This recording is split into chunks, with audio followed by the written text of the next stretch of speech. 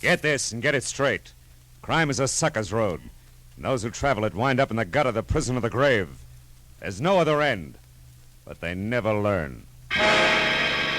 From the pen of Raymond Chandler, outstanding author of crime fiction, comes his most famous character in The Adventures of Philip Marlowe.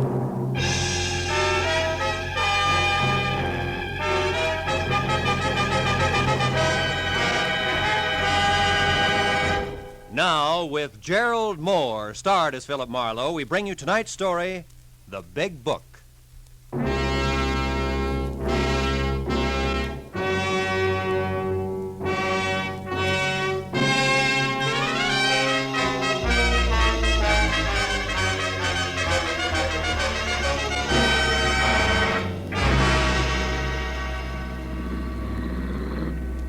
Well, Marlowe, that winds it up.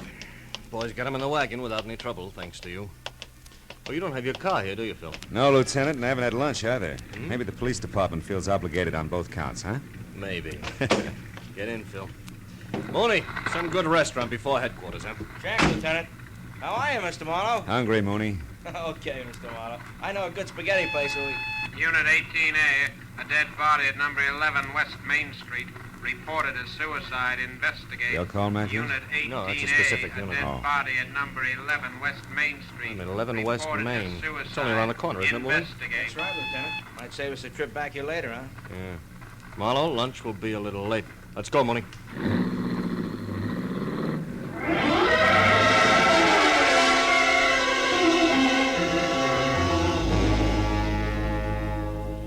At number 11 West Main Street, a Skid Row rooming house, a middle-aged woman who had been the ground floor rear apartment was now dead of a bullet that had passed directly through her heart.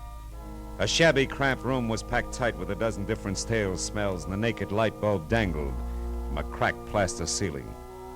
The dead woman lay in the middle of the floor. She looked about 45, had gray-black hair, and wore a cheap cotton dress under a faded, moth-eaten man's sweater. Up to there, she belonged to the backdrop.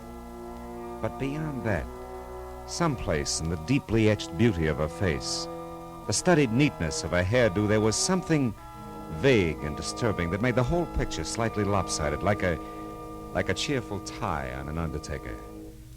10 minutes later, when I was out in the hall listening to Mooney run down the routine facts for Lieutenant Matthews, that something was still with me, bothering me, the way a half-remembered dream does when you're shaving the next morning. Yeah, lived here 5 years now. Came from the east, and according to the landlord, has no close friends or relatives in the city. Also, the bullet was fired at point-blank range. Uh-huh. Anything on the gun that was next to her? Not yet, Lieutenant. It was her fingerprints only. Looks like it's strictly pawn shop stuff. Serial numbers filed off, cheap make, etc. Yeah. Deputy coroner says she died about 10 or 10:30 this morning. Yeah. Along about that same time, the landlord says he saw a flashy black car parked in the alley outside, where people never park. Spiffy convertible. Was gone after he heard the shot, he thinks. Did you get the license number, Mooney? No, Mr. Marlowe, he got nothing. Oh. All we have on it so far is a fresh tire tread in the mud. It's a 750-15, pretty good shape. Uh-huh. And that is it, huh? Just about. The landlord thinks that the deceased was an actress way back from little remarks she made. That's about all. I still got one neighbor to check, though. Okay, Mooney. Let me know. Right, Lieutenant. Now, Marlowe, looks like I have to stand you up on that lunch date. Sorry. I'm not so hungry anymore. I'll see you around, Matthews. On the way out, I told myself three things. One, aside from the fact that we belonged to the same fraternity laughingly called mankind, Jane Temple was nothing to me. Two, a lot of beautiful girls turn out to be beautiful women. And three, if the black convertible meant anything at all, the police would figure it out by themselves. They came well equipped for the job. Well, by the time I was out on the street and the sharp autumn air had chopped away the stale smells of the dead woman's apartment, I was beginning to forget the name Jane Temple entirely. I might have kept going that way if he hadn't appeared just then. Hey, Huh? mister, over here, quick. Mister, you're not a policeman. You're a reporter for the newspaper, no? What makes you say that? Well, I see you go in there with the police, the plainclothes detective man. Nobody salute to you. The ones in uniform, I mean. So maybe you're a reporter, huh? Maybe. Why? Well, I can tell you here. Come to my shop in 15 minutes. I don't want people to see us together now. Come to the shoemaker place across the street and down the stairs.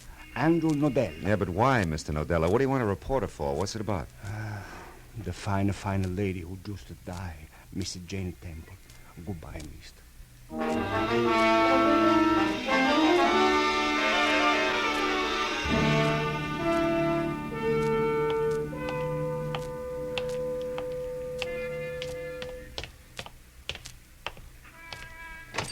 Look, my friend, it cost me $1.50 for the letter alone. How can I give it to you for... Now, look, I've been... Okay. Andrew Nodella changed his mind. He won't argue with a customer. Here, $1.25, just like you want him. A cash. Yeah, it's more like it. I wasn't born just the other day. I can tell value. Sure. My mistake, mister. Now, excuse me, please. Okay. Hey. Che ladrone, the chisel. I only gave in to get rid of him, you see. Now, I'll put the out to lunch sign on and lock up the door so we won't be disturbed. The police and nobody. Okay. There. Now, Mr. Marlowe. Mr. Marlowe, we go in the back room this way, please. Now, wait a minute. Before we go anyplace, Nodella, one question. Why are you so worried about the police? Well, because down in this neighborhood, Mr. Marlowe, every time I do a good thing and I call the police when it's right, I get in some kind of trouble. These people are my customers. They don't like you should be a... Stool pigeon? A stool pigeon. Mm-hmm. All right, Mr. Nodella. Now about Jane Temple. Wonderful woman, Mr. Marlowe. Come in the back room, huh? All right. Mr. Marlowe, fine, a cultured lady. I know. I was not always a shoemaker. You know, in the old country, I was a student. And before that, I was an artist. I wouldn't doubt it. You and Jane Temple were really good friends, is that it? See, good friends. That's why I'm in a position to say I don't think she killed herself. She was not the kind of a lady, Mr. Marlowe. She was not moody, or she liked to be alone with her memories, but that's all. Look, come here at the table, Mr. Marlowe. Look at this. That was hers. Scrapbook, huh? Yeah. She left it with me. The letter on the front was worn. I was repairing it for her. She trusted only me with it. But open it up, Mr. Marlowe. I say no more. You just look for yourself. It was the usual setup. Between the big covers of a big book, a little life story in tattered yellow clippings and faded photographs. 25 years ago, Jane Temple had been exquisite. The fragile, haunting kind of beauty that never goes out of style. The kind of universal beauty that makes style. The book itself came in 2 parts. The first told in rave reviews and letters from select admirers. It was the rocket-fast rise of Jane Temple, who, as one critic put it, was inspirational beauty and the inspired actress. Both. Yet on that level, the first part ended abruptly in 1928, with no explanation. The second part was another success story, but it ran right up to the present. The career of one Jerome Locke, from obscure London stagehand to top Hollywood theatrical agent. A healthy giant step. But no place did I see anything to connect the two. Nodella must have read my mind. You wonder, Mr. Marlowe, what one got to do with the other, huh? Yeah. Do you know? No. Maybe this can help you find out. It's another clipping that was not pasted in the book. Where'd it come from? Inside the back cover. I was only to repair the front, Mr. Marlowe. But as a surprise for Miss Temple, I went ahead to do it all, see. I found this clipping hidden in the lining of the back cover. It tells of a man named John Gordon being sent to jail in London, England in 1928 for embezzlement of a theater's money. There's a picture of him, Mr. Marlowe. Yeah, so Hey, this John Gordon Jerome is... Locke, see? Yeah. The big agent man, Mr. Marlowe. There's still one more thing. Last night, I surprised somebody, a thief, in this shop, and when I scared him away, he was looking at this book, but nothing else was touched. You didn't tell anybody about it? No. I was going to tell Mr. Temple, but, well, Mr. Marlowe, everything I say to you, everything I show you here, am I crazy or does it mean only one thing? Jerome Locke killed the wonderful Mr. Temple to keep a secret. Well, it's possible. But also, Nodella, Miss Temple may not be so wonderful at that. You know, people don't kill to keep secrets. They kill to keep secrets from getting out. That's called blackmail. No, Mr. Marlowe, not to Miss Temple. I don't believe that. And I don't believe that you do either. I don't want to. Well, I'll see what I can find out. Mr. Marlowe, you tell me before you tell your paper. Mr. Nodella, I don't have a paper, just curiosity. I'm a private detective, not a reporter, and the initial mistake was yours, not mine. So don't get mad about it. What? A private detective? Mr. Marlowe, who you working for? Right now, Mr. Nodella, I'd say the late Jane Temple. Goodbye.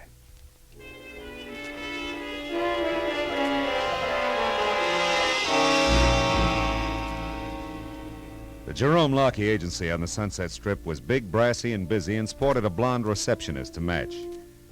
After I gave her my card and we exchanged frosty smiles, she waved me into a seat. I tried it for 15 minutes, and then I began to get itchy. But compared to the dapper gray at the Temple's gentleman sitting next to me, that was a mild reaction.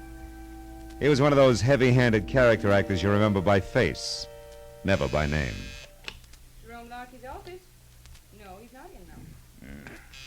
Mr. Jerome Lockey certainly has an exaggerated impression of his own importance. Been here a while, huh?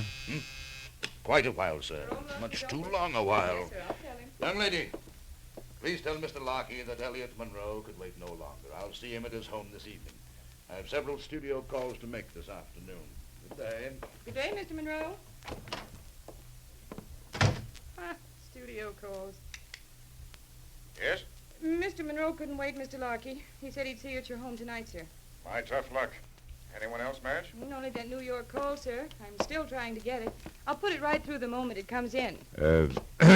Oh, yes, a Mr. Philip Marlowe, a private investigator. A private investigator. Is it important? I think so, Mr. Lockey. It's as important as Jane Temple. Jane... What about Jane Temple? She's dead, Mr. Lockey. A bullet through her heart. No. Madge. Yes, sir. Bring Mr. Marlowe right in. Yes, sir. Right this way, Mr. Marlowe. Thank you.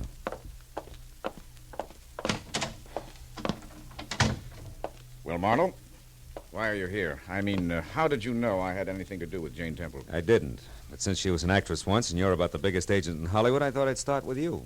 Start what, Mr. Marlowe? Start finding out why she committed suicide, Mr. Lockey. Tell me, do you own a black convertible? Yes. One of those step-down Hudsons. Tire size, do you happen to know it? Yes, 750-15. Why? What's all that got to do with Jane Temple's suicide? Quite a bit. Might even change it to murder. Jane Temple murdered? By whom? Someone who'd profit, Mr. Lockey. Any idea who that could be? Not the slightest. Okay. Thanks for your trouble. And, good afternoon. Wait. Hold it, Mr. Marlowe. Huh? I'd like to talk with you some more. But not here. You name the spot, Mr. Lockey. All right. My house tonight, 9 o'clock. 9 o'clock. I'll be there.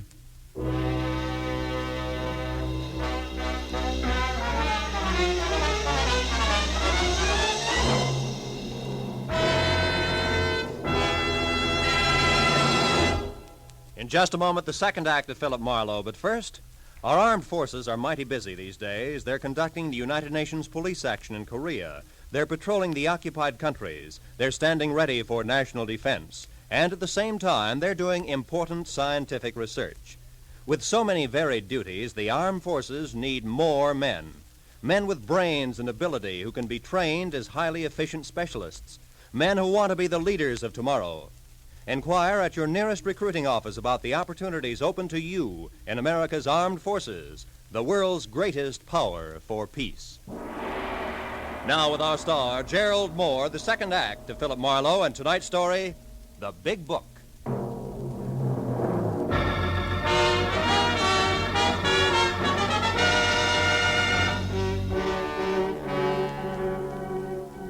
When I walked out of Jerome Lockey's sleek private office, I was satisfied that in spite of the efficient air conditioner, the atmosphere in there would stay charged, with enough high-voltage implications so that sooner or later he'd have to make another move. Outside it was dark. I drove back downtown and finally located Lieutenant Matthews at a lunch counter, wrapping up the short end of a quick blue plate special. My story didn't affect his appetite a bit.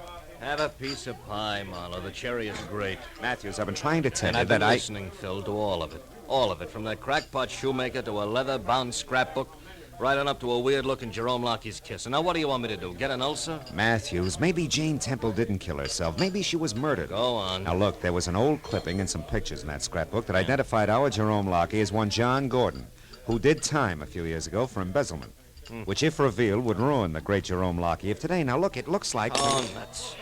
What's the matter? What's the matter? Look, Marlowe, I haven't been to bed for 24 hours. I'm dog-tired. I thought I finally got a break. A clean-cut case of obvious suicide. A nice old doll, disillusioned, broke, did herself in. Too bad, yeah, but just that simple. So what happens? You run into some jerk of a shoemaker with an imagination, and now it's all mixed up with ex-cons, blackmails, and murder. It's not my fault. I didn't do it, you know. I'm sorry, Phil. All right. A little fed up, I guess. Oh, nothing that a week or so of hearing wind in pine trees wouldn't cure. So you went out to see Lockie, huh? Uh-huh. Where'd you leave it? Hanging in midair. Made a date with him for later tonight at his house. You think you did it? Who knows? I saved my Sunday punch, his real name being Gordon, that is. Maybe when I spring that, it'll jar something loose, huh? Maybe. Oh, by the way, did you meet Mrs. Lockie? Not yet. Why? Nothing in particular. Good-looking blonde I saw once in the Beverly Hills station. Some beef about a collision. She impressed me as being a pretty tough fighter in the clinches, that's all. Just a thought. Yeah, finish your pie, Matthews. Yeah. You want to follow this through on your own, Phil? Yeah, if you don't mind. You see, I've gone this far, and, well, there was something about Jane Temple that, I don't know, it showed, even down there in that dump. Yeah. That's what I mean, Phil. I gotta get out under the pine trees for a spell soon. Keep me posted, huh?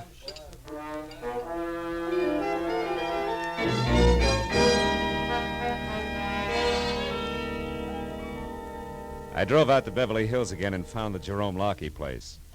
It was a close-to-the-ground model that at first glance looked like a cozy little cottage. Second glance, however, showed the other two wings, 15 or 20 ultra-modern rooms that rambled over 2 acres of gently rolling real estate. The door was answered by a close-cropped blonde and tailored black, who already today had the tapered, taut look of tomorrow. Yes? I'm Philip Marlowe. Is Mr. Lockie here? Oh, yes. Come in, Mr. Marlowe. I'm Vivian, Jerry's wife. Oh? Jerry's expecting you. He'll be right out.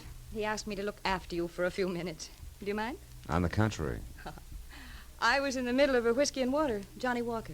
Like one? Thanks. Too bad about Jerry's old friend, Jane Temple, huh? Yes. Yes, it was a perfectly horrible thing. Jerry's very upset about it, you know. It must be awful to fall so far. Yeah. The top is awful high. Did you know her? Yeah. Only by reputation. What do you suppose happens to a person like that? I mean, you'd think they'd try to climb back out of the squalor. Yeah, you'd think so. Like, Jerry did. That's right. He deserves a lot of credit. Things must have been tough after he got out. Yes. Yes, they were. Why, when he got out of the production end of show business, he was flat broke. He lost a fortune that way. He's told me about it, how he had to start all over again from the bottom. So I understand. Here's your drink, Mr. Marlowe. Oh, thanks, Vivian. Thanks a lot. You know, Mr. Marlowe, it really is a long, hard struggle to make it up from the bottom, especially a second time. The third time, it might be impossible, don't you think? Yeah. And when you're up there, the fight's even rougher, isn't it? Yes. Yes, it is.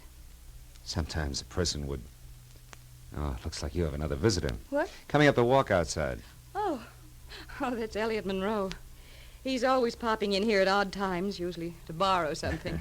He may want anything from a clean shirt to a cup of vinegar. We never know. Well, this time he wants to see your husband. I ran into him at the office this afternoon, heard him say so. Oh, really? Yeah, so I'll make my business with Jerry as short and as to the point as possible. Well, that's very considerate of you, Mr. Marlowe. Excuse me.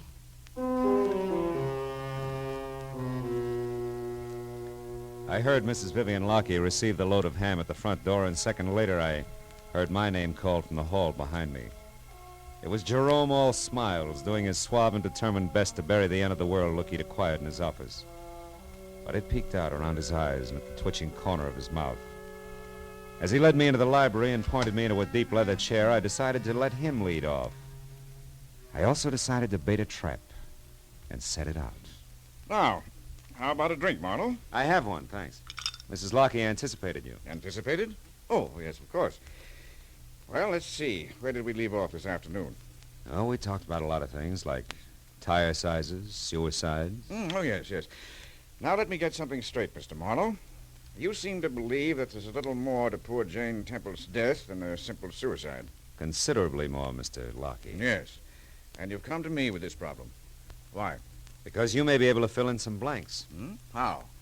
It's up to you.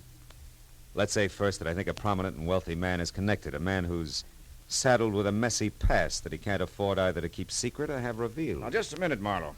I don't know what you're driving at with this double talk, but it sounds to me as if you're accusing Jane Temple of blackmail, and I don't believe it. She'd have starved to death first. I'd like to agree, believe me. But unfortunately, I can still add. What do you mean? For instance, to what I said before, add the name John Gordon.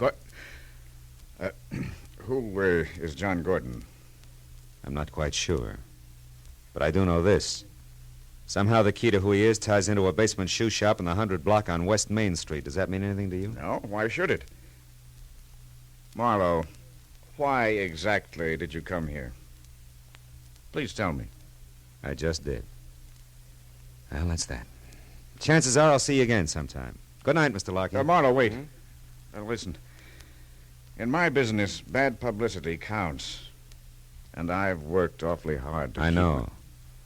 I went all through that with Mrs. Lockie. Don't worry about me. This time I'm more than willing to let somebody else do the talking.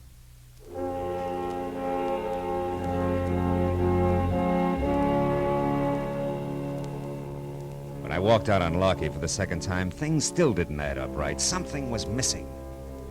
In the hall, I passed Elliot Monroe, hanging onto a glass of scotch like it was a streetcar strap. And at the door, Mrs. Lockie ushered me out with a frigid, unsmiling nod. I drove slowly all the way to Main Street, and when I was parked and walking toward Nadella's shoe shop, I began to doubt that the trap I'd set was going to catch anything. Until a long black convertible turned the corner behind me. I ducked into a doorway and waited. It was Jerome Lockie's car, all right. He almost stopped in front of the shoe shop, but suddenly lurched ahead and disappeared around the corner, away from what turned out to be a cop, pounding the beat.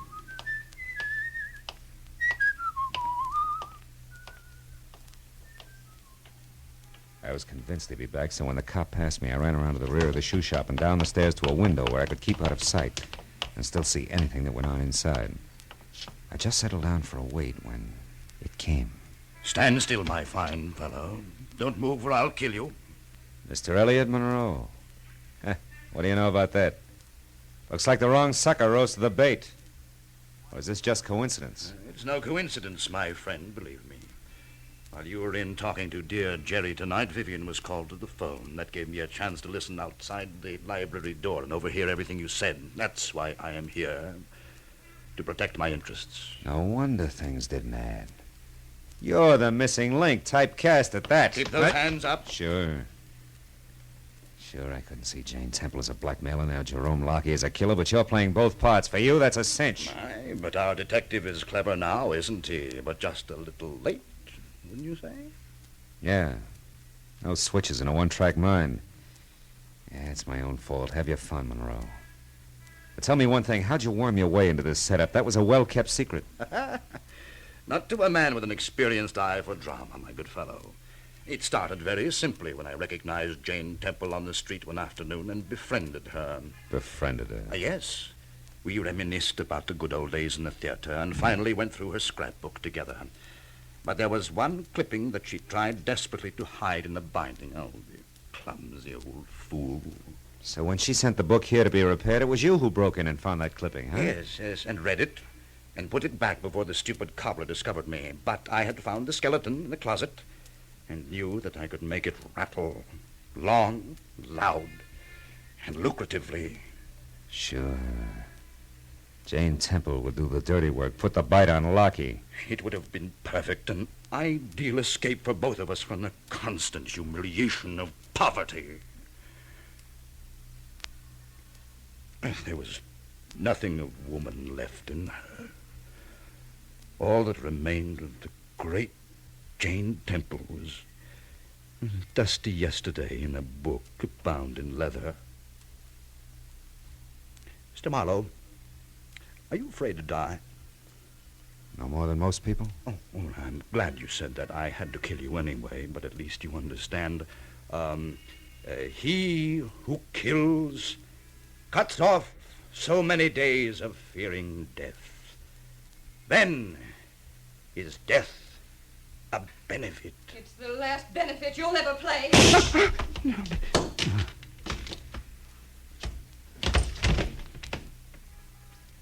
Poor crazy clown.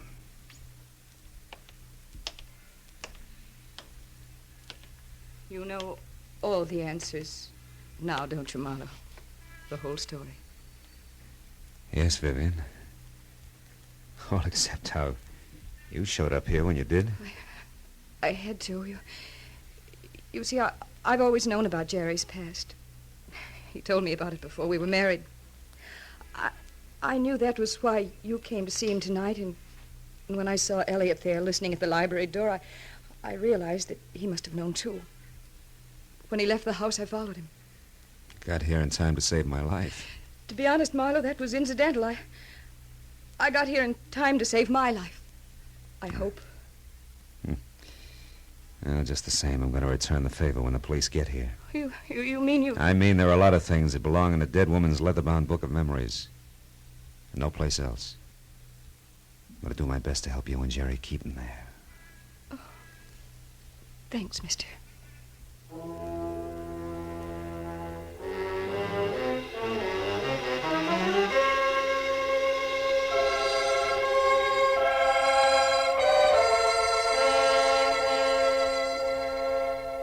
Well, that's the way it worked out. One policeman named Matthews got the whole story, but only half of what he found out was entered in the police records. And only as much of that as was necessary ever got into the papers. 2 days later, when Jane Temple's funeral was held, it didn't even make the back page. After all, what's news about one Italian cobbler, one private detective, and one hard-boiled agent standing bareheaded before a fresh grave? Even though the cobbler had worked all night, binding a big book in the finest of Morocco leather. Even though the agent with blinking, moist eyes closed that book for the last time. And the private detective laid it in the coffin to be buried with her. Yeah. What's news about that?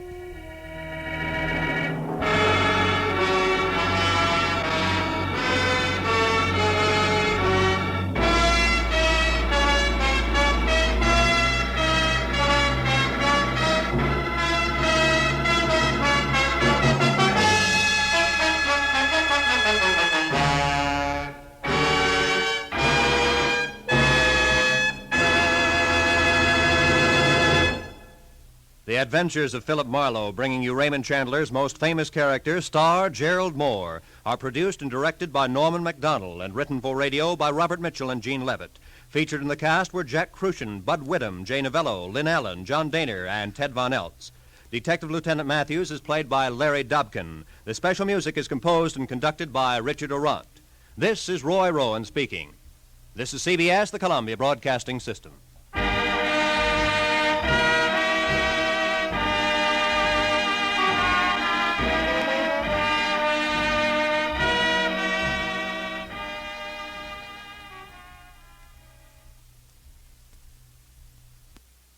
Most Saturdays at this time, we spend an exciting half hour of adventure and action with America's public hero #1, Hopalong Cassidy. Well, even two-fisted cowboys take summer vacations when they can, and Hoppy is no exception. Hopalong and Topper will be back with us riding the CBS air trails again 9 weeks from tonight, September 22nd. Get this and get it straight. Crime is a sucker's road, and those who travel it wind up in the gut of the prison of the grave. There's no other end. But they never learn. From the pen of Raymond Chandler, outstanding author of crime fiction, comes his most famous character in The Adventures of Philip Marlowe.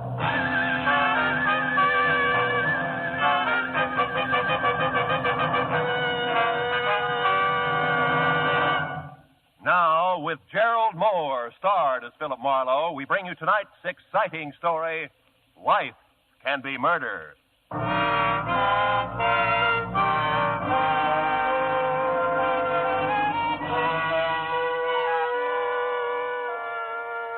sign in the half-light above the entrance reads, Bell's Trifle Inn.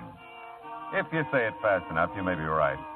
It's authentic English script, and it hangs over the door of an authentic English restaurant just south of the authentic Sunset Strip, owned and boss-headed by Belle Smithers. Inside, from the paneling to the prime rib, from the Welsh rabbit to the dartboard at one end of the bar, it's the Union Jack all the way. And it figures. Belle's authentic, too. 100% pure. Nebraska. I always sit at the bar. Marlowe, you old dog, you've been neglecting me. Yeah, well, I've tried to stay away from you, honey, but I can't. You're bigger than both of us. Oh, you and your palaver. Yeah, me and what you said. You want a drink, honey? Yeah, but make it with your own light hand for a change, will you? I'm tired of walking out of here on my knees. Just an ounce? The water will float it. Okay, honey, it's your poison. And my stomach lining. Hey, looks like most of the regulars are here, huh? Don't you ever get tired of looking at the same old faces? I can stand it as long as they can. No, Marlowe, I kind of like it. Clubby this way. You get a few people who just come in to see what a lady barkeep's like, but most of them are just regular folks, you know, real people who like the food. And drink, huh, Belle? Oh, yeah, sure. Sometimes I forget. I get all carried away working my jaw. Cheers, baby. Yeah, thanks, honey. Oh. You know, sometimes you forget a lot of things, I think, like teaching school in, where was it, Nebraska? Ogallala. That name don't stick with you worth a darn, does it? Ogallala. Yeah. Does that mean anything? Oh, it does to the folks back there. County, see the Keith County. It's right there on the South Platte River. That's just south of the North Platte River. Yeah, well, that's a nice arrangement. No, Yeah. Marlowe, that's one thing I'll never forget, teaching school back there in Ogallala. I declare if I hadn't done that, I wouldn't be doing this now. You see, these rich cattle folks, they come through from Cheyenne, and what have they got but a 13-year-old shaver? And where are they going with the shaver but England, and what do they need but a tutor? And who do they draw but me? Right out of 10th grade social studies at Ogallala High School. Now, I got a feeling you've heard this song before. Yeah, just a few thousand times, Belle, but don't worry, I like it. Matter of fact... Excuse me, Mrs. Smithy? Oh, call me Belle, honey. What can I do for you? Oh, well, the young lady said you kept the dart at the bar. Oh, for the dart bar. Uh-huh. Yeah, sure, I do. Well, it is all right, throwing darts, isn't it? I'm waiting for someone, and I thought it's perfectly all right, honey. Just make yourself at home. There you are. Thank you. Oh, I hope I didn't bother you. Oh, I'm so glad you did. In fact, if you want to build a house, I'd like that, too. Well, thank you. For the dart. Hey, Belle, that red hair, the green eyes. No, You get that? Marlowe, you and your... Don't say it. Just pour me another palaver in water. If you don't beat all, I declare... Look out, Marlowe! Oh. Bullseye! Oh. She made it, Marlowe. Why, your head was right in front of the target, and she still made it. Yeah, well, I'm very happy for Oh, I her. hope I didn't frighten you. I had no idea your head was in the way. Neither did my head. As long as it's you. Oh, I... look, I'm really sorry. Sorry? Why, we haven't had a bullseye all week. That rates a drink and dinner on the house. Belle. For two, of course. Belle girl. Right now. Tonight. Come again. Where's Marlowe here, naturally? That's my girl. The red hair and green eyes smiled. A nice smile. Went along with the gag. We toasted her throwing arm, my head, and Belle's solid sense of judgment in putting the dartboard at head level at one end of the bar. By the time we moved to a table for two, I knew her name was Marnie Carr. Before dinner was over, I had a pretty good idea that everything about her was all right with me. Hey, Marnie, you got that look again. Oh, really? Which one? The dark one. Happens every time you look toward the door. Oh, Yes, I expect it does. You see, I'm not exactly a free agent. Oh? Someone brought me here. Said he'd be back. Ah. Think he'll object to our little party, is that it? No. Not really. I guess I hope he doesn't come back. I hope so, too. Tell me, can I play 20 questions? I'd rather you didn't. Okay. You know, I really feel pretty silly. It's so easy being with you. Oh. Like I've known you a long time, and I practically picked you up. You know, I've never done a thing like that in my life. Yeah, well, Belle picked us both up. I wouldn't worry about it. I don't think you even heard me. It's very important to me that you know I've never picked anyone up. Sure. I believe you. You know what I mean, then? Mm-hmm. It's like I'm doing something wrong, and I should feel guilty about it. But I don't. Oh, dear. I'm not making any sense at all, am I? Look, why don't you just forget about it, huh? You said you felt easy with me. That's enough, isn't it? Yes, that's enough. Well, I guess I really think I should go now. Oh, Belle will never forgive you for not finishing the trifle. There's house specialty, you know. Well, maybe I'll come back sometime. I'll eat a double order. Ah. Will you, let me take you home? Oh, I don't know. It'll be all right, Marnie. Very all right. Well... Can I take you home? Yes. Yes, you can. Good girl. We'll stop by the bar and slip Belle the grip, and then we'll be on our way, huh? Yes, I do want to thank you. Who could they draw but me, right out of 10th grade social studies at Ogallala High School? Yeah, you told me, Belle. Great story. You ought to change it a little, Belle, just for listener interest. Hiya, Matthews. Oh, hello, Phil. What brings you out? Miss Carr, Lieutenant Matthews. How do you do? Carr. Great dinner, Belle. Dinner bell. Oh, I lost my head. Honestly, Marlowe, I declare you say the darndest thing. Yeah, I'm a regular yell, yeah. It was a very nice dinner, Belle. Thank you. My pleasure, honey. You come again. She will. Night off, Matthews? Yeah, so far. Hey, you two have a drink with Well, me? I think the young lady's anxious to go home. Oh, I'm afraid I'm taking Phil out of his way, Lieutenant, but Bedford Drive isn't too far. Maybe he could Now, come wait a back. minute. I'll make my own arrangements. I know some lovely folks on Bedford. The Dickinson, 600 block. Do you know them? No, I don't. I'm north of there, 2470. Oh. Yeah, well, we'll see you, huh? Night, Belle, Matthews. Good night. It's nice to meet you both. Yeah, good night.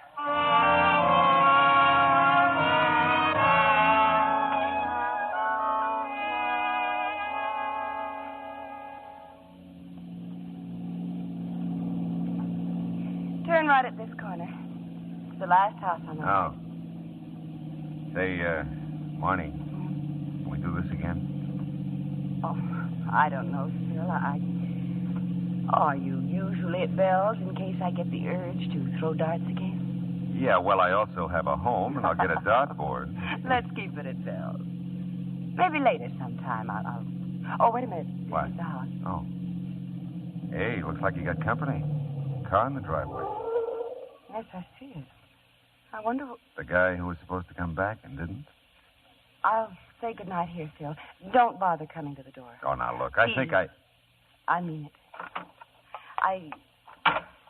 Well, maybe I'll see you at Bell's again. Don't call us. We'll call you. Is that it? That's it, Phil. Thanks. I liked it. Great work, Marlowe. So crazy about you, she's running the other way. Paul, what on earth are you doing? Never mind, Paul. Let's go inside. Good night, Phil. Thanks again.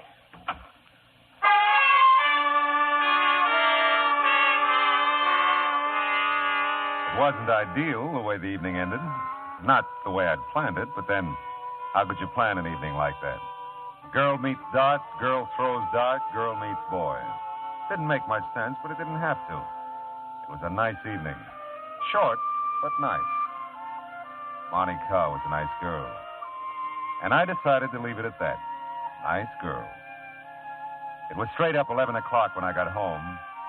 I thought about the red hair and the green eyes for several pleasant minutes, and then I went to bed, to sleep. Perchance to dream. Oh, well.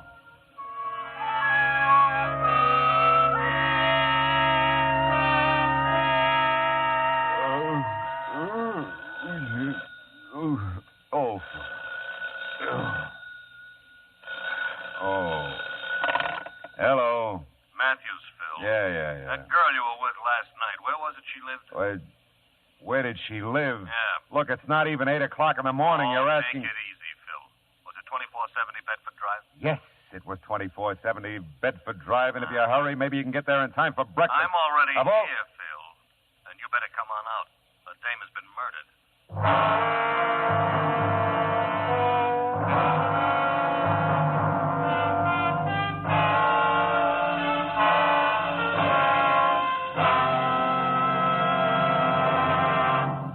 In just a moment, we will return to the second act of Philip Marlowe. But first, so you think this old world of ours is fresh out of miracles? Maybe you sort of long for the days of the Arabian Nights or folks of fable who possessed those magic wands, lamps, rings, talismans that all produced wonders? Well, if you do, you'll find CBS's Mr. Aladdin a refreshing gent to meet. He gets the name Mr. Aladdin from the fact that his exciting adventures have the atmosphere of miracles about them. Listen for him later this evening on most of these same CBS stations. And now with our star, Gerald Mohr, the second act of Philip Marlowe, and tonight's story, Life Can Be Murder.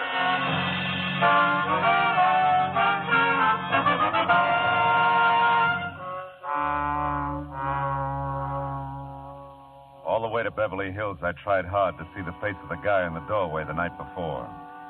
Paul, Monty had called him. But it was no use. You can't remember a face you never saw. And the car in the driveway when I took her home, a Chevy Coupe, gray, two-door, 49 or 50. There are millions of them. It had been blue and bright with stars the night before.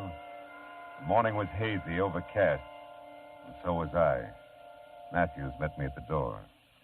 Come on in, Phil. Sure. Tell me, how long you known her? Last night. You sure? I'm sure. Any idea what happened? Oh, yeah. Someone was looting the place. The back door was jimmied and some stuff missing. This dame must have interrupted it and got herself killed. Where is she? What, the corpse? Yes, the corpse. In here.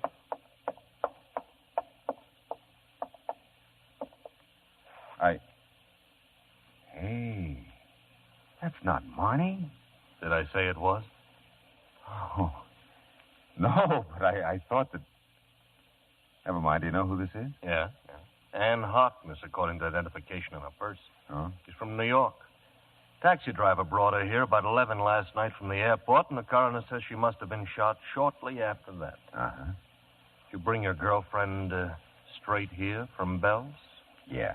Oh, that's new for you. All right, huh? That would put her here by 10:30 easy. So? So the taxi driver says a red-headed gal answered the door and let the Harkness woman in. That doesn't prove a thing. No, it doesn't. I'd like to talk to her, though, Phil. You know where she lives? Well, she lives here, doesn't she? No. House belongs to Mr. and Mrs. Orville Edwards. They're out of town. They got called to Chicago yesterday with a death in the family. Oh? And the neighbors don't know anything about this Miss Carr, was it? Yeah, Marnie Carr. Yeah. Well, I got a call into Chicago for the Edwardses. They ought to clear it up. Mm-hmm. Got something here, Lieutenant. Oh, hello, Mr. Marlowe. Hiya, Mooney. Yeah, what do you got, Sergeant? Well, this address book. Phone numbers from the phone desk in the hall. Nobody named Carr listed, though. Okay. This note might be something from the big bedroom upstairs, front of the house. Oh, let's see. It's signed Marnie, Phil. It is? Yeah. Let me have a look. Yeah. Dear Mrs. Edwards, thanks for the lovely remembrance. You're very thoughtful. I'll tell Miss Harkness to make herself at home. Yeah, whatever that means. I'll keep looking around, Lieutenant. Do that, Mooney, huh? Well, as soon as the Chicago call comes through, we'll get our hooks into something. Look, Matthews, you mind if I look around? No, help yourself. You got any ideas? Yeah. I don't think Marnie had anything to do with it, and I don't know where she lives. Okay, Phil. Only leave the note with me, huh? I looked around and tried to figure things that didn't figure. Marnie didn't live here, but she knew the Edwards. That is, she knew Mrs. Edwards, and she addressed her as Mrs. Edwards and signed herself Marnie. Maid, maybe, huh? Paul could have been anybody. And I wanted to find Marnie before I took up the matter of Paul with Matthews. Upstairs, by the phone in the master bedroom, I found something Sergeant Mooney had overlooked. Another address book, smaller, with phone numbers. I flipped through it. There was nothing under C for Carr, but under M for Marnie, there was a Crestview number, but no address. I decided to take the book with me. Oh, you still here, Phil? Yeah, just leaving. Oh, look, hey. What? About that car girl. Yeah? She may be the sweetest kid in town, and she may be a killer. You never know. Thanks for the tip. And, I didn't call you to get in my way, Phil. If I find her, I'll tell you. Fair enough? Yeah, fair enough. Just don't get lost finding her.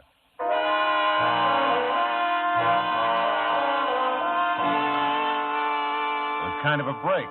Head start, at least. I had a phone number for Marnie that Matthews didn't have, and I wasn't for her against him. He knew that. I just couldn't think murder and Marnie in the same thought. Until I could, I'd string with her if I could find her. The morning haze was lifting somewhat as I stopped at a gas station on the strip and used the payphone.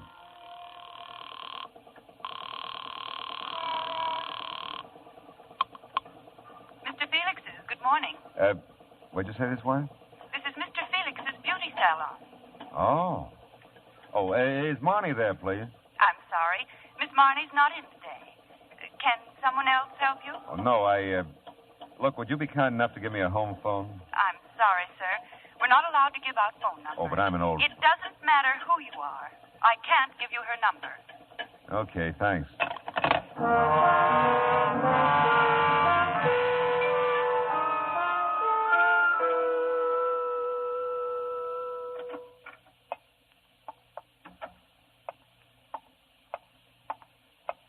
May I help you, sir? I just talked to you a few minutes ago on the phone about Marnie. I remember? told you then. I tell you now, we are not permitted to give out numbers. How did you find us? Well, Mr. Felix is in the book and Marnie's not. Look, really, this is important. I'm doing this for her. I've given Mr. Felix my word, and I've never broken it. Yeah, well, I don't doubt it. Oh, Marnie's friend here. You know the special one? She keeps talking about her all the time. Isn't it strange? I can't remember her name. Peg? Yes, Peg. Sure, that's the one. Can I talk to her? Well, Oh, all right. Oh. 36. Desk, please. 36, please. Thank you. I hope this never gets back to Mr. Felix. I can't imagine what he'd think. Oh, I can't either, but don't worry. My lips are sealed. You blasphemy, Liz? Oh, yes, 36.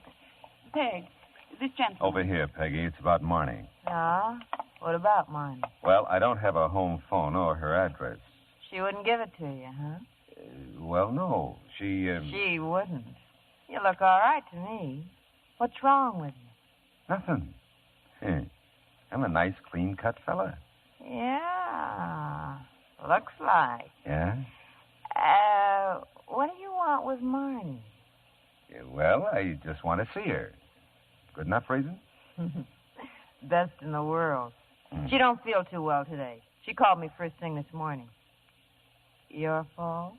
No, I don't think so, no. Tell me, what did she say when she called? But she didn't feel too well. Ah. Well, now, look, Peg, does Marnie go out to Mrs. Edwards often? Just when she's called to do her hair. Mm-hmm. Good enough reason? Best in the world. Do I get that phone number? Ridgely 0040. 0040. Yeah. And that's 1637 North Vermont, apartment B. Ridgely 0040, 1637 North Vermont, apartment B, huh? And walk softly by A. That's the landlady. Yeah, well, I'll remember. Thanks, Peggy. And if you don't find her, come back. I'll give you mine.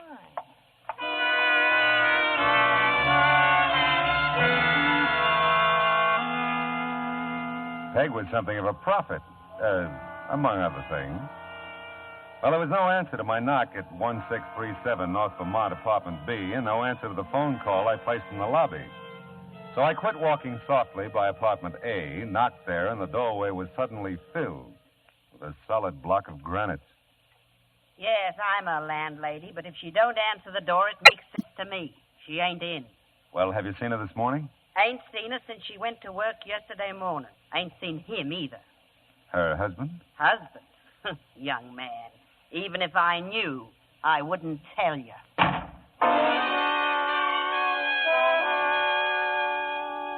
And I was getting proud of my head.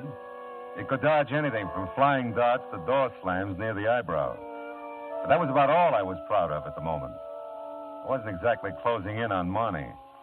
The landlady's snort didn't give me much of a line on Paul, if that's who she was exhaling about. And there was the matter of Ann Harkness, who flew into Los Angeles the night before, just in time to be murdered. Well, I drove to a nearby drive-in and mulled it over a sandwich. Coffee was grim, too. I was starting in on the routine that begins with, if I were Monty, where would I go? When I got a flash of an idea. 10 minutes later, I was banging on another door. Bell! Bell, anybody home? Bell! Oh, Marlowe, come in. Oh. I'll arrange for swinging doors first thing tomorrow. I'm sorry, Bell, but I got an idea. I told you lately we're not open for lunch. I said I'm sorry, didn't I? It's just Oh, I'm sorry, too, Marlowe. Guess I'm kind of off my feet today. I All right. declare you ought to see what that butcher sent me in the name of prime rib. And Charlotte Bell. called, said she'd floundered like a beached whale all night, bad tooth. She Bell, was will you ill. run down? And when I got here, this was here for you. Oh, let's see. Someone shoved it under the door, I guess. At least that's where I found it. Mm-hmm. Well, land of Goshen, come in. We get enough people, we'll put on a floor show. You have been a busy boy, Phil. Hiya, Bill. Make yourself at home, Lieutenant. I got work to do. If you know that, you also know I'm getting nowhere. Yeah, maybe. Hey, listen. Huh? You've been tailing me, Matthews? Tailing you? Yeah, that's what I said. No. Just the boy's been going the same place as you have. Ah. A little bit later all the way around, and along about the second stop, the description began to fit you. It did. Well, now, look, tell me, how did your phone call to Chicago come out? Oh, we found out where your Monte car fits in. Oh? Yeah? That Harkness dame was a friend from New York who came to call on the Edwardses. Uh-huh. And they tried to intercept her when they got the call about that family death in Chicago. Mm-hmm. Only they couldn't reach her. Now, your Monty told Mrs. Edwards she'd stick around the house and wait for the Harkness dame. Is that all?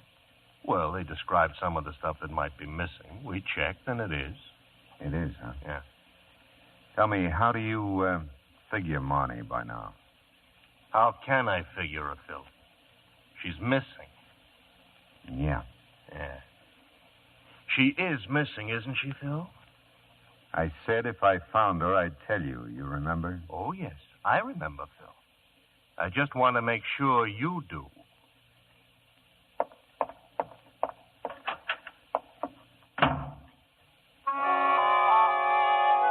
I had a reason for not telling Matthews about the note Bell gave me. It was signed Marnie, all right, but it wasn't the same handwriting I'd seen in the note she left for Mrs. Edwards. It said, Phil, meet me at 8:30 tonight in the park above the bluffs of Santa Monica. That was all. Except 8:30 was like 6 hours away. And it's just dark here at 8:30. And a fella can get killed keeping that kind of an appointment.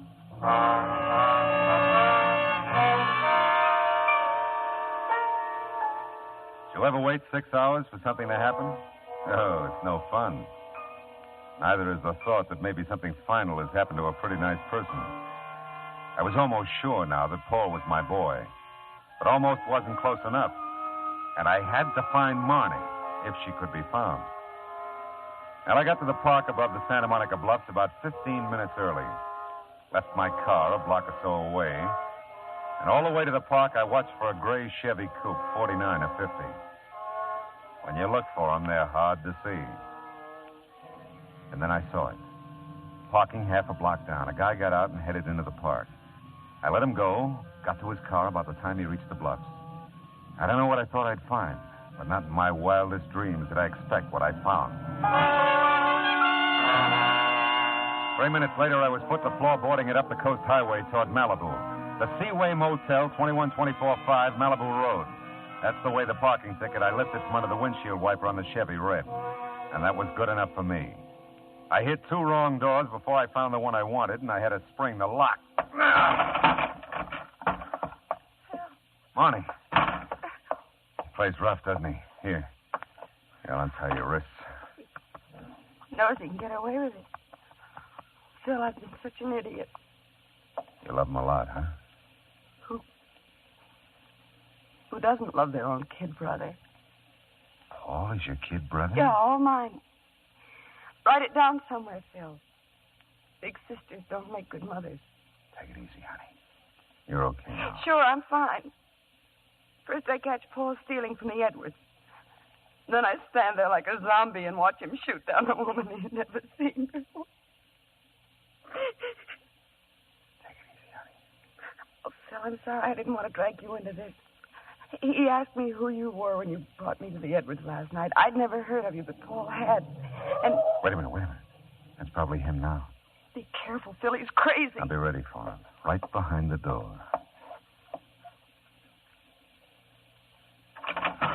Your bright boyfriend stood me up. We got to get out of here. Oh, Hey, what is this? You...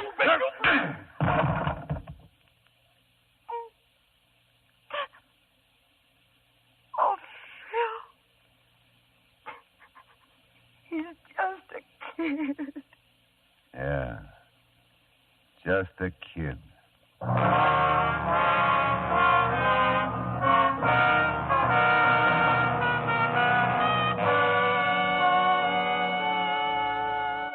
I called Matthews and wound it up. Everything checked, everything balanced. Paul cried like the baby he was and blabbed his head off when he came to. Monty just cried. Funny how many people dispose of anything from mayhem to murder with the phrase, he's just a kid. I bet someone said that about Capone, Dillinger, and Pretty Boy Floyd. Now take Marnie. She's... what a kid.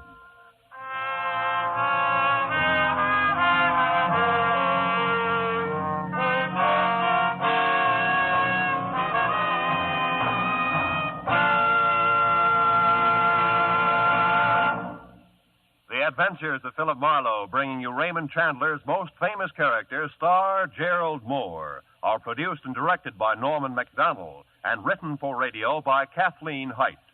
Featured in the cast were Virginia Gregg and Joan Banks, with Paul Dubov, Jim Nusser, June Whitley, Shirley Mitchell, and Marjorie Bennett. Detective Lieutenant Matthews was played by Larry Dobkin. Gerald Mohr may soon be seen in the Santana production, Sirocco. The special music is composed by Pierre Garrigank and conducted by Wilbur Hatch.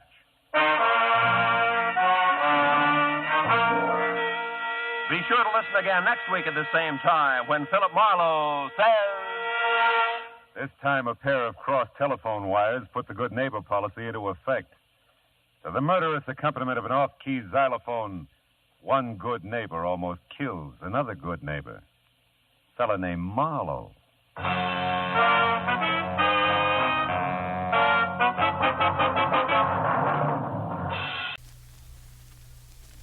We delay the start of our scheduled program. We have delayed the start of our scheduled program to bring you a bulletin from CBS News. 2 helicopters carrying the United Nations ceasefire team left Kaesong shortly before 9 o'clock Sunday morning Korean time. Communist officers are already in Kaesong to participate in the preliminary ceasefire talks. This bulletin has come to you from CBS News. We now resume our scheduled program. Most Saturdays at this time, we spend an exciting half hour of adventure and action with America's public hero number 1, Hopalong Cassidy. Well, even two-fisted cowboys take summer vacations when they can, and Hoppy is no exception. Hopalong and Topper will be back with us riding the CBS air trails again 11 weeks from tonight, September 22nd. Get this and get it straight. Crime is a sucker's road, and those who travel it wind up in the gut of the prison of the grave. There's no other end, but they never learn. From the pen of Raymond Chandler, outstanding author of crime fiction, comes his most famous character in The Adventures of Philip Marlowe.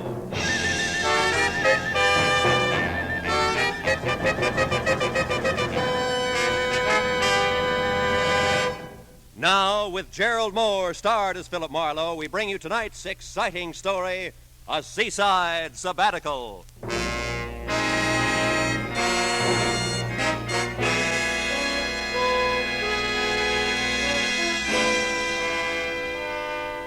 Wire in my hand said it all. Need your help, urgent. Meet me at 8:30 tonight, Ship's Galley Cafe, Long Beach. Signed, Dale Higgins. The time and the place were known factors, the need for help, the urgency, and most of all, Dale Higgins were unknown. And my hazy recollection of algebra told me that 3 unknowns are mathematically impossible to find. Call it a challenge, call it money, call Call it a chance for a shore dinner, call it anything you like. But 8:15 found me pulling into a parking lot on Ocean Boulevard, not far from the amusement pier. Just leave it there. I'll be right with you. Oh, hello, Mr. Marlowe. Hiya, Red. How's it going? Oh, great, thanks. What brings you to the capital of Iowa? Corn. My aim's getting bad, Red. I thought I'd come down to the Pike and try for my limit at a shooting gallery. Gee, really? Yeah. Greatest practice in the world. Is it still 35 cents and no questions asked? Huh? Oh, to park the car. Yeah, that's it. Okay, kid, keep it. Oh, thanks. Hey, mind if I recommend the Quick Quack? How's that again? Used to be the Dead Duck. Best shooting gallery on the Pike for my dough. Oh, that Quick Quack. Oh, sure. Anybody be a fool to go anywhere else, Yeah, huh? my sentiments exactly. See you, Red. You bet, Mr. Marlowe.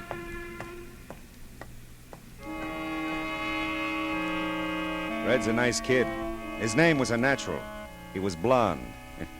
I bobbed along Ocean Boulevard in a direction that instinct and a blaring blue neon sign indicated would lead me on course to the ship's galley. The night was muggy and close. You wore it like an extra coat. And the ocean breeze I'd anticipated had retired in favor of alternate waves of fog that rolled in, engulfed you for a moment and as suddenly rolled out again. I was very nearly on time for my 8:30 appointment with Dale Higgins as I turned blue beneath the ship's galley neon and stepped inside to be greeted by tight little groups of faces that opened and closed to admit food, drink, and talk, all indigo. The door behind me closed on two thoughts. My dreams of a shore dinner were blasted, and the ship's galley emerged as the last place in the world for anyone in need of urgent help to discuss his problems. But then, I didn't know Dale Higgins. Are you Philip Marlowe by any chance? That's right. Yeah, it looked like you were looking for someone. I'm Higgins. Oh, how are you, Higgins? Do we talk here? Probably not very well. Oh. Walk along the beach? Oh, fine.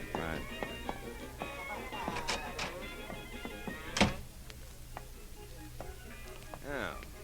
Say, Higgins, did you ever wonder why people pack into hot little rooms on a night like this? Oh, you mean the ship's galley? Yeah. Well, philosophy is not my business, Marlowe. What is? Well, I don't quite know how to tell you, I guess. Well, your wire said urgent. That's good enough for openers. Yes, well, the truth is, I was a little quick sending that wire. Oh? I was pretty upset about a situation at the time, but things have resolved themselves now, and I won't require any help. Uh-huh. Well, you ought to know. I expect to pay you, of course, the trip down and your customary fee.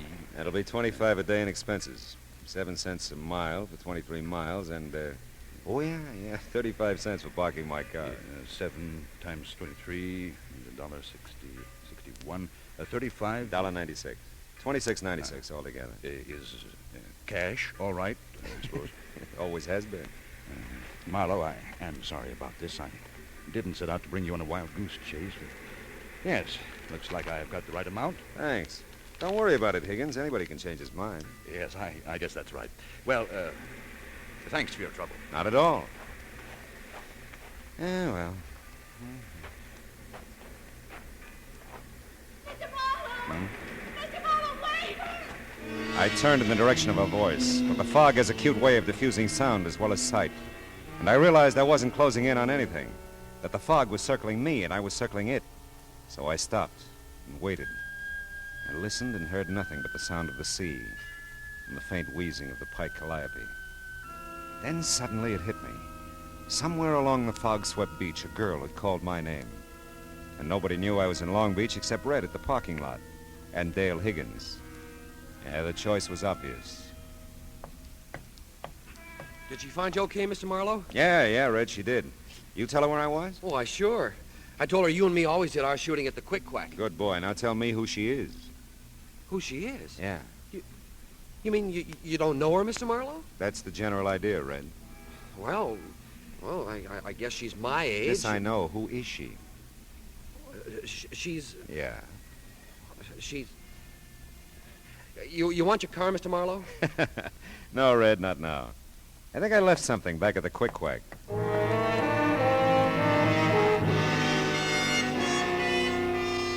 Everything that was young and pretty along the Pike was hanging onto a sailor's arm.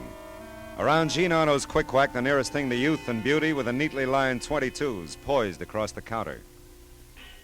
Try your luck, mister? No, thanks. Just looking, not buying. Yeah. See, I just lost my girl. Well, don't blow your brains out here. These guns is for shooting ducks. I see what you mean. We said we'd meet here if we got separated. Have you seen her by any chance? She's 7, 8 feet tall, glandular case. She's 3 stalls down, billed with toothpick. Thanks so much. Still just looking, not buying. Still just look... Try it from a distance. It looks even better. Go on, bud. Beat it. I spotted her. At least I'd spotted a frightened fawn of a thing who caught my eye as if we were the only two on the pike. And there was something about her that made me wish we were. I followed her away from the crowded amusement section up the ramp toward Ocean Boulevard. Suddenly, she broke into a run, darted into an alleyway. I wasn't far behind her. No one saw you, did they? Follow me. Like who? He might have. And there may be others. I don't know. I don't know. That makes 2 of us. Now, wait a minute. Let's talk, huh? I saw you meet him. I thought it was you at the parking lot. I saw you meet him, the ship's galley. Something like you lost in a mob. I'll kill you, you know. If you're with them, I'll kill you. I've got to before someone kills me. I don't know. I don't know about you. Now, listen, baby, I'm with you. Don't come any nearer. All right. I can't be seen with you. I can't walk out of here with you. He's around somewhere. I know he is. Oh, Mr. Marlowe, you'll help me.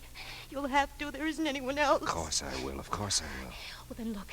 As soon as you can, get your car. Don't let Val see you now. Val? You know Val. Listen, in your car. Meet me at 7th and Anaheim. I'll get there. I'll have to. And then we can talk. Yeah, but wait a minute. 7th Hold it. and Anaheim, Mr. Marlowe. Oh, I'm Dale Higgins.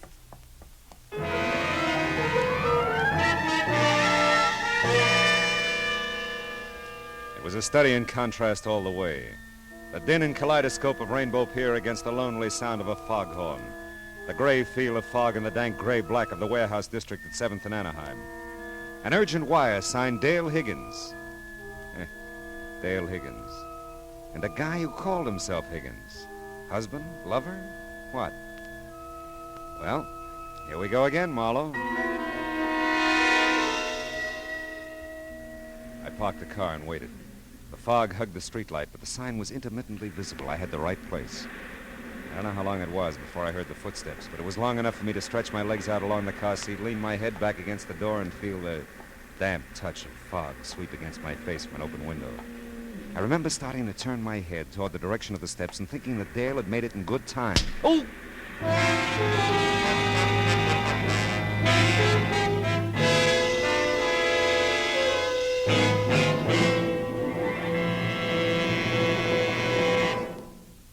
In just a moment, we will return to the second act of Philip Marlowe. But first, just as systematic exercise builds a strong body, so does systematic saving build a strong future. Save systematically for your future and for your country's future with United States Defense Bonds. And now with our star, Gerald Mohr, the second act of Philip Marlowe, and tonight's story, A Seaside Sabbatical.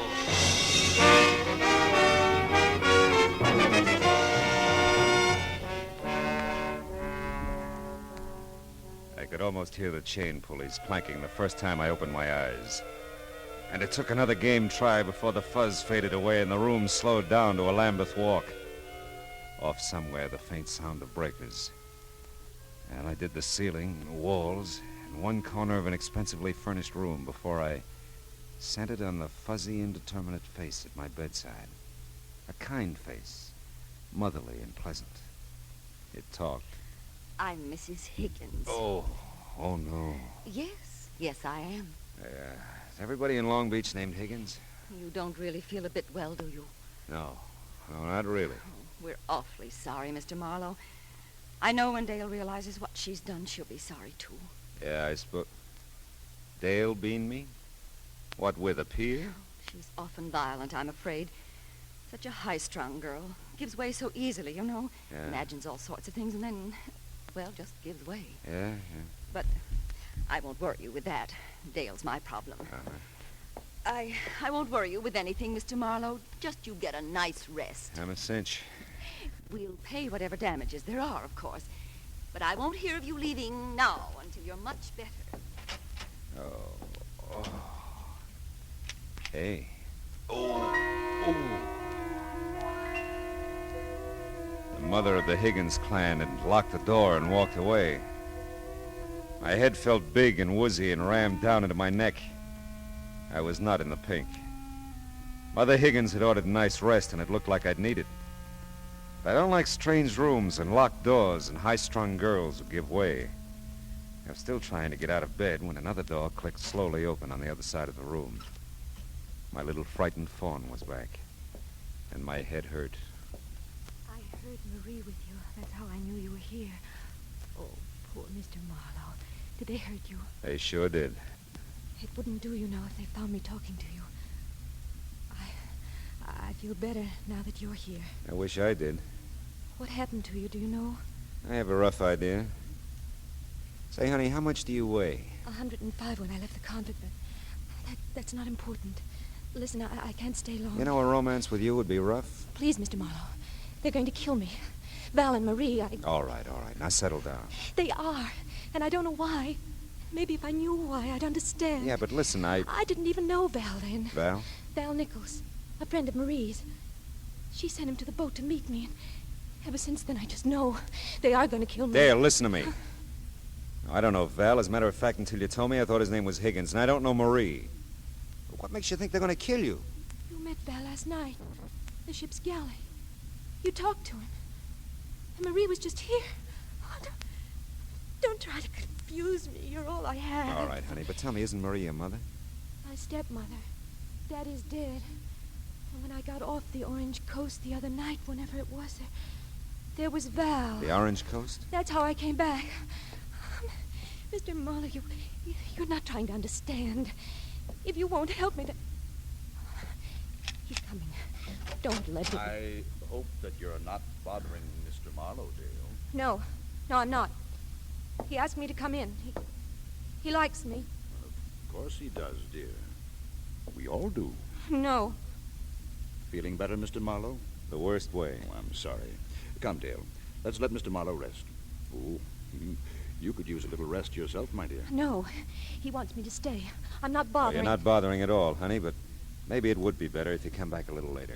Yes, of course it would, dear. Now, come along now. I can come back, though, Mr. Marlowe. You promise? Sure. If you promise, I know you'll keep it. Never mind, Val. I came in alone, you know. I can find my way out. She's sweet. She's sick.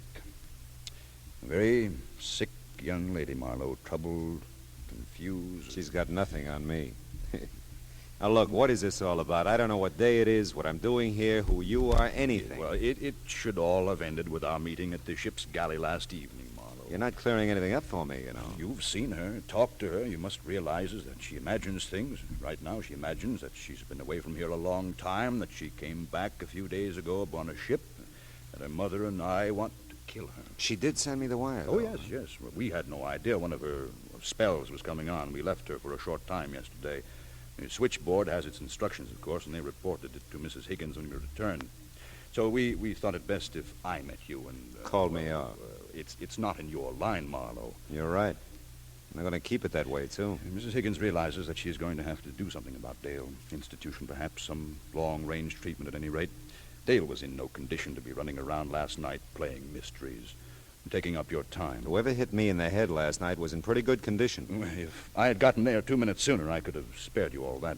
You were following her? No. I was coming back from my boat. I had gone down to the harbor after I left you. Oh. As on the way back, I just happened to see Dale, and knowing the state she was in, I followed her, of course. I see. She doesn't know she hit me, does she? I don't believe that she has the slightest idea what happened. Things started swimming again. Val Nichols became part of the draperies. I was trying to think, but it hurt. Everything hurt.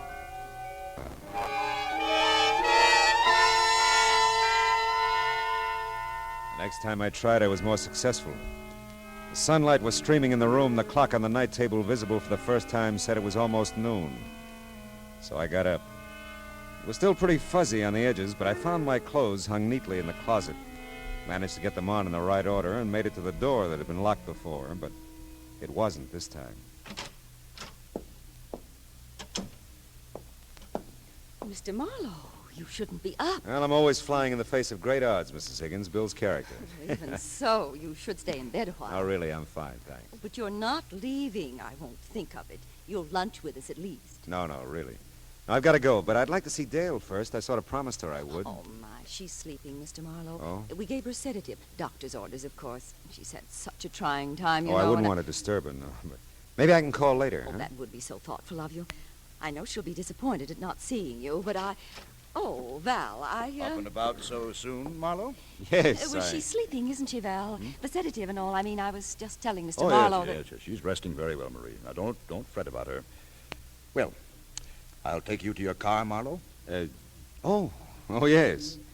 Well, Mrs. Higgins, it's been... Oh, it's been downright dreadful, and I know it, Mr. Marlowe. If I can do anything to right this terrible wrong, please let me know. Well, if I can think of anything, I'll let you know. Goodbye, Mrs. Higgins. Tell Dale goodbye for me, will you? Oh, yes. Yes, of course I will. Well, it looks like another lovely day, doesn't it?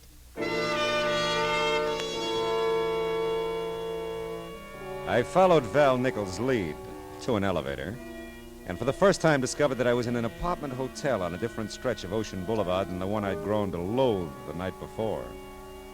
Val filled in a few last details as he walked me to my car in the underground garage. Seems he'd driven Dale and me to the apartment from 7th and Anaheim in my car and sent a lackey back for his. It fit.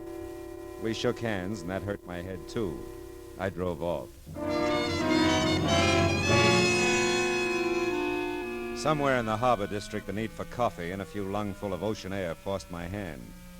I parked the car and found both in a ship-shaped spot with a clear view of the docks. The first cup cleared my head, and the second one down near cleared the counter. Hey, watch it. I am. Oh, I'm sorry. That's okay. It'll wipe up. How about you? Get any on you? No, I don't think so.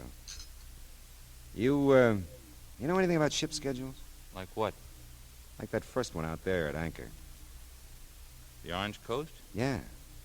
Well, seems to me she landed 3 or 4 nights ago. Don't know how long she'll be tied up. She's a fruit boat, though. Their office is just a block from here. Oh? More than likely, they're booked solid, but if you want to check...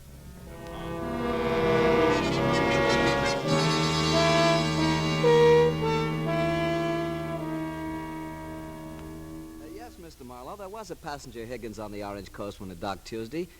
Miss Higgins it was, Miss Dale Higgins, according to our records. Any record of where she boarded the boat? Let's see now. Oh, yes, at Macapa. Macapa? Brazil. Macapa, Brazil. Was she traveling alone by any chance? I really don't know. There's nothing here to Any indicate... other Higginses aboard? No. How about a passenger named Nichols? Any chance of that? No Nichols either. Okay. Thanks. Thanks very much. It was my turn to send a wire, only it was a cable this time. And it was going to be a while between answers, so I checked into a nice, clean, inconspicuous hotel. Had some food and a half bottle of aspirin and placed 2 phone calls. Dale Higgins was still resting comfortably, according to her stepmother, but Muff Benjamin was still willing to do anything for a buck. He was there in no time. I heard you were here, Marlowe. Something big. Could be. You tell me. You're the guy who hears things. About you being here? Mm-hmm. Well, you know how it goes. People see people, people tell people. It's nothing. Yeah, I know. It happens all the time. Now, look, Muff, I gotta know things quick. Well, For money. Who and what? All right. I get this. The name is Higgins. A man old enough to have an 18-year-old daughter. I don't know his first name. He's dead, I think. But the daughter's name is Dale. You got that? And the wife that's surviving is called Marie. They have an apartment on Ocean Boulevard, the Shore, I think it is. I got it. Okay. Now, a guy named Val Nichols, check on him, too. And if Higgins is dead, find out about a will. I'm ahead of you. Good. Get back as soon as you can, huh? You double the dough, I'll double the speed. You're double.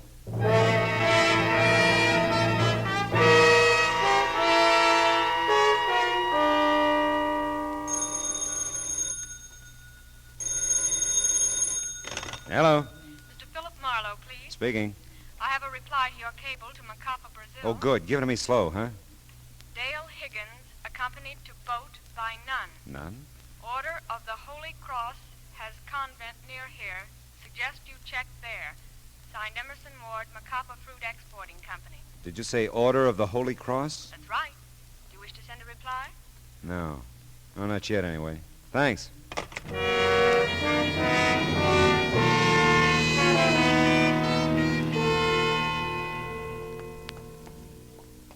So you see, Father, if you could help me contact the convent in Brazil, I could find out how long Dale was a student there. That might shed some light on the situation, huh? I see. I'm not schooled in your ways, Mr. Marlowe. Still, we're both seekers after truth, aren't we? In this case, a very specific truth. That's right, Father. I want to help, of course.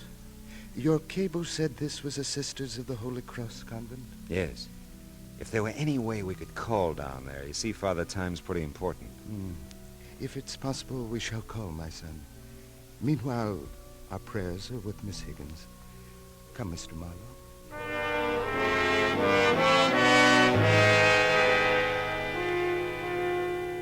My prayers were with the phone company, too, and with Muff, and of course Dale. Because if her version of things were true, she was in real trouble. And until I knew what it was for, there was very little I could do for her.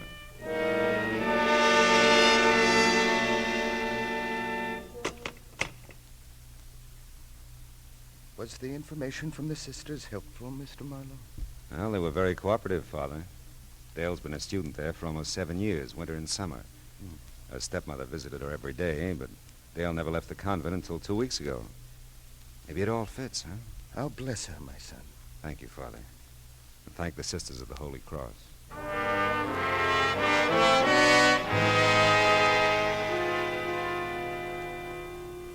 Muff Benjamin was waiting at my hotel when I got back. It was another study in contrasts. So far, I dealt with a priest, an informer, and a sister superior. And together, we were all coming close to an answer. His name was Dale Higgins, too, the doll's father. Died 7 years ago, loaded. Yeah? Left his second wife, Maria, good income. But the big load went to the kid. All right, what'd you get on Val Nichols? Oh, he's a bad one. Yeah? Specialty is knocking down rich widows. Currently fraternizing with this Marie Higgins thing. Bless you, Muff. Huh? I mean, here's your dough.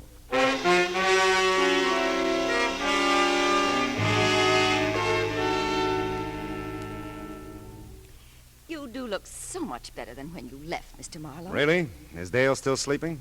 Why, yes. I think I'll look in on her, huh? No, I mean, I'd rather you didn't. Where is she, Mrs. Higgins? Mr. Marlowe, you have no I wonder right. if she liked it at the convent. What? 7 years is a long time to be away from home. A lot of things can happen in 7 years, you know, Mrs. Higgins. You can even end up legally dead. Why, I'm sure I don't have any idea. Dale's dad must have thought a lot of her. I'll bet she was pretty close to him, too. She was.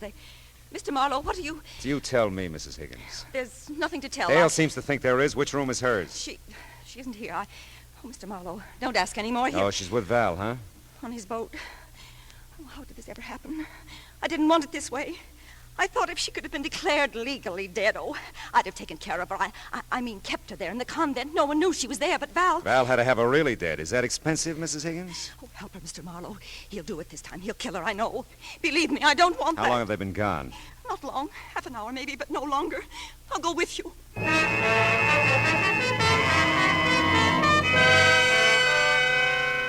Marie really cracked on the way to the harbor. It was going to be a fishing accident in the channel. And Val would get away with it, too, unless we found something that could outpower his 30-footer. It was called the Queen Marie, one guess who had given it to him. I found the boat I needed, all right, but the skipper seemed reluctant to go for it. Wildest thing I ever heard of. I tell you, it's a matter of life and death. The Coast Guard can't go on every... Look, a month ago we needed you off Balboa when our motor conked out and you came. But we've received no distress call from the Queen Marie. What do you think this is I'm giving you? Please don't waste time talking. All right, come on, how about it? Okay, but if this isn't on the level, you're in some trouble, Marlowe.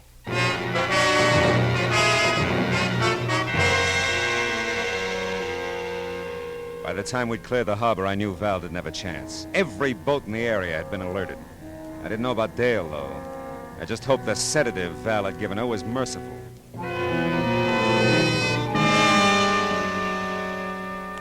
The Coast Guard took care of Val once we came alongside the Queen Marie, and I took care of Dale. She was in the galley, tied securely. Still dopey, but she came around after a while. Oh, Mr. Marlowe, you... Take it easy, baby. You're okay. I was afraid you'd forgotten your promise. No. But you didn't, did you?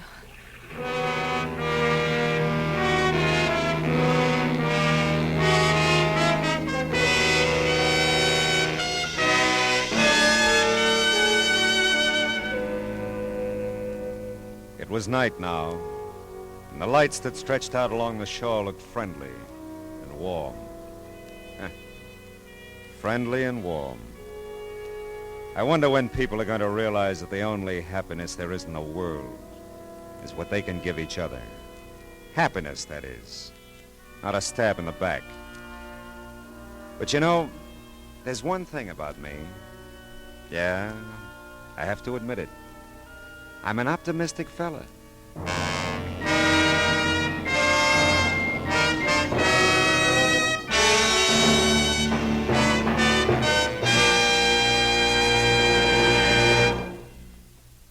The Adventures of Philip Marlowe, bringing you Raymond Chandler's most famous character, star Gerald Mohr, are produced and directed by Norman MacDonald and written for radio by Kathleen Height.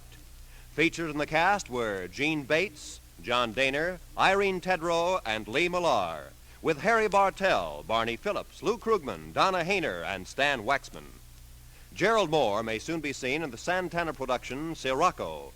The special music is composed by Pierre Garrigank and conducted by Wilbur Hatch. Be sure to listen again next week at the same time when Philip Marlowe says... This time an old lady got taken for a new kind of ride by a new kind of chauffeur, and I got involved up to a gun in my ribs. All because I decided to spend a quiet day at home.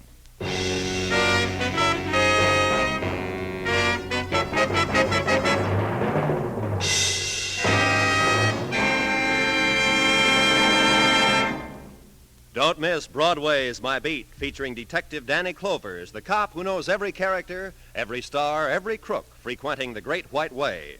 It's tomorrow night at the Star's address. Now, stay tuned for Gangbusters, which follows immediately over most of these same CBS stations. This is Roy Rowan speaking.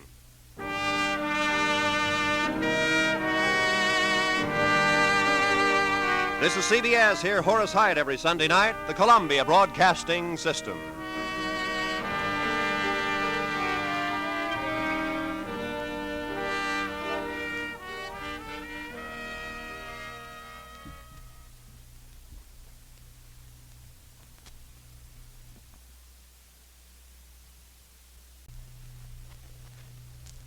Get this and get it straight.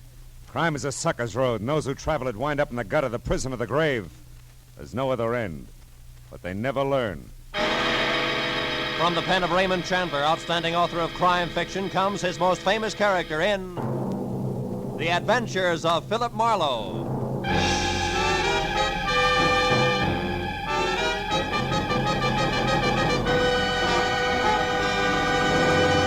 Now, with Gerald Mohr starred as Philip Marlowe, we bring you tonight's exciting story, The Fifth Mask.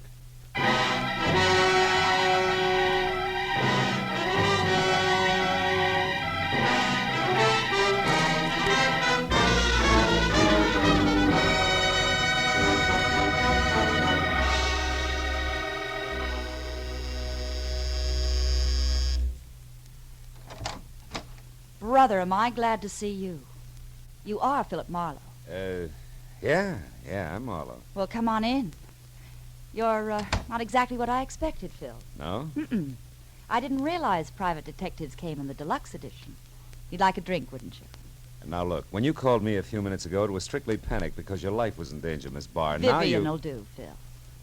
Yeah, well, okay, Vivian. What's happened in the meantime? Happened? Nothing. Why? Well, you seem pretty well balanced for somebody on the edge of being a homicide statistic. I'm doing my best to hang on to myself, that's all. Oh. But now that you're here, I can breathe again.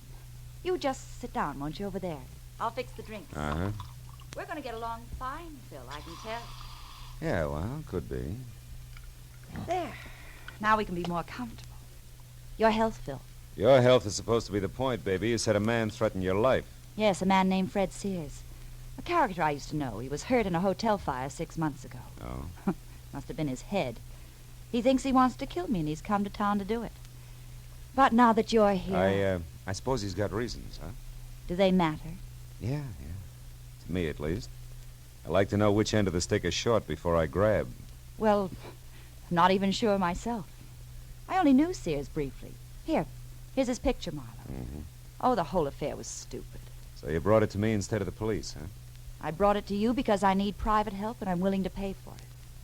Pay very well, I might add. Oh, look, Phil, you don't have to bother about the reasons why. Just see that Fred Sears leaves me alone tonight. It shouldn't be hard.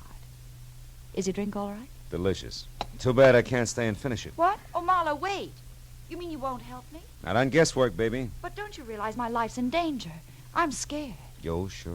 Speechless. You can get yourself another boy, Vivian. Woods are full of guys with no curiosity at all. Oh, Marlowe, please be reasonable. Good night, baby.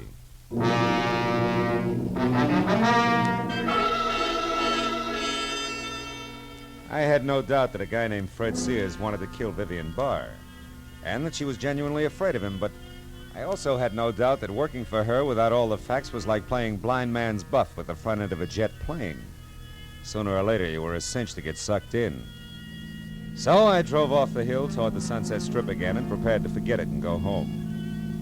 Until my rearview mirror told me that I'd picked up a tail. I wagged it back and forth across Hollywood for 20 minutes without losing it.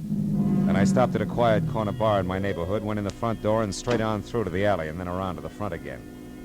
I got back in time to see the man who'd been following me get out of his car and head for the door. It was one Mutt Pomeroy, a sleazy ex-comrade in arms who had his private license revoked for assorted malpractices a year ago. I waited till he was almost up to the entrance before I stepped out where he could see me. Oh, well, Phil Marlowe. What do you say, kid? How's business? I keep smiling. Sure you would. Buy a drink, I don't suppose. What's on your crummy little mind, Mutt? Let's have it. Easy, Marlowe. Take the hands off. What's the right. idea? You've been tailing me just to keep in practice. What do you want? Okay, hotshot. I figured maybe you'd appreciate a little cooperation. For instance, you tell me why Vivian Barr wants a private peeper, and I'll tell you something more than worth your while. Well? I thought your license was dead, Pomeroy. Yeah, it is, but I'm not. I still got eyes and ears and a mouth that I like to keep well fed. Now, look, I can help you plenty in this case, Marlowe. What do you say, kid? Get together? I didn't take the case. You what? That's right.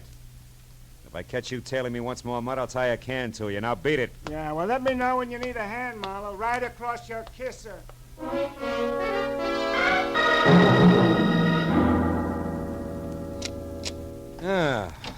Be it ever so humble. Oh, no. Hello, Marlowe speaking. Oh, Phil, I've been calling ever since you left. This is Vivian Barr. Now, look, baby, I told you a few listen to me. I've got to have your help. I'll tell you the truth, all of it. Anything you want to know, only come back, please. Oh, will you listen? I'm trying to tell you. I've seen someone outside here, Marlowe. I'm almost sure it's Fred Sears. Hurry, will you? I'll tell you everything. Hurry. 3 things I could never resist. Beer with a head on it, moonlight, and a beautiful dame. So I headed again for the parking terrace at Vivian's apartment house and made it in about 15 minutes. I was out of my car and halfway across the terrace before I noticed the changes. First, her apartment was dark. Second, a man who had just pulled a key from her front door lock froze when he saw me and then turned and bolted through a clump of hibiscus and cornered himself in an enclosed patio. He tried to make it over the wall, but the second time he fell back, I nailed him. No, please, let me go. I gotta get away from You're here. trying it the hard way, Buster, believe me. It'll be easier by way of Vivian's apartment first. Come on your feet. Now, who are you? I'm Douglas Peck. Douglas what? Just Douglas. Okay, just Douglas. We'll also straighten that one out inside. Go on, open the door. No, it's locked. Sure it's locked. Take the keys out of your pocket and unlock it. Hurry up. Who are you? Name's Marlowe. Go on inside. No, please, Marlowe. Listen, I can't go in there again. What's the matter? Afraid of the dark? Go on! Turn on a light. All right, then, all right. There. Vivian Barr's eyes were still open. But all the life had gone out of them. She'd slid half off the blue velvet divan onto the floor, and a gleaming gold satin she wore was stained red by a dark, stiffening smear on her chest. Her purse was open on the coffee table, and spilled out of it was a note addressed Dear Vivian and signed Fred Sears. What is it, Marlowe? What are you looking at? One good reason why Vivian Barr ended up like that. Here, read it. Dear Vivian, the broken back you handed me 6 months ago wasn't as hard to take as the broken promises. Count on seeing me real soon. Fred Sears. Yeah. Now, Douglas, to digress, assuming you didn't kill her and it was this Sears, what was your connection? Well, I was just a friend of hers. Business associate. Well-heeled business associate, judging by your wardrobe. She mentioned your type, but not your name. Let's get on with that, shall we? Marlowe, listen, I had no idea that Vivian was mixed up in it. Marlowe, look. Huh? There at the window at Sears. Kill the light. Keep down, Douglas. I'll be right back. Sears ducked as I ran for the door, and when I got outside, he was rounding the corner and heading for the enclosed patio. He was up on the wall by the time I got close enough to grab for him. No, you don't. Why?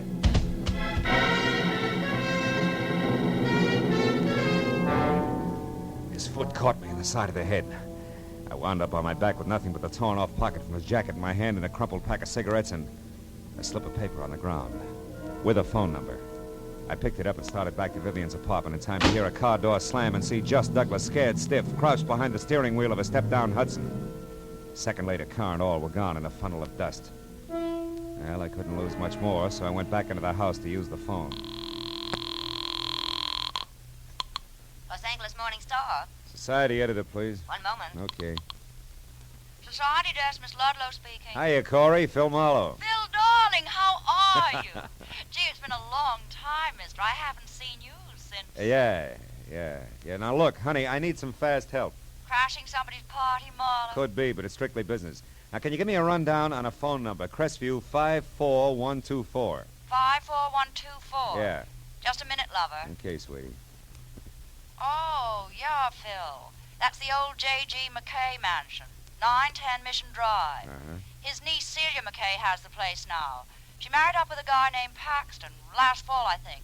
She has oodles of money. Any help? I'll let you know. Thanks a lot, baby.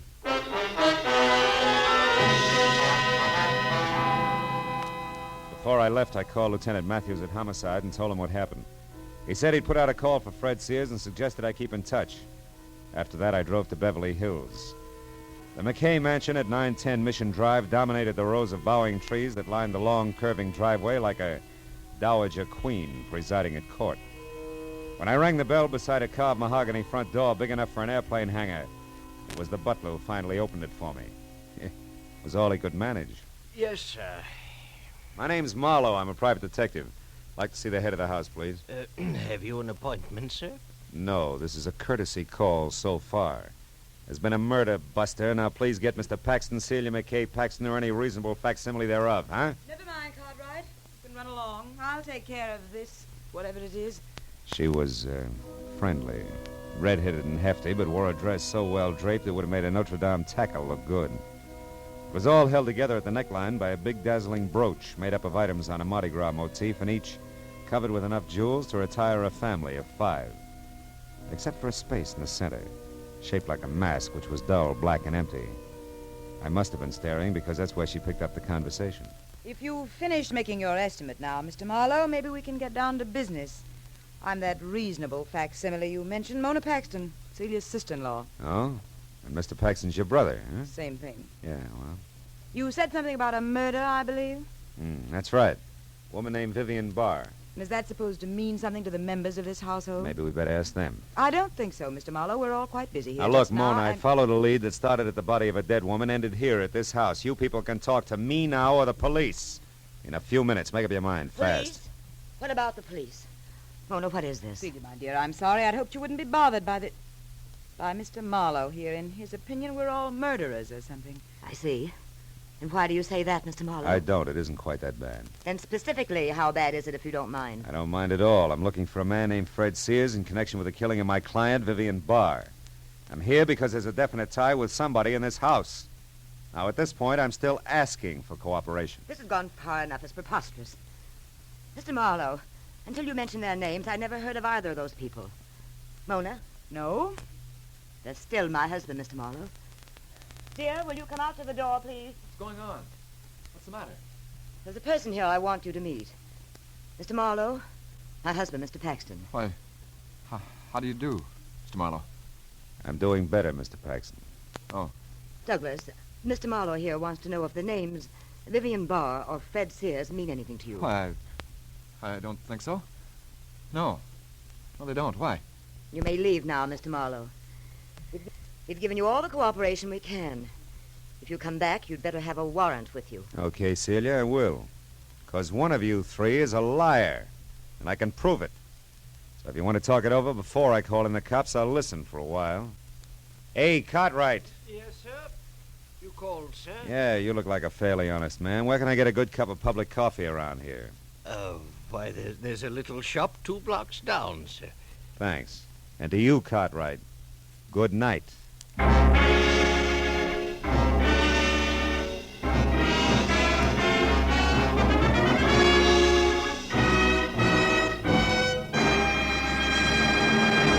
In just a moment, we'll return to the second act of Philip Marlowe. But first, Sunday, September 10th. Note it well, or you'll miss a whole lot of laughs. For that's the day Jack Benny checks in again at CBS The Star's address. Yes, this Sunday is the day Jack, Mary, Dennis, Phil, Don, and Rochester return for another great season of top-ranking comedy. Be sure you're on hand this Sunday and every Sunday when CBS brings you the one and only Jack Benny Show. Now with our star, Gerald Mohr, the second act of Philip Marlowe, and tonight's story, The Fifth Mask.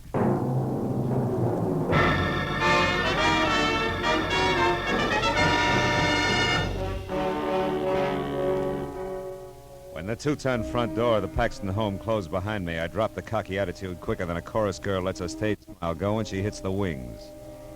I knew that I was still a long way from finding Fred Sears.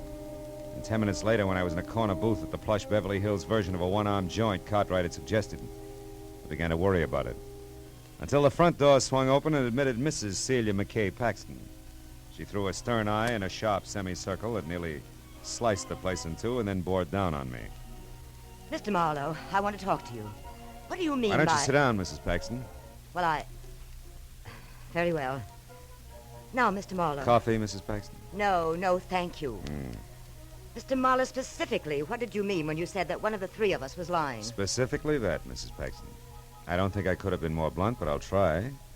I'm after Fred Sears and anybody or anything that can lead me to him. Now you, why are you here, Mrs. Paxton? Well, it's, Mr. Marlowe, Hard to say, maybe? Well, Hard like I'm suspicious of my husband's connection with all this, Mr. Private Detective. Will you go to work for me? Is that it? Oh, no. No, not that. But, Mr. Marlowe, I'm no fool. I know that I'm a plain-looking rich woman who loves her husband. And well, sometimes men are silly. And if there is anything, Mrs. Paxton, I can't go to work for you. I don't take that kind of a job. Besides, I'm already working on your problem insofar as it concerns the late Vivian Barr. I don't understand that. You say you're looking for Fred Sears. But not overlooking anything else, Mrs. Paxton. Like the outside chance that Sears didn't kill Vivian Barr. I didn't see it happen, you know. It could have been somebody else. Who? You. But After all, you just implied a good motive. No, I didn't. I only gave you a suspicion. A dark, ugly thought I'm ashamed I ever had. That's all. And I didn't kill that woman, Mr. Marlowe. I know you didn't. It was only bait, Mrs. Paxton. I hope you'd snap at it and come back with an answer that would get me to Sears. Mr. Marlowe, I never heard of these people before tonight. I know, that's what you said. But you see, Mrs. Paxton, even as you, I, too, sometimes have dark, ugly thoughts that I'm ashamed of. Only in my case, it's business. And tonight, the business is Vivian Barr's murder. Good night, Mrs. Paxton.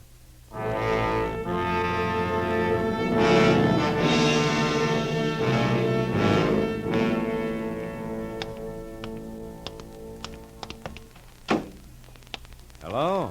Comfortable, Mr. Paxton? Marlowe, please. My wife may see us. Get in and drive away. Hurry. All right. Just for size, hurry it is. Now, Marlowe, tell me. Does Celia know? About Vivian? Hard to say, Paxton. Look, I've got to tell you the truth. Don't bother, man, about town. It sticks out like a sore thumb on a hitchhiker. You like it easy, you like it smooth. Your wife was one, Vivian the other. It's not a new story, Paxton. But believe me, Marlowe, I couldn't help myself. I've learned my lesson. Marlowe, would money, say, $50 now, and more later, would that help you forget what you know? $50? Well? You didn't love Vivian Barr. You hated her, didn't you? I hated... How did you know that? A cheap bribe you just made. Indiscreet gentlemen with their backs against the wall don't offer peanuts now and more later unless they're broke. You could be broke, Paxton, if, for example, Vivian was blackmailing you out of every cent of your allowance. Good enough? She was rotten. Rotten enough to kill? Kill? Are you crazy? Marlowe, it was Sears. Maybe. I didn't see him do it. You had a good reason. He had a better one.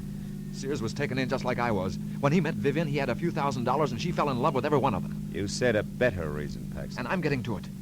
I came into Vivian's life after Sears was hurt saving her in that hotel fire. Saving him? Yes.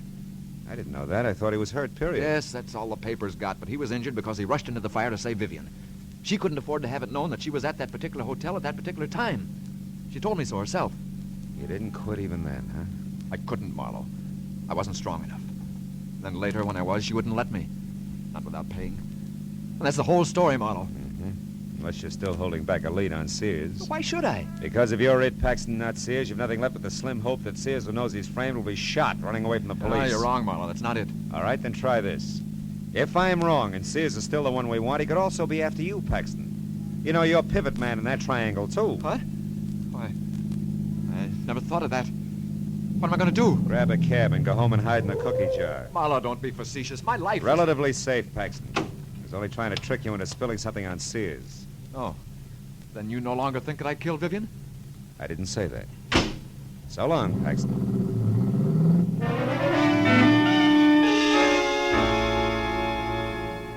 My apartment was only a few minutes from Beverly Hills, so I decided to call the police and fill them in. Also, a little all-alone straight drinking might burn the bad taste out of my mouth. But when I was in the hall there, I knew it was going to be a little while before I got a chance to do either one. After all, there was still a Paxton to go. Mona, the lady with the beautiful Mardi Gras brooch, and the not-so-beautiful mind for business. I've been waiting for you, Mr. Marlowe. That figures. Come on in. I'll get the lights. You don't seem surprised you expected me. Yeah, as much as the others. Already huddled with your brother and your sister-in-law. Have a seat. No, thanks. Mr. Marlowe, I'm going to come right to the point. That's a switch. Want a drink? No. Do you want $1,000? Mr. Marlowe, I said... I heard you. Yeah. Also, Miss Paxton, I've heard a lot tonight about all I can take. I'll make it fast, will you? All right, the 1,000 is yours, Mr. Marlowe, if you'll do one thing. When you catch up with this Sears, if you haven't already done so... I haven't. Keep my brother's name out of this, that's all. Oh, it's a little too much. Also, you're a little easy, Mona. Your brother isn't worth covering up for. That's not news, and it's beside the point. The 1,000 is to help me, not him. I've spent 5 very difficult years getting the rights to a cosmetic formula that can't be beat. The point, Mona, the point. All right, the point, Mr. Marlowe, is that all I need now is backing. Just yesterday, I got the promise of it. $150,000 worth of promise from my sister-in-law, Mrs. Celia McKay Paxton. And I'll lose that promise, Marlowe. Celia gives my brother his walking papers, and she will if she finds him out. Will you take the money, Marlowe? No. Nor will I go out of my way to whisper in Celia's ear. You're practically safe, Mona. Who else is there? Sears. If the police take him alive, there's a good chance he'll make a lot of embarrassing statements about your brother killing his girl and... You expect someone? Oh. Unless the police are tired of waiting to hear from me. I shouldn't be seen here, not if you're going to keep Doug's name out of this. Easy, honey. Get in there, the kitchen. Oh, yes, thanks, Marlowe. Thanks a lot. Okay, coming. Keep your shirt on. Oh, no. Well, didn't expect to see little old Mutt Pomeroy so soon again, eh, kid? Mind if I come in? Very much. What do you want, Pomeroy? To show my wares, Phil boy. You know, like the jewel T-man. Skip the funnies. What is it? Fred Sears. I know where he is. You sure about that? Sure, like I don't take $3 bills. I followed him tonight when he got away from you. All right, come in. Hey, nice place, Phil. What's your price, Mutt? $200. I'll pay $1. The address. The money. Okay. Here. 15, 16, 80, 90, 100. Yeah. Thanks, Phil boy, thanks. The address says 31 Bayfront Drive, Santa Monica. It's an all-alone beach joint, kind of neat. Belongs to a friend of Sears who's out of town. Oh, he's using his car, too. I overheard him explaining to a neighbor. Yeah. Good night, Marlowe. See you around, huh, kid? Oh, Pomeroy. Yeah? Yeah. What is it, Phil? 2 questions. Uh-huh. First? Your connection with all this, what is it? Oh, a hunch that I could pick up a little extra. You see, I spotted Paxton out with that Vivian babe once, and I knew who he was. Also, I knew who his wife was, so I figured... Yeah, I know how you figured. Okay, but you said 2 questions, kid. The other. This! Whatever made you think I do business with a louse like you? Marlowe, he's unconscious? Yeah. If I ever saw you here, your mailbox would get nothing but extortion notes for the next 6 months, so get out now. All right, Marlowe, but won't he ruin everything anyway? Don't worry, Mona. I'll convince him one way or another. Yeah. Let's see now. Hey, Mara, you crossed me. Sure, I'll do it every time, Pomeroy. We're conflicting personalities. Police headquarters. I'd like to speak to Detective Lieutenant Matt... Holy cow. Hello. Police headquarters. Hello. Police. Never mind. Pomeroy, that little hunk of jewelry there on the rug just fell out of your pocket when I frisked you, didn't it? Didn't it? Yeah, sure it did. So what? So before I beat you senseless, get up and tell me where you got it. Come on, where'd you lift it? Come on, Pomeroy. Guy. Get your hands off. All right. I found it at that Vivian Barr's joint. It was on the floor and it sparkled like dough.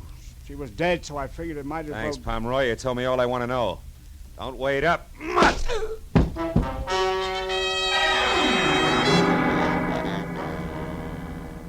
Outside, I piled into my car and drove fast for the beach house at 31 Bayfront Drive, hoping hard all the way that either I was making a fat mistake or if I was right, I was going to be on time.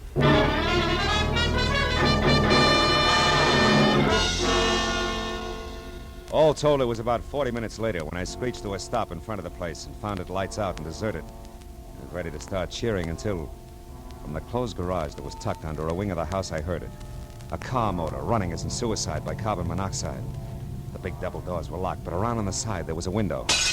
In another minute, I was in and over to Fred Sears. He was slumped over the front wheel, his face the color of wet ashes. I cut the motor, then dragged him out of the place by a back door that led to a patio. There I stretched him out on the ground and took a good look. A long look that left no doubt in my mind. I turned away from him when I heard a woman's footsteps on the walk outside near the window I'd broken. It was Mona Paxton.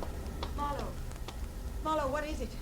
Marlowe, are you all right? Yeah, but don't come back here, Mona. It's not a very pretty sight. It's Sears. Sears? Yeah, I dragged him out here. He left the motor running, carbon monoxide. Oh, no. What a just terrible way to go. No worse than Vivian Barr. How'd you turn up here, Mona? Follow me? Yes. Because I was worried about that man in your apartment. I wanted to ask you who he was. When I took off coattail flying, it looked like something important, huh? Yes, it certainly did. And it certainly was. Yeah. Well, I'd better get through to the police now. There must be a phone inside. You go wait at my car, huh? Quit shaking. After this, you haven't got a thing to worry about. Business, I mean. Yes, I know, but I just can't stop smiling. I'll be at the car, Marlowe.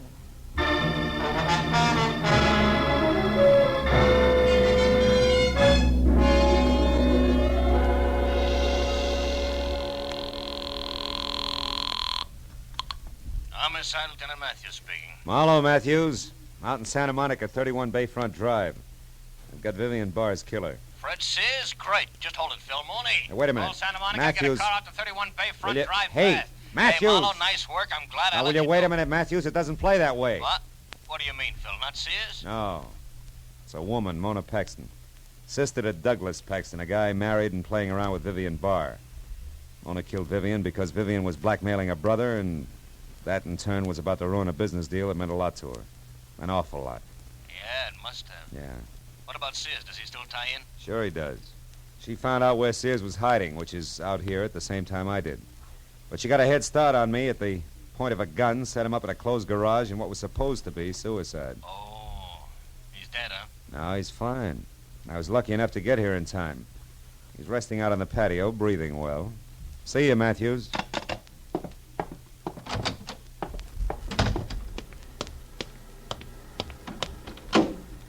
Everything's taken care of, Marlowe?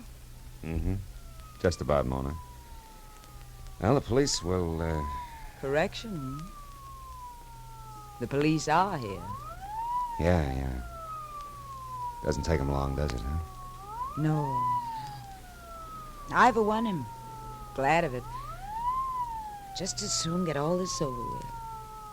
You too, I guess. Yeah. Me too, Mona.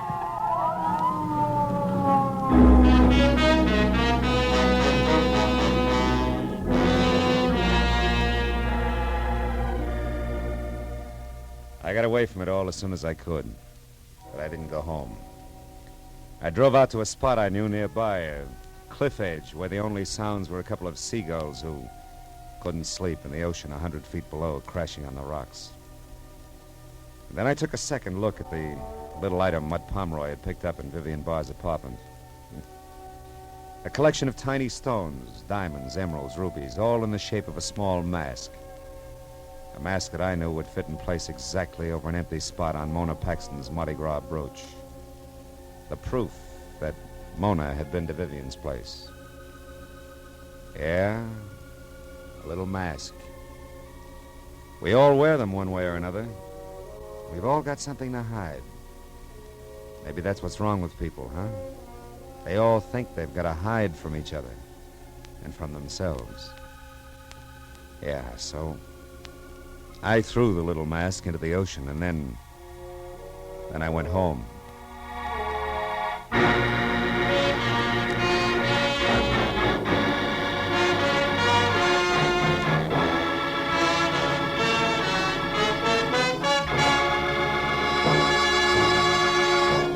The Adventures of Philip Marlowe, bringing you Raymond Chandler's most famous character, star Gerald Mohr, are produced and directed by Richard Senville and written for radio by Robert Mitchell and Gene Levitt. Featured in the cast were Frances Robinson, Betty Lou Gerson, Ann Stone, Olin Soule, Jay Novello, and Larry Dobkin. The special music is composed and conducted by Richard Durant. Be sure and be with us again next week when Philip Marlowe says... This time a little man with big heels tried to run over me. A giant in a warehouse nearly cost me my life. And a treacherous blonde almost buried me at sea. All that for a client who couldn't pay me a cent. But on whose behalf they were paid in full.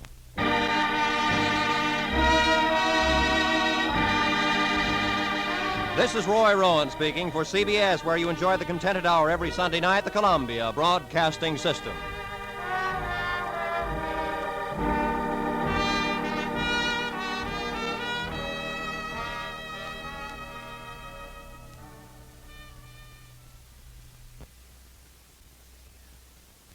Get this and get it straight. Crime is a sucker's road, and those who travel it wind up in the gutter, the prison, or the grave. There's no other end, but they never learn. From the pen of Raymond Chandler, outstanding author of crime fiction, comes his most famous character in The Adventures of Philip Marlowe.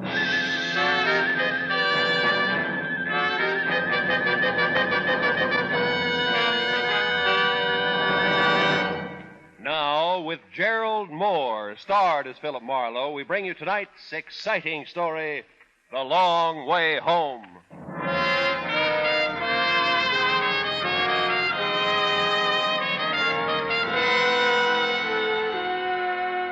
The valley floor gave off the kind of heat that ate into you, stayed. I wondered why some 800,000 people voluntarily made the San Fernando Valley their home. But that was their problem. My problem at the moment was to make a right turn off Riverside Drive, and I did. 4 or 5 blocks north, I saw the name on the redwood post by the driveway. Mr. and Mrs. Enos Harper. Yeah, this was it. I drove in the drive into the cool oasis, an orderly wilderness of pepper trees, palms, evergreens, and everything else I'd ever seen grown in Southern California. The house sat well back on the lot, very neat. Also redwood to match the post by the driveway. I got out of the car and walked across the grass toward the slightly stooped figure clipping the hedge on the far side of the lot.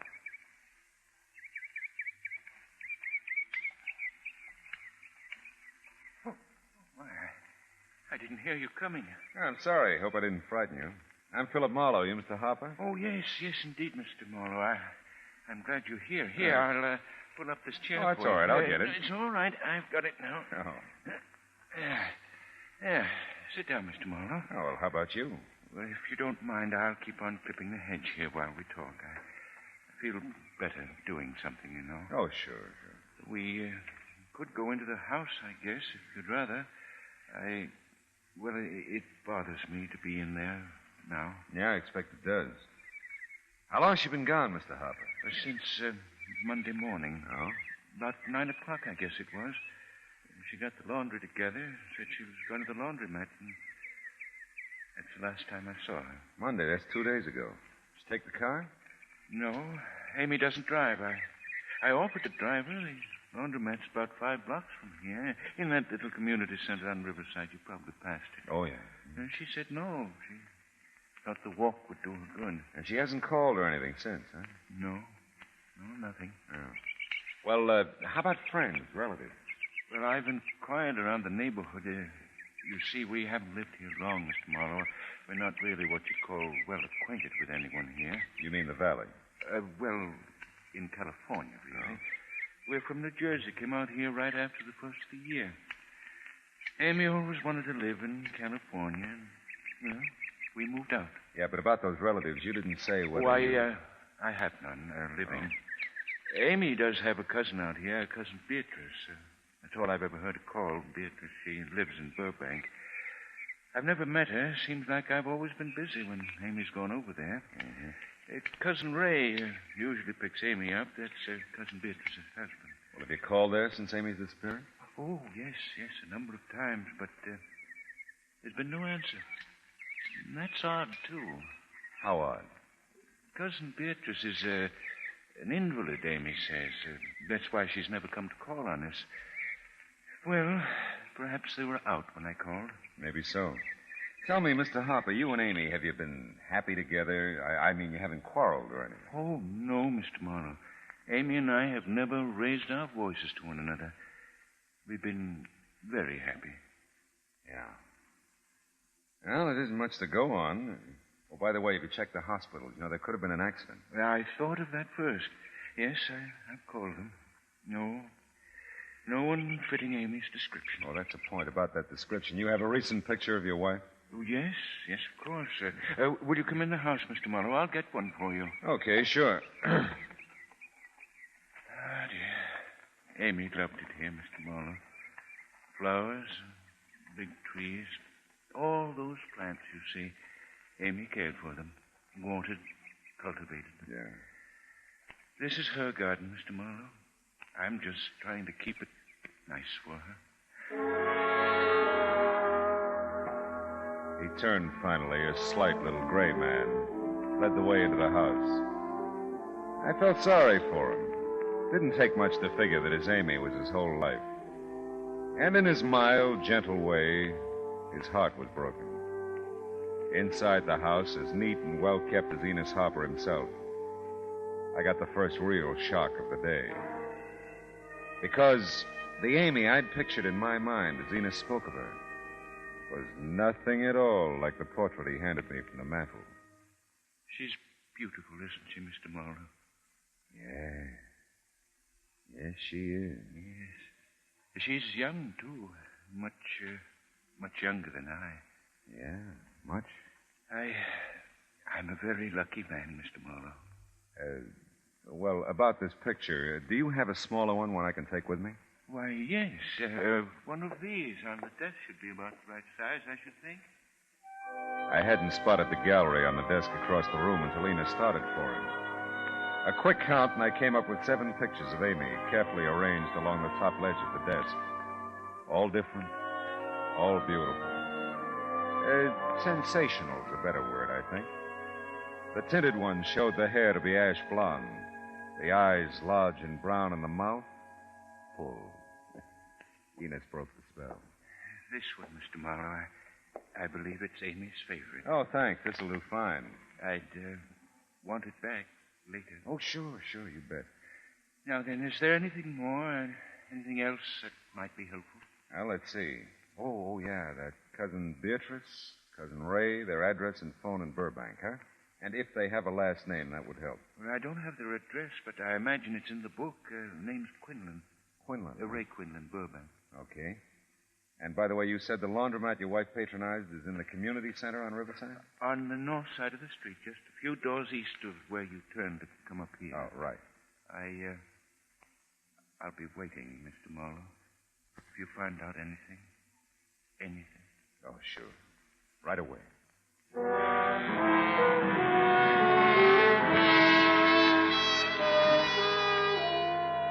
The little community had no name, but it had everything else. A series of one of each shops and services, all the way from health foods to a branch bank. Well, I parked on the street in front of the laundromat and studied the picture of Amy Hopper again. Tried to figure her with a laundry bundle and couldn't. Tried to figure her with Enos and decided to go back to the laundry bundle. Made more sense. I went inside. Never smelled anything so clean.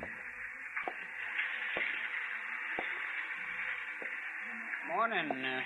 Can I help you? Yeah, I'm trying to get a line on someone, a Mrs. Harper. Do you know her? Mrs. Harper. Mrs. Enos Harper. Oh, here. Here, look at this. She looks like this. Oh, Amy, sure. Yeah, well, when's the last time you saw her?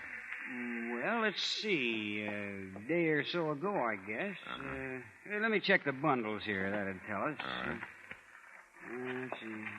Oh, yeah, here we are. Monday it was. Monday morning, I think. Yeah, well, what I'd like... Excuse me, but my daughter's double parked out in front. Can I pick up my laundry?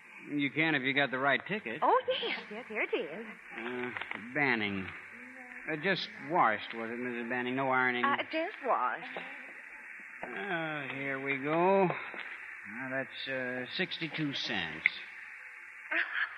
Well, for once I had the right change. Thank you. Can I take it out for you, Mrs. Banning? Oh, thank you. No, I can manage. Oh, and thank you for letting me barge in. Oh, think nothing of it.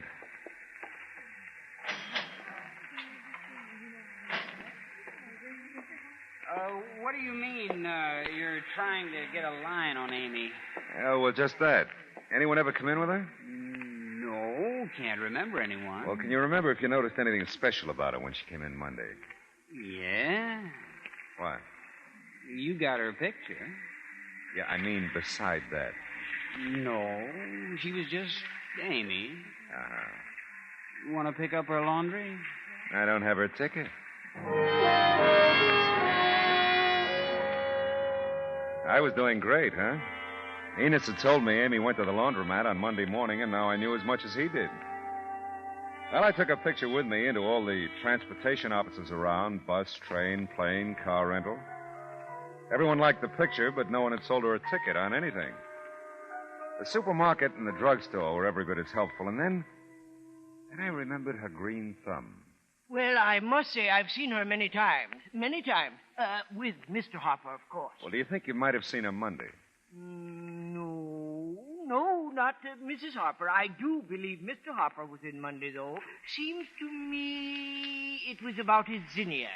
Yeah, well... or was it his asters? I really couldn't say. I believe it was his asters. Of course, it really doesn't matter too much. They're the same family, you know. Who? Zinnias and asters, same family. Oh. Compositae, you know, that's the family name. I'm impressed. But look, I'm going to tell you... Can you imagine they used to be called starwort? Huh? Starwort, what a nasty little name for an aster. Have you got a Burbank phone directory? No, I beg pardon? A Burbank phone directory. Oh, I thought we were talking about the Harpers. I thought we were, too. Starwort.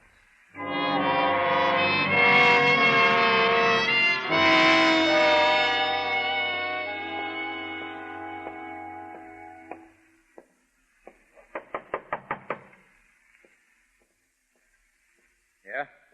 Ray Quinlan? That's right. Oh, well, I'm Philip Marlowe, investigating the possible disappearance of Amy Harper. Amy. Oh, come in. Thanks. Come in. I understand that she's your wife's cousin? What? Oh, Beatrice, yeah. Sit down, Marlowe. Oh, thanks. Enos hired you, huh? Yeah, that's right. He says he's tried to call here several times and no answer. How long has Amy been missing? Since Monday morning. Took some laundry to the laundromat, and that's all anybody knows. Have you seen her since then? Heard from her? No, I sure haven't. We halfway expected to hear from Amy Monday, too. Usually do, but we didn't. Well, how about your wife? Can I talk to her? Beatrice isn't here. I took her to the hospital this morning. They're going to operate later today. Oh, I hope it does the trick. So do we. Well, that's right. Enos says she's an invalid. Yeah, that's right. About Amy, that's all you know? Just that she left for the laundromat? And got there, that's about it. It's crazy. Amy wouldn't just disappear. Wouldn't she? No. No, I don't think she would. Yeah. Well, I'm in the book, Mr. Quinlan, Central Directory. If you get any ideas, call me, huh? Yeah, I will. Oh, by the way, were they happy together, the Harpers? Yes, as far as I know.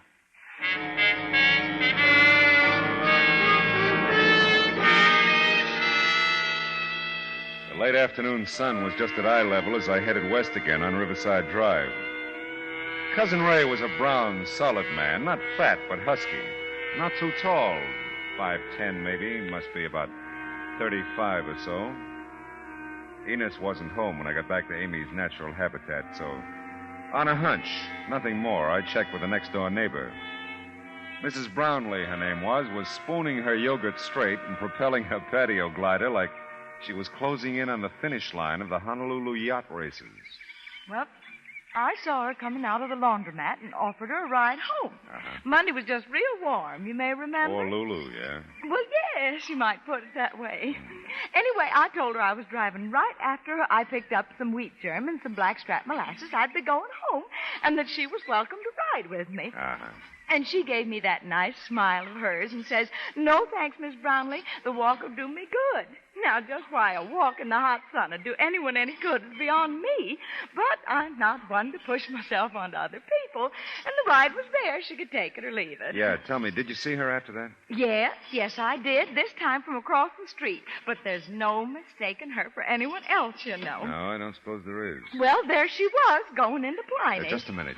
Pliny's? The camera shop. Pliny Branstadter's place. Hocus pocus, out of focus. That's what Mr. Brownlee calls Pliny. But then they're in the lodge together, you know. Yeah. That makes all the difference.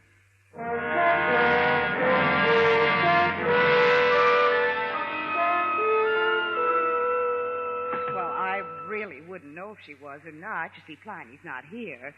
He had to go into Hollywood for supplies. I don't work here. I'm his wife. Yeah, but if Mrs. Harper left some pictures here or picked some up, there'd be a record of it, wouldn't there? Yes, I suppose there would. I just left the door open to keep cool. We're really supposed to be closed. Yeah, I realize that. Well, I just thought for a member of the lodge, you know, Pliny might be willing to... Why didn't you say so? Well, Left your emblem on your other suit, I'll bet. Yeah. Oh, Pliny does it all the time. You men. That's right. I'm in the auxiliary. Are you really? Mm-hmm. Well, now, let's have a look here.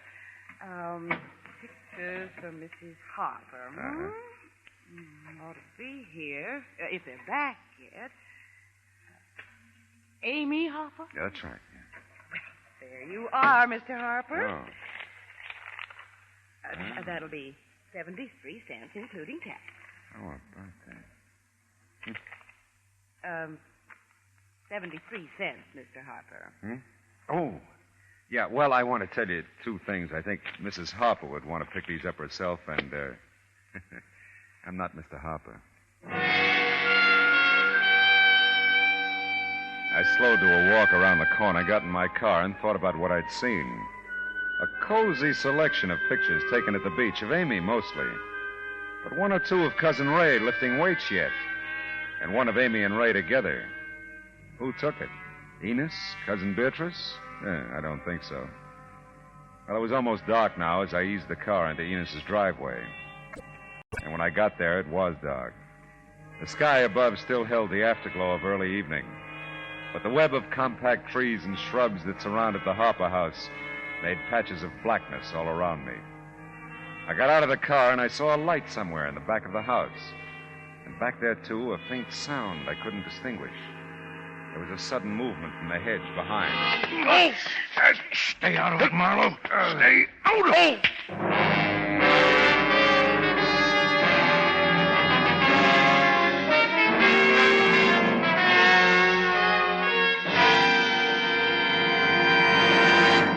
In just a moment, we will return to the second act of Philip Marlowe. But first, a crossword puzzle traps a criminal tonight on most of these same stations when CBS Radio brings you Gangbusters.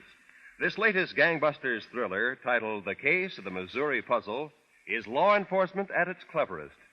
Tonight on CBS Radio, you're cordially invited to sit in as an armchair sleuth and enjoy the case confronting Gangbusters.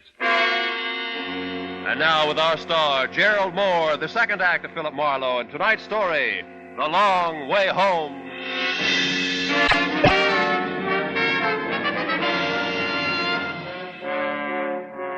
There was a sharp knot of pain at the top of my spine. But the bulldozer who jumped me from behind wouldn't settle for that. My face smashed into the dew-soaked grass, and I inhaled a lungful of wet Vigoro while someone with the strength of 10 flailed away at my back. Why I wanted to turn over and take it head on, I'll never know. But I kept trying to turn. I slithered instead, slid along the wet grass with a vice on my back. A vice with a voice that kept hounding me. Stay out of it, Marlowe. Stay out of it. Hey, Hopper. Hey, you had it, Marlowe. Hopper. Hopper. Get off my property now. Go on, get over here. Hey, Hopper. Yes? Why, Mr. Marlowe. What's left of me? Why, I don't understand, Mr. Marlowe. What happened? Who was it? 3 guesses. What do you mean? Skip it. Well, you better come into the house, Mr. Marlowe. Yeah, I'll help you. Easy. Is it loud enough for you to hear out back? Loud enough? Oh, yes, I came running, didn't I? Yeah, you sure did. Well, come along now. I'll take care of you, Mr. Marlowe. Someone beat you to it, Enos.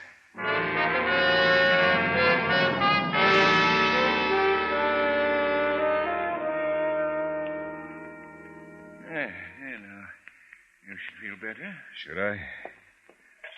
Hey, Enos. Yes? You like the beach? Why, it's all right, Mr. Marlowe. I'm not much of a swimmer anymore. Well, Amy never cared for the beach, so we never went. Uh-huh. Now, why do you ask? I don't know. Why do you ask anything? Mr. Marlowe, I know you've been through a lot. I wouldn't blame you if you'd want to give up looking for Amy. If you would. Forget it, Enos. I don't give up anything.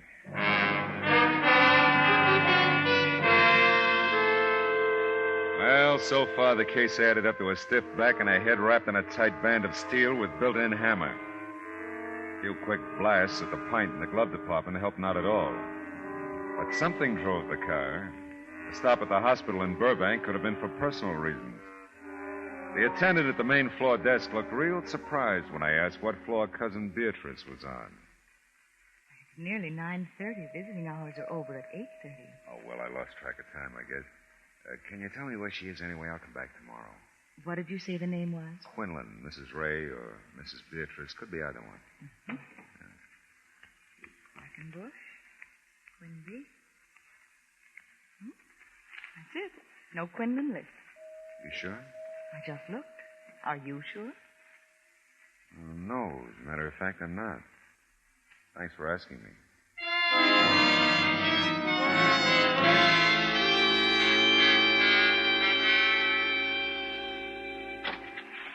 Oh, Marlowe, come in. Yeah, I will. Hey, you look all in. I'm fine. What hospital's your wife in, Quinlan? Why? The one about 3 blocks from here, just up on Riverside? Yeah, Who yeah. made her up, Quinlan? You or Amy? What do you mean made her up? Amy never had a cousin Beatrice like you never had a wife with the same name. Well, you know that much. Do you know where Amy is? No. I may get another psychic flash any minute now, like the one I got when you were unlacing my spine a while back. You shouldn't have found out about those pictures. More than that, you shouldn't have gone to tell Enos about them. There's a lot he don't know. Amy doesn't want to hurt the old guy. We've been trying to figure out how to tell him. Have you got any leads on her? Not any real ones. Hey, wait a minute. You really don't know where she is. If I knew, I'd be with her. Oh.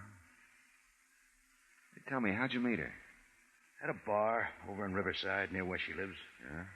She'd already invented Cousin Beatrice all by herself to give her someplace to go.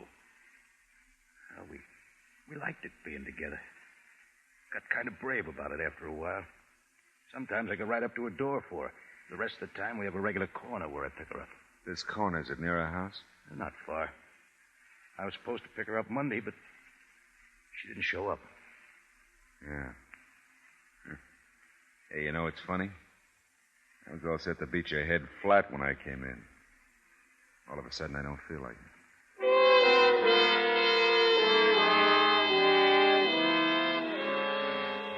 When I got back to the car, I thought my head would cave in. Every inch of me screamed with pain, and sometimes you got to give in to these things. I tried for home, but I only made it to a motel on Riverside. I was out before the light was.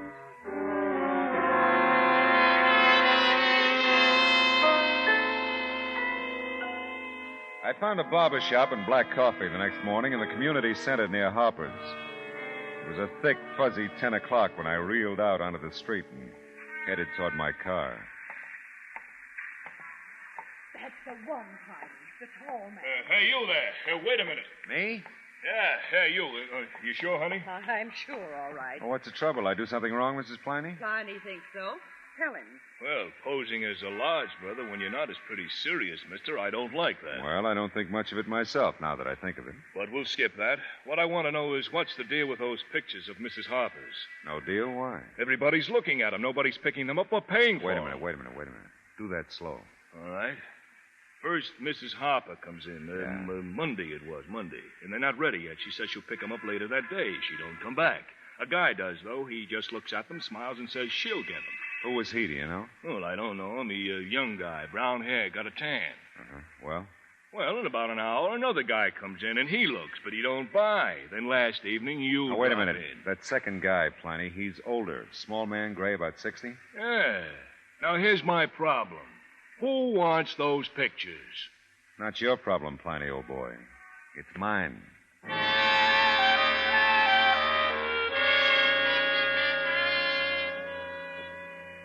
The house was open, so I walked in. Enos was out in the back, pouring something out of a sack onto a flower bed along the back fence, then working it into the soil around the flowers. I looked around and found a bedroom that had to be Amy's. Everything was neat, in order. I turned and started out of the room, and then I saw it sticking out from under a cologne bottle on her dressing table. I picked it up, and as I turned to go out, 3 matched pieces of luggage pointed an accusing finger. And then I found my way back into the garden. Hi. Good morning, Mr. Marlowe. Have you found out anything? Yeah, I think I have. This laundry ticket, Enos, I found it in Amy's room. Oh? Why didn't you tell me the truth in the first place? I don't know what you mean. Amy was here after she left for the laundromat. The ticket proves it. Well, You found out about Cousin Ray, didn't you, Enos? You looked at the pictures in the camera shop. Maybe you'd suspected for a long time, and this cinched it. So you picked her up on the corner instead of Ray, and you came home. Mr. And you had a big, fat fight about Ray, didn't you? Right. Yes, we did. I said some horrible things, Mr. Marlowe. Horrible things. Now you're sorry. You want it back, don't you? Right. I'd give anything to have her back, Mr. Marlowe. I love her, you know. Yeah, I know. Enos, I looked through Amy's closet. It's pretty full of clothes. Her luggage is still there. Yes. Amy has a lot of clothes. She wears them well, too. Amy didn't go very far, Enos. No. The man in the garden shop says you're the gardener around here. Not Amy. Did he? That sack of lime is almost empty, Enos. 50 pounds is a lot for a garden, isn't it? Depends on what use you put it to, Mr. Marlowe. Did you have to kill her, Enos? To keep her, I did. She wanted to leave me. Go away with him. I couldn't stand that. Did you think I wouldn't figure it out? I didn't know. But I had to find out. Didn't I, Mr. Marlowe?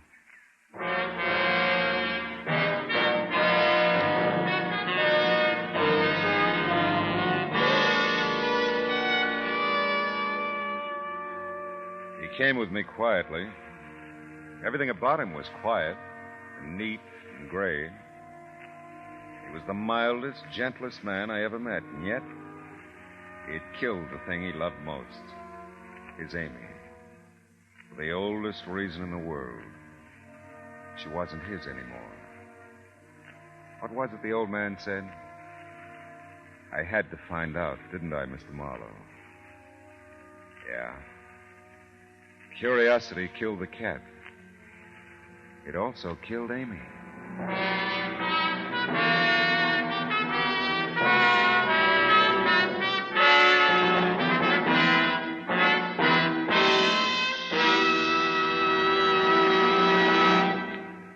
The Adventures of Philip Marlowe, bringing you Raymond Chandler's most famous character, star Gerald Mohr, are produced and directed by Norman MacDonald and written for radio by Kathleen Height. Featured in the cast were Bill Johnstone as Enos Harper and Jack Moyles as Ray Quinlan, with Mary Lansing, Sam Edwards, Junius Matthews, Vivi Janis, and Peter Leeds. Gerald Mohr may currently be seen in the Santana production, Sirocco. The special music for Philip Marlowe is composed by Pierre Garrigank and conducted by Wilbur Hatch. Be sure to listen again next week at the same time when Philip Marlowe says... This time the parlay was divorce, the kidnapping, the blackmail. And everybody was a wise guy, the dame, the racket boss, and the private eye. But the wisest guy of them all turned out to be an 8-year-old kid.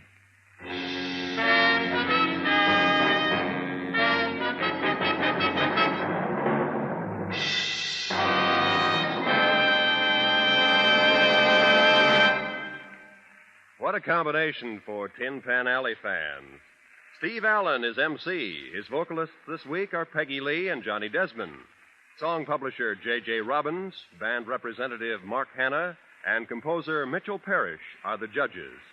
There will be 4 brand new songs for sale tonight on CBS Radio on most of these same CBS stations.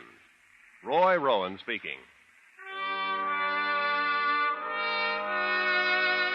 This is the CBS Radio Network.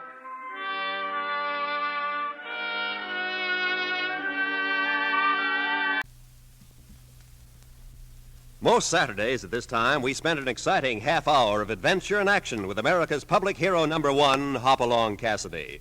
Well, even two-fisted cowboys take summer vacations when they can, and Hoppy is no exception. Hopalong and Topper will be back with us riding the CBS air trails again 10 weeks from tonight, September 22nd. Get this and get it straight. Crime is a sucker's road, and those who travel it wind up in the gut of the prison of the grave. There's no other end, but they never learn. From the pen of Raymond Chandler, outstanding author of crime fiction, comes his most famous character in The Adventures of Philip Marlowe.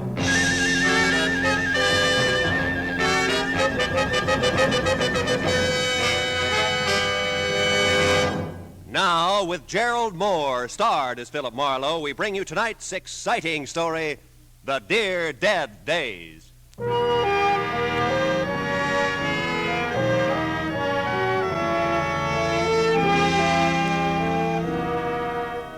I stood at the window and looked down at the Saturday morning traffic. 1,000 inchworms playing follow the leader to the beach, to the mountains, to Aunt Millie's, to any place.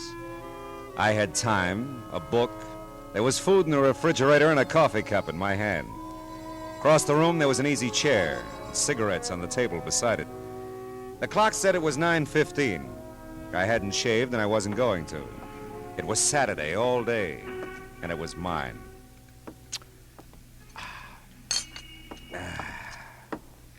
Now, let's see, where was I? Oh, yeah, here it is.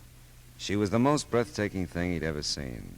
She lay back on the divan, stretched, smiled languorously up at it. Oh, no. Okay. Hello. Mr. Marlowe? Mr. Philip Marlowe? Speaking. You don't know me, Mr. Marlowe. My name is Phoebe Cardwell. Mrs. Phoebe Cardwell. Yes? Well, I thought perhaps the name would mean something to you. Cardwell? No, I'm afraid not. Oh, well, no matter. You do help people, don't you? I mean, if someone is missing, you find them. Well, sometimes, Mrs. Cardwell. It all depends. Have you checked the police? Oh, no, my dear, no, I wouldn't think of that. Oh? You see, it's Stevens, my chauffeur. Oh, well, now, I mustn't mislead you. Strictly speaking, he is not my chauffeur. But strictly speaking, he is missing. Yes, at least he seems to be, and I don't trust phones entirely, Mr. Marlowe. I couldn't even have called you except Matilda went to a friend's. And I do need your help. Yeah, I see. If Well, you could come out right away. It's most important to me. I live in Venice, Mr. Marlowe. If you drive down Sepulveda to Washington Boulevard...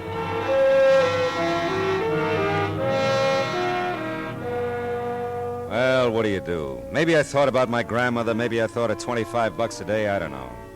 Whatever it was, I joined the inchworm anonymity that was the traffic line of the beach cities. Now, Venice is not a spot to which I normally gravitate, but there was something in Mrs. Phoebe Cardwell's distinguished old voice that told me this was not a Saturday for normalcy. The house was what used to be called a bungalow. And the ramrod little figure waiting for me in the doorway was what used to be called beautiful. Phoebe Cardwell, for all her 75 years, had worn well and knew it. It's just possible that I didn't make myself entirely clear on the phone, Mr. Marlowe, about Stevens. Well, he's your chauffeur and he's missing, huh? He was my chauffeur. It seemed like a very long time ago since I've seen him. You see, after Horace died in 1948, Horace was my husband. Oh. You see, after Horace died, Stephen stayed on to drive for the family who took our Pasadena house. Oh, he did this with my blessing, of course. Horace, rest him, left me very little, really. I say this with no malice, Mr. Marlowe, merely to point out that for me to retain Stevens was quite out of the question. Yeah, I suppose so. So I moved in with my younger sister, Matilda. She's visiting a friend at the moment.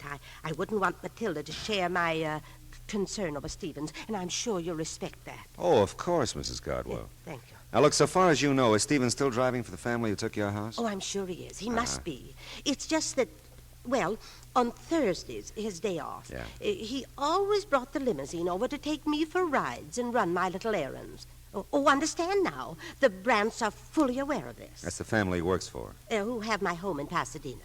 And Stevens hasn't been to see you in some time. In weeks, and not a word, you understand. I find it difficult to tell you precisely how I feel about this, Mr. Marlowe. Stevens is like a son to me. Perhaps he's ill or troubled.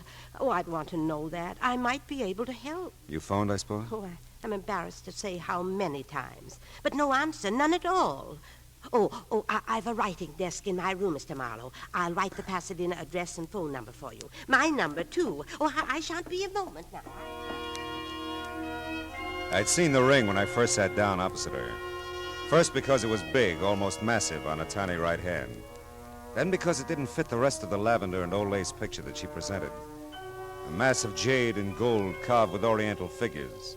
A foreboding thing that reeked quality of its kind and value. After she left, the vases jumped out at me from the mantel. Small, gold, and jade again. And as incongruously out of place as Phoebe Cardwell in Sister Matilda's bungalow. There. Now, that didn't take long, did it? Oh, not long at all. Oh, I like you, Mr. Marlowe. You'll find Stevens for me, I know. Well, I hope so, Mrs. Cardwell. And if I do, what'll I tell him? That I want to see him or hear from him. Stevens will understand. Yeah, well, Oh, dear. Huh? That's Matilda. Phoebe, I'm home, dearie. So I see, my dear. Mr. Marlowe, may I present my sister, Miss Reed? Miss Reed? With an eye like Wallace Reed. I'm sure, Mr. Marlowe. Oh, but maybe you don't remember Wally? Well, I tell you, Matilda dabbled in theatricals at one time, Mr. Marlowe. Dabbled in theatricals. I was in pictures in the golden era, Mr. Marlowe, when silence was golden. Oh, that Wallace Reed, yeah. Mr. Marlowe's in insurance, my dear, and some younger than we are. Did you see the covered wagon, Ernest Torrance? I had a big scene with him on the prairie, right by one of the wagon wheels. No, not first run. I'm waiting for it to come to my neighborhood theater. Matilda was a doll. Real live Cupid doll, but her role in this thing was strictly comedy relief. The drama, if there was any, was Phoebe Cardwell. A missing chauffeur that wasn't hers anymore, and the glaring memory of jade and gold that didn't seem to fit anywhere. Well, I missed the house on Orange Grove Avenue by 2 numbers, parked the car, and walked back. The old Cardwell place was set well back from the street, and its solid red brick looked big, important, and empty. Nobody home. Nobody home. At first, I thought there were 3 honey-colored Afghans on the lawn next door. But the one in the middle was talking to me. And as I walked closer, I could see she was by far the prettiest. And undoubtedly something more than man's best friend. The Brants are at Emerald Bay for the summer. I thought I'd told everyone. Yeah, well, I'm the one who forgot to ask you. My name's Marlowe. I'm Kip Harcourt. Margaret Really. Kip's for the reserve section. Hello, Kip. I've never seen you before. Yeah, well, believe me, I'm sorry. I believe you, Marlowe. Yeah, I got a first name. I like Marlowe. Oh. Forget about the Brants. Come on and play on this side of the hedge. I don't know the Pasadena rules. Same as Texas. No. Looks like we're going to have to move over. I'll give Stevens a raise for this. Thought you said nobody was home. Stevens doesn't count. He does with me. Don't move. I want to remember you like this always. You'll be back, Marlowe? This you know. Hey, Stevens. Stevens, wait a minute. I'd like to see you. Yes, sir? I'd like to talk to you about Mrs. Cardwell. Is something wrong, sir? Oh, no. She's fine. I'm Philip Marlowe, Stevens. Is there some place we can have a visit? We're upstairs over the garage in my quarters, sir. Come along. Mrs. Cardwell isn't ailing, is she, sir? Oh, no, looked fine when I left it less than an hour ago. Oh, I'm glad to hear that. Here we are. Come inside, sir. Hey, nice place you've got here, Stevens. It's a bit stuffy in here, I'm afraid. I've been closed up a few days. Oh. Now. Sit down, sir. Thanks. Say, Stevens, Mrs. Cardwell misses you, and you can drop the sir with me. Marlowe will do, huh? Well, I'll try, sir, Mr. Marlowe. But a habit of 20 years or so, you know. Sure. Now, Mrs. Cardwell misses me? Is that what you've come to tell me? Well, that's about all she told me, Stevens. I understand you skipped a few of your regular Thursday visits with her, and, well, she's concerned about you. Well, I must say that's generous of her. Of course, it's not been a few visits at all, Mr. Marlowe. I've missed the last 2 Thursdays, and for a quite legitimate reason. My employers, the Brants, have opened their Emerald Bay place. Yeah, so Kip told me. The Miss Harcourt, I mean. Mrs. Harcourt, sir. Oh, really? That's too bad. Is it, sir? Yeah. Well, look, Mrs. Cardwell seems like a nice old lady. You know what you mean to her. It's not just you she misses, you understand? It's a way of life, something she was part of and enjoyed. Status, I think they call it. You know, it can be pretty important, Stevens. I understand that, sir. Sure you do. You'll give her a break, I know. Call her now that you're back in town. You know, keep in touch, huh? Yes, Oh, excuse me. Sure. Don't leave, sir, please. There's something I'd like to ask you. Stevens seemed like a right guy. Anyway, I was wondering about Kip, Mrs. Harcourt. I had her figured all right, but not for married. I dismissed it to the back of my mind and started casing Stevens' little palace. It was nice enough in the brown to gray motif, neat, tidy, like Stevens, except for a bunch of packing boxes grouped in the corner behind the divan. And on top of them, 3 items that stopped me cold. A large bowl, a smaller one, and a long oblong box. All a mass of jade and gold carved with oriental figures. You admire oriental art, Mr. Marlowe? Not specially. Do you, Stevens? Not specially, sir. You said you'd like to ask me something. Yes, and if I may, sir, I'd appreciate a straight answer. All my answers are straight, Stevens. It's my questions that get tricky. I'll remember that, sir. Are you certain you've told me everything Mrs. Cardwell said about me? Very certain. Does it strike you as odd, sir, that she'd hire a man of your particular capabilities to deliver the simple message that she misses me? Matter of fact, it does, Stevens. Strikes me as very odd.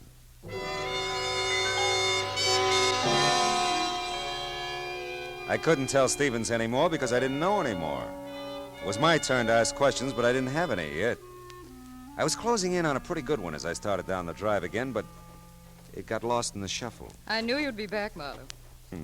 You always arrive unannounced, don't you, Mrs. Harcourt? Henry's in Balboa. You're here. Henry's out of his mind. Don't you want a drink or something? Yes, Kip. There is something I want. Well, come on. At the moment, a telephone. Come on anyway. You know, Marlowe, you're an odd one. Yeah, everybody says so, yeah. You're really coming into the house to use the phone, aren't you? Well, like I said, I'm an odd one, yeah. Where is it? To the right in the library. Thanks. Are you a friend of Stevens? Why? Because you're not a friend of the Brants. Yeah, well, I'm really a friend of Mrs. Cardwell's. Phoebe's? Why didn't you say so? Would it have mattered? Well, little. I lived next door to Phoebe and Horace for years. Here? Here. It's my house. Henry married my money. Poor Phoebe. Horace didn't leave her a thing. No one understood it. Leans against the estate as big as a house. Big as the Cardwell house? That's how the Brants got it. Mm-hmm. Is she still interested in art, or do you know?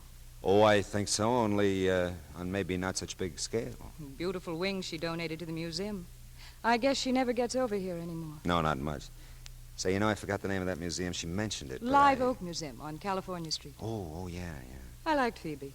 Tell her Kip says hi when you see her. Yeah, I will. You still want to use the phone, Marlowe?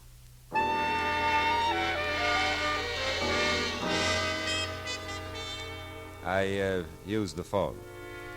I called Phoebe Cardwell, explained Stephen's absence, and gave her Kip's best. And the case was closed. All I had to do was wait for a check. But all of a sudden, I didn't feel very good about any of it. It was like a hangover. You know, I felt something should make sense, but nothing did. The jade and gold at Phoebe's, the stuff in Stephen's quarters that looked just like it. Was it hers? Did she give it to him? Did he take it? Questions I had, but no answers. I stood there at the window in Kip's library and watched a car pull to a stop in front of the old Cardwell place. Watched the thick little man get out and start to walk up the gravel driveway. I wasn't sure until he walked right past the library window. Then I knew I had the beginnings of all the answers. The thick little man was Fritzy Ott, one of the better fencers around town. And he was on his way to see Stevens. A minute later, Kip told me of empty servants' quarters over her garage. Another minute later, and I was there. The two garages weren't 6 feet apart. And there was lots to hear if you listened. I listened. But look, Stevie boy, you don't have it all. That's not quite the point now. Can you dispose of it? I don't know. Two things, Stevie boy. One, collection's a tough defense. Real tough. Two, this isn't the whole deal. But I don't understand. This isn't the whole deal. Some pieces missing. I've seen pictures of the Cinque collection. Some pieces are missing here. 2 vases and a ring, to be exact. Yeah, you're right. You got them? Well, not exactly. I might be able to get them. Look, I'm trying to tell you, Stevie boy. One, I'm not even sure I can fence the whole collection. But two, I ain't got a prayer of doing it if it's incomplete. Are you with me there? Do you understand that? Yes, I understand it. It might take time to obtain the other pieces. Then you better spend some time, Stevie boy, or we got no arrangement whatsoever. I tell you, I'll nose around, see what's the best deal I can get, providing you deliver the full treatment. You see what you can do about getting it, and we'll meet here tomorrow at noon. But I really don't think it. Oh, never mind. I've got to have the money. All right, tomorrow at noon. You didn't have to hang any signs on it. It was all there, or most of it was. The Cinque collection meant very little to me, but it meant money to Stevens and Fritzy Ott. I had an idea it meant something else again to Phoebe Cardwell. And I had another idea. The Live Oak Museum on California Street and the wing that Phoebe had donated to it. I couldn't risk the delay of a Texas rules bout with Kip, so I skirted the house and ran through the dust to my car. 5 minutes later, I stood in front of the words Live Oak Museum, Percival Wallace, director, open to visitors 9 to 5 weekdays, 9 to 12 Saturdays, 12 to 5 Sunday afternoon. Oh, nuts.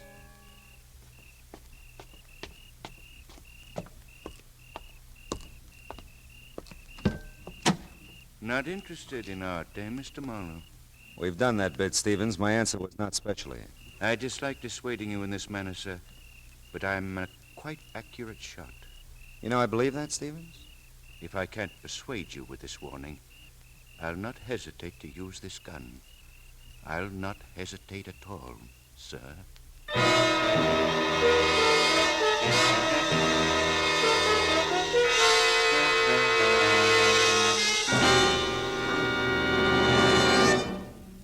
In just a moment, we will return to the second act of Philip Marlowe. But first, now that vacation time is here, our streets and highways are more crowded than ever. Don't take chances. Obey the traffic rules and drive carefully. The life you save may be your own. And now with our star, Gerald Mohr, the second act of Philip Marlowe, and tonight's story, The Dear Dead Days.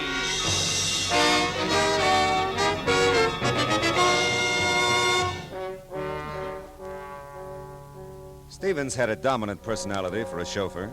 He could give orders as well as take them. And I'm not a man who's at his best staring down the nose of an automatic. Well, we told each other a very proper good evening, and he left me with my thoughts, which were several and urgent. I bundled them together and headed for the Times office in downtown L.A.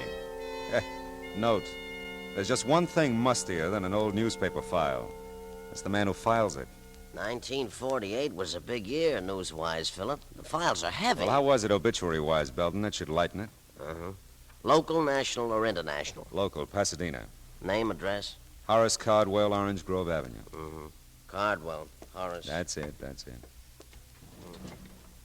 January 30, 1948. Page 1, Part 2.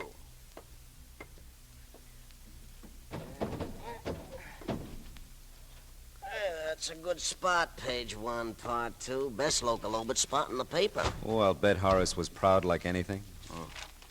Let's see here. Gandhi. Oh, here it is. Mr. Cardwell is survived by his wife, Phoebe Reed Cardwell, at home. Period. Nothing. Hey, Belton, you got one for her? Her? Phoebe Cardwell. When'd she go? She hasn't. She's somebody? She's somebody. Cardwell, Mrs. Horace, parenthesis, Phoebe Reed, close parenthesis, Triad Belden. All right. She could be more. She'll never make part 2, page 1 at this rate. Yeah, that's too bad, but read it anyway, huh? Born Waterloo, Iowa, June 7th, 1876. She's Gemini, Philip. That's wonderful. Will you just read? Oh, yeah. Okay. Married Horace Caldwell, so-and-so. Moved California. She was so-and-so. Oh, chairman of Art and Culture Committee, Live Oak Museum, Pasadena. That's it. Go ahead. Traveled extensively all over the world. Brought back many valuable paintings and objects d'art. Yeah, it's reasonable. To the museum. Most famous of which is Sing Woo collection of jade. And, well, that's about it, Philip. I love you, Belden. Thanks.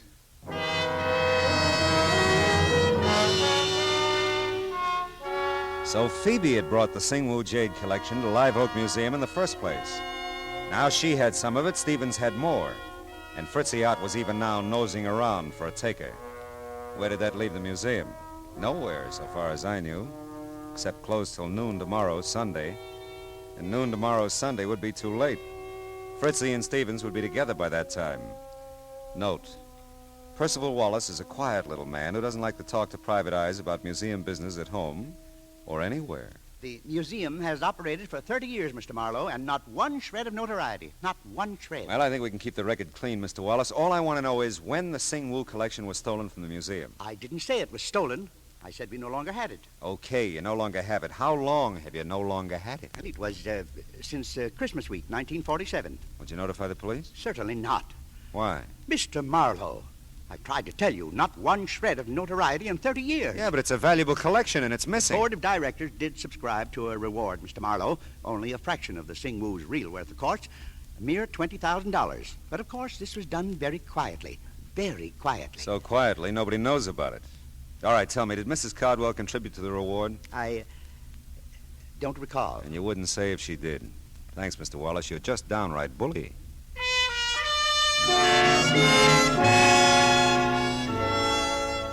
I got to Phoebe Cardwell's small bungalow in Venice in time to see a liveried limousine pull away from the curb. A few minutes after I got lost with the rest of the inchworms, the light-up-at-night variety, Mrs. Cardwell ushered me into the living room. When she turned on the lights, everything in the room jumped out at me again. The pink dogs, the blue cats, the souvenir pillows. But the most notable things in the room were the jade and gold vases that were gone from the mantel, and the jade and gold ring that was missing from Phoebe Cardwell's old hand. This is delightful, Mr. Marlowe. Genuinely delightful. Yeah, well, I was afraid it might be a little too late to call. Oh, ordinarily, yes. Oh, but not tonight. Why, you just missed him, Stevens. He came back and took me for a drive. I just this minute got home. Oh, that's fine. Oh, thanks to you, Mr. Marlowe. I'm so grateful. He hadn't forgotten about me, you know. No, he'd been busy. Oh, sure, yeah. I bet he has. I'm embarrassed not to have mentioned it sooner, but I have your money for you. Your fee. Oh, there's no hurry, honey. In fact, I've done so little that I... No, I won't hear that. I'll pay you in full, of course. All right. Say, this morning I was admiring your ring and the vases on the mantel. Were you indeed? Yeah. Well, I'm glad. They're quite nice, you know. Yes, they were. Did you give them to Stevens, Mrs. Cardwell? I beg your pardon? Did you give them to Stevens? Why, really, Mr. Marlowe, you surprise me. That is none of your affair, you know. I'm a curious fella. I secured your services to perform a specific task. You've done that. I certainly do not intend to discuss Stevens or anything pertaining to him with you, Mr. Marlowe. All right. We'll leave it that way, huh? Not a word of any of this to Matilda now. All right. Phoebe, dear. Oh, and Mr. Marlowe again. Yeah, I was just leaving. I told the girls at the club all about you, and I am right, aren't I? You are Julia Marlowe's son. Julia Marlowe, The actress, she played Barbara Fritchie for years. She did. Well, I'm sorry, but there are no Fritchies in our families for years, either side. Really, Matilda, Mr. Marlowe's busy. He was just leaving. Yes, wasn't I? Philip Fritchie Marlowe. Oh, 'twould have been a beautiful name.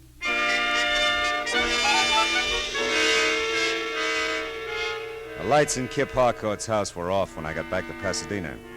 Those in Stevens' quarters above the garage were still on. It was better that way. I wasn't worried about Stevens' automatic anymore. There was a very good chance he wouldn't use it. Hey, Stevens, it's Marlowe. Open up. Apparently, I didn't make myself clear, Mr. Marlowe, sir. If you still want to try your aim when I finish talking, I'll be a willing target. Come in, sir. It's almost midnight. You're meeting Fritzy at noon tomorrow. We're going to have to work fast. I warned you to stay out of it, Mr. Marlowe. Now, listen, Stevens, hear this. I know about a lot of it, and I got some good guesses on the rest. Let's make a deal. I'll tell you what I know and what I guess. If I'm right, you can get in touch with Fritzy tonight. And if you're wrong? Well, if I'm wrong, one of us deserves to be killed. Go ahead, sir. Okay. Horace Cardwell was a wealthy man, a very wealthy man. He was a good businessman, and he loved his wife very much. That's right, sir. When he died, there was almost no money. A small amount maybe for Phoebe, but the house, everything in it, the cars, everything, went to pay off debts, liens against the estate. What else do you know? That Phoebe Cardwell contributed a wing to the Live Oak Museum. That she brought art treasures from all over the world to put in it, including the Singwu jade collection. That the collection's been missing from the Cardwell wing since Christmas 1947. Horace died of a cerebral hemorrhage in January 1948. And nobody wants to talk about who took the collection. Least of all, the people at the Live Oak Museum. And, what do you guess from all this, sir? That a man, even a very wealthy man, can run out of money.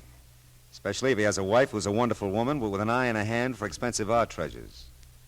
Phoebe's sick, Stevens. Kleptomania is an illness. I know, sir. It's been such a well-guarded secret. It took all Mr. Horace had to pay for the things she took. People to watch her, keep track of her. You know her, sir. He couldn't bear to get help for her, psychiatric help. Now, she needs money, just to live on. She has so little, and... You love her very much, don't you? Yes. Yes, I do.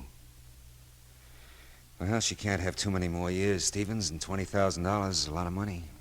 $20,000, Mr. Moore? Now, look, Stevens. You've called it a well-guarded secret. Believe me, it was, and it is. Even those of you who have been protecting Phoebe all these years haven't leveled with each other.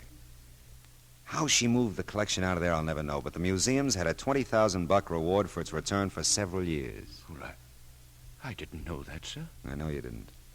And it suddenly dawns on me that Phoebe's been handing you the Singwu collection bit by bit ever since she, came by it. Maybe an appreciation for your years of faithful service, huh? Well, she said it might come in handy, sir, if I ever needed money. If I needed money, Mr. Marlowe. Yeah, I know, Stevens.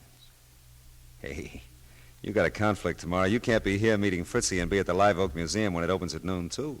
Well, I'll call Fritzy. Tell him our arrangement is off. And Stevens, can't you just see Percival Wallace's face tomorrow when he eyes the Singwu collection again?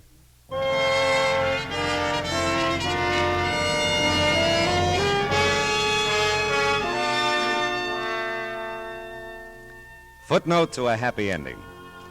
By 12:30 Sunday afternoon, the museum had the collection, Stevens had a certified check for $20,000, and we had an understanding that Phoebe Cardwell would suddenly discover that Horace had left her some money after all. $20,000 in a checking account that had somehow been overlooked till now. Oh, well, the rest of Sunday was all mine. And I stood at my window and looked down on 1,000 inchworms playing Follow the Leader. Back from the beach, the mountains, from Aunt Millie's, from anywhere. All kinds of people. Nice people. Not so nice people. Dames like Kip, whose husbands took trips. Sweet, harmless old ladies who took collections. Oh, well, where's that book? Oh, yeah. Now, where was I? Oh, yeah, here it is. She was the most breathtaking thing he'd ever seen. She lay back on the divan, stretched, and smiled languorously up at him.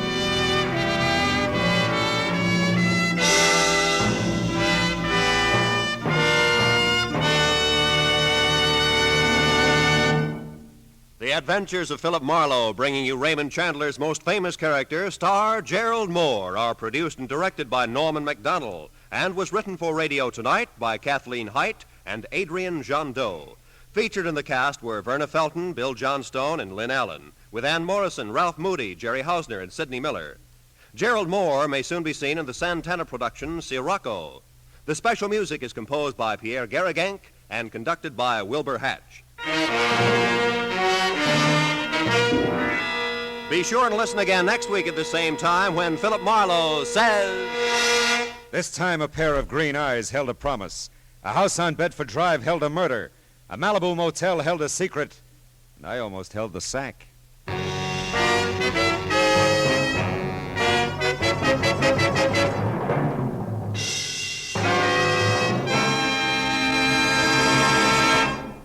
Songbird Evelyn Knight, a favorite CBS singing star, helps out vocally on The Mario Lanza Show tomorrow evening on most of these same CBS stations. Stay tuned now for Gangbusters, which follows immediately over most of these same CBS stations. Roy Rowan speaking. This is CBS. Hear Horace Hyde every Sunday night, the Columbia Broadcasting System.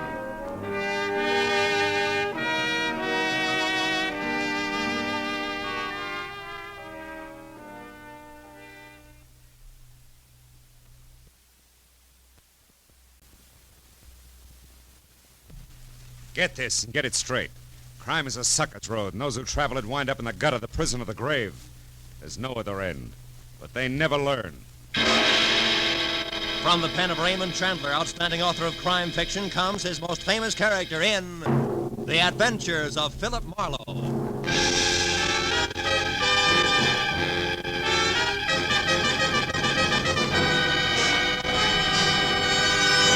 Now, with Gerald Mohr starred as Philip Marlowe, we bring you tonight's exciting story, The Final Payment.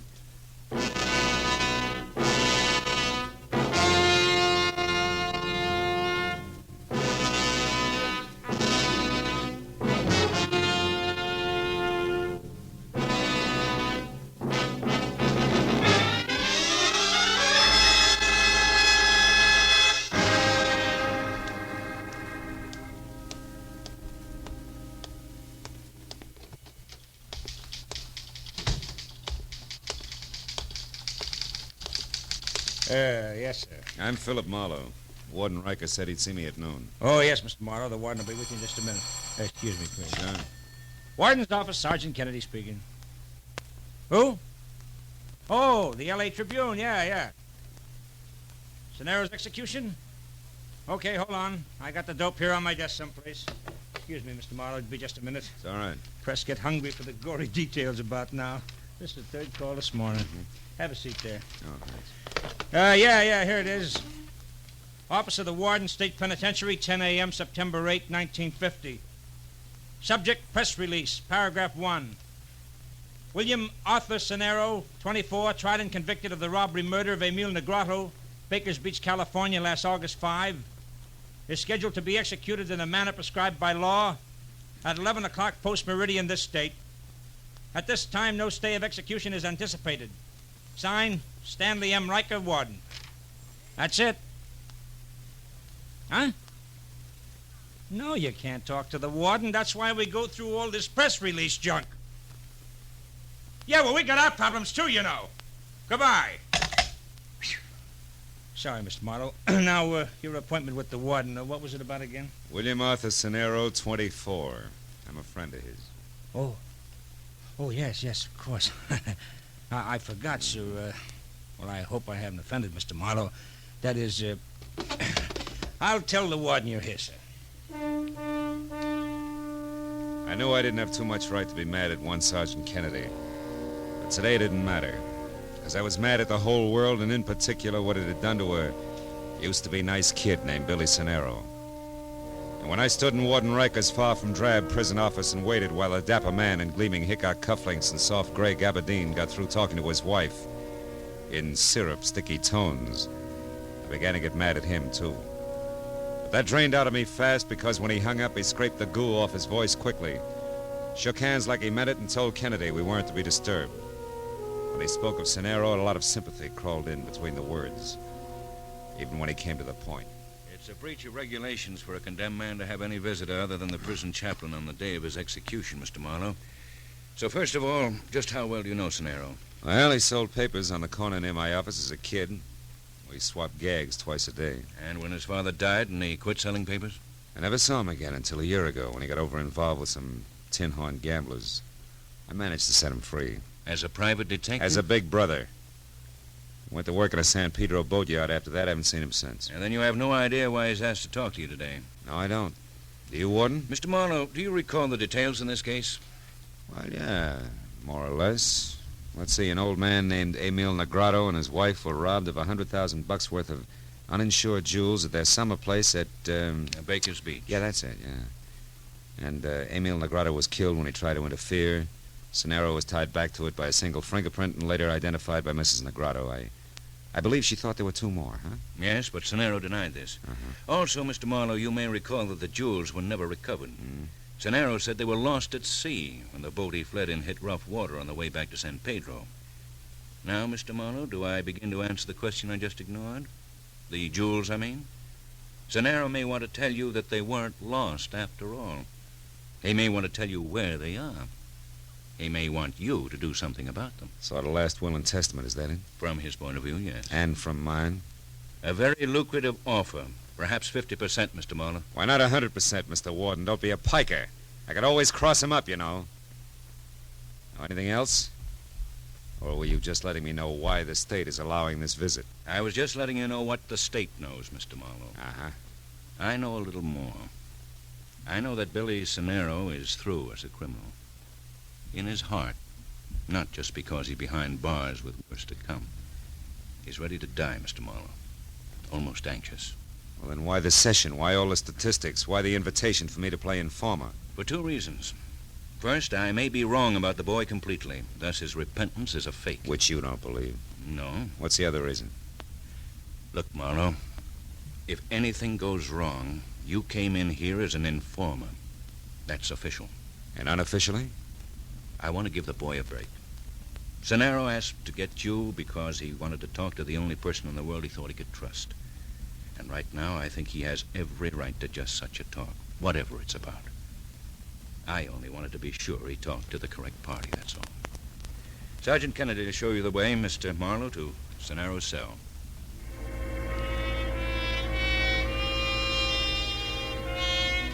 I was a bit confused. Riker seemed anxious to help Cenero over some rough hours, and yet at the same time he was shrewd. In no time he'd work me around to where I'd be the fastest, most courteous informer on record if Cenero was a fake. I thought. But I thought otherwise when I was alone with Cenero. I knew that the Negrado jewels did still exist. Mr. Marlowe, why are you looking at me that way? Do you understand what I'm asking, don't you see? Now, wait a minute, take it easy, Billy, a step at a time. Now, you say that the jewels never went overboard. No, huh? I never even saw them. That was a cock and bull story. And yet you want me to get them, to get the jewels, and return them to Mrs. Emil Negrado, is that right? Right. To Mrs. Negrado, the woman who identified me. The widow of the man I killed. Look, Mr. Marlowe, sit down here on the cot and listen. Okay. Now, where's the beginning, Billy? Last August 5th, there was me and the other two, a big red-headed louse named Jessie Tapp and a girl named Gloria Konkowski, a blonde with a little scar on the bridge of her nose. Jessie's girl, strictly flashy. We took my boat. It's a fishing smack, the Love Lady. We sailed from San Pedro over to Baker's Beach. I was the one who shot him, Mr. Marlowe. And the jewels? They were in a leather bag. Jessie had them. But after the shot, we split up fast and ran.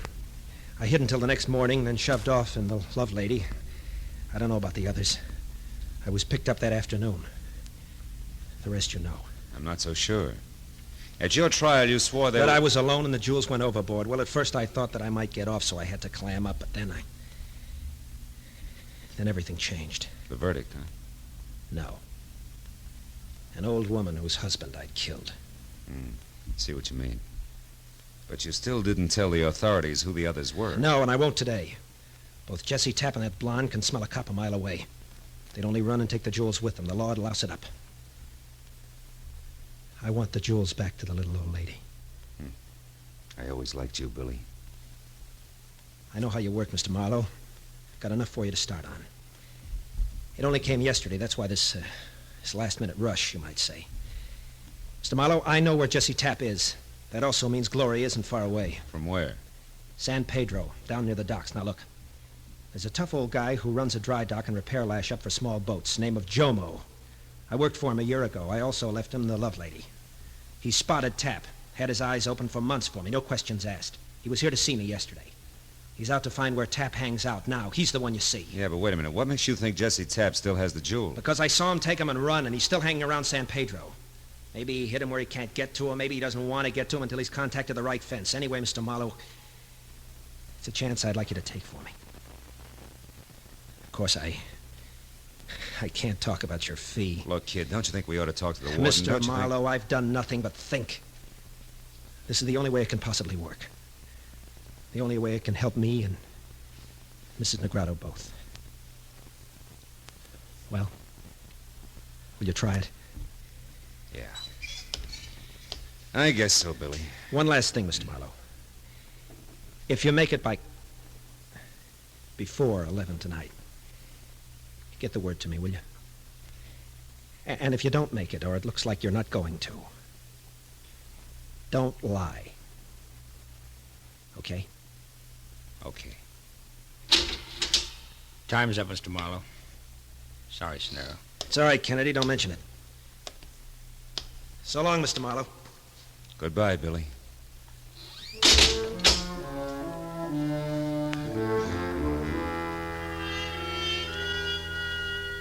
It took 5 minutes for me to walk back to the warden's office and 5 more to lie to him about what Scenaro had wanted of me. And another 10 to get outside and head toward my parked car. I was thinking about what the condemned man had told me when I suddenly realized I was in the middle of a busy street and right smack in the path of a speeding car. Hey, what's the matter with you? What is that? Hey, Mister, you all right? Holy You smoke. okay, huh? Yeah, I'm okay. Much obliged. I'll try to remember to look where I'm going next time. Yeah, these jerks figure every street's an Indianapolis Speedway. Yeah. And another thing, that geezer didn't stop either. I know. But if you're interested, I got a squint on him before. I was in that corner drugstore after a Coke, and while I was waiting, I happened to see this guy stand outside his car, and all of a sudden he got in it and took off. You mean he got all that speed up just from the end of the street? Tell me, friend, what'd he look like? He's tiny. Tiny like your pinky finger. Had elevating shoes on. Plus the fact he needed a shave. Say, you don't think it was purposeful, do you? Not an accident, I mean. I don't know. But either way, I'm much obliged to you, friend. Bye-bye. I made a mental note about the small man with big heels and a beard and let it go at that. Then I took one last look at the prison. It made me want to drive the 300 miles to San Pedro fast.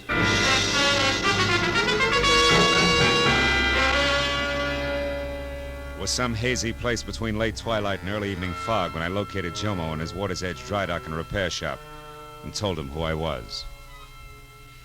I was fond of that Scenaro lad, Marlowe. I'm glad I can help him some way. That boat here was his, you know, the love lady. Mm-hmm. Putting her back in the water tonight. Love lady. It might be what he needed to keep him out of trouble at that. It's hard to say, Jomo. But look, I don't have much time. Do you know where I can get next to this Jesse Tapp? Aye. I followed him just this morning from a bar on 3rd Street. He's hiding out in a warehouse on Lookout Hill Road. It's shut down now. It won't open up again until... Hold it, Jomo. That noise, that came from out here. There's someone there, Mr. Marlowe? Oh. No, not anymore, there isn't. And there probably wasn't.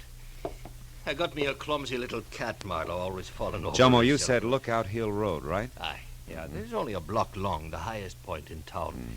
You just head straight up King Street to the top. You can't miss the warehouse. Thanks. Jomo. You have no idea what this is all about, huh? Well, I wouldn't say that, Marlowe. But you see, I don't let myself think of some things too much. I keep my mind on boats more than people. Easier to understand. Easier to repair, too. Good luck, Marlowe.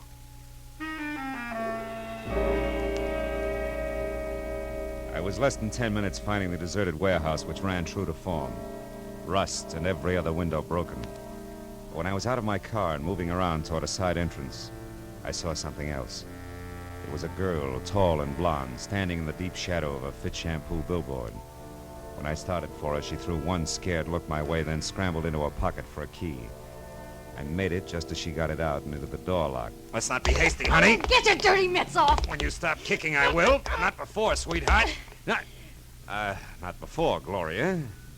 How do you know the name Bright Eyes? That cute little scar on the bridge of your nose. You should have ducked, kid. Not that it doesn't add character. Go soak your head. I don't know you. You should. Jesse does. Who are you, anyway? Name's Marlowe. Here to see your boyfriend Tapp per schedule. It's a business appointment, Gloria. Business? Oh, yeah, sure. Fence, huh? Yeah, fence, huh? Now, do we go up or throw pebbles at the windows until Jesse comes out? Which? We go up, now that I know who you are. You know, Jesse didn't mention you're coming. That's what I like about working with Jesse. Which way? Up these stairs. Mm-hmm. Kind of nice setup we got here, huh? Yeah. Sweet of the owners to let you have a key. Well, it wasn't exactly that way. Jesse had... Changed the lock, yeah, I know. Is that the door? One mark president? Uh-huh. Mr. Tapp's very own. Imagine Jesse as an executive. Funny, huh? Hey, Mr. Head of the firm, you got callers. Jesse! That jerk's probably asleep. That's the way I figured, asleep in a swivel chair. Hey, Mr. President, you got company. Hey, Jesse, come on, wake up. There's a guy here who wants... Jesse. What is it, Marla? What's wrong with him? Too much to fix, honey. Head of the firm, Jesse's been shot to death. No business as usual today. Dead. How do you like that? Not much. Now, maybe it's you I do business with, huh? What are you talking about? Now, look, I never like to get into money matters with dames, but now I'm stuck. So let's get to work, you and me. Where are they, Gloria? Where or what? Come on, you coy little jerk. The Stones, Negrado Stones. I want to see them. I don't know where they are. He would never tell me. Ah, don't lie. You were his girl. Listen, mister. Ever since I met that guy, I've been living on double talk and slaps in the mouth. I spent my nights dodging my own shadow. I'm glad it's over. Well, why'd you stick? Because of them Stones. I knew I had him hid someplace. Figured maybe they'd get us away from here after all. He kept saying he had to wait till the time was right. That's all he'd ever say. Even to me, his girl. You know, with that talent, you ought to be in pictures, kid. Yeah? Believe me, mister. I learned the hard way not to try to pin Jesse Tapp down. You do whatever you want. I'm getting out of here. Before the act. Just a minute. What? Somebody did this, baby. I can name 20 who'd been tickled pink. Yeah, but I took a lot of chances setting up this deal to move those Negrado jewels. I wouldn't want to be edged out now by cheap competition like a squirt and build up heels. What's that? Nothing, a swing in the dark. Excuse me. Sure. Now you excuse me. It's strictly your problem, sucker. I stood and watched her as she walked away. I didn't know just what my next move should be, but then it hit me. Whoever had killed Jesse Tapp would go for her next. So when she hailed a cab at the foot of the hill, I ran to my car and I started after her. But by the time I got turned around, a switch engine playing shuffleboard with a string of boxcars cut in between us. When that was over, Gloria was gone.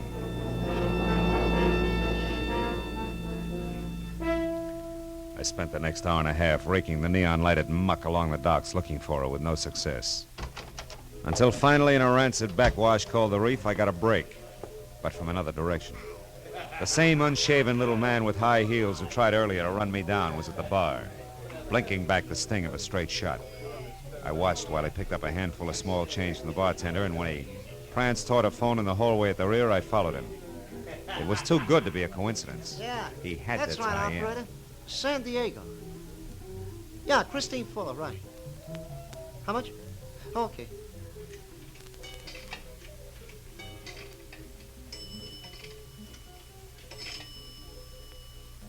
Hello? Hello, Christine?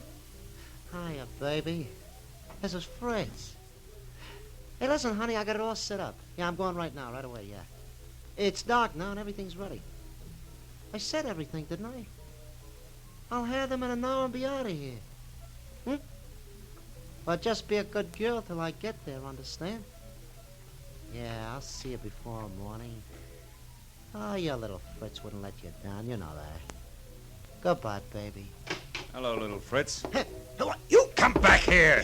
Hey, what is this? Who are you? Guy you tried to run over this afternoon? Hey, now listen, Slim, there must be some mistake There here. isn't. You just made it when you knocked off Jesse Tapp. And now that I got you, little Fritz, I'm going to shake you up and down until a lot of answers or a lot of teeth start dropping out of you. No.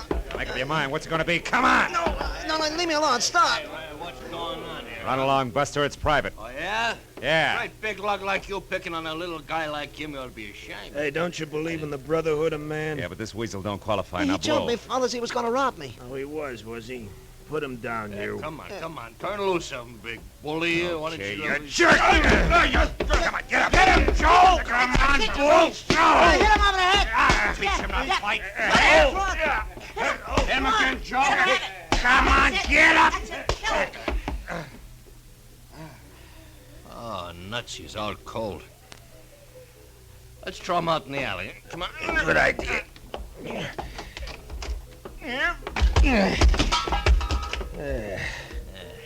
Hey, where'd the little guy go? Hey, he baited. Oh, you'd think he'd stick around long enough to buy us a drink, wouldn't you?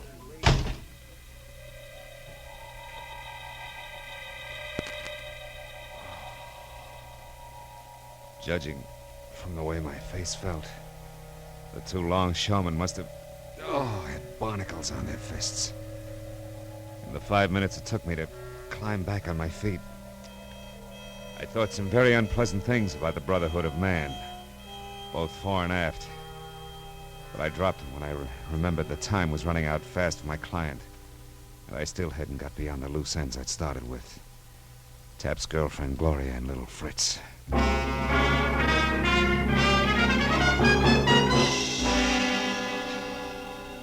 It was a hunch that took me up the hill of the old retired warehouse again. I parked a block away and started toward it on foot when the glow from a lonely cigarette said that it wasn't quite as deserted as it should have been. The cigarette belonged to a woman who was someplace under a lot of makeup. Wow. Interesting evening. You asking me or telling me? Well, either it is, it has been, or it could be. Take your pick. You look like a bright boy. Hey, you look like you fell into a meat grinder. No, just a philosophical discussion. Oh? Nice view from here. Not too bad. Girl like me needs a view once in a while. Keeps the past from crowding the future. Can see the whole waterfront from here without smelling it. Yeah. That's great, huh? Now, look, you haven't seen anybody hanging around here in the last few minutes, have you? You kidding? Nobody hangs around this old dump. It's the first time I've been up here in a month. Nobody's hung around here since old Tom died. He used to be the night watchman. Now, there was a lot of laughs, poor old Tom. He had that upstairs room, that one up there. Mm-hmm. And he's a Tom I've been... Hey, that's queer. That's real queer. Look. What? Oh, a telescope. Mounted on the windowsill. Yeah, old Tom never had a thing like that up there. Who do you suppose put it there? I know who, honey. My question is why? A telescope. Well, it seems to be pointed down there toward the small boat anchorage. Yeah. Where a certain boat was in for paint and repairs. Tap could watch every step from here, and when the job was done... Holy smoke, it could be. Thanks, baby. You've been a big help. Sure. All things to all men. Have fun, Sonny.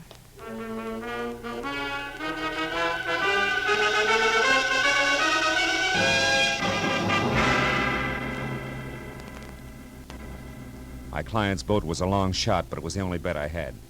And it stayed a long shot all the way down to Jomo's dock. There the odds began to drop fast to even money when I heard the motor running and found the door to Jomo's boathouse half open. It became odds-on when I eased inside and stumbled over Jomo himself, stretched out unconscious on greasy planks like a beached bull whale. I stepped over him, got my .38 in hand, and edged out along the catwalk to the open dock where the boat scraped restlessly against the fenders. There were no lights except for a tiny spot no bigger than the hole in a candy lifesaver that probed frantically along the seams inside the cabin. It was little Fritz with a shielded flashlight, intent on finding something fast. I stepped into the boat, deliberately kicked over an oil can and crouched. The light went out. Who's there? Somebody out there? Well, speak up. Throw your gun over the side and stand real still. Do it now, little man, or I'll blow you in two. Oh, no, wait. Yeah. Who are you? It's me, Fritzy Marlowe. So Tap hid the stones right here on Bill Sonero's boat, huh? Yeah, that's right. They're still here. Fortune. Hey, look, fella, if we play it smart, there's plenty for both. I want a few things straight first. Correct me if I'm wrong. Tap hid the jewels aboard here after the robbery without Sonero's knowledge. But after Sonero was caught, he gave the boat to Jomo, who kept it locked up inside there. Which meant that Tap had to wait until Jomo'd finished his repairs before he could get back the stones again, huh? Yeah, that's right. They were too hard to handle anyway. They had to be hid someplace. They were safe here, so why stir up another fuss? What else you want to know? Are you going to explain to your little sugar in San Diego that Christine Fuller you cooed to tonight when you don't show up for a few years? Marlowe, we can do business. And another thing. How'd you get into this act in the first place? I got ways, like a couple of friends on the inside. Oh, that figures. One of them must be on the inside of the state pen. That's how come you hooked onto me so fast with that car. Who is it? A guard named Kennedy. He's a pig, a cut-rate chump. And the other friend? Is behind you with a gun. Don't Oh, move. fine. Oh, that's my baby. I'll take your gun now, Mr. Marlowe. Oh! Stop it. Put it away, Fritz. Did you find the stones? Not yet, but it won't be long now, sugar.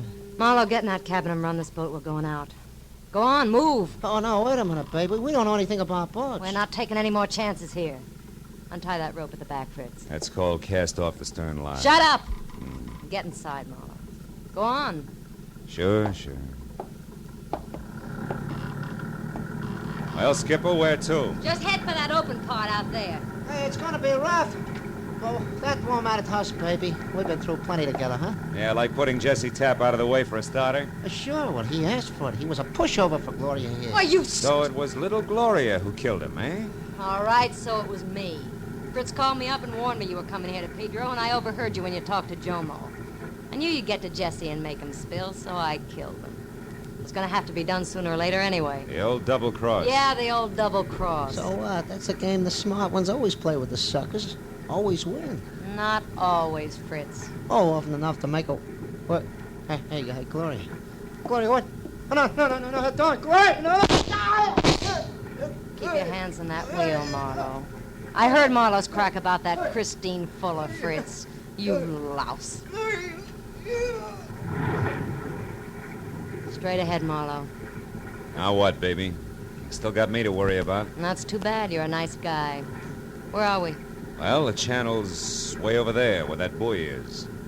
That means that a big rock pile called the breakwater is right off our starboard bow. If I don't turn, we'll hit it, and I'm not Those turning. rocks, Marlowe!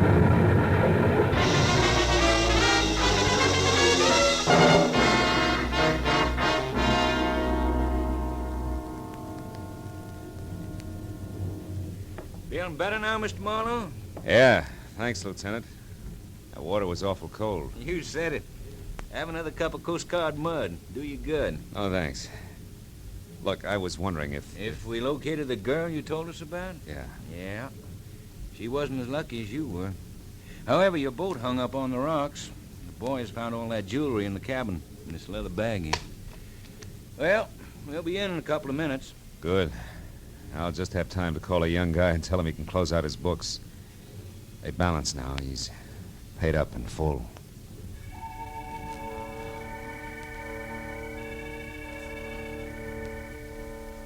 When I got through to Warden Riker, told him all that had happened, and gave him the message for Billy Sonero, he thanked me and said the kid was facing 11 o'clock like someone who had the weight of the world lifted off his back. A back that should have been part of a football team. A back that should be tanned from the sun at the beach. A back whose arms should be around a lovely girl. A back knelt in prayer for a better world. A back...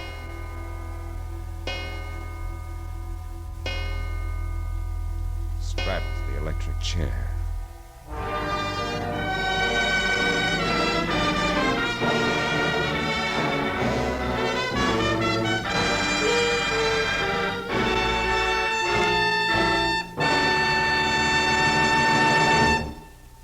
The Adventures of Philip Marlowe, bringing you Raymond Chandler's most famous character, star Gerald Mohr, are produced and directed by Norman MacDonald and written for radio by Robert Mitchell and Gene Levitt. Featured in the cast were Wally Mayer, Bill Johnstone, David Ellis, Tom Holland, Larry Dobkin, Doris Singleton, Lou Krugman, and Michael Ann Barrett. The special music is composed and conducted by Richard Arant.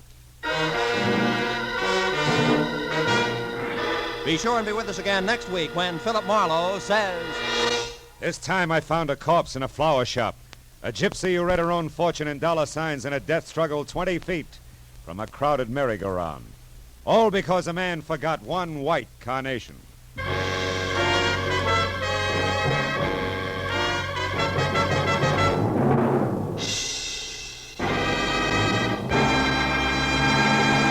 Grand Central Station, the very name itself creates a tingle of excitement. Grand Central Station, that busy, gigantic railroad terminal where every day hundreds of vital human dramas occur. It is these human dramas you hear every Saturday over most of these same CBS stations. This is Roy Rowan speaking. And this is CBS, where you also enjoy Junior Miss every Saturday in the daytime on the Columbia Broadcasting System.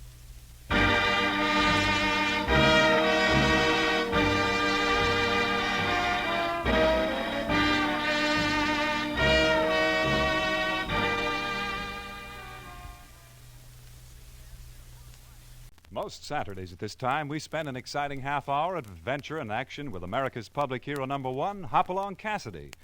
Well, even two-fisted cowboys take summer vacations when they can, and Hoppy is no exception. But Hopalong and Topper will be back with us riding the CBS air trails again 4 weeks from tonight, September 22nd. Get this and get it straight. Crime is a sucker's road, and those who travel it wind up in the gut of the prison of the grave. There's no other end. They never learn. From the pen of Raymond Chandler, outstanding author of crime fiction, comes his most famous character in The Adventures of Philip Marlowe.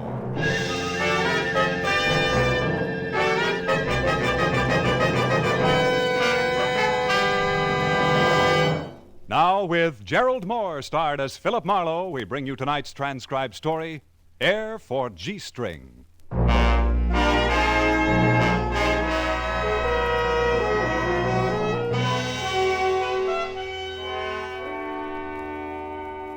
There's nothing really wrong with a hot summer.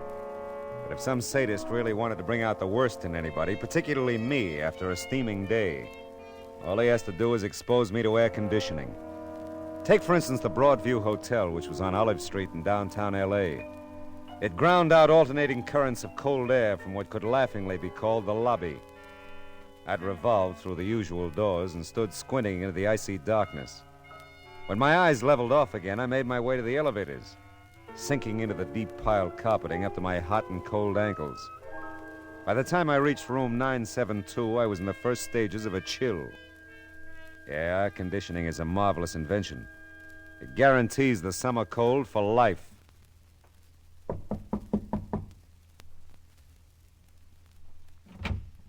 Oh, you're Mr. Marlowe? That's right.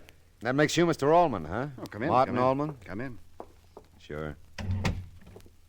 Yeah, you're nothing like I'd pictured you, Mr. Allman. Sit down, please, Mr. Marlowe. Pictured me? I don't understand. Well, all my life I'd heard about Philadelphia lawyers. Somewhere along the line, I drew up a mental 8x10 of a... Yeah, well, it doesn't matter. You just don't look the prototype. Perhaps that's because I'm only a junior partner in the firm, Mr. Marlowe. Yeah, maybe that's it. You know, it's an odd thing about prototypes, Mr. Marlowe. They'll trick you. Oh? For example, I've always had the idea that men in your... Well, I'll call it a profession. That's nice of you. That men in your profession always wore trench coats. Yeah, well, that's because Bogart looks so good in them. Yes. Well, about our business together.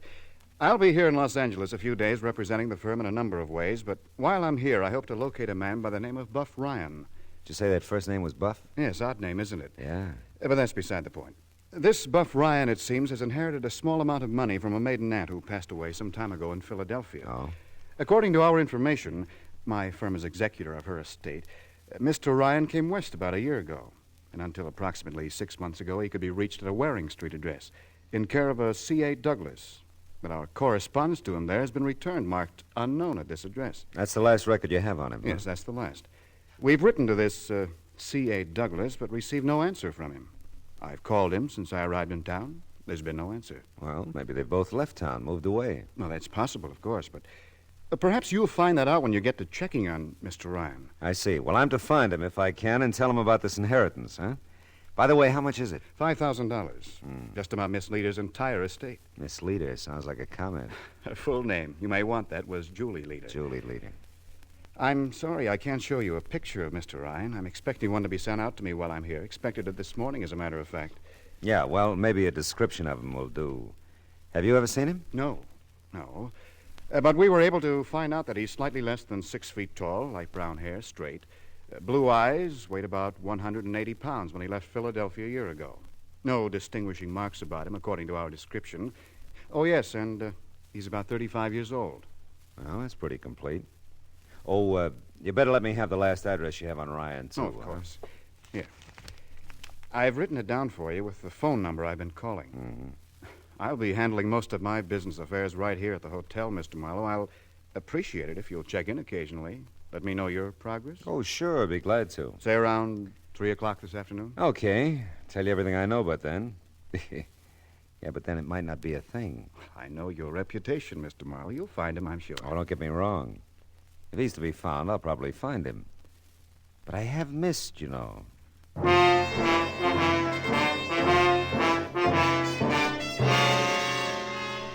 Just why I should want to rock the confidence of a Philadelphia lawyer, I don't know. Maybe it was because Martin Allman, for all his conservative Brooks Brothers attire, looked too much or not enough like what he was supposed to be. Maybe it was because the East Los Angeles address he'd handed me for Buff Ryan was a cinch to be 30 degrees hotter. It was, too. Waring Street was lined with gray little houses surrounded by small gray lawns dotted with straggling gray trees. The color scheme was the direct result of long years of constant neglect. I knocked a long time on the door of the C.A. Douglas residence. The porch was littered with old papers, an assortment of throwaways and leaves. The only response I got was from a scrawny cat, also gray, who leaped up on the porch rail to spit and yowl at me. I yowled back and walked off the porch in the general direction of my car. That's when I noticed a smaller, grayer house behind this one, on the same lot. And I thought I saw a curtain at the front window move slightly. The cat dogged my steps back to see.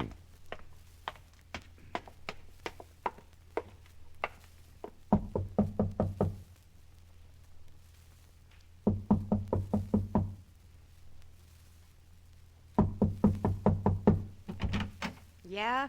Oh, pardon me, but I'm trying to locate C.A. Douglas. Does he still live in the house in front of you? I don't know. I haven't seen Mr. Douglas in quite a while. Oh. You think he moved away? Maybe. I don't know. How would I know? I don't know. Well, look, I'm in kind of a hurry. I'm getting dressed to go to work. How long have you lived here? What difference does it make? Did you ever know a guy named Buff Ryan? Of course not. Why, of course not. Why not just know? Listen, I don't know hardly anybody, and I don't know you, and... now it's the phone. Go away, will you please, mister? No. No, I don't think Hello? I will, honey. She was tall, very blonde, very good to look at. A fresh blue housecoat wrapped around just the way it should. And even after I entered the spotless little living room, the faint aura of her cologne lingered on. I couldn't tell anything about the phone conversation she was having in the next room, but I could tell a lot about her by the several scantily clad pictures of her that greeted me from various points of the room. Yeah, I could tell a lot about her. Hey, what's the idea? You just can't walk in here. Do you want me to call the police? Not especially. I was just admiring your pictures. So? Yeah, you have exceptional handwriting. You're pretty nosy, aren't you? I particularly like this sample where it says, "For Buff, darling, my love, Blossom." Listen, mister, I got things to do, so run along. How long have you known Buff, honey? You think I'm kidding about calling the cops? Well, I do it all right, only Only what? I'm due downtown at work. Oh, honest, mister, I'm not going to talk to you anymore. You got no right to ask me questions about anything. And nothing says I got to answer. That's right, honey. You sure don't. Now, where's Buff? I don't know. I'll drive you downtown and you can tell me all about it, huh? You're driving me nowhere but out of my mind. Now, look, I got good news for your boy. He'd want to see me. Get out. Okay, Blossom, okay. What time's your first show? 2 o'clock. How did you know? Yeah, I read the papers. And occasionally I've been known to contribute to the cultural progress of Los Angeles. You know, save the burlesque houses.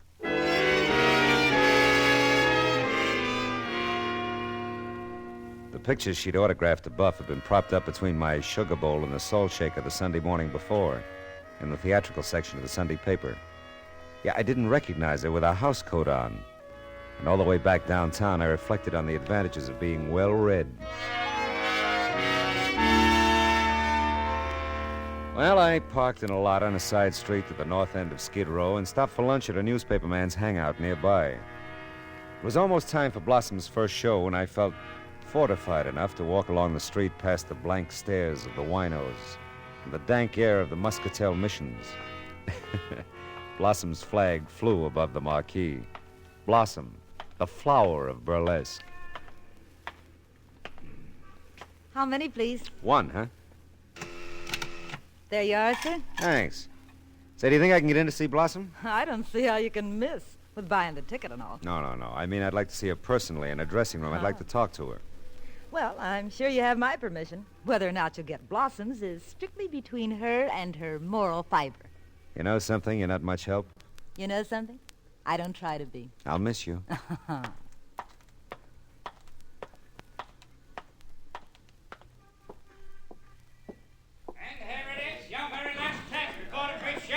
I'm about to pass among you with these boxes of delicious chocolate candy with the nuts inside. And don't forget with each and every purchase, I beg your pardon, sir. Yes, sir, thank you very much. With the purchase of every box of this delicious chocolate candy with the nuts inside, our very special offer, a genuine gold watch with each and every purchase. He wasn't going to make a killing exactly. There weren't more than 6 guys in the place. I wandered down the side aisle toward a door to one side of the stage and pushed through it. I found myself in a dark, narrow catwalk of the hallway. The show's gonna be out front, Mac. You guys can't come back here. Well, this guy did. Where can I find Blossom? Out front. About 10 minutes. I'll wait for her back here, thanks. Look, I can make myself clear if I had got I wish you would. Your lighting system's very bad back here. The lights out front where it counts, Mac. Come on, get Take out it of here. easy, fella. This is business. I don't like being pushed. A lot can happen you won't like if you don't get out of here. You two, you're causing too much commotion. Now get out front where you belong. Yeah, that's a good idea. Now, look, I don't know who you are, Well, but I can clear that up for you quick, friend.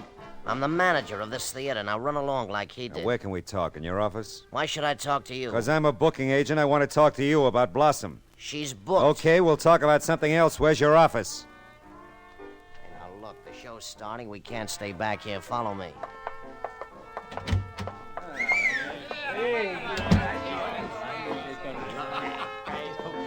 Hey, Jerry. You sure have a bunch of art lovers in the audience. Sure. It's a class show.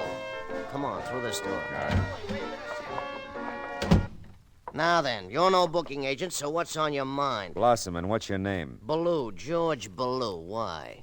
Would it mean anything to you if I told you that Buff Ryan's Aunt Julie died in Philadelphia and left him $5,000?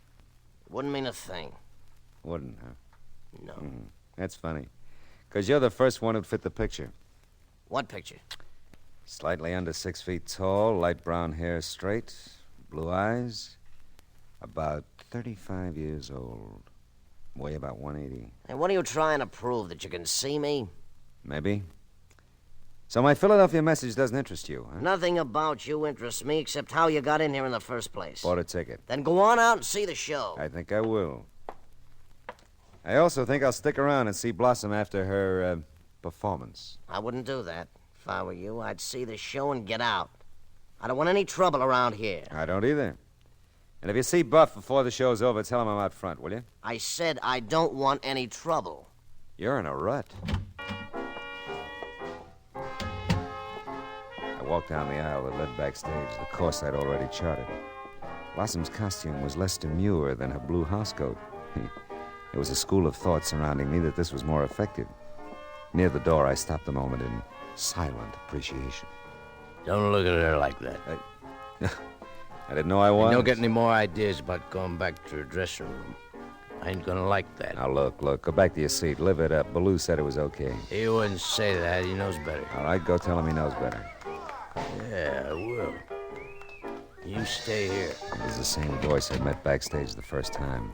The same pungent odor of muscatel. And before he'd lurched back up the aisle, I'd had a good look at a twisted face and a pair of watery blue eyes. Backstage, I waited for Blossom's act to conclude. It did. Oh!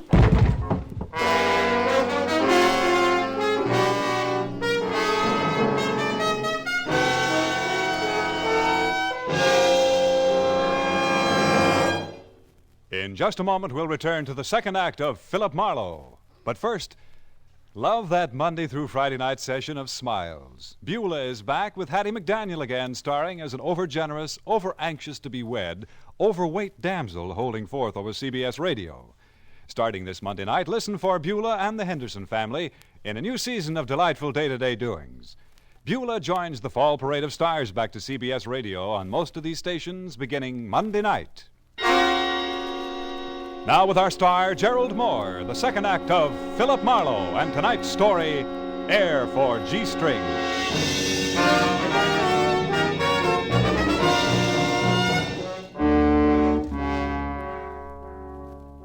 I couldn't have been out long. About 8 bars of imagination unless I'd missed a full chorus. At some point, I was fuzzily aware of being carried sack-style somewhere, then being dropped not too gently onto a set of the noisiest springs I'd ever heard. This music lulled me for a while, and then I heard a door slam, and my head rolled off on the floor and broke. Come on, Marlowe, you're not dead. Is that official? How'd you get in here, anyway? You wouldn't believe me if I told you. I hardly believe it myself. You're not supposed to be back here. I know. I've had that pointed out to me several times now.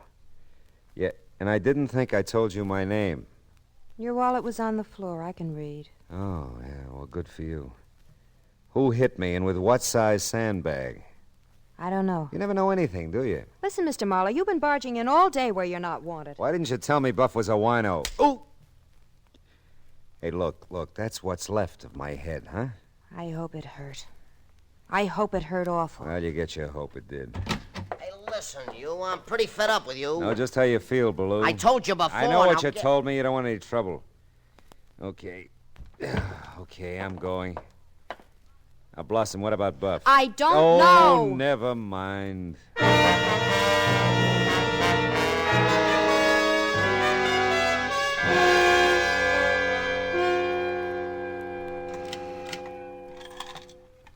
Now, don't tell me you want another ticket. Not me, kid. I've taken the cure. How is your moral fiber? Like Gibraltar. You know a guy named Buff Ryan? For free, I don't know my own mother. You don't, huh? Mm-mm. See your point. Here. Here's mine. Memory getting any better? It's clearing up a little. Thought it would. Well, when he ain't here, which he ain't right now, he's usually at Mother Morris's. That's for one. Mother Morris's, huh? Mm-hmm. Flophouse, 3 doors down.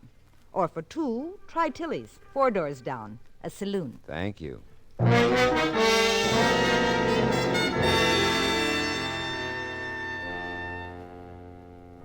Mother Morris couldn't help me, lovable old lush that she was. And a penetrating search of the 25-cent bed she sold revealed a lot of things. But no Buff Ryan. Tilly's downstairs next door didn't look very promising at first, but that was before I saw the twisted face with the watery blue eyes at the far end of the bar. Beside him, the unofficial dean and philosopher of Skid Row, J. Fenton Prentice. I started toward them, but a cordon of winos surrounded me before I could reach him. That's him, Prentice. That's the one. Yeah, Prentice, I'm the one. Will you call the brothers here off, make them breathe in another direction, and let me talk to Buff? We're a close association here, Mr. Marlowe. Outsiders are not welcome. Oh, come on, Prentice. You know me well enough. Perhaps, Mr. Marlowe, but we know each other better, my associates and I. My young friend Buff here quite obviously does not wish to talk with you. We're merely respecting his wishes in our own way. Oh, come on. Look, this is cockeyed. Maybe this isn't the place to say it, but you've inherited money, Buff. That's all I came to tell you. Really? Yeah? Who died? Your Aunt Julie.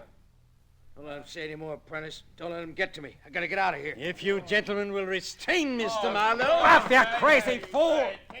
Listen to me. There's a lawyer here from Philadelphia to see you. He's at the Broadview. Will you, for heaven's sake, get in touch with him? Listen to me. They will, son. They will. The lawyer's name is Martin Ullman, you idiot. Go see him. Let go of me, you stupid dolts. Yeah. Thanks, Prentice. Nothing. Buff was nowhere to be seen when I hit the street. Didn't matter. It was 3 o'clock. I delivered my message from Martin Ullman. Buff could take it from there. No, I may be wrong, but most guys like to inherit dough. Still, you can never tell with a wino. And Buff was, as they say, bona fide. Martin Ullman was glad to see me. That was a nice change of pace. I told him all I knew. Didn't take long. I'm afraid you've had quite a bad experience, Mr. Marlowe. I'm sorry. I'm sorry, too. Oh, by the way, this picture arrived. Special delivery from Philadelphia about an hour ago. Oh? Is this the reluctant chap you tracked down? Let me see that. Oh, yeah, that's Buff, before Muscatel. Well, you've done a fine job, Mr. Marlowe. I made your check out for you. Thanks. So you going to try to get in touch with Buff yourself? Perhaps. Not personally, of course. You're certain that Waring Street address, the little house in back, should reach him? Yeah. Or I suppose you could get in touch with him through Blossom at the Burlesque Theater. Mm-hmm. Well, we've done all we can for now. Unfortunately, I've been called back to Philadelphia. I'm taking a plane out in an hour. Well, what about Buff and the inheritance? Well, now that I know he can be reached, we'll mail it to him. After all, we can't force it on him, now can we, Mr. Marlowe? No, doesn't look like we can. Yeah, well, he's all yours, Mr. Allman. Martin Allman seemed satisfied that we'd done our job. So I left wishing someone would come up to me and tell me Aunt What's-Her-Name had left me 5,000 clams. When I got back to my car, I had it all figured how I'd go home and forget what Martin had called quite a bad experience. One look inside my car told me it wasn't going to work out that way at all. You weren't as long as I thought you'd be, Mr. Marlowe. How'd you get here from Skid Row, Prentice? Fly? I always taxi. How nice for you. After you left Tilly's, I fell to thinking, Mr. Marlowe. Quite a fall. It occurred to me that perhaps you were telling Buff the truth all the time. I was. That's not important now, is it? Oh, yes. I should say it's quite important. Really? You mustn't be too hard on Buff, Mr. Marlowe. He's like most men on the row. He probably has his reasons for running. Running from life, perhaps. Running from himself. Or others. Are you trying to tell me something, Prentice? Now, that would be presumptuous of me, Mr. Marlowe. Temper justice with mercy. That much I say to you. I tell you, Buff Ryan is running. And with reason.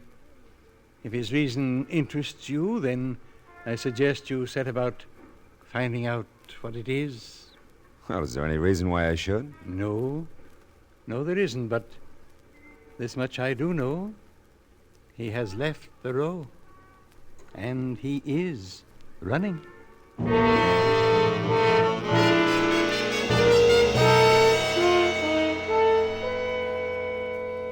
I saved J. Fenton Prentice's taxi fare back to what he affectionately referred to as the row. Yeah, he wouldn't have followed me if he hadn't wanted me to know something peculiar about Buff. And yet, his odd code kept him from telling me himself. I knew that code well enough to know that it had something to do with the police. Yeah, well, like I say, I'm a curious fella. Oh, now, Phil, is this a big-time or small-time crook, this Ryan? He's pretty small, Sergeant Mooney, if he is one. Aliases? No, not that I know of. Well, we'll try Ryan just for size, huh? Buff's a crazy name. He's a crazy guy. We'll have to look for it in the moniker file if we don't have it here. Hold it here. This your guy? Where? Oh, yeah. Yeah, that's it. Let's see that, will you? Take it out of there. Yeah. Let's see, not much of a record. Suspect, armed robbery charges dropped. Suspect, extortion charges dropped. I wonder why they bothered to take his picture. I don't know. Aliases. Buff Ragland, Bob Rutledge, C.A. Douglas. Hello. What? Takes care of one question mark. Does it? Yeah, take my word for it, kid, it does. Let's see. Last question in connection with the slaying of Julie Lee to Philadelphia. Wait a minute. Aunt Julie, holy smoke.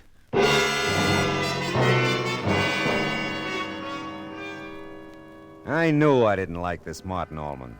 I didn't bother to check his record. I got the picture. No wonder Buff ran from me like the plague. Martin had suckered me into setting Buff up for the kill. Marlowe, the finger man, that's great. Well, I got back to the theater and practically nothing flat. Yanked Blossom practically off stage, shoved her into my car, and drove like mad to the little gray house behind the little gray house. Prentice said Buff had left Skid Row. If he wasn't on Waring Street, he might be anywhere, including dead. Martin was paying off a cab driver in front of the house. Blossom cued me to the alley entrance and back. Please, God. Please don't let anything happen to him. Don't crack now, honey. We'll make it in time. If you just let us in. He's got to, Mr. Marlowe. He's my husband. Okay. Take it easy, baby. Stand away from him, Blossom, or I'll kill you, too. No, Buff, no. Now, listen, Buff, Martin's coming in the front. You can't waste time with us. I don't believe you, Marlowe. You're part of the deal. Hey, what is this? You should have listened to me, Buff! I'm sorry, Blossom. I had to. He's all right. He's just out. Now, Allison, you got to answer that front door. No. Answer it! I'll be right behind the door. He won't do anything to you. Just let him come in. But I'm afraid. So am I. Come on. Oh, how do you do? I was looking for a gentleman by the name of Buff Ryan. I'm an old friend of his. I understood he lived here. Yes. Yes, he does. Is he at home now? Yes. Won't you come in? Oh, thank you.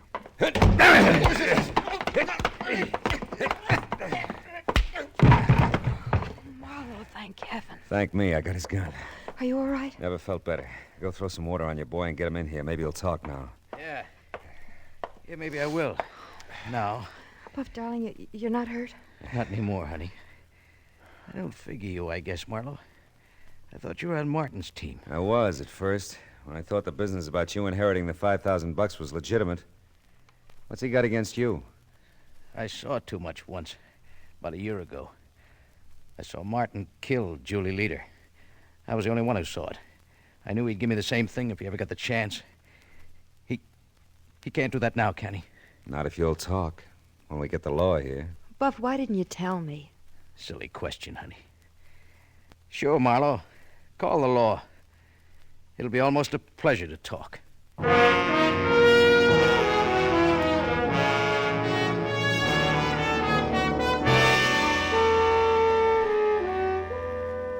So much for that. Buff and Blossom are doing fine. Every once in a while, we sit in the third row and yell down in front. Yeah, he's got a good job now. And soon they'll have enough for the traditional vine-covered respectability. Oh, by the way, he's taken to wearing Brooks Brothers type suits. You know what? He looks just like a Philadelphia lawyer. How do you like that?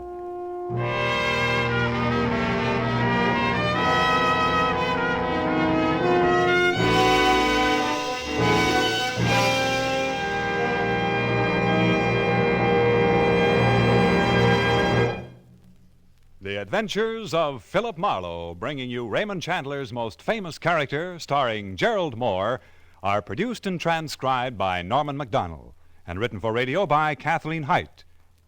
Featured in the cast were Jack Moyles as Buff Ryan, Michael Ann Barrett as Blossom, and John Stevenson as Martin Allman, with Sidney Miller as Mr. Ballou, Norman Field as J. Fenton Prentice, Grace Leonard as Gloria B., Sergeant Mooney is played by Jack Crucian.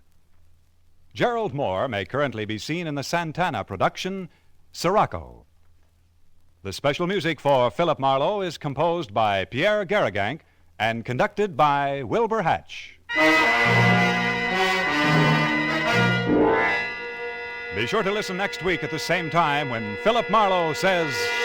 This time she was lovely and I was engaged. Engaged to help a beautiful shepherd who had a flock of trouble. We found a lost sheep and something else she didn't know she lost.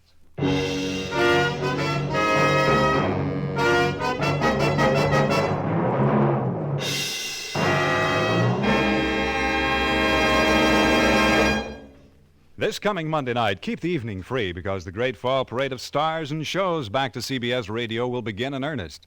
Enjoy suspense moving into Monday evening, Raising the Curtain with William Holden in the leading role of a brand new spine tingler. Enjoy Lux Radio Theater's The Mudlark, starring Irene Dunn and Sir Cedric Hardwick.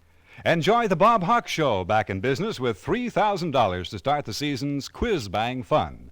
Yes, they're all coming back to CBS Radio this Monday night. Yours on most of these same CBS stations.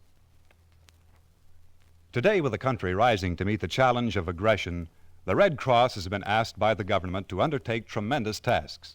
By giving generously to the Red Cross, you'll help mobilize for the defense of your families, your community, and the nation. Give as much as you can today. Clarence Cassell speaking.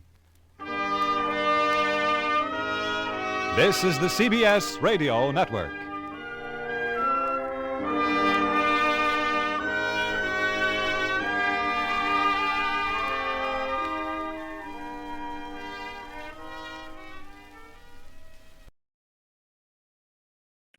Get this and get it straight.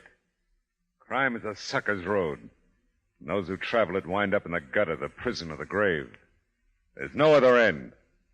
but they never learn. From the pen of Raymond Chandler, outstanding author of crime fiction, comes his most famous character in The Adventures of Philip Marlowe.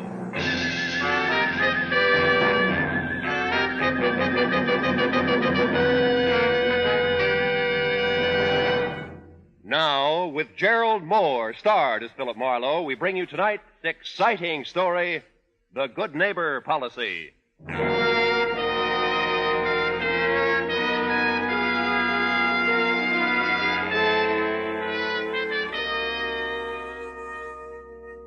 The day was hot and sticky. The city wore it like a wet shirt. And to make things worse, there was a xylophone playing somewhere in the building, and that started me thinking about my neighbors. Mostly I was thinking two things about them. One, I didn't know any of them. And two, I'd like to shake the hand of the fella that banged that xylophone day and night and break it. Not a very neighborly thought, but then it had been one of those days. You know the kind that prompts the neighbors to set the dogs on each other. Yeah, but now the sun had called it a day. The wind had switched from the desert to the ocean, and I was figuring I'd be a better friend to man and woman if I took a long, cool shower. Well, there's got to be some legal way to kill xylophone players.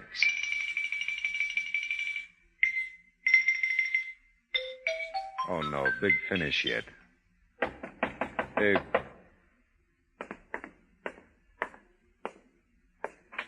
Yes? Your name Marlowe? Phil Marlowe? Yeah, that's right. I live 2 apartments down the hall. You got a call on my phone.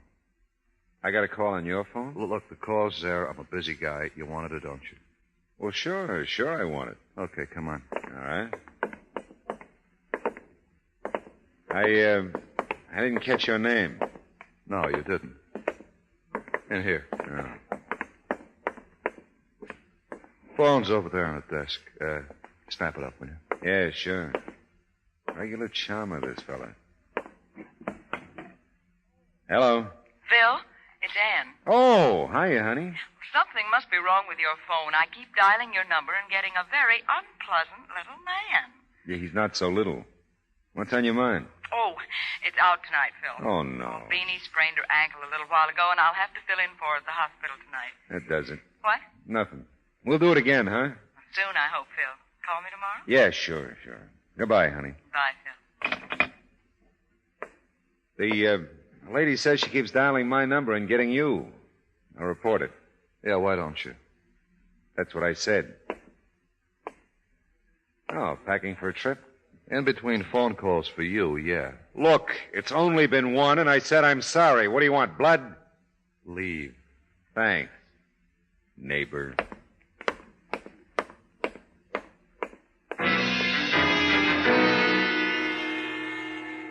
Like I said, it had been hot all day. And I wasn't getting any cooler exchanging pleasantries with Laughing Boy. Back in my own apartment, I mixed myself a tall, cool drink and thought about Anne, who was neither.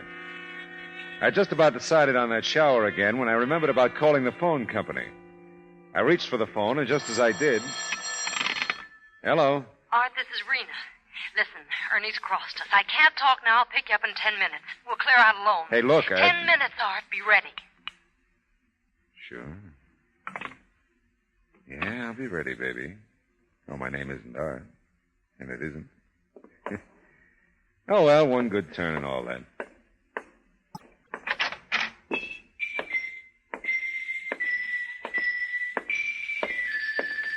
Oh, no.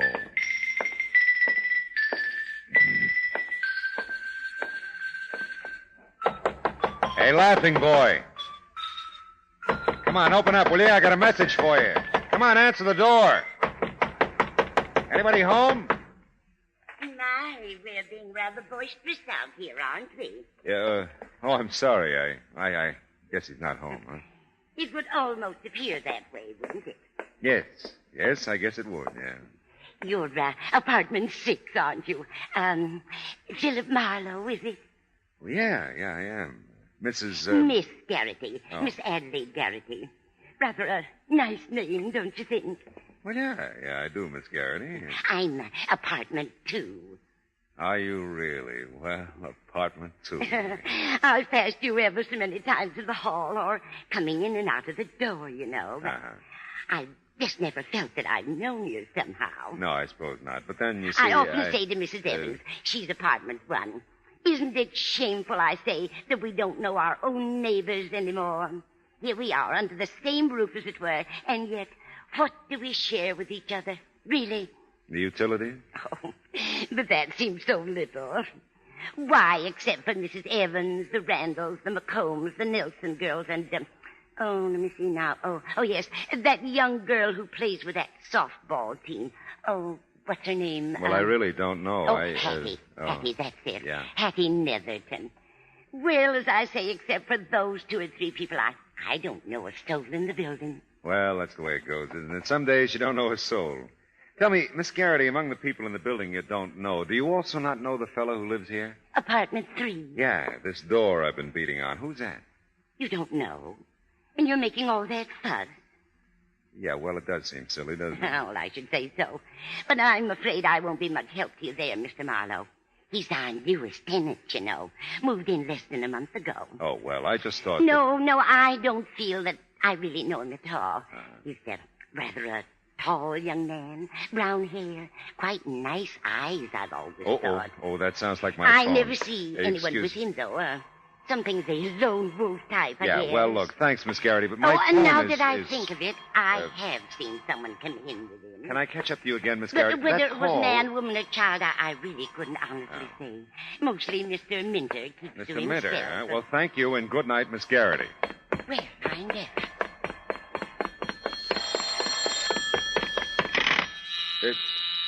Oh, great.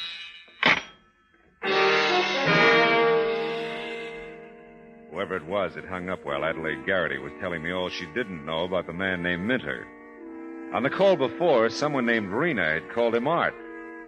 Could be my unfriendly neighbor in apartment 3 was Art Minter. Yeah, well, that's pretty simple. Left me nowhere. Then there was Rena's message. Ernie's crossed us.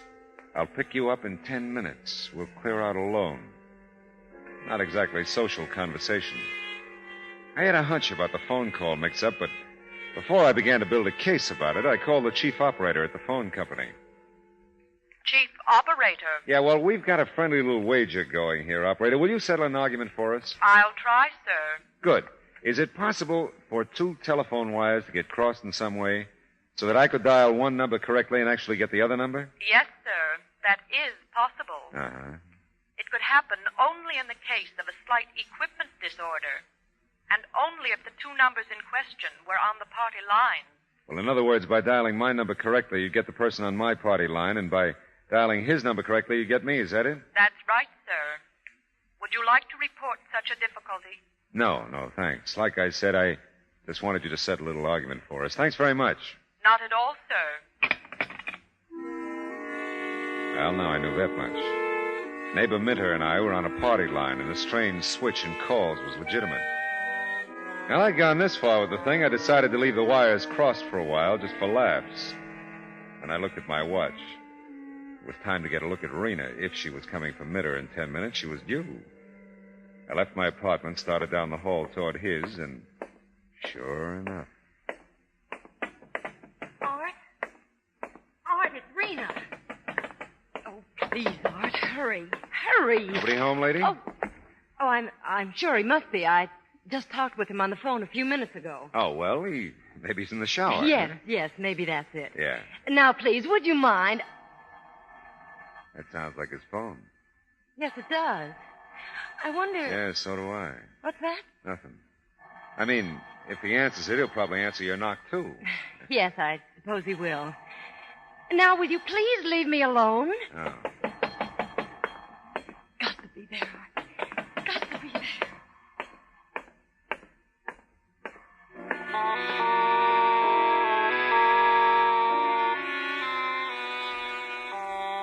The phone ringing in Art's apartment was far more frustrating to me than it was to Rena. I knew darn well the call was really for me. I opened the front door out of the welcome freshness of the evening breeze and the scent of night-blooming jasmine. By the time I'd inhaled a little of both and walked out to the end of the sidewalk, Rena suddenly barged out of the building, looked desperately up and down the street, and then headed toward a car parked across the way. And her car had an Arizona license. In a minute, she drove away.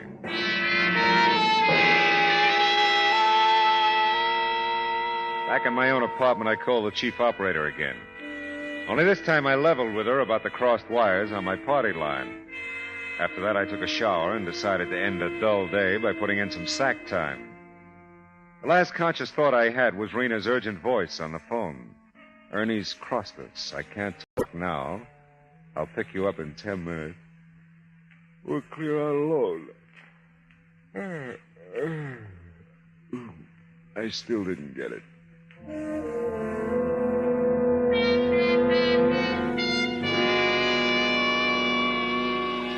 I didn't get it the next morning either.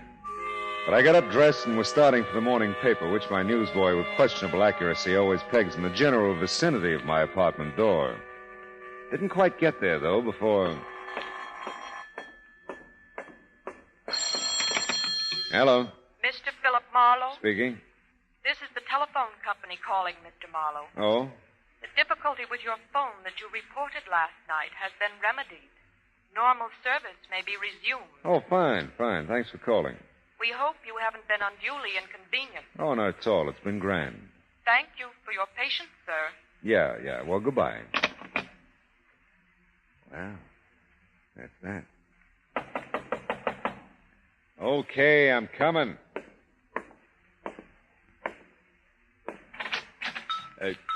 Oh. Hello again. Hey, I got another call for you on my phone. Same name as last night, I think. Yeah, but the phone company just Look, told you me... always argue there's a call for you on my phone. I'd come on and answer it. Well, how can I resist an invitation like that? It's funny, though. Wonder how that happened. Yeah, you said that before. Yeah, I know, I did, didn't I? Did I say before that I don't much care for xylophones? Or you? I don't remember. I don't care. No. In here. Yeah, and the phone's over there on the desk. Hey, Buster, that phone's hung up. There's no call for me. What is this? This? This is a gun, Marlowe. Yeah, I see it is. You know too much, Marlowe. I don't like it when you know so much. So finish.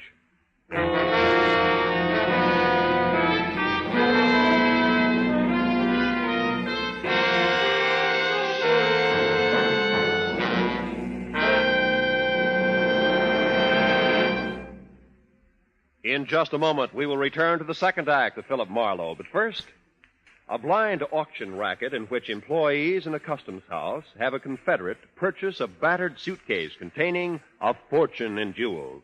That's what CBS Radio's gangbusters have to contend with in The Case of the Nazi Diamonds, tonight on most of these same CBS stations. Don't miss Gangbusters tonight for a suitcase full of jewels and thrills. Say, friends, the flood victims of Kansas, Missouri, Oklahoma, and Illinois need your help. Many are injured and homeless, and you can help to give them food, clothing, shelter, medical care. You can do your part by giving through your local chapter of the American Red Cross. Now, with our star, Gerald Mohr, the second act of Philip Marlowe, and tonight's story, The Good Neighbor Policy.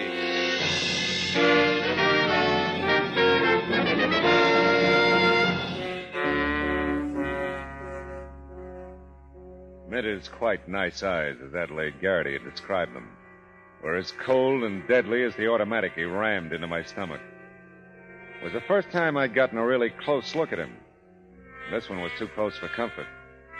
I had to keep looking at him, though. I knew that if I glanced away, blinked an eye, or made anything resembling a key move, he'd blast me to kingdom come. A little ahead of my time. He was dead wrong on one score, though. You got my call from Marina last night. You know too much. How can I know too much? I don't know anything. Now, look, Minter. When I saw you last night, you didn't know my name. You've been asking questions around, huh? Yeah. Well, so have I. Come on, Gumshoe. We're going to take a little walk. Now, look, kid, you're all wrong. And after we take that little walk, we're going to take a little ride. You can tell me all about how wrong I am as long as you can talk. Get going. Okay.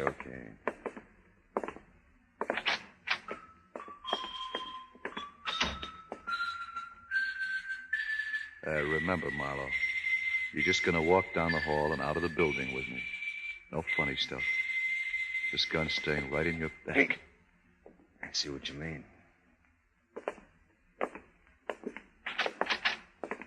And the dawn comes up like the...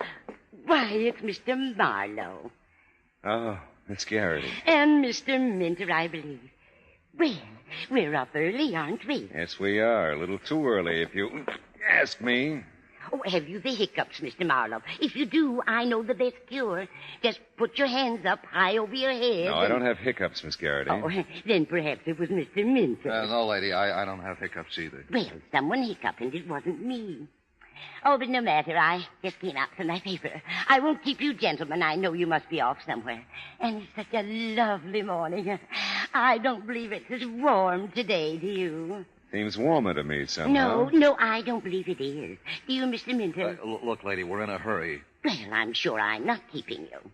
I must say I was just trying to do the neighborly thing, that's all. Yeah, I was saying to Mrs. Evans just the other day, what happened to the old-fashioned good neighbor policy? Look, lady. And this little incident this morning is certainly answer enough for me. It's gone. That's what it is. Gone. Get moving, Marlowe. Miss Garrity, you're the one who plays that delightful xylophone, Why, Marlowe. yes, but... Oh, you can see it from the doorway here. Yeah. Oh, dear. Well, I'm so glad you enjoy it, Mr. Marlowe. Oh, I do. I wanted to tell me, would you... Oh, I know it's a lot to ask. Play something for you. Yes. Mr. Marlowe, come in. You make one move for her door. Gonna kill her too, Minter? She's right in front of me. Well, come in, gentlemen. Or aren't you a music lover, Mr. Minter? Oh, yeah, sure I am. It's just that I'm Let me get your paper for you, Miss Marlowe. Garrity. Get inside your apartment, Miss Garrity, quick. Not this time you won't, Minter. Stay over along that wall, Miss Garrity. Don't get near the door. Well, what on earth possessed you, Mr. Marlowe? Why, you struck him in the face with my paper. Yeah, I did. Wait a minute. Shh. Can you see the street from your windows, Miss Garrity? Yes, but... Oh, here's your paper. Sorry it's wrinkled. Oh, thanks very much. Well, I'm afraid I still don't understand your behavior, Mr. Marlowe. Yeah, he beat it all right. You'll get lost in that traffic in no time. What will Mr. Minter think? You're striking him that way. Well, I've got a mean streak. Hey, wait a minute. Let me see that headline. Well, I'm sure I don't know what's in it. If you remember, I haven't had Will a you let me chance to see it a read minute, the please? Well, Oh, yeah. Man murdered in investment holdup. Ernest Toland, 38, employee at Hinshaw Investment Company, was found shot to death when the company opened its doors this morning. Upwards of $50,000 in cash and securities were missing from the safe. Police believe Toland worked late last night and interrupted the thief of thieves to lose the company safe. Officials say police were attempting to locate Toland's widow, Mrs. Rena Toland, whom neighbors saw leaving the house with a suitcase. Wow! Ernie and Rena. friends of yours, Mr. Marlowe. No, but Minter's right. I do know too much. Oh, I'm sorry, Mr. Marlowe, but I don't feel up to playing for you right now. What? You know, this morning has gotten off to such a peculiar start. I'm just not in the mood for the xylophone. Oh, I know how you feel. Don't give it another thought, Miss Garrity. Ever again.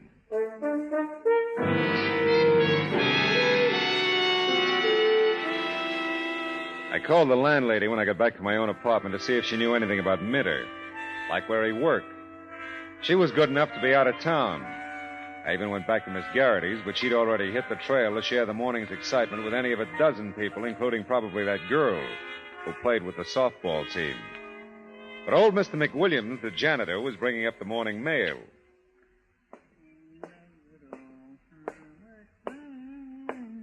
Morning, Mr. Mack. Well, morning, Mr. Marlowe. How's the mail situation? 12B has 2 packages again. Again, huh? Mhm. How about me? Well, sir, you don't even rate an advertisement this morning. How it is. Sorry. Yeah, well, you can't win all the time, huh? No, can't. Tell me, how about Mr. Minter? How's that? Mr. Minter, you know, he's in apartment 3. He asked me to pick up his mail if there is any. Sure. If you can carry it all. Just this postcard. Oh, I can manage, yeah. Well, thank you. It's from his mother in Tucson. Really? They're all well. Oh, well, that's good. That's good. Nice to see you again, Mr. Mack. Same here. Same here. Oh, say, Yeah? is it hot enough for you? It was. And Mr. Mack was right. Minta's family were all well, except for the return address in Tucson. There wasn't a lead on the whole postcard. But who puts leads on postcards?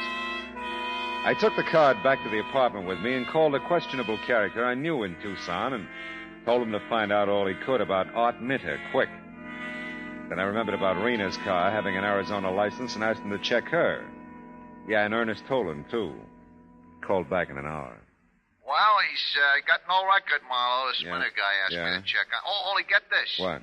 About a year ago, he gets divorced by his wife. You hear? Yeah, go ahead. And right away, she hops over to Mexico with this Tolan fella you ask about and marries him. Rena did? Wait a minute. I got it written down here, so. Yeah, Rena, that's her name. Good. Now, Tolan was with an investment outfit here in Arizona. Yeah. Yeah, but he transferred to L.A. a month ago. Yeah, that checks. What about Minter? Find out where if he works here, will you? If he does, that is. Oh, yeah, Marlon, listen, this'll rock you. What? He works at the Hollywood Library. Hollywood Library. Honest, his old lady told me. It rocked me, all right. The whole thing did. Ernest Tolan, now dead, had been set up as a pigeon a year ago back in Arizona. Only at some point yesterday, he got wise and decided to do the investment job alone. Trouble was, Rena didn't get to Art with the news in time. She got to me. Now even the law couldn't locate Rena. And the last time I saw Minter, he didn't act like a fellow who was heading for the Hollywood Library. Still, you never know. I started out into the hall, observed gratefully that Miss Garrity's xylophone was stilled, if only for the moment. But when I got about even with Minter's door, something happened very like a familiar song starting all over again. It was Minter's phone ringing.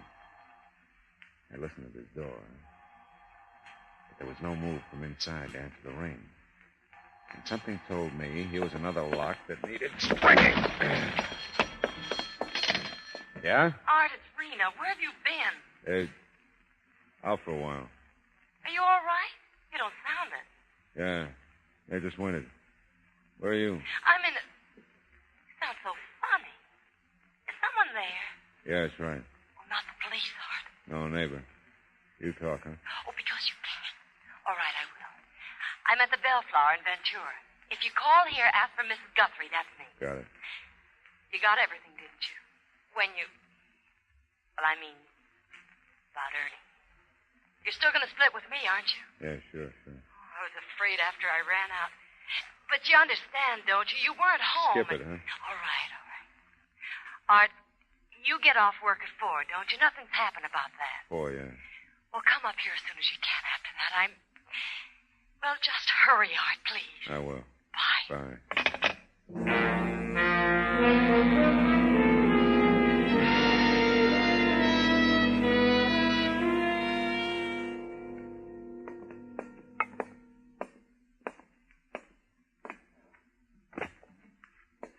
Excuse me, but can you... Please, not so loud. You. Lost my head, I'm sorry. Can you tell me where I can find Mr. Minter, please? Mr. Arthur Minter? Yeah. Oh, well, he's in the stacks on the mezzanine. That stair ahead. Thank you very much. Not at all. And walk as quietly as you can, please. People are reading. Wouldn't disturb him for the world.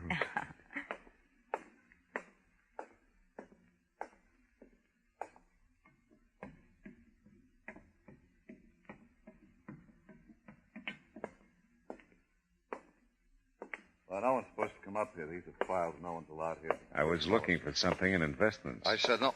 Hello. Come on. Take it easy, Minter. I got a message from Rena. Yeah? She says you killed Ernie. Look. Oh. Yeah, and I got a message for Rena, too. Ventura cops probably have her by now. Might call Lieutenant Matthews did any good, and it always does. I'll kill you, Marlowe. You're a rut, aren't you, Minter? Come on. Where's the dough you took from Ernie and the securities?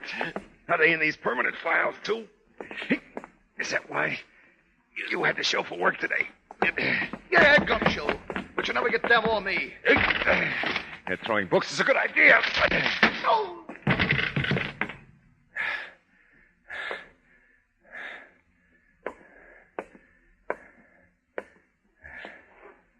Well, this boy's really out. Yeah. Not to be said for heavy reading.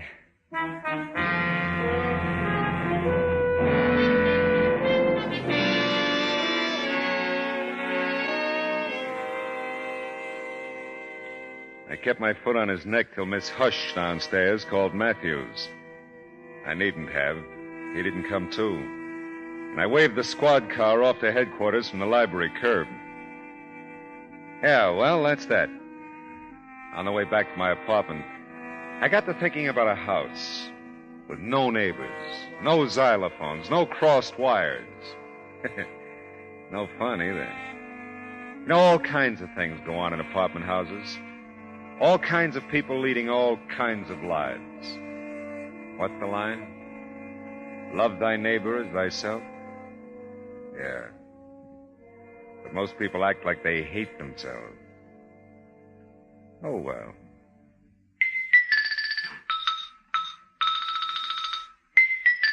There's got to be some legal way to kill xylophone players.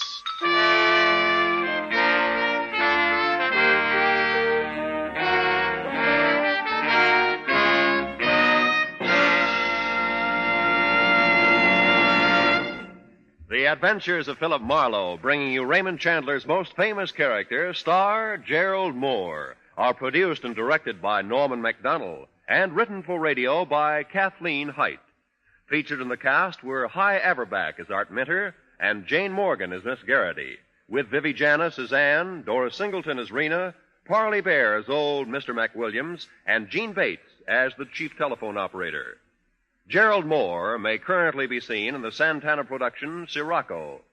The special music for Philip Marlowe is composed by Pierre Garrigank and conducted by Wilbur Hatch. Be sure to listen again next week at the same time when Philip Marlowe says... This time I did a cook's tour of the San Fernando Valley in search of a missing woman. The case had a lot of positive developments. But the clincher was a negative development. And in a camera shop.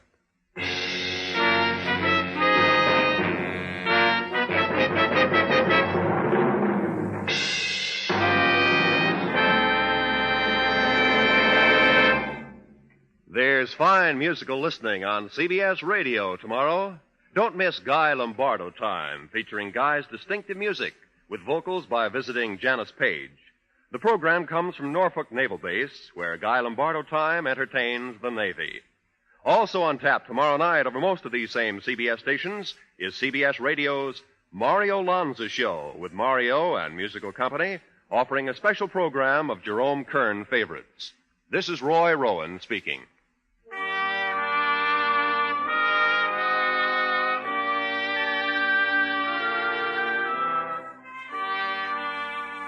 Just as systematic exercise builds a strong body, so does systematic saving build a strong future. Save systematically for your future and for your country's future with United States defense bonds. There's no safer investment in the world. Defense bonds are guaranteed by your government. So for the defense of your future, for the defense of your country's future, buy your full share regularly, systematically, of United States defense bonds. This is the CBS Radio Network.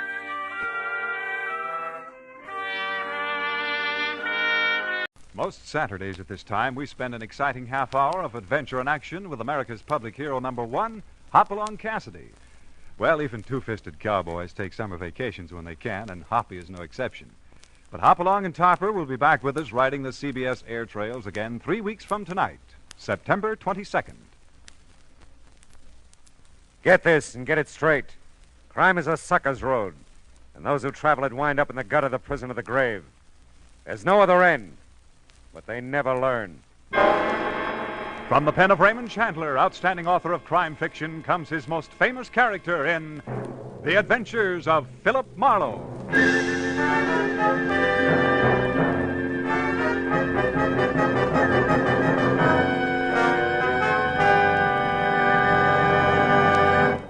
Now, with Gerald Mohr starred as Philip Marlowe, we bring you tonight's transcribed story, Netherland.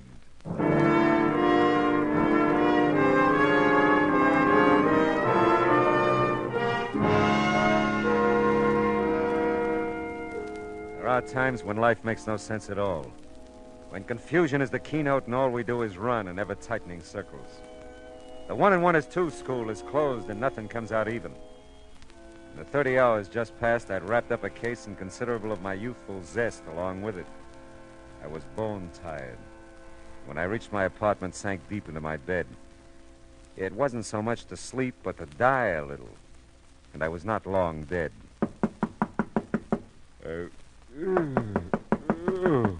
Oh, okay.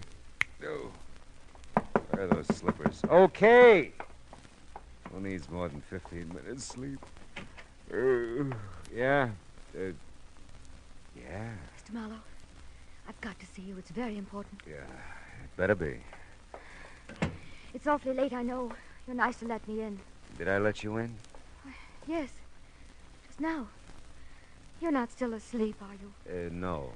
No, I don't think so. You see, I always sleep lying down. It's a habit. You must know I wouldn't bother you this way if it weren't that... Well, someone's following me, Mr. Marlowe. Oh? He's been following me for I don't know how long.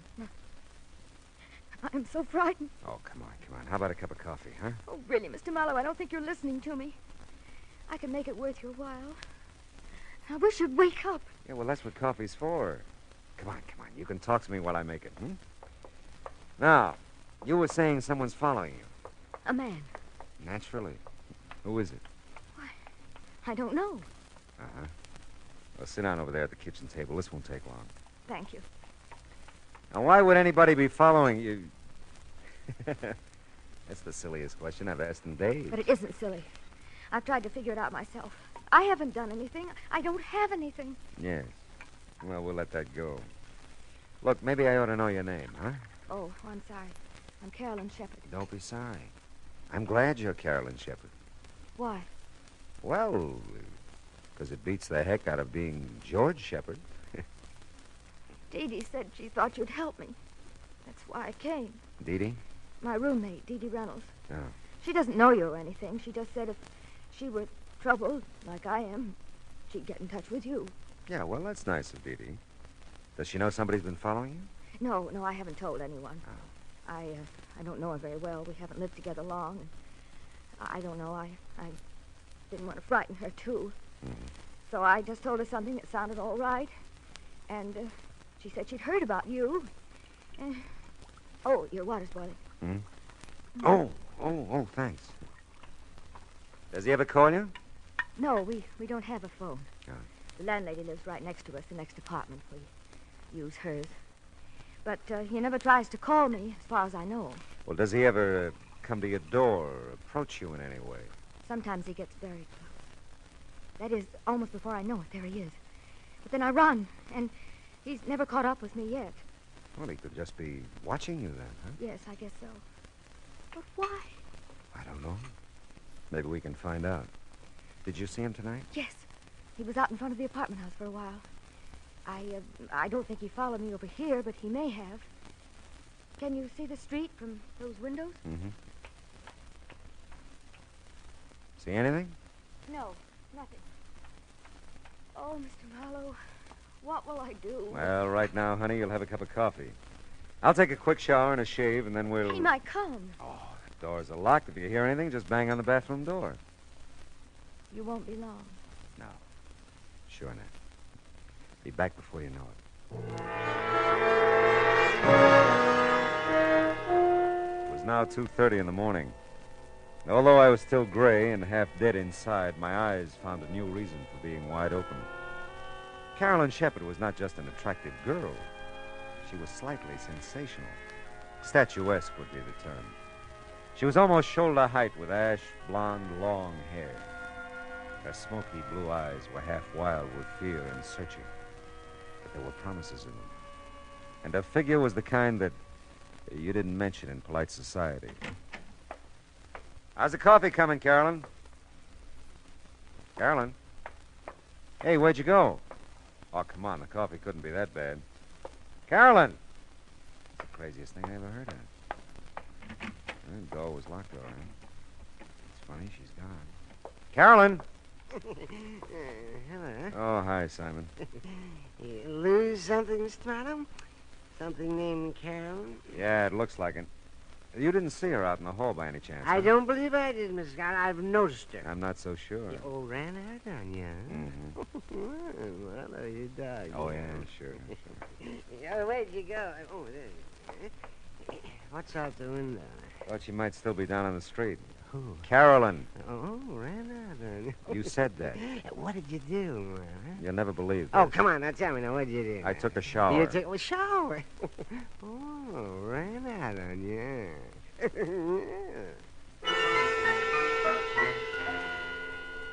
Simon was listening badly, but enjoying a good laugh when I left him.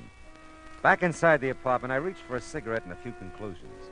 Her name was Carolyn Shepard. Someone was following her. She'd been here, and she was gone. That's all I knew. I looked at the clock, 2:45. I remember the coffee I'd made, started to the kitchen to get a cup when my foot and eye caught something at the same time. It was a billfold.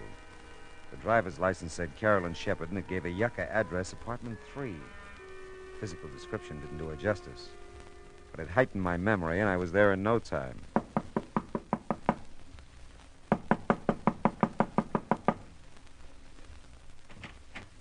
Yes, what is it? I'm looking for Carolyn Shepard. Oh, you were? Well, she isn't here. I don't know her, but I'd like to meet that young woman sometime. It's a pleasure, believe me. Now, look, I'm sorry. They're always sorry. Between the freeway by day and the traffic at this door by night, on account of Carolyn Shepard, body can't get any rest or sleep. I'm really sorry. I know it's late, but Hey! you see... I can't imagine what kind of a person she is, that men can knock on her door, or any door they think is hers at all hours. I'm not going to stand for it. I'm going to move. And someday I'll meet this young Shepard person, and I'll give her a good thrashing. You do that, but just tell me one thing. I'll tell you nothing. How long have you lived here? 6 weeks. 6 of the most miserable weeks of my life. Thanks. Very much. My goodness, what's going on out here? I guess I have the wrong address. I didn't mean to wake everybody up. Why, you didn't wake me up. Just Mr. Norton, I guess. I guess it's insomnia. I just practically never sleep nights. You ought to get together with Mr. Norton. He tells me he has the same kind of trouble. He isn't a very pleasant old gentleman, is he? No. Oh, my. I guess I should introduce myself. I'm Hester Hutchison. I'm the manager of the building. Oh, well, maybe you can help me then. I'm trying to locate Carolyn Shepard. This is the only address I've got for her. Oh, I'm sorry. You're sorry? Carolyn did live here, but she moved about 6 weeks ago. And for some reason or other, I never understood really, she didn't want to leave any forwarding address. I see. Well, thanks, Miss Hutchison. Oh, not at all, not at all. I hope I didn't disturb you, really. Oh, my goodness, no. As I said, I'm sort of given to this insomnia or whatever it is. Well, as a matter of fact, I just baked a coffee cake. Sounds silly, I know. But I get some of my best ideas at night. And tonight it was coffee cake. Coffee cake, huh? If you'd care for some, I'd be, you'd just be more than welcome. Oh, that's nice, Miss Hutchison. But you see, I get some of my best ideas at night, too, and I got one right now. About going home to bed.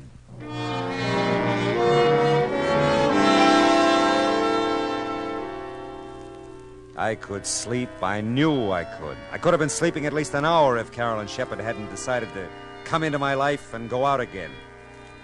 Well, I didn't know where else to look for her, so I decided to give my little trundle bed another whirl. I'd gotten about 10 out of the usual 40 winks. Oh, no. Yeah? Mr. Marlowe? I think so. I'm Dee Dee Reynolds, Mr. Marlowe. Well, that's swell, I guess she isn't, but is Carolyn Shepard still there? No, she is... Who'd you say this was? I'm her roommate, Dee Dee Reynolds. She hasn't come home, Mr. Marlowe. I'm so worried. I came next door to phone. Has she been gone long? Yes, she has. Now, look, Dee Dee... Oh, I was afraid of that. Oh, Mr. Marlowe, something's happened. Wait a minute. What's happened? Well, I just know she's been killed. Easy. Listen to me, will you? Poor Carol. Dee Dee. Listen, Dee Dee, where do you live? Dee Dee. Oh, fine.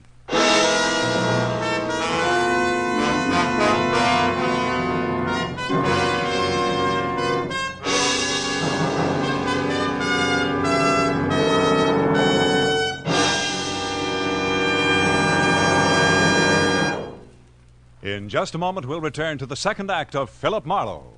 But first, James Fassett brings you the second part of his two-program series of Holland Music Festival selections, along with a few colorful words about the music, customs, and people of Holland as he observed them.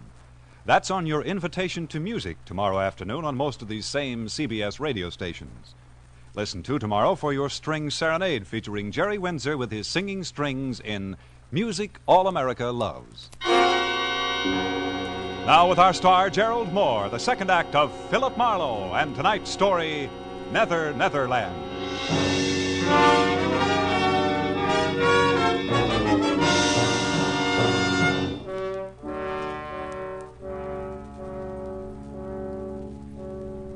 I was wide awake again and furious.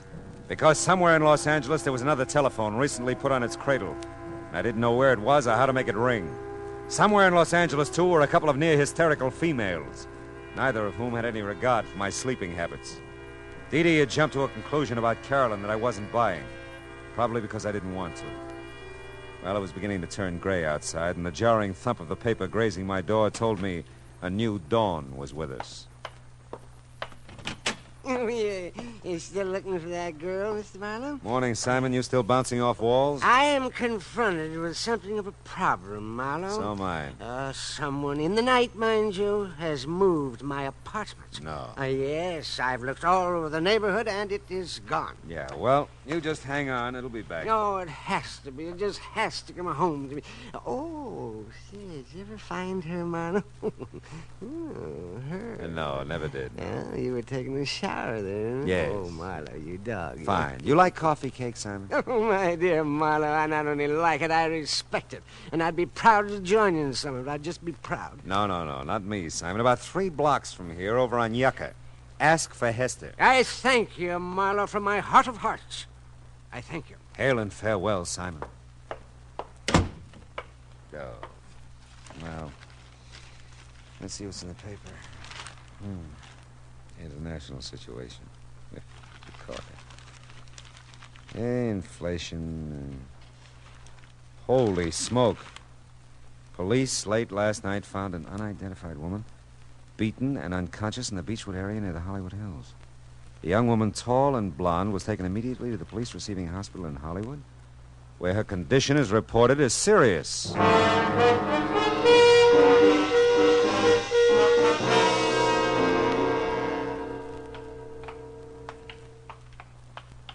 She fits the description of that Shepherd girl's driver's license, all right, Mr. Marlowe. She's pretty banged up, though. Might be tough to identify her. Yeah, what time did they find her? About 3 o'clock this morning, I think. Mm-hmm. We were figuring robbery, since her wallet and most of the stuff in her purse is missing.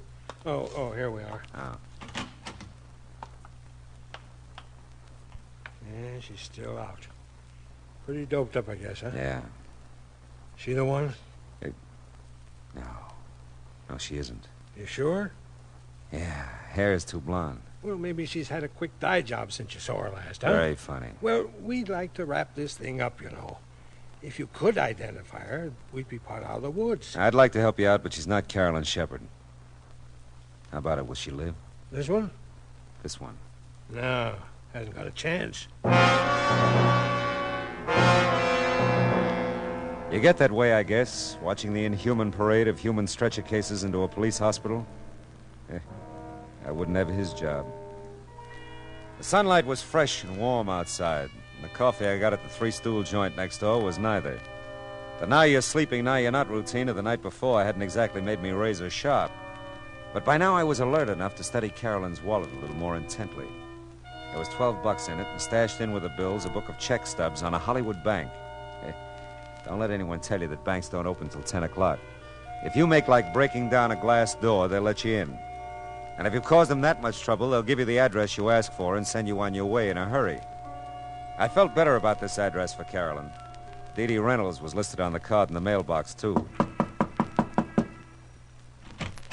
Yes? You must be Dee Dee, and I must be Philip Marlowe. Oh, yes, Mr. Marlowe. Come in. Thanks.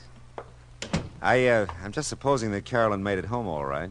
You seem to have a better grip on things than you did a few hours ago. Oh, I have. I don't usually go to pieces that way, but I was terrified, really terrified. She came home shortly after I called you. Sleeping now? No. As a matter of fact, she just stepped next door to use Mrs. Landsberg's phone. She'll be right back, I know. Sit down, won't you? Oh, thanks, I will. I had 3 chairs in my house. 1 for solitude, 2 for friendship, 3 for society. Is that so? Which one am I sitting on now? Oh, you don't know the quote. It's Thoreau. Oh, well, I'm impressed. I shouldn't flaunt my knowledge that way. It's just that I've been nervous lately. I always read Thoreau when I'm nervous. Well, aside from Thoreau, how much do you know about Carolyn?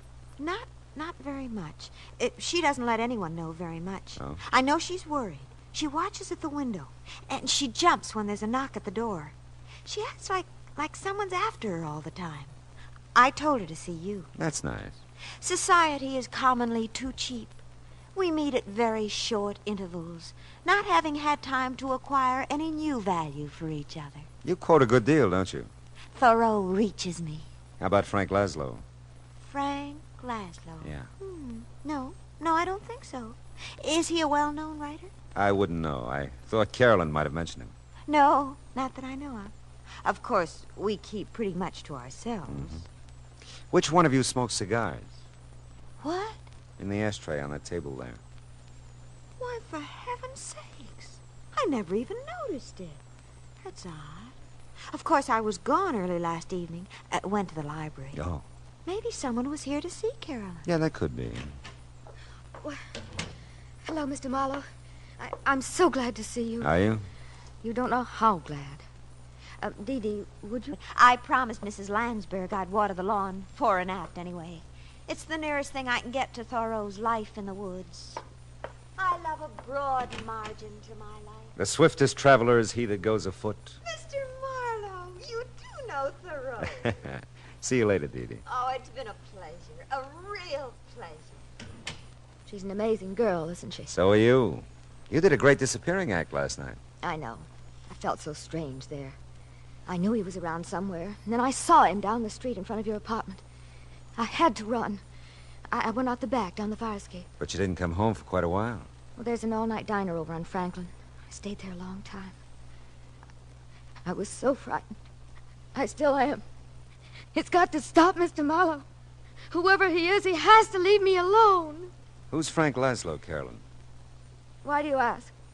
Well, I looked through the check stubs in your wallet. You made weekly payments of $50 to Frank Laszlo for several months, up until 2 weeks ago.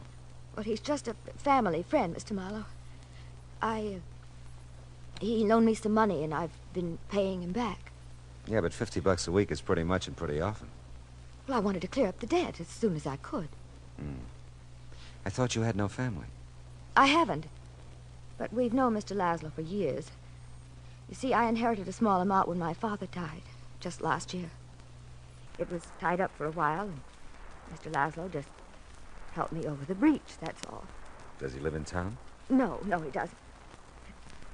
If you're thinking he has anything to do with my trouble, Mr. Marlowe, you're very wrong. I wouldn't want him to know about it at all. You know, Carolyn, you never described this guy who's been following you. You know, I wouldn't even know what kind of a fellow to look for. Well, he's short for a man, not quite as tall as I am. And he's muscular looking. I think he's dark, too, although he usually wears a hat and a gray suit. Does he smoke cigars? I've never noticed that he does, no. You don't work anywhere, do you? How can I hold a job in the state I'm in? Oh, no, I just look and wait. What is it? I knew it. He's out there, Mr. Marlowe. Where? I just got in that car, the big convertible at the curb. Okay, honey, come on, let's go.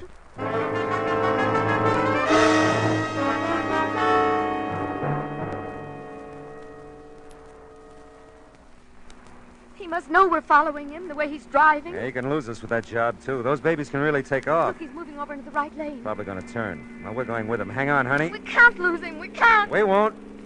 He's pulling into that parking lot.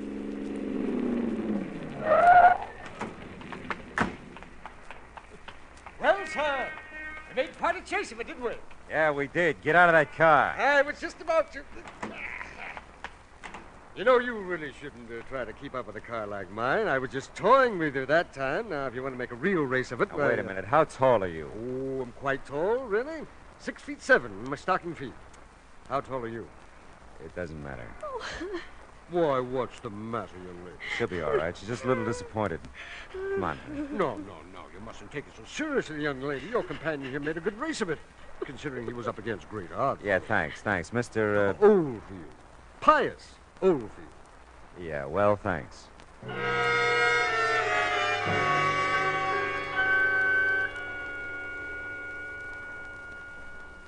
Oh, I don't know how I could have made such a mistake. But he did look like him, Mr. Marlowe. Until he stood up, I really thought... All right, honey, forget it. You're pretty tired and upset, and you're almost home now, huh? I don't want to be alone. He'll come. Don't worry, I'll stick around. Nobody will bother you. He must. He must. I'm so tired. So afraid. Take it easy, honey. We can't strike out all the time. Hey, looks like Dee Dee's made a friend watering the yard. Oh, no. What? Mr. Marlowe, this time I'm sure of it. It's him. I know it is. Cigar and all, huh? Okay, baby, we'll see. Come on. No, I can't. Come on, I Carolyn. can't. You gotta get with it, No, girl. I can't. Dee Dee, give me a hand, will you? Carolyn, what's wrong? She's pretty upset. Take her in the apartment, will you? Oh, sure, I will. Who's the guy with the cigar? Well, he didn't say. He asked for Carolyn. Okay. Hey, you! Hold it! I don't think so, buddy. I said hold it or I'll ram that cigar down your throat. You don't look so tough. That's how I fool him. You... Are you hurt? No, go back to Carolyn. Get her in the apartment. Well, she's in Mrs. Lansbury's. She's not making much sense either, just Nothing's crying making and any mumbling sense. things. Oh, he's really out cold. Yeah, isn't now he? look, take a look in there. His auto registration. Read it to me. Oh, let's see. Yeah. Frank Laszlo, Uh-huh. something, Kling Street, Barstow, California. I thought so. Did you? Never mind. Go back with Carolyn now and stay with her. If she says anything, memorize it like you do with Thoreau. But where are you taking Where him? I hope he belongs. I'll be right back.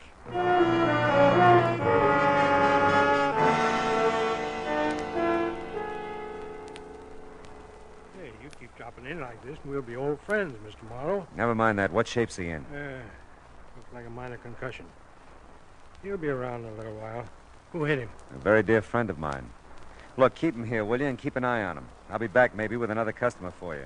Hey, we'll make you a rate. And you can save us both some time if you get one of the boys at the station to call Barstow. Find out anything they can about Frank Laszlo and a girl named Carolyn Shepard. You can reach me at the Landsberg phone number I looked up on Cherokee.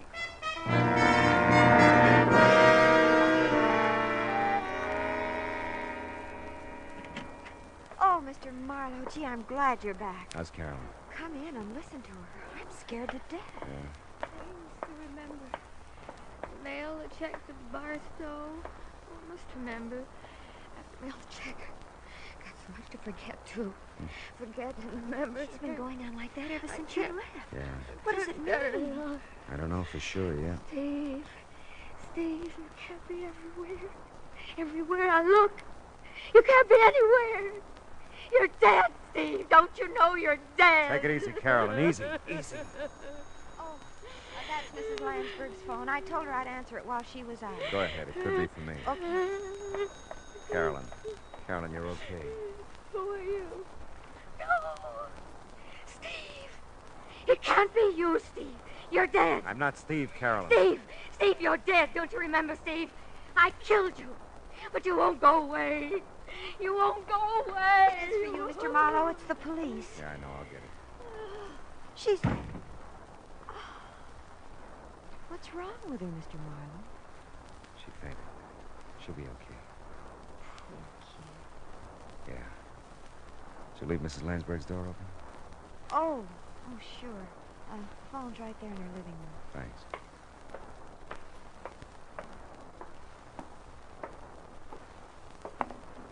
Yeah?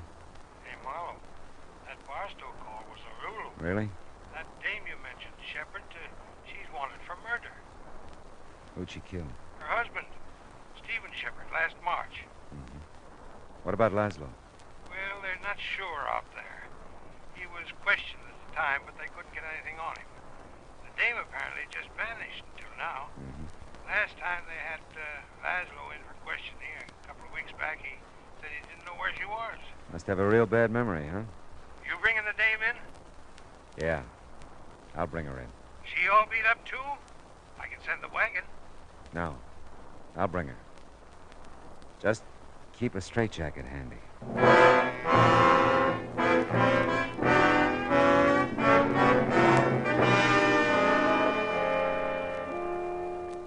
Like I said, there are times when confusion is the keynote.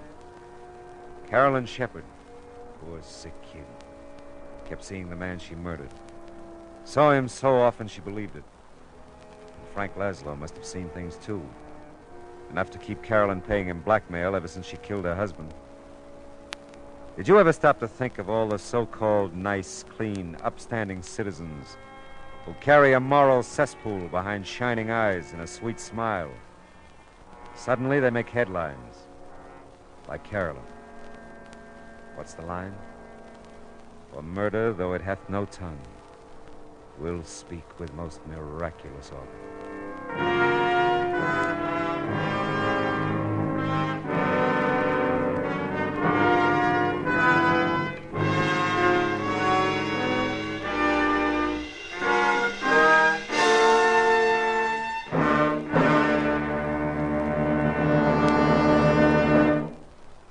The Adventures of Philip Marlowe, bringing you Raymond Chandler's most famous character, starring Gerald Mohr, was produced and transcribed tonight by Cliff Howell and written for radio by Kathleen Height.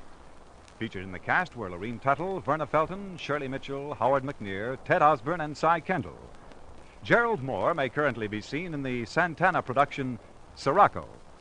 The special music for Philip Marlowe is composed by Pierre Garrigank and conducted by Wilbur Hatch.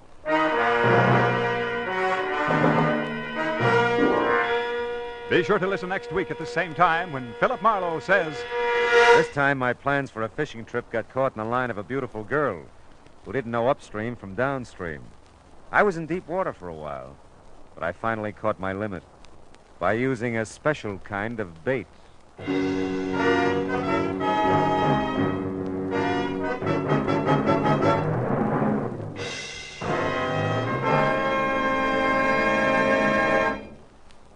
There's a song that goes with this story, friends. The story is, starting tomorrow evening, you'll be able to laugh again at the adorable antics of America's favorite teenager, Corliss Archer. Her boyfriend Dexter returns from vacation, too. So does her whole family. All of which means more Sunday night fun for your whole family when you meet Corliss Archer Sunday nights on most of these same CBS radio stations. We said a song went with this story, didn't we? Well, here it is. CBS. B. For the best. S. Yes, yes, yes. The star's address is CBS.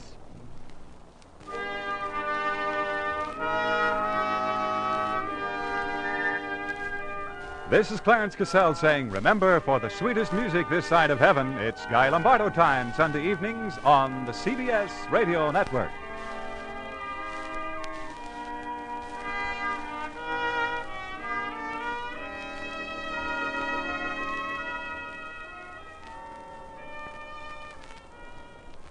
Most Saturdays at this time, we spend an exciting half hour of adventure and action with America's public hero number one, Hopalong Cassidy.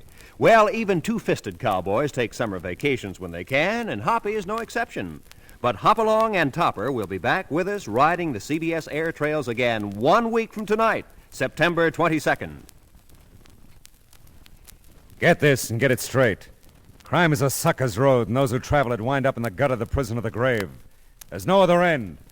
They never learn. From the pen of Raymond Chandler, outstanding author of crime fiction, comes his most famous character in The Adventures of Philip Marlowe.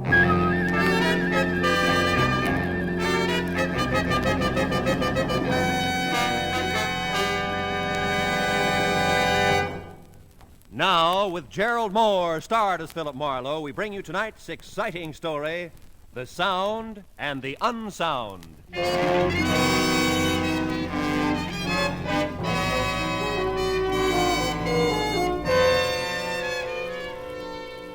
You know, in my business, you get to the point where you think you've seen everything. In fact, you get there at least twice a week. This time I was sure of it. It was 10 o'clock at night, and stretched across my apartment door was the settee that customarily covered the frayed carpet about 10 paces down the hall. And stretched across the settee was a sturdy female in her twilight years. She was sound asleep. Hey, lady. Hey, lady, come alive. Huh? Madam, you're sleeping in my doorway. Oh, evening, Mr. Marlowe. Well, I must have dozed off. What time is it? About 10. May I ask, what's the idea? Oh, 10 o'clock, you don't say. Yeah. Well, I wouldn't have slept, I don't suppose, except the light's bad in this hall. Not fit for reading, Mr. Marlowe. Yeah, well, I'll speak to the landlady. Now, Well, I guess I better put this settee back where it belongs. I hauled it up to your door so I wouldn't miss you. I can haul it back just fine. Yeah, I know, but you... There. Now then, you remember me, don't you, Mr. Marlowe? Lucille Bellows? Well, Letty Parmley's friend, remember? She introduced me to you one day in the supermarket. We all began to talk. Oh, sure. We had fun, didn't we? Yeah. Oh, we sure did. Yeah. Oh, by the way, before I forget it, Homer's gone now, you know. Is he really? Mm-hmm. 4 months tomorrow. Thought you'd want to know. Oh, I want to know that, sure. Don't really suppose I'd have to bother you if he was still around, but since he isn't, I just came right to you the moment I couldn't stand it any longer. Yeah, well, I'm glad you did. Might as well go into my apartment and talk about it, huh? Well, now, that's mighty nice of you, but we'd save a lot of time if we'd just drive right over to the court now. That way you'd be there when it happens. Drive over to be there when it happens. I own that nice little bungalow court just off Fountain and Franklin, you know. Won't take us no time to get there if you've got a car. I've got a car. How did you get here? Walked. Do it every evening. Take a nice, brisk constitutional. Keeps an old lady like me in fighting trim. How much do you weigh, Mr. Marlowe? About 190. Why? Bet I can lift you.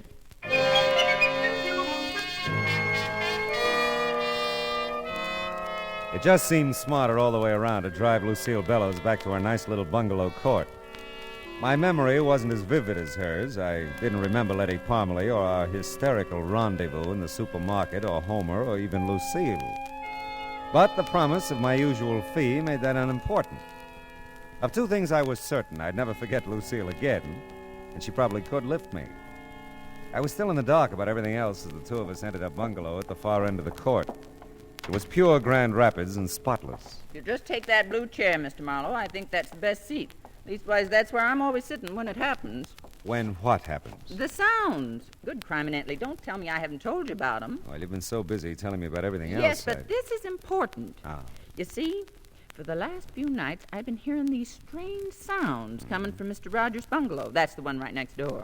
Well, maybe Mr. Rogers is just a little noisy. Huh? No. Thing is, he isn't even home. Been out of town all week on location. He's one of them grips at the studio. Ah, he lives alone, does he? I should think so. He's a bachelor.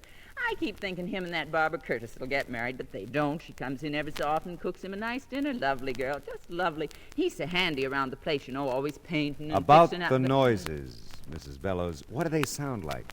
Well, sir, they're just downright strange.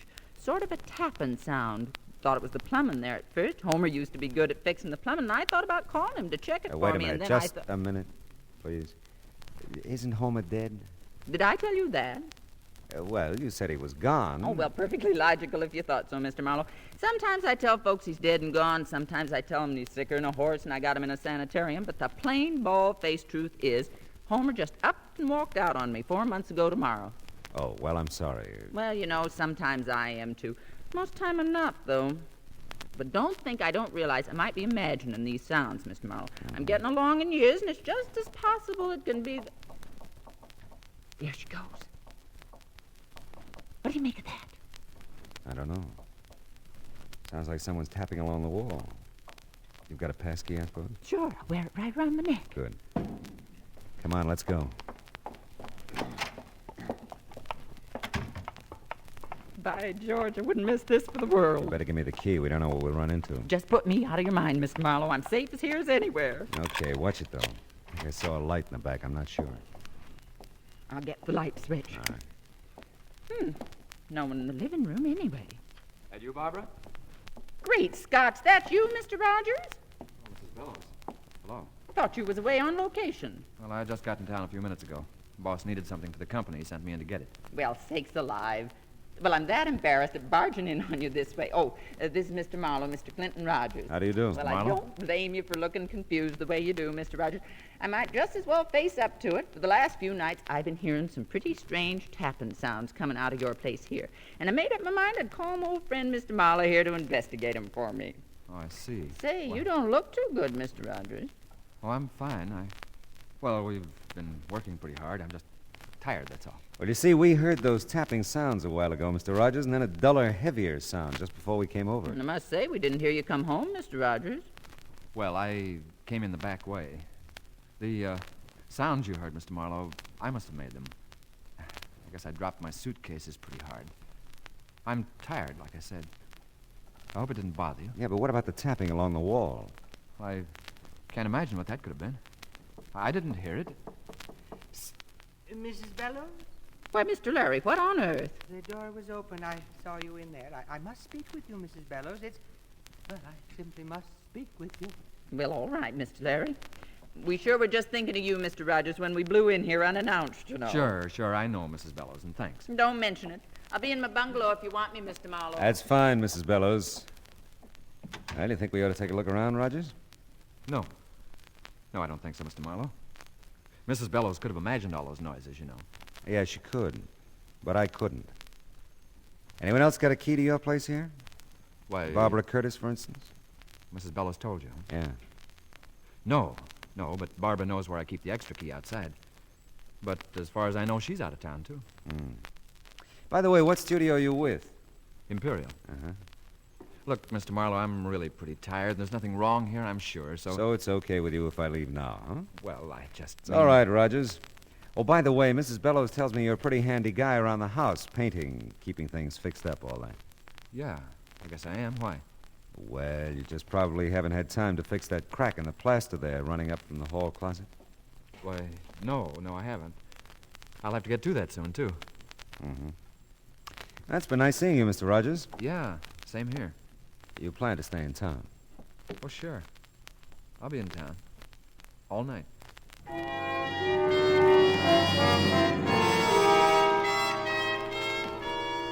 There was something eating at Clinton, Rogers, something pressing, but he wasn't talking about it, not to me anyway. I knew one thing, he'd never seen that crack in the plaster until I pointed it out to him. It was on the wall next to Lucille Bellows' bungalow, and it was the kind of crack that could be made if someone tapped along the wall looking for something. So much for deduction. I went back to check in and out with Lucille. I'm just real sorry, Mr. Marlowe. Maybe it's all been over nothing at all. Well, Mr. Rogers will be home all night, so if you hear anything, just pound on his wall. Well, if he's going to be here, I'll feel better. I really will. Say, how about your friend who called you out of Mr. Rogers' bungalow a while back? Mr. Larry? Yeah. Well, now, he's a nice soul. Not the protective sort a woman usually sets her cap for, but Lord Almighty, I'm strong as an ox, you know. Yes, I know. Of course, I don't think he makes a dime. Mr. Larry's in women's hats, you know. No, but I could have guessed. Just why I'd hold out for a man who could support me, I couldn't tell you. Well, you look as though you've done all right by yourself. Well, I have, matter of fact. Got myself quite a little nest egg. Want me to show it to you? No, I'll take your word for it. Hey, wait a minute. You don't keep any amount of money here in the house, do you? Sure, keep it in the cigar box right up in the storage part of that hall closet there. Oh, safest place in the world. Yeah, well, it's your money. Well, I guess I could take it to the bank, maybe tomorrow, if you'd feel better about it. Yeah, you do that. Oh, before I go, are all the bungalows alike? Just like. All have that storage space in the hall closet. Huh? That's right. A little trap door thing at the top of the closet. It's like a little attic, you know. You can stash a lot of stuff up there if you're of a mind. Yeah, I guess you can. Well, I think I'll go now, Mrs. Bellows. Give me a call tomorrow, will you? Yes, sure will. And I'll have your pay for you then, if that's all right with you. Oh, sure. It's just fine. Good night, Mrs. Bellows. Good night, Mr. Marlowe, and a million thanks. Just a million. My pleasure, Mrs. Bellows.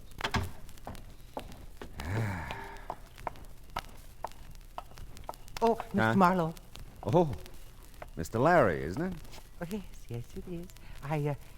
I know who you are. I mean, the Philip Marlowe and all that. And all that. Well, that's good. Now we know each other, huh? I've really become quite chilled waiting for you to come from Lucille's. Is that what you've waited to tell me? Certainly not. Confidentially, Mr. Marlowe, I know something that may interest you. Oh?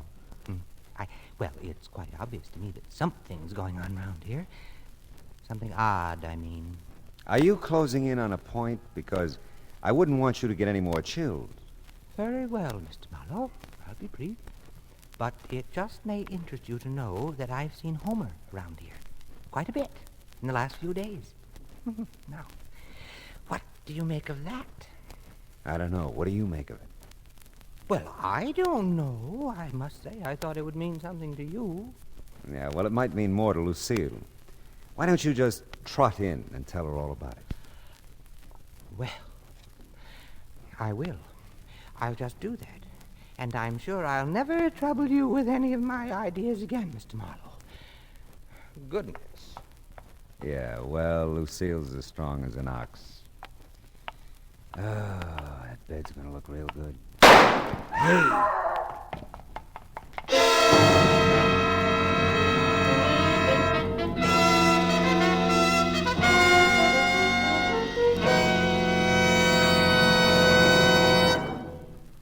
In just a moment, we'll return to the second act of Philip Marlowe. But first, CBS Radio puts out the welcome mat for three of its greatest stars tomorrow night. Jack Benny and his gang start the new season. My Friend Irma becomes a regular Sunday feature on CBS Radio, and Tony Martin will rejoin Joe Stafford on the Contented Hour. Be listening for Tony and Irma on most of these same stations, and Jack over them all. More than ever before, CBS Radio is the star's address. And now with our star, Gerald Mohr, the second act of Philip Marlowe, and tonight's story, The Sound and the Unsound.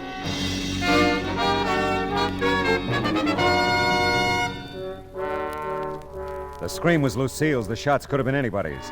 The little bungalow court came alive as I raced back up the sidewalk to Lucille's bungalow. The lights came on in every unit except one. Clinton Rogers' bungalow was dark. Lucille bolted out of her front door to meet me. Oh, Mr. Marlowe, thank the good Lord you heard me. Where'd the shot come from? Mr. Rogers' bungalow. Here, take my key. Ah. I've got to tend to Mr. Larry. What's with him? Fainted dead away when he heard the shot. Oh. I'll come in as soon as Mr. Larry comes to. Okay.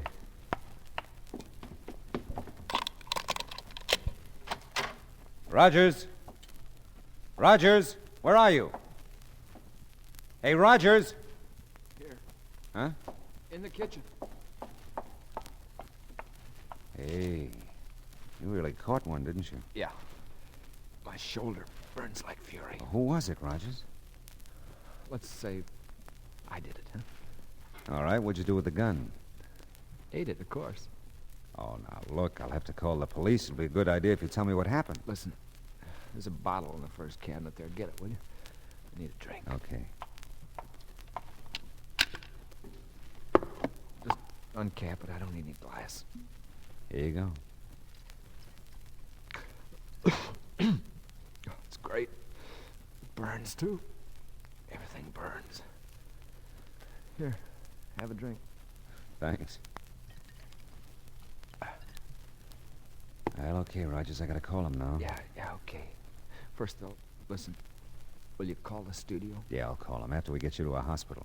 I'll tell him you had an accident. No, tell him I quit. Quit? Yeah. What, look... No, don't argue. Just tell him that. Okay, it's a promise. Now... And listen. Tell Barbara to... Tell Barbara to... Yeah, Rogers, tell Barbara what?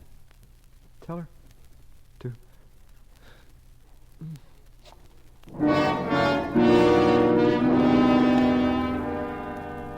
I called the emergency hospital in Hollywood, and their ambulance was there in no time. So was a squat little sergeant. Lucille followed him in. I had two hunches that I was keeping to myself for the time being. One, that whoever had shot Clinton Rogers was in his bungalow when he got back from location. That they were there when Lucille and I barged in on him. And two, that they'd left by the back door after they'd plugged him. Even the sergeant could see something of interest in that back door. The screen's been cut through here, see? The way it's cut, the fella could unhook the screen door, see, and get right at the back door. Yeah, well, that's very good, Sergeant. But tell me, why do you think it was a fella who shot Rogers? Well, it could have been. You don't think it was a dame, do you? It's happened before, you know. Excuse me, gentlemen. I know you're busy finding clues and all that, but don't you think I could clean up this kitchen floor? It's a terrible mess. Don't touch nothing. Well, it seems to me that you He could... said don't touch nothing. Sergeant will let you tidy up things tomorrow. Yeah, tomorrow's soon enough. Well, all right. I think I'll go back to Mr. Larry now. He's just undone about this whole thing. I'll be in my place if you want me for anything. I'll say good night for now, anyway. Good night. Night. Well, I'm satisfied for the time being. I'll give you a lift back to the station, Sergeant. I'd like to check on Rogers at the emergency hospital on the way. Yeah, so would I. If he's in shape, I want to talk to him.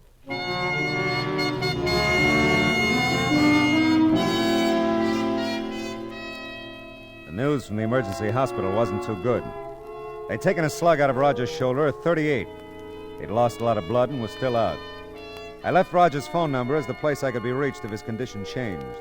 And before I left, I checked the city directory, which made my next stop a very interesting one.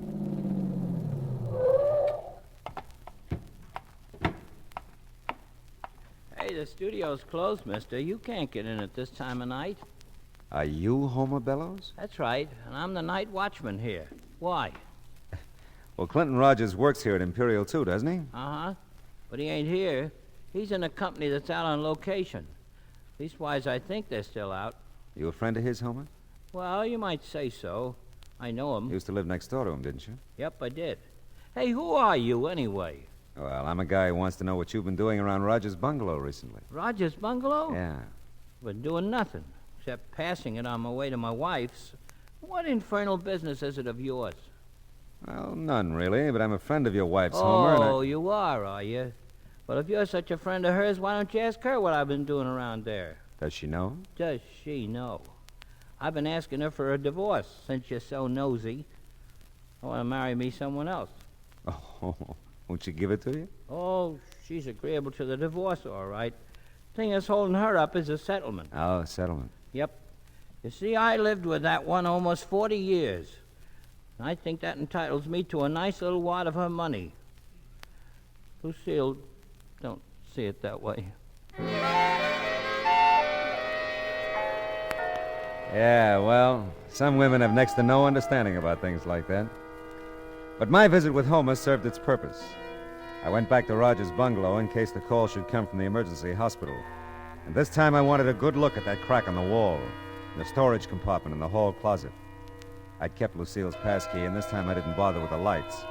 I used the flashlight from my car because I was pretty sure whoever had shot Rogers hadn't found what they were looking for.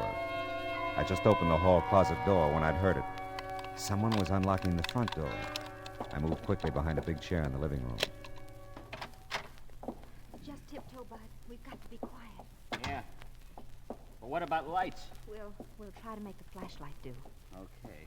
But I still don't think there's much of an idea. Oh, I was afraid to come alone, Bud. And I've got to find it before Clint comes back. You could just take my word for it, you know. You wouldn't have to be here at all. I've told you. I can't believe what you've said. I've got to find out for myself. Maybe you'll be sorry if you find out. Maybe so, but at least I'll know then. That little storage place here in the closet is the only place I haven't looked. Do you think this will be enough light? Yeah. But how'll I get up there? I can't reach that door from here. Oh, well, wait. I'll get the stool from the kitchen. I'll get it. No, I've got the flashlight, Bud. Oh, good heavens, Bud. Here in the kitchen. It's blood. Yeah. Sure is. Who's that? Hey, Don't reach for anything, Bud. You're covered. What's happened to Clint? Somebody shot him. Oh, no. He's not dead yet, Miss Curtis. You know my name? Yeah, he mentioned you. I'm Philip Marlowe. Mrs. Bellows called me in on this. Oh, Why don't you put the gun down, mister? I will when I find out a few things. where is Clint? I want to go there. Police took him to the emergency hospital. Police? But Yeah, they're going to call me here and tell me how he is. He was still out when I left a while ago. come on, Bud. You've got to take me there. Why, yeah, Barbara, sure. Yeah, not yet, kids. Not till you two tell me what you came to find here tonight. And the other nights you've been here. Other night. You said a while ago you'd looked every place but the hall closet. But I've never been here at night, not without Clint. Don't talk to him, Barbara. You don't have to. I won't. Mr. Marlowe, you can't keep us here. I have to go to Clint. I have to be with him. I'll get that. And don't forget you're still covered, Buster. Yes? Marlowe, Yes, Sergeant. How's Rogers? he's over the hump okay. They gave him a sedative a while ago. He's out like a light, but he's going to be all right. I see. Did he say anything? Were you able to talk to him? I was able, but he wasn't. Sort of delirious, I guess. Mumbled something about Barbara. And then just after they gave him the shot, he said over and over, "Don't be a fool, Bud. Don't do it, Bud." He did, huh? Well, that's something. Is it? Sure is. Thanks, Sergeant. I'll call you back. What did they say about Clint? Well, it looks like we're looking for a murderer now. Oh, no. Take it easy, honey. We had one break, though. Clint! It'll interest you, Bud. Will it? The police know who shot him. Clint told them. Bud, what are you doing? Just protecting myself, Barbara. You want to use that gun now, Marlowe? I'm keeping her right here in front of me. Yeah, I see. I thought you'd have a 38, Bud. That kind of clinches it, doesn't it? Not yet, it doesn't. Bud, please, don't. Stand still and shut up. Drop your gun, Marlowe. Let her go, kid, and we'll talk about this. She won't get hurt unless you hurt her. Drop your gun. Bud, someone's coming. Mr. Marlowe. Look out, you two! Mr. Marlowe. Oh, my... Thanks for the souvenir, Bud. Oh, my goodness. Good work, Mr. Marlowe. Barbara, honey, are you all right? Yes, I'm all right, Mrs. Bell. How about that, Mr. Larry? Coming in when you did, you're nothing but a bloody hero. Oh, my. I feel so. Good Lord, there he goes again.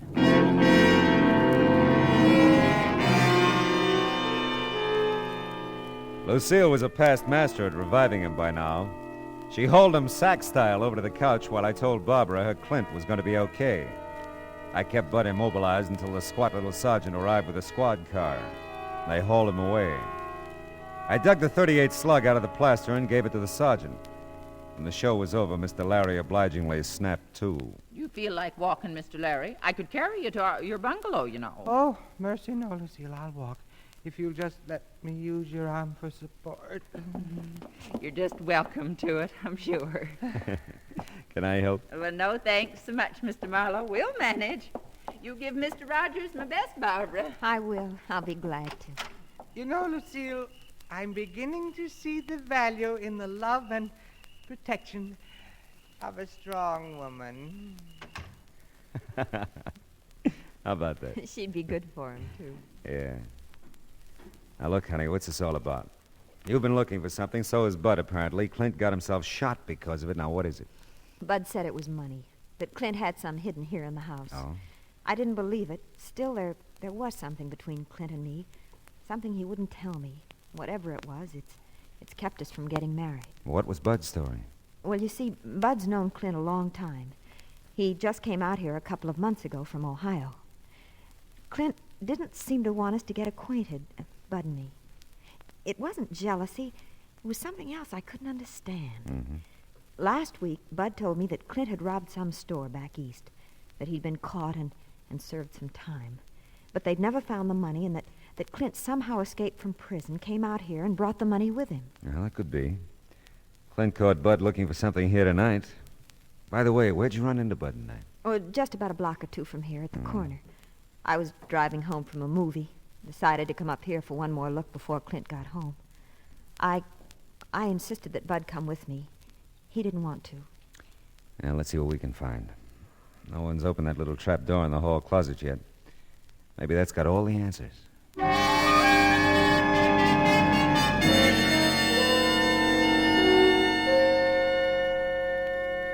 Why, it's a strong box, isn't it? Yeah, it's not very heavy, though. Yeah. There, let's see now. No money at all. A couple of war bonds made out to Clinton Rogers and or Thomas Rogers. Clint said he didn't have any family. Hey, look. Here's an envelope with your name on it. Oh, for Barbara Curtis to be opened in case of my death. I don't know what to do. Well, don't look at me, honey. I can't decide for you. You will go with me when I tell him, though, won't you? Sure I will. Let's see. My darling, this newspaper clipping will tell you why I couldn't marry you. When you read it, you'll see why. I love you, Clint. I'm afraid to read the clipping, Mr. Marlowe. Let me see it. Not pretty, honey, but it isn't about Clint. But then who? It's about Thomas Rogers, who at the age of 16 murdered his father and mother. The story says he escaped from the Ohio Asylum for the Insane in June of this year. Officials think he may attempt to contact his brother Clinton in California. And Bud is... Yeah, it's his picture with the story. Oh, Clint, poor Clint. What a horrible, horrible thing for him to live with. Yeah. But, honey, Mr. Larry said it a little while ago. The love and protection of a strong woman. Clint has it, Mr. Marlowe. I've never been so strong or so protective, and I've never loved so much.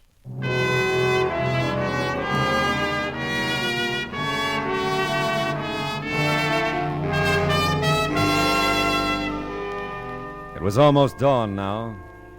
I drove Barbara over to the hospital in Clint. We didn't say anything. There wasn't anything to say. Nice girl, that Barbara. All woman. You know, I never could understand the guys who pronounce woman as wool man. What would we be without 'em, huh? Oh, they have their faults, but what would they be without 'em? Yeah, truly it's been said. There's nothing like a dame. Wonder what Rita's doing tonight.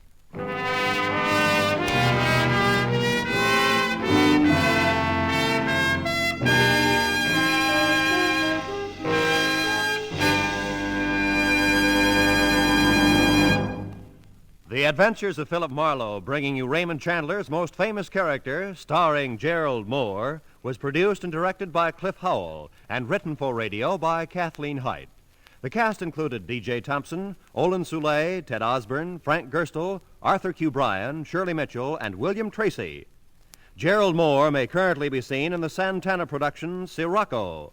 The special music for Philip Marlowe is composed by Pierre Garrigank and conducted by Wilbur Hatch. Now, here again is the star of our show, Gerald Mohr. Thanks, Roy. Ladies and gentlemen, boys and girls, tonight's broadcast concludes our current series of the Adventures of Philip Marlowe. I understand it won't be very long until we meet again. So until we do, we won't say goodbye, but just so long. See you soon. I still wonder what Rita's doing tonight.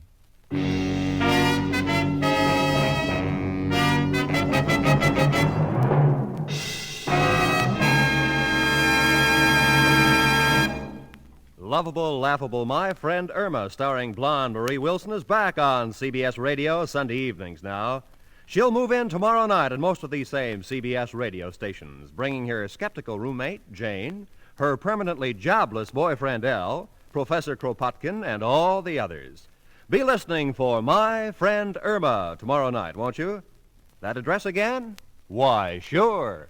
CBS, CBS, the Star's address, the Star's address, where you always hear the best at CBS, CBS, the Star's address, the Star's address, CBS. Stay tuned now for Gangbusters, which follows immediately over most of these same CBS stations. And remember, Steve Allen is here with songs for sale every Saturday on CBS Radio.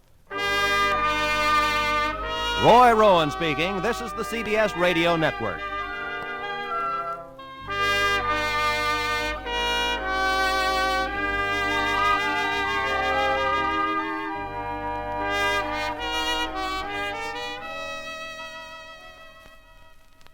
Most Saturdays at this time, we spend an exciting half hour of adventure and action with America's public hero #1, Hopalong Cassidy.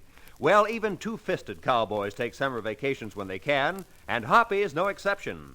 But Hopalong and Topper will be back with us riding the CBS air trails again 2 weeks from tonight, September 22nd. Get this and get it straight. Crime is a sucker's road, and those who travel it wind up in the gut of the prison of the grave. There's no other end. But they never learn. From the pen of Raymond Chandler, outstanding author of crime fiction, comes his most famous character in The Adventures of Philip Marlowe.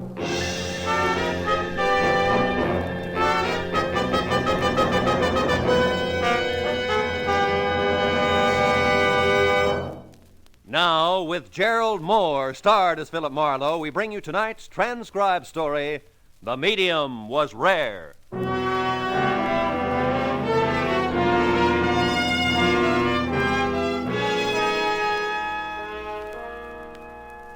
Let me out of here. I've got to get away. This is the time. The time when all I can think of is trout streams, trails through tall mountains, where every man is Hopalong Cassidy. I was sitting in my favorite restaurant telling Mary, my favorite hash slinger, all about it. Oh, it all sounds so wonderful, Phil. Yeah, but that's not the half of it. There are waterfalls so high it seems the cascade comes from heaven itself. Going alone, Phil? You bet your sweet life I'm going alone. In the words of the poet, I'm going to commune with nature. I'm the most natural thing you ever saw. Darling, you're beautiful. Your charms are many, but you want me to be honest? Yeah. You don't compare to a trout. Why, you worm. Don't get mad, baby. It's the season. Season or out, I don't like being compared to a fish. Not a fish, baby. The queen of them all. A mountain trug. Did you ever hear of the Feather River country, Mary? If it's out of Los Angeles County, I never been there. It's in Northern California. Northern fringe of the Mother Lode. Here's your coffee. Mother who? Hey, you know something? If I started right now, I could make it before morning. A quick cup of coffee, huh, doll? I'll drop everything. Well, if it ain't the clean living type. Hi, Marlowe. Hiya, Cookie. I thought they had you stashed away. Not no more. I got parole last week. No kidding. Yeah, no kidding. It was a bum rap. It sure was, if you're out this soon. Anything else? Yeah. When do you get off? A lot later than you do, 'cause you're getting off now. Touche, girl. Yeah? What kind of a crack is that? That's French for I'm on your team. Ah. Dames. You try to say something nice to him, and where does it get you? Yeah, well, I gotta go, Cookie. I'm sorry to see you. Wait. I'll go with you. Thanks, Mary. Yeah, you bet, Bill. Give my regards to the fish. I'll leave you a nickel, doll. Better keep it. The other buffalo will miss you. Well, yeah, with you. You gotta face it, Cookie. She's crazy about you. You think so? No. Well, my car's in the lot here. I'm in a hurry, Yeah, so well, mine's in the lot, too. Listen, Marlowe, I was just wondering. You get around. You got any idea where Cesano is? Cesano? Yeah. Don't you know any decent people? What? Hey, Cesano's my pal. He's as decent as I am. You made the point, Cookie. Seems to me there was talk he had something to do with you taking that rap in the first place, huh? Listen, you don't think I'm trying to find him to knock him off or anything like that? Could be. You're about that bright. But it doesn't really matter. I don't know where he is. I don't care. I don't want to know where you are, either. Well, that suits me good. Only Good. I don't know what you're so kissed off about. I done nothing to you. Neither is Cesano. You make my taxes higher. Yeah, how? Never mind. Oh, you'll kill me, Marlowe. You talk about taxes. Yeah. How'd you like to pay taxes on this job? This your heap? Yeah. One of them foreign things. Right-hand drive. Baby blue yet? It matches my eyes. What'd you do at San Quentin? Learn a trade? Sure. And a good one. You decent people go right on paying taxes, Marlowe. Us third-rate punks will get along. I watched Cookie's baby blue convertible cut out into the traffic. Got in my own car and drove away in the opposite direction. Yeah, Cookie cinched it. I was going to knock off for a while, head for the Feather River country. Well, by the time I reached my apartment, I could almost smell the pine trees. And while I tossed a few things into a bag, I saw myself every inch a modern Isaac Walton. Oh. You're Philip Marlowe. That's right. Oh, I'm so glad you're here. I've been calling you. Oh, I'm Lillian Collins. How are you? Well, I told Pat not to wait. Who's Pat? The taxi driver. Oh, him. May I come in? Well, yeah, I guess so. Thank you. Oh, you're packing. Or are you unpacking? No, I'm packing. I'm going to the Feather Oh, River but you country. can't. What? You can't be going anywhere. I need your help, Mr. Marlowe. I really do, desperately. Yeah, well, I just thought I'd take a few days Of course, off. Can't it wait? I'll pay you, whatever's customary. I just don't know where to turn, and somehow we've got to locate them quickly. Leonard should be home within a Oh, week. wait a minute. Sit down. Mrs. Collins, is it? Yes, Lillian. Oh. Leonard's my husband. He's back east on business. Well, just what do we have to locate quickly? My jewelry. It was stolen last night. Oh, well, stolen jewelry's out of my line, Mrs. Collins. That's a police job. Oh, no. Oh, that is it. It can't be. Why? I thought about the police right away, of course, but I can't call them in. Leonard would hear about it, I know it. It would be in the papers, and... You understand, don't you? No, I don't understand. Well, I just couldn't, that's all. Mrs. Collins, right now I like fishing poles better than I do Oh, people. but you can't go. I mean, you can, of course, but I do need your help so much. Why can't I resist names? All right, but you'll have to level with me. What jewelry? When did it happen? Who knew you had it? Everything. Well, it was a necklace, diamonds, Yeah. and a diamond bracelet. I had them in my jewel box last night. I'd only just taken them from our safe deposit box in the afternoon. Who knew you took them out? Well, no one knew. Mm-hmm. Well, how did it happen, the robbery, I mean? Well, I was in my bedroom. That's where the jewel box was. Yeah. I was dressing for dinner. The doorbell rang. I had to answer it. Letty's on vacation now that Mr. Collins is in the East. It was Sylvia, a friend of mine. We were to have dinner together. I fixed a drink for us, then went back to my bedroom for my wrap. That's when I noticed the jewelry was missing. You hadn't heard anything? Anyone in the house? No. Of course, the radio was on. Music, you know. How would anyone get into the bedroom? Well, the French doors open onto a little terrace right by the bedroom. I rather presumed whoever it was came in that way. Well, how much would you say this jewelry is worth? $10,000. Oh, that's what it's insured for. Anything else taken? No, not a thing. Do you wear this necklace and bracelet often? Oh, no, not really. When Leonard gave them to me, he said they were for state occasions. Last night was a state occasion. Oh, my goodness, no. Oh, that is, If you didn't intend to wear them last night, why did you take them out of the safe deposit box? I suppose you'll have to know. I needed the money, Mr. Marlowe. I have a debt Leonard knows nothing about. If I wrote a check for $10,000, he'd ask questions. I don't blame him. Well, there's just no need worrying him with it, that's all. He doesn't know you gamble, huh? I didn't say... You didn't have to. Have you ever pawned anything before, Mrs. Collins? No. No, I haven't. Well, I got news for you. You probably couldn't get 10 grand for them. Oh, but if they're insured... Doesn't matter. Unless you made a deal to have them stolen so you could get the insurance money. Oh, really, Mr. Marlowe? Really, Mrs. Collins? Okay. Let's drive to your place and look around.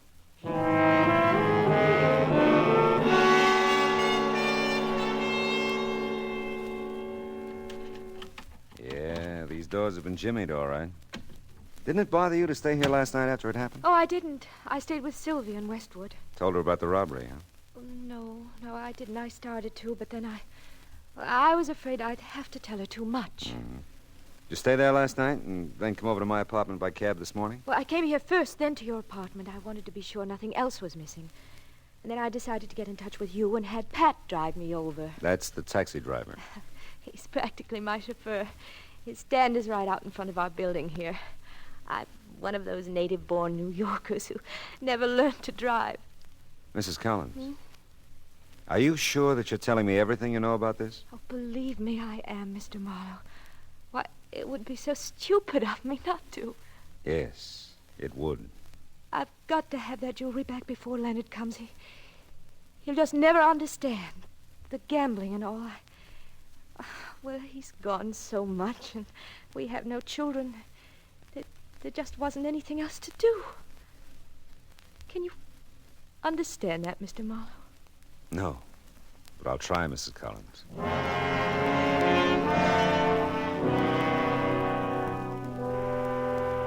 There was something tragic about her. A woman of means and advantage who was husbandless part of the time and childless all of the time. I suppose that isn't an easy life, but surely there must be other ways to fill the emptiness, huh? Well, Lillian packed a small bag and asked me to drive her to Sylvia's. As we walked toward my car, a grinning taxi driver leaned out of his cab. Take you somewhere, Mrs. Collins? Oh, not this time, thanks, Pat. I'm freeloading. Okay, but don't make it a habit. I gotta make a living, you know. I know. See you later, Pat. He's awfully nice, Mr. Marlowe. Yeah, he seems to be. Tell me about your friend Sylvia. Oh, well, there isn't much to tell. She's a nice person, a widow. Oh, she just lives a block or so from here. Turn on Wilshire to your left. Okay. Tell me, does Sylvia have money? Well, I guess so. She seems to, anyway. Has a lovely apartment, a nice car. All the symbols, anyway. Why? I just wondered. Oh, by the way, if you don't want her to know you've hired me, maybe you better tell her I'm a business friend of your husband, huh? Just drop by as you were leaving the house, something like that. Oh, yes, that's a good idea. Yeah. It's in this block, the big green apartment building on the right. Okay. That's funny. Is it? Yeah. Oh, here's a parking place. Wonder what Cookie's doing around here. A friend of yours? No, not possibly. That car parked there, foreign job, baby blue. It's Cookie's, all right. Sylvia's apartment is the first one on this side. You really don't have to come in, Mr. Moore. Name's Murphy, remember? Old friend of your husband's. Yes, that's right. I'll come in to carry your bag and to meet Sylvia. I'm very partial to wealthy widows. Really, Mr. Marlowe, do you think you will find my jewelry? Well, I've got one idea so far, Mrs. Collins. If that doesn't work, well, you leave it up to me, huh? Yes, of course. Oh, here we are.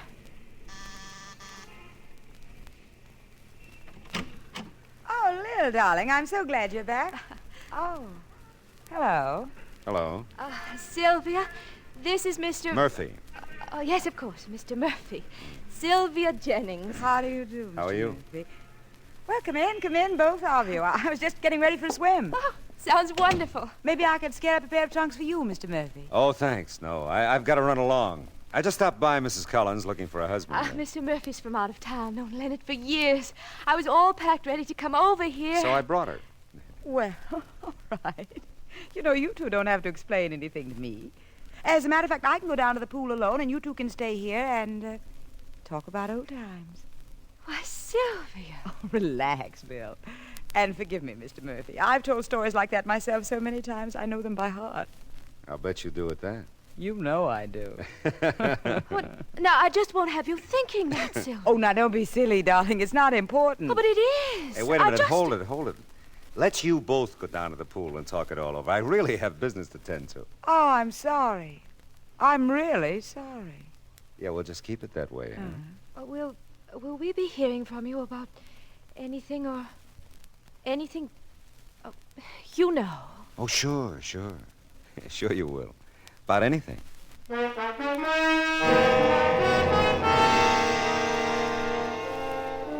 About that Sylvia. Well, the case was beginning to have its compensations. But I didn't figure Lillian Collins at all. Sometimes I thought she lied in her teeth, and sometimes I knew that she was just a bewildered dame who'd had her jewels lifted. I passed Cookie's car again as I left, and still no sign of him. I had told Lillian I had one idea. He was still at the taxi stand in front of her apartment. You really Philip Marlowe? Yeah, I really am. Need proof? No, that's okay. Mrs. Collins wouldn't have been with you if you weren't the right guy. You say I can help? Yeah, maybe so. Now, look, you drive her almost everywhere she goes. Now, how about telling me just where she goes, huh? Regulation places, Sax's, Magnan's, places for lunch, stuff like that. Mm-hmm. This morning I took her over to a Hollywood address. Oh, that was me. Oh, well, hey, there is one place she goes a couple of times a week for the last 3 or 4 weeks. A place on top of one of the hills up off of Coldwater Canyon. Friend of hers? Well, maybe. She usually asks me to wait, though, between 15 minutes and a half hour. That's all the longer she stays. When was the last time you took her there? Let me see. Day before yesterday, I think. Yeah, it was day before yesterday.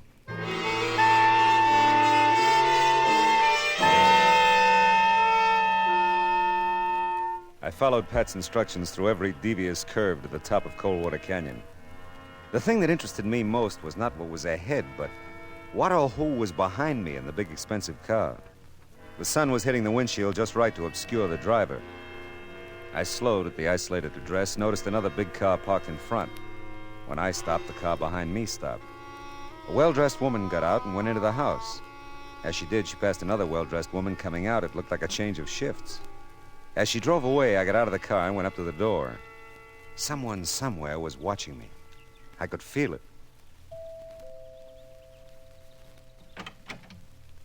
Yes.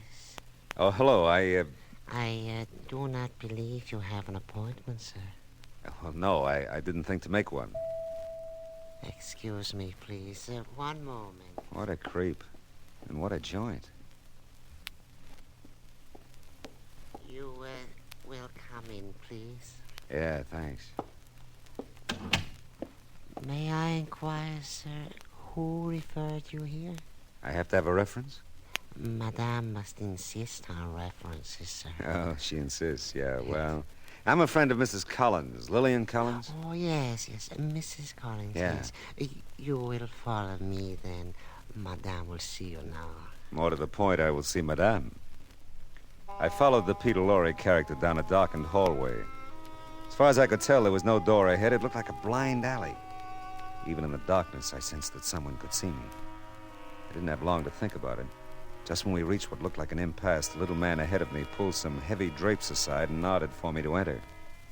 I walked into a room that was heavily draped on all sides, pungent with the smell of incense.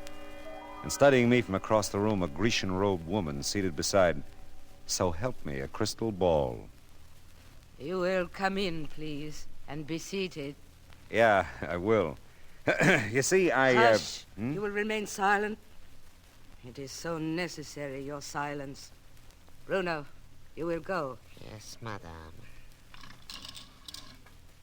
Hey, they're very clever, those drapes. When they're closed, you can't tell where the door is. I must insist. Your silence is very important. Ah. You are in need of help, much help, or you would not be here. Yeah, well, you could say that. Yeah. You make it very difficult for me to see what is in store for you. The crystal is cloudy, very cloudy. I'll quit breathing on it. Please. Oh, excuse me. Now, you are seeking something, probing, searching out, and this is not a good thing. Some things one must not pursue. I regret to say, for you I see much trouble. Great trouble and danger. You are in need of rest, my friend. Rest and sleep. A long sleep. Bruno will help you. Bruno will help you to sleep.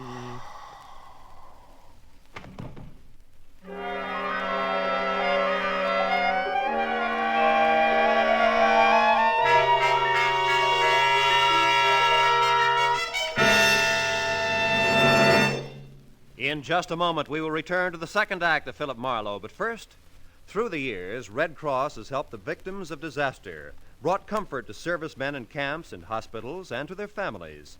Today, with the country rising to meet the challenge of aggression, the Red Cross has been asked by the government to undertake tremendous tasks.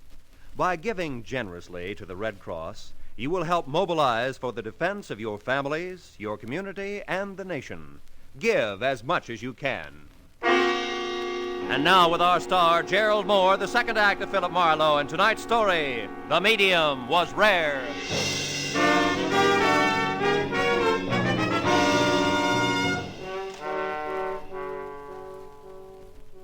The madam's prediction was suffocatingly accurate. Bruno helped me sleep all right with a strong assist from a sponge full of ether. My watch said it was 2 hours later when I came out of the anesthetic a long way from the house on the top of Coldwater Canyon. I was in my own car, parked on a strand of beach north of Santa Monica.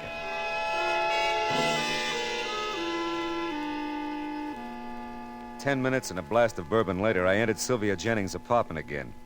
This time there was no sign of Cookie's baby blue car. I don't think Lillian will be long. She remembered some shopping she had to do. Did she? You don't look as if you felt very well, Mr. Marlowe. Oh, I feel just fine. I just woke up from a long sleep. And by the way, Mrs. Jennings, you really shouldn't call me Mr. Marlowe. Oh, yes. Now, where on earth do you suppose I got the name Marlowe? I really wouldn't know. Okay, where's Lillian, huh? I told you she went shopping. Without a purse? Well, what? That blue bag there. She was carrying it when I brought her here. Now, isn't that odd? Yes, isn't it? Oh, the door. Would you excuse me? Sure. Yes? I want to see Chisano. Well, you must be mistaken. There's no one here by that name. He was here, doll. I seen him. What? I'll just wait for him. No, you can't come in here. Well, Cookie, hello. Here. What is this, Marlowe? Well, it's one of those happy coincidences, Cookie. For the first time in my life, I'm glad to see you. Oh, close the door, Mrs. Jennings. Make yourself at home. I'm afraid I don't understand this, Mr. Marlowe. Yeah, well, I was afraid I wouldn't for a while, but stick around. I think things are going to clear up in a hurry. Listen, Marlowe, what's the pitch here? You know this name? Not as well as I'm going to.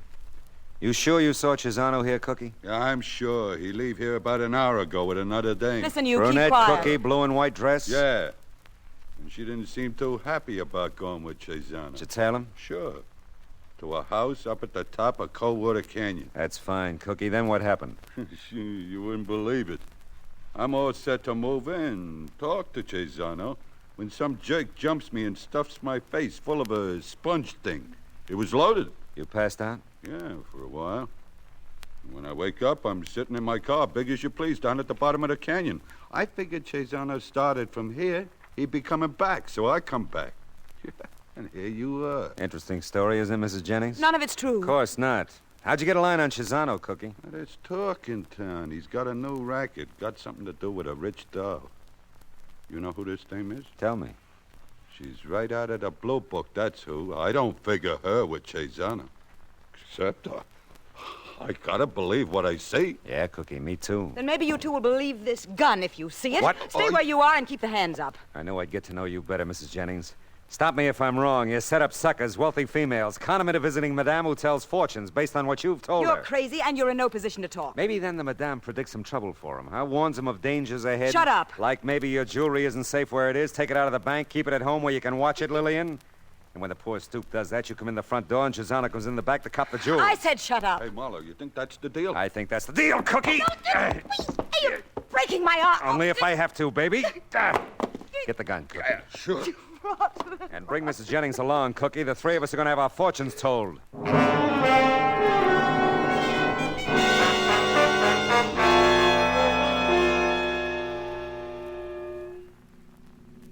How about that Cesano? What a sweet deal he's got.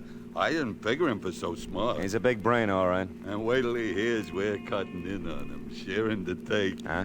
This way, everybody makes dough. Me, you, Cesano, even the little doll here, huh? Leave me alone. Easy does it, Cookie. You're pretty smart yourself. How'd you figure I was going to make a business deal with Cesano? Yeah, no chump, Marlowe. I got every Seamus figured. You're all looking for that one big, sweet deal like Cesano's got to move in on. It's a natural. Yeah, you're right. Cesano will never go for it. He's got no choice, doll. Oh, hey, watch it, Marlowe. There's a geek in a prowl car ahead of you. Yeah, I've been watching him. Where's Mrs. Jennings' gun, Cookie? Right here. Why? Give it to me a minute, huh? You ain't gonna plug it. Come on, give it to me. Okay, but I don't get you. Thanks. You hit him. Yeah, and that's not all. What are you doing? You ran right into that police car. That's the way I played it, honey. Hey, that wasn't very bright. Oh, Mr. Marlowe. Got a couple of customers for you, officer. I had to move quick. Why, sure, but... Oh, yes, we do. The lively one's got a great racket. I'll tell you about it later. Cookie over there wants to see his parole officer. You want me to take them in? I sure do. And tell your brethren to come to 6956 Canyon Rim, top of Coldwater Canyon, right away, with their muskets loaded.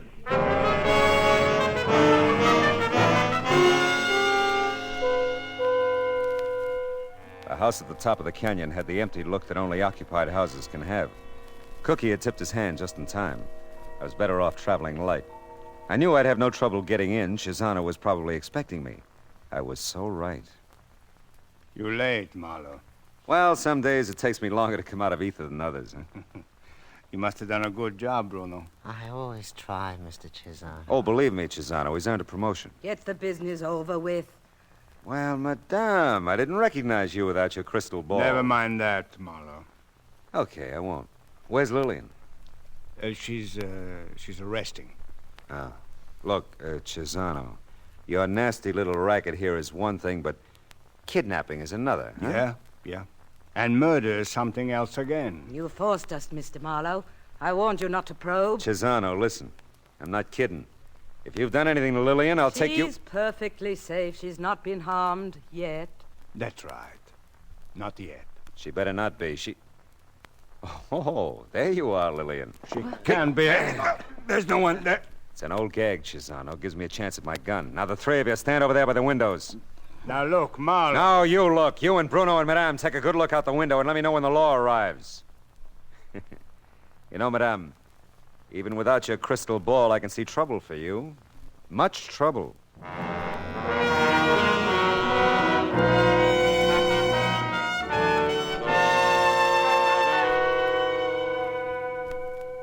Lillian had been given the ether treatment, too. We found her when the police arrived. She was okay, just thoroughly frightened. She wasn't all we found when we searched the place. Cesano hadn't fenced the jewelry as fast as he stole it.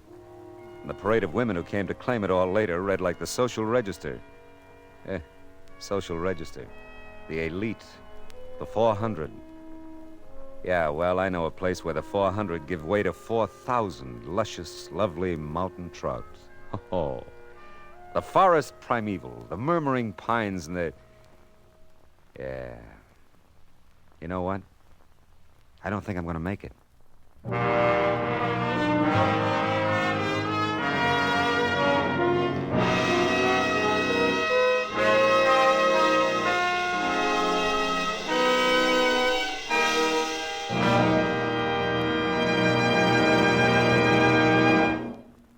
The Adventures of Philip Marlowe, bringing you Raymond Chandler's most famous character, star Gerald Mohr, was produced and transcribed tonight by Cliff Howell and written for radio by Kathleen Height. The cast included Gloria Blondell, Ed Max, Gene Bates, Harry Bartell, Betty Lou Gerson, Lou Krugman, Ida Reese Marin, and Jay Novello. Gerald Mohr may currently be seen in the Santana production Sirocco. The special music for Philip Marlowe is composed by Pierre Garrigank and conducted by Wilbur Hatch.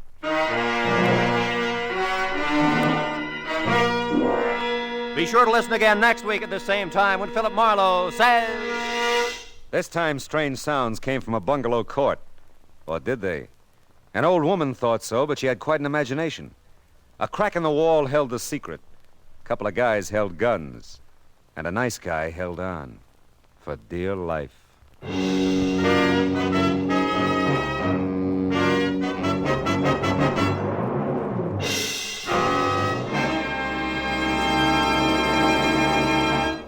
Just as systematic exercise builds a strong body, so does systematic saving build a strong future.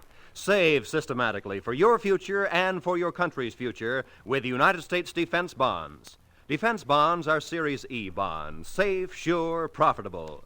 The systematic, easy way to buy defense bonds is through the payroll savings plan where you work. So for the defense of your future, for the defense of your country's future, buy your full share regularly, systematically, of United States defense bonds.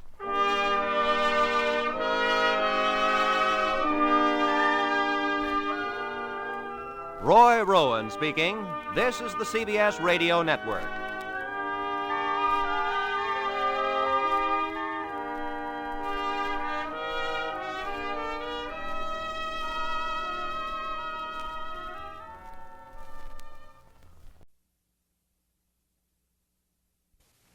Get this and get it straight. Crime is a sucker's road. Those who travel it wind up in the gutter, the prison, or the grave. There's no other end, but they never learn. From the pen of Raymond Chandler, outstanding author of crime fiction, comes his most famous character in The Adventures of Philip Marlowe.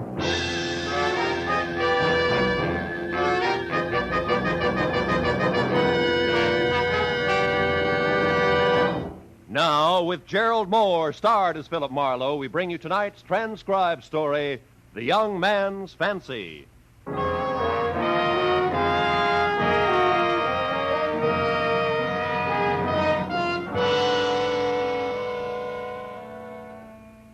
was another scorcher with smog yet.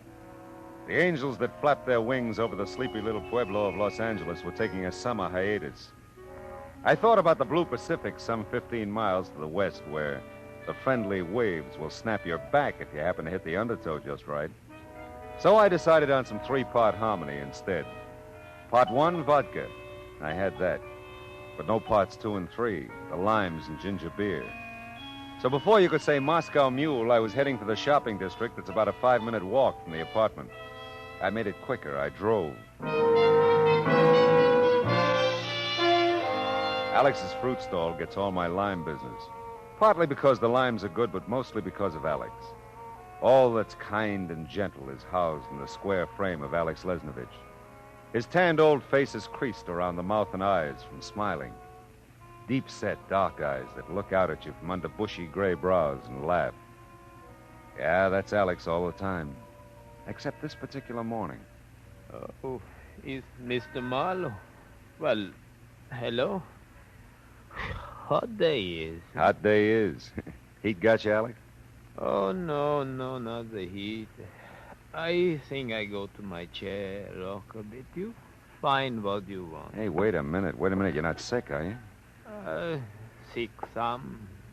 Yes, Alex is sick fellow, all right. Have you seen a doctor? No, doctor. Alex is sick in the heart. Oh. No doctor can fix, Mr. Marlowe. Someone else could fix, but no doctor. You want to tell me about it, Alex? I will go to my chair and rock and think. You find what you want. Yeah. Hey, the limes look good. Yeah, Eve. How much? Sign says no. Yeah, I guess it does. Hey, does it get this hot in Yugoslavia? Oh, maybe. It's a long time since I was there. Yeah? 30 years more, maybe. It's lots changed there now. Weather, too, maybe. Yeah, maybe. Dad. Oh, Dominic, where have you been? Hello, Dad. Oh, hi, Mr. Marlowe. Hi, Dom. All night I wonder where you Oh, were. look, Dad, let's not start that all over again, will you? I'm of age. Oh, it's Babe, the only big fellow with small ears. Don't give me that stuff. I'm sick of it. Just came back to get some things and some money, so you might as well get the cash drawer Here open. now, that's enough. You do not come here just when suits you and tell your father what he will do and what he will not do. Look, Dad, I'm tired of fighting with you. Come on to the back of the stall. We don't have to drag anyone else into this. I was pretty much of a third wheel. I didn't get it. I didn't want to. Alex and son Dominic boxed the next few rounds almost out of earshot. I heard old Alex mutter something finally, go to the cash register and get Dom the money. Shortly after that, Dom shot past me and down the street. I stood there like a fool, squeezing a half a dozen limes. Did you find what you want, Mr. Marlowe? Yeah, Alex, these will be fine. Thank you. Thank you very much. Alex. Yeah. Well, if you need any help, you know where to find me, huh? Thank you very much, Mr. Marlowe, but if Alex has troubles, Alex works them out. Sure you will. I'll see you.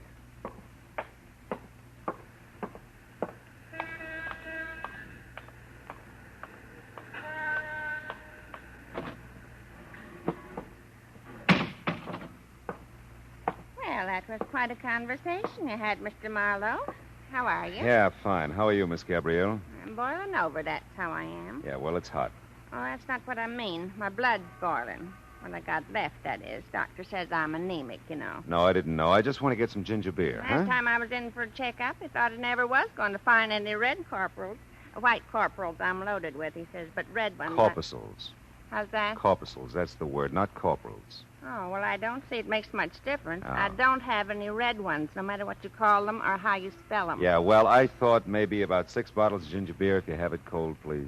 I saw you next door at Alex's.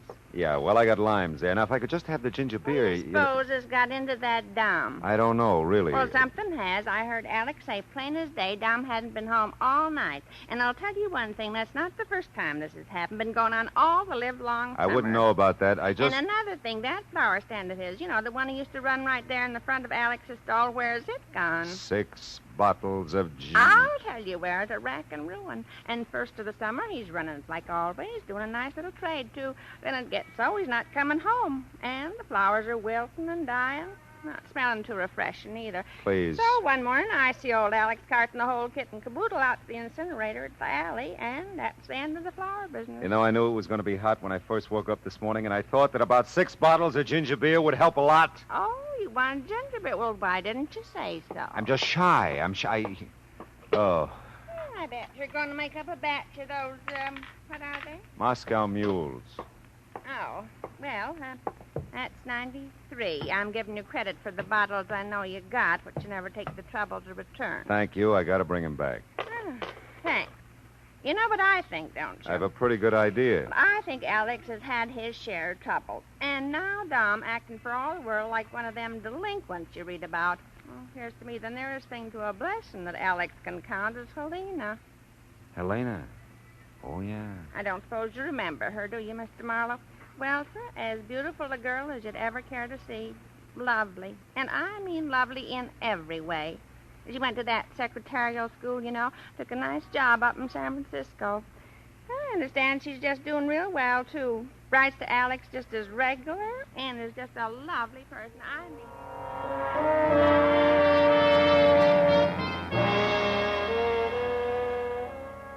Yeah, I remembered Helena. No red-blooded man who had all his corporals would ever forget her. Quiet little thing, dark, radiant, with Alex's deep-set black eyes. The kind that laughed. Yeah, I remembered her voice, too. Soft, with just the right amount of huskiness. It had been about 3 years, I guess, since I'd seen her. That would make her somewhere in her early 20s now, and that would make her even lovelier.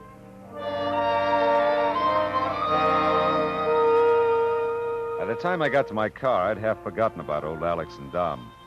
I pulled out of the parallel parking spot, and before I reached the corner, I was in the proper lane, minding my own business.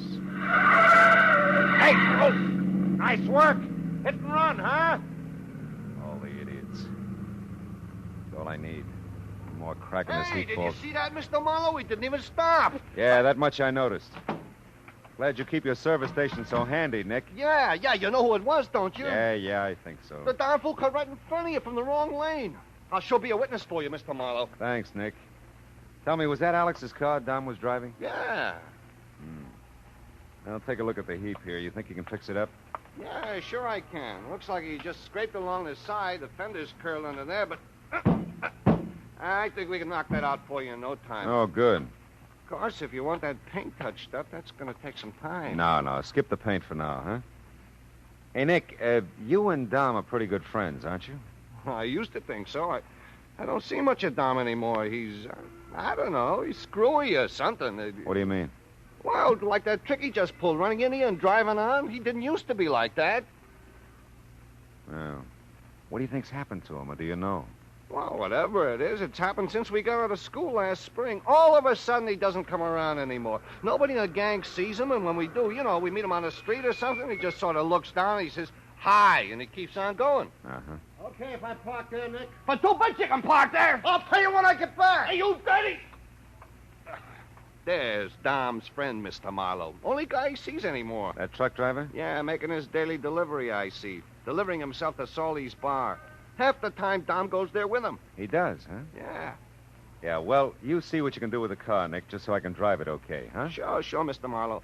Bud's here today. Between us, we can fix it in a hurry. Okay, I'll be back in a few minutes. See how you're doing. Swell. Oh, and Nick. Yeah. Nick, come here. I'm going to tell Alex it was my fault. Now, I don't want him worrying about it, so don't make a liar out of me, huh? Nah, sure not, Mr. Marlowe. Only Dom doesn't deserve it. Maybe not. But Alex does.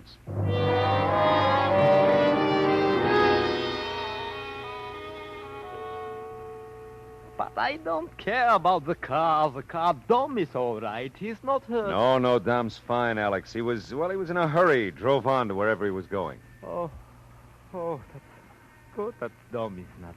Yeah, I just thought I'd tell you. It was my fault, and whatever damages there are, you let me know, huh? Oh, if anything, I let you know. You don't worry, Mr. Marlowe. You just drive more carefully next time, no? Yeah. Yeah, I will, Alex. Oh, look, please, look. What is just coming? What? In all the excitement, I almost forgot. Look, it's letter from Helene. Oh, swell. How is she? Oh, it's fine, just real fine. She's worked very hard, she said, feel very good, and it's Sunday. Maybe soon come down to see Ellen. Oh, that's fine. Is she still in San Francisco? Oh, yeah, and it's like her very much. Uh-huh. But Mrs. Papa and Dom and Mr. Marlowe, Papa and Dom, Miss Helene. Yeah, I'll bet. Oh, when Helena comes, everything again is all right. I get letter almost every other day, 2-3 times a week. Oh, well, that's swell. Well, I got to see about my car, Alex, and remember, let me know what I did to yours, Oh, huh? yes, if it's anything, I shall. And you remember now, you try much more carefully, Mr. Marlowe. Huh? It's got the responsibility to other fellows. Is right? Is right.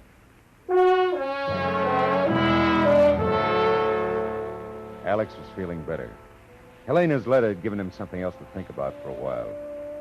On the way back to Nick's service station, I ignored Miss Gabrielle's nose, which was pressed flush with the free ice cube sign in her window. You know, with very little effort, I could have no use for that type female. Well, Nick said the car would take about 10 minutes. I figured a beer would just about take as long. The sign said Salty's Bar, no dogs allowed. What'll it be, mister? Bottle of beer. Any kind, just so it's cold. Okay, here you go. Thanks.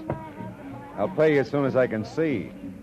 You keep it pretty dark in here, huh? Psychology. Sell more booze that way. Don't ask me why. I won't. Anybody mention the jukebox is a little loud? Yeah, I have. They either can't hear or they like it that way. They? You'll see him when your eyes get used to the place. The guy's played the record 9 times now. She's still not sold. Yeah? Well, some days you get nowhere. Hey, can I have another beer, Salty? Yeah, sure, Carl. Carl, the truck driver, Nick, pointed out to me, was seated 2 stools down at the bar. I noticed him for the first time just before he ordered the beer.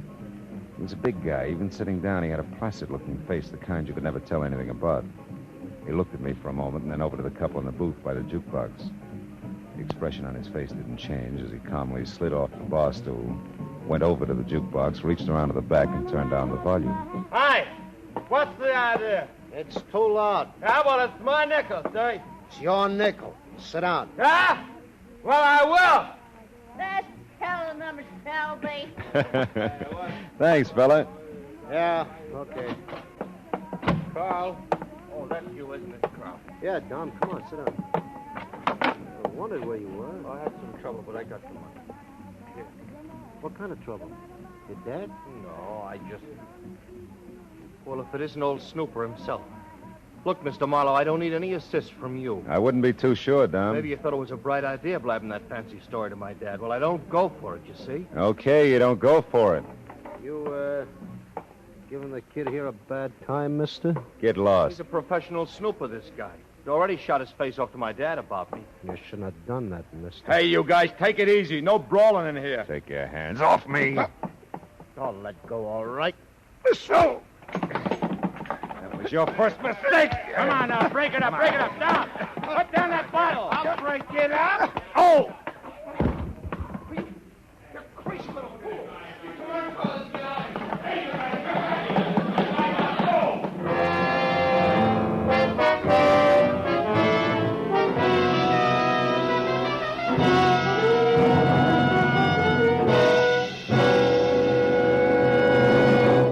In just a moment, we will return to the second act of Philip Marlowe. But first, the flood that swept the Midwest, swept thousands from their homes, businesses, and farms. The Red Cross asks your contribution now through your local Red Cross chapter. The relief and rehabilitation job will take months, perhaps years. Now with our star, Gerald Mohr, the second act of Philip Marlowe, and tonight's story, The Young Man's Fancy.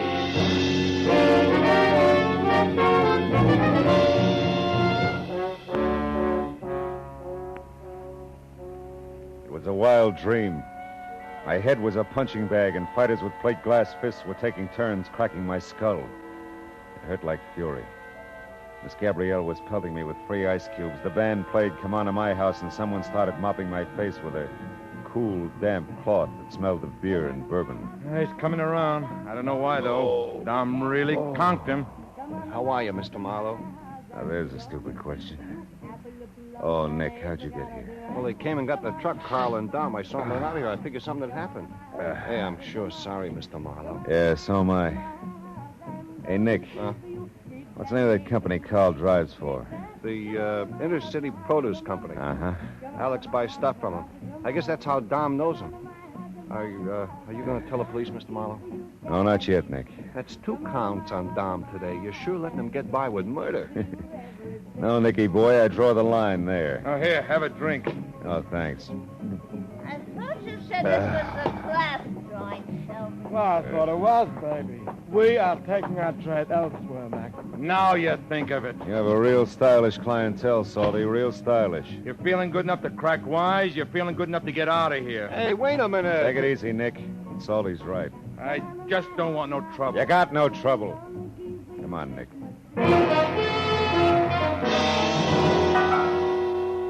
I couldn't have walked better if I had the bends. I managed to get into my car at Nick's service station. He checked all 96 Los Angeles area phone directories for me, and Carl wasn't listed.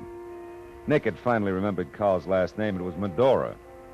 I took one last look at the limes and ginger beer, now quite warm in the car seat beside me, muttered something censorable, and drove off. It was even hotter down in the produce district. And the knot on my head hurt even more as I told Carl's boss a big fat lie. Well, sir, Mr. Marlowe, I'm glad our Carl was a help to you out on the ridge route. Yeah, I'd like to thank him personally, if you don't mind. Oh, don't mind at all. Thing is, he won't be in anymore today. He got in early this morning from San Francisco, brought his load in.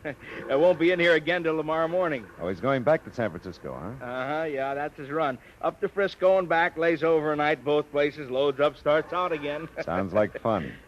Say, tell you what I could do. I could give you his home address. Most likely that's where he is now. Don't know, of course, if you want to go to that much trouble just to thank him. Oh, yeah, I would. After all he's done for me, I'd really like to look him up.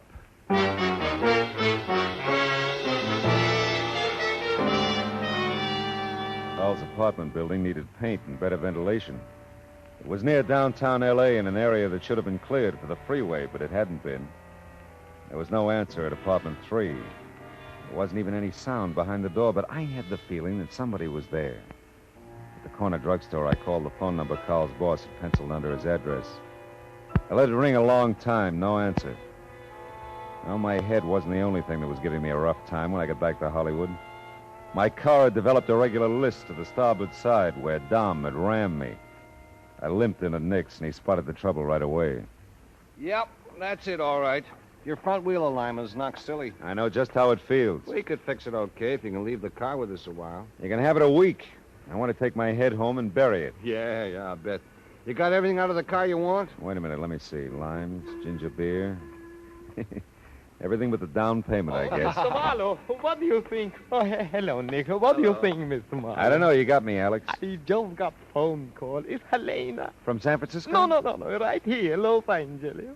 Oh, he's come real soon to see Alex. Hey, that's great, Alex. Yes. Oh, it's very fine news. Oh, Nick, you see Dom. I have to find Dom for Helena when she comes, you know. No, Alex. I haven't seen him. Oh, well, that's all right. If you see him, either one of you, tell him, please, to come for Helena. Yeah, we will, Alex, oh, sure. Thank you very if much. we see him. Thank you. Poor old guy. Yeah. I'm going home, Nick. You see Dom or Carl, let me know. I sure will, Mr. Marlowe.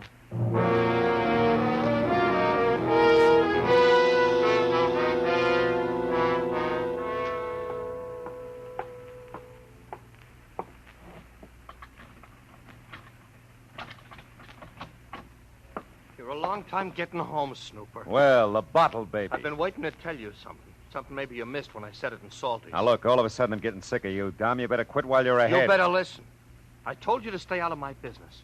And now I'm telling you the same thing for Carl. You're doing nobody any favors going to his boss, poking around where you're not wanted. Tell Carl to come here and tell me that. If he comes, he'll really flatten you. Get out of here, will you, and get rid of that gin smell before you go home? That's something else that's my business. Now, listen, you little punk. I ought to slap you silly, and I may. You let go of me, you Shut up. snooper. Now, get this. Helena's in town. What? She just called Alex. She's coming to see him. No. Now go home and get cleaned up and behave yourself. Helena. Oh, no. He ran down the hall like he'd been fired on. And like I said, I was sick of it, the whole thing. Dom, Carl, whatever they were up to, I'd had it. Inside the apartment, I left the limes and ginger beer on a chair. Took the vodka straight. I don't know how long I was sprawled on the couch. Okay.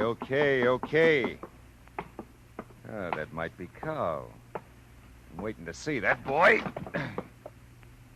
Oh, Mr. Marlowe. I didn't think you'd remember me, but Carl said you wanted to see me, Mr. Marlowe. Helena. You do remember me? Didn't think you would. Sure, I remember you, Helena. It's been a long time. Yeah, long time. Long time. But I haven't changed, have I, Mr. Marlowe? No, Helena, you haven't. Liars! The men always have to lie. No, Helena, you haven't changed.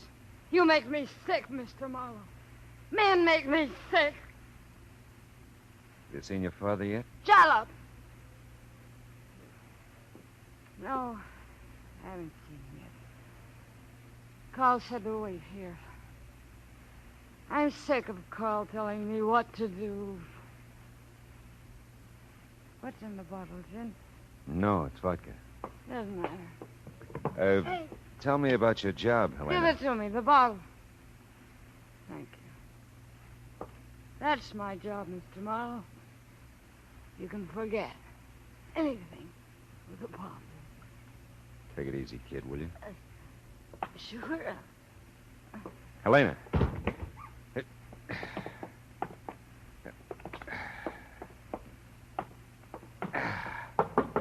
Helena. Oh, fine. You got her here? Yeah. She passed out. She's over on the couch. Come on, Carl.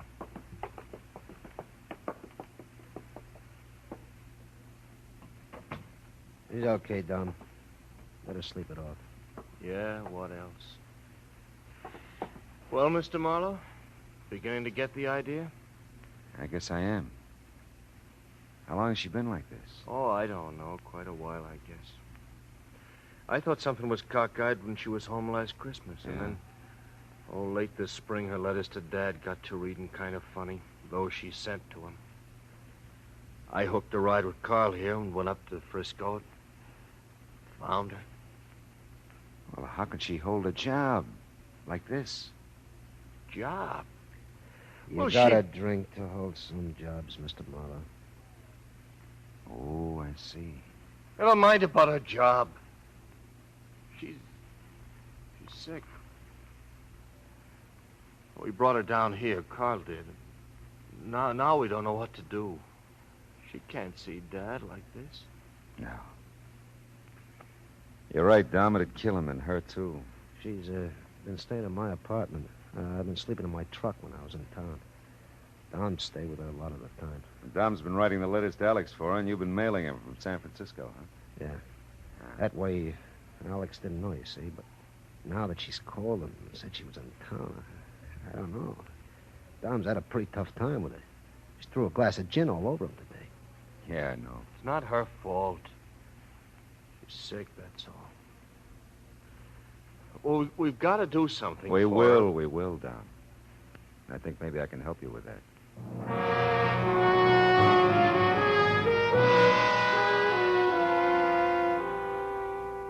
I called a friend of mine, an M.D. with a small sanitarium in the Glendale Hills. He specialized in Helena's kind of sickness.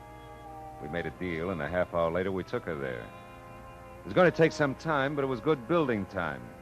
Don and I had our story pretty well rehearsed when we got back to Alex's. But I don't understand.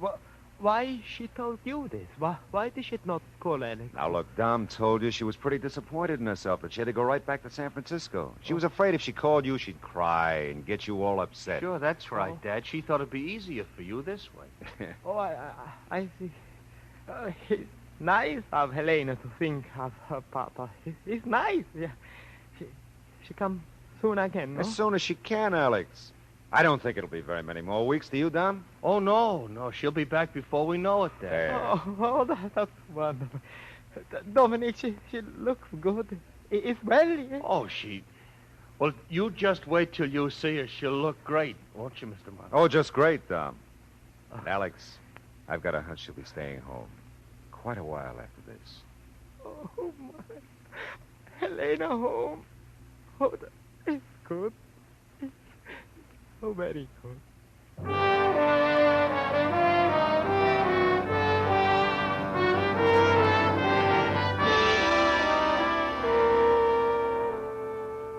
Footnote.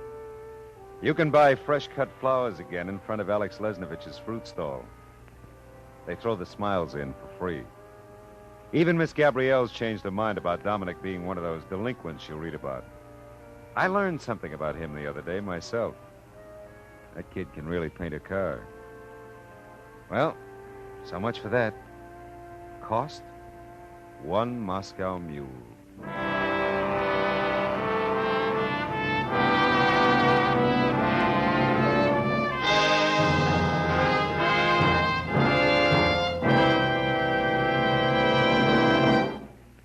The Adventures of Philip Marlowe, bringing you Raymond Chandler's most famous character, star Gerald Mohr, are produced and transcribed by Norman MacDonald and written for radio by Kathleen Height. Featured in the cast were Tony Barrett as Alex, Larry Dobkin as Dom, Georgia Ellis as Helena, and Paul Dubov as Nick, with Ruth Parrott, Frank Richards, Lou Krugman, and Jack Crucian. Gerald Mohr may currently be seen in the Santana production Sirocco. The special music for Philip Marlowe is composed by Pierre Garrigank and conducted by Wilbur Hatch. Be sure to listen again next week at the same time when Philip Marlowe says... This time the main theme was Main Street, and the counter melody was full of sharps from a burlesque house and flats from Skid Row. It was wine, women, and murder.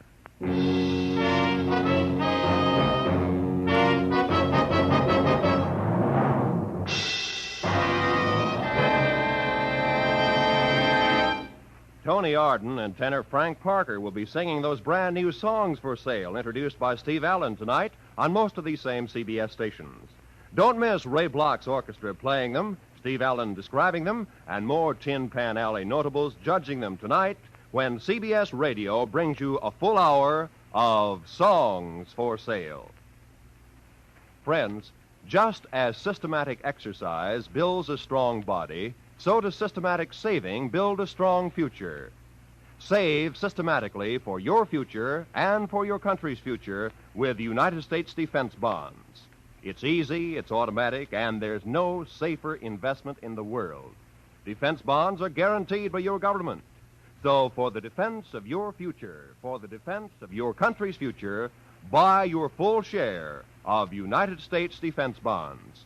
This is Roy Rowan speaking.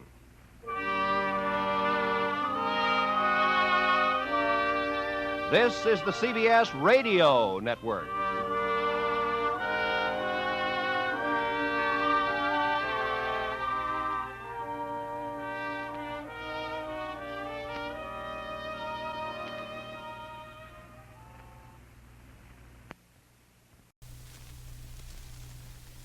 Get this and get it straight. Crime is a sucker's road, and those who travel it wind up in the gutter, the prison, or the grave. There's no other end. But they never learn. From the pen of Raymond Chandler, outstanding author of crime fiction, comes his most famous character in The Adventures of Philip Marlowe.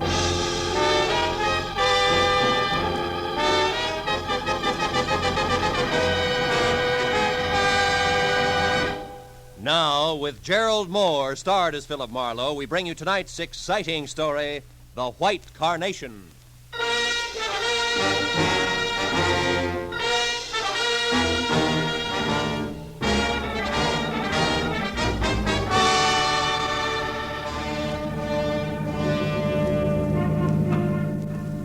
Understand it. Ben Reynolds is a wonderful guy with a really great future, intelligent, handsome. Well, you've seen his picture. Yeah. You said he's a doctor, didn't you, Casey, an MD? That's right. He's already known as one of the best young medical men in town.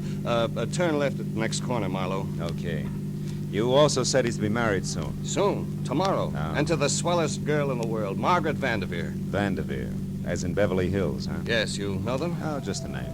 Marlowe, we've got to locate Ben Reynolds fast and find out what's wrong. Well, you sure it's not just a last-minute case of cold feet? Cold feet? Yeah. Oh, Marlowe, he's in love with the girl. I'm his best man, I know. Besides, this marriage means a lot to the guy's career. He wouldn't run out. It happens, Casey. Oh, not to Ben. Why, he was fine, happy, full of laughs, right up to the minute we went into that flower shop. Flower shop? Yeah, some small place called Steiner's Flowers on Temple Street. Ben and I were driving along there this afternoon when I remember the one thing I'd overlooked was a white carnation for the groom. We stopped and went in. And came the switch. I'll say so. While I talked to the florist, Ben browsed around the shop. Then all at once, he grabbed me by the arm and said, "Let's get out of here." He was white as a sheet. We left in a hurry, and all the way up here to his place, he kept looking back like he was afraid of being followed. What'd he say about it? Oh, he wouldn't tell me a thing. When we got to his apartment, he gave me a real brush-off. I went on home. Then at 7 tonight, I got a call from him. Give me that call word for word if you can, Casey. Well, he said, "Tom, listen to me. There's a man named Gregory Toledo. I thought he was dead, but he's come back to life. I can't go on until he's dead again, this time for sure. Please don't interfere or say anything. You'll hear from me." Then he hung up. Gregory Toledo, huh? Was Ben at home then? No. I tried to call him back, got no answer. I thought it over for a while, then called you. You see, I'm not only his best man, I'm his best friend, too. That's his place there. Okay, kid. I think you've done right so far, but brace yourself. For what? For something ugly. It says all the earmarks.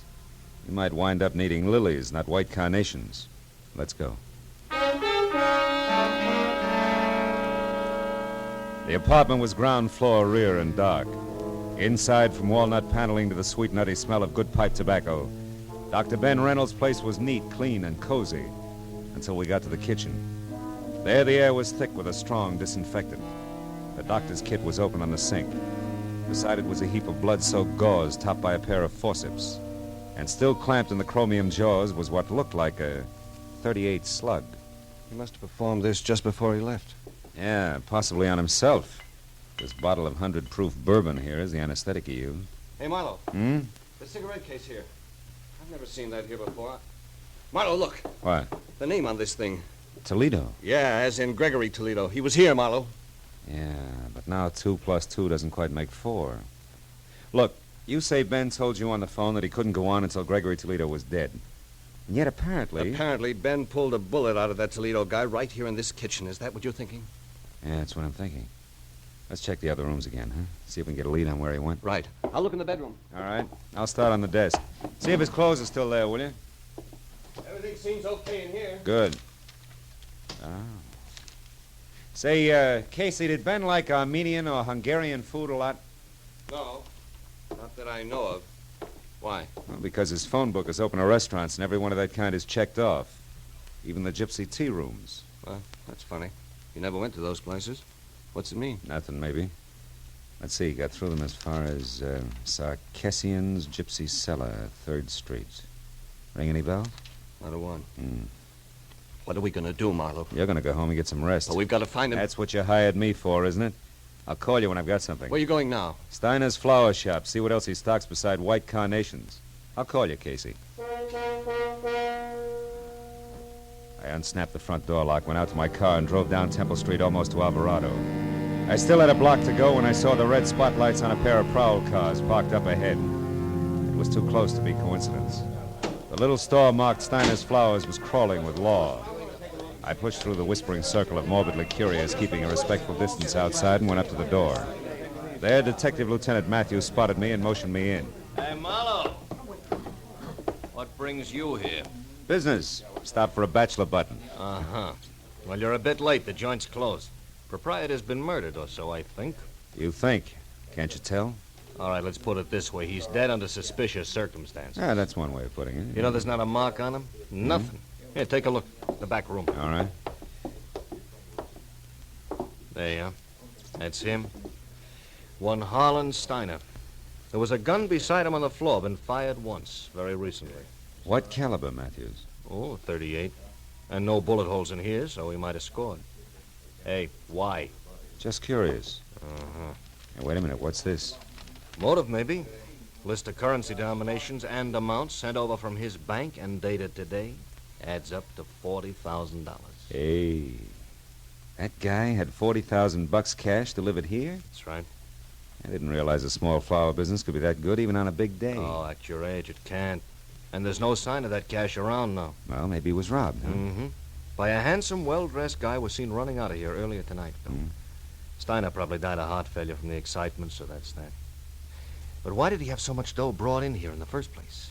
And how did this get here in the back room? What? This. Oh, cigarette with lipstick. Yeah. Well, Matthews, even florists are human, you know. So are cops. I've heard. Yeah. Now give me a straight answer, Phil, huh? Of all the places in town, how come you show up here, this dumpy, out-of-the-way flower shop? I was driving by on my way home, saw your car, so I stopped. Easy as that. Could have done that well all by myself. Mooney. Yeah? You can have it now. Tell him at the morgue I want a fast job. We've seen all we can here. All except that at the front door, Matthews. Get a load of it. Maybe she's your lipstick. Steiner here now? Are you a friend of Steiner's, miss? Not exactly, sir. Sometimes buy flowers from him. I see. Were you in here earlier today? No, I haven't been here for several days. What's wrong? Mm-hmm. You'll find out soon enough, miss. Better move along now. Go on. Yeah, okay. No, she's too dark. Your lipstick's awful blonde. Yes, I know. Well, I guess I'll shove off, too. Take it easy, Lieutenant. Sure, boy. Hey, Phil. What? Look, if you should happen to stumble over 40 grand on your way home, get in touch, will you? Don't I always? Good night, Matthews. I drove down Alvarado to 3rd Street and turned right. In a few minutes, I was parked in front of a gaudy doorway at the foot of a half a dozen steps dimly lit by a rusty hanging lantern under a sign. It said Sarkessian's Gypsy Cellar. Armenian dishes are specialty, Alex Sarkessian, proprietor. Inside, the place was a stone floor, imitation oak booths, all empty. The 5 feet high that hustled toward me out of a dark corner was Sarkessian himself. The welcome smile dribbled off his face like spilled beer when I said all I wanted was some information. Why you come here for it, huh? What kind of information do you want? On some people, Mr. Sarkessian. Do you know a man named Gregory Toledo? No. Well, how about Reynolds, Ben Reynolds? No. Okay. Try, never mind, that girl on the billboard there. Who's she? Madame Vadena, just like it says she's on the billboard. What's her real name? Ruby Vadena. She works here. Works. If somebody wants to call looking at tea leaves in a cup, work. But the customer expects it. The customer is always right. So Ruby Vadena works here, but not tonight. All right, where can I find her? Why? Because I saw her a few minutes ago in a certain flower shop. Oh, that's a very good reason. Now, look, mister, I run a restaurant, not a Lonely Hearts. You look, Sarkessian, you little gypsy's in a murder right up to her big brass earrings. I gotta talk to her right now. A murder? I knew it, that fake. Oh, that no good. She ruins my business. What kind of appetite can murder give anybody, I ask you? I ask you for the last time, where does Ruby live? Villa Garibaldi on the end of Reposa Street. Thanks. When you find her, tell Sarkessian says she's fired. She don't come in my place again, you hear? She's washed out.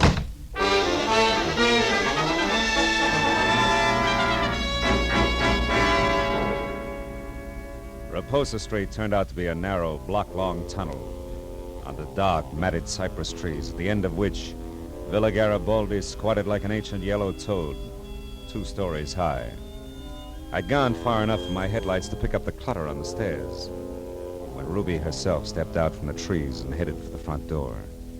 She had enough head start that she was upstairs and at the door before I caught her. Leave me alone. I haven't done anything, copper. Leave me be. I'm no cop, Ruby. Oh, no. Lisa and I saw you at the flower shop. You're not kidding anybody. Is this your door here? Maybe, but you can't get in there without a warrant, copper. So keep it out here and keep it short. What do you want? Who is Gregory Toledo? I don't know. All right, let's try an easier one. What was that florist Harlan Steiner to you? If you're not a cop, what do you care? I'm a private detective, honey, and I care plenty. You know what happened to him, don't you? I think he's dead, if that's what you mean. He was just a friend, that's all. Oh, no. You're not the type for just friends, Doc. Hey, wait a minute, sugar. Somebody's in your room. Oh, no. The money. Open the door. Hurry up, will you? I'm trying Well, to. come on.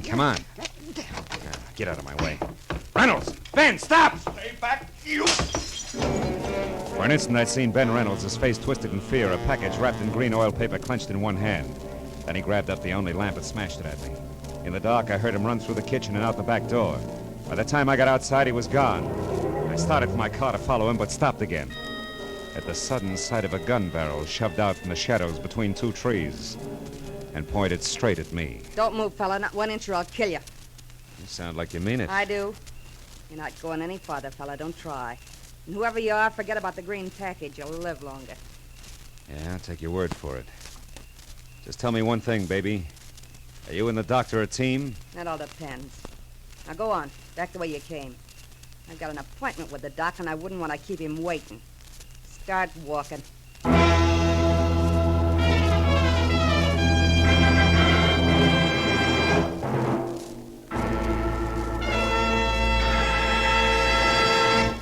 In just a moment, the second act of Philip Marlowe. But first, with the outbreak of conflict in the Far East, Care stockpile in South Korea has fallen into the hands of the invaders. But orders are being accepted so that the moment the conflict ceases, Care will be able to move in with badly needed food and clothing for the distressed men and women of Korea.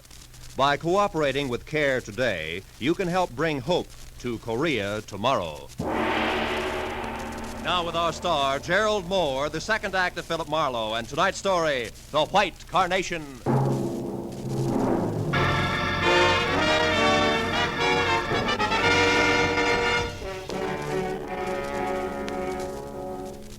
When the lady in the dark left for her appointment with the doctor, I knew that my next move should be a tight huddle with the good gray heads of homicide. But I also knew that first there was the matter of Ruby Vadena. I could tell by the way she was coming for me. The kind of enthusiasm you see only at feeding time at the zoo. Where is it? The money. Where did it go? How do I know? You're the fortune teller. Now, what'll it be? Cards, teacup, crystal ball? Or should we just try some plain old-fashioned conversation, Ruby, huh? Now, about what? Well, for one thing, $40,000 that won't sit still. For another, your connection with Steiner's murder. The law is just itching to hear about that one. Not the police. I don't want to tangle with them again. I mean... Oh. Could be embarrassing talking over the good old days, Ruby. Is that it? What do you want to know? You and Steiner and the 40,000. What's the story? Steiner and I were supposed to go away together to be married. He loved me. You loved the 40 grand. Go on. The money came from the sale of his flower shop. He brought it over here tonight, said he'd be back. When he didn't show up, I went to find him. That's all I know. Not enough, Ruby. That shop wouldn't bring $40,000 like you could pass for a school mom. Where'd he get the money? I haven't the slightest idea. But I do have a suggestion. Oh? If you can get your hands on the money, which is really mine now, I'll split it with you, And we could even take a long, long trip, huh? Mm-hmm. No dice, baby. I wouldn't sleep nights worrying about my traveler's checks. So long, clairvoyance.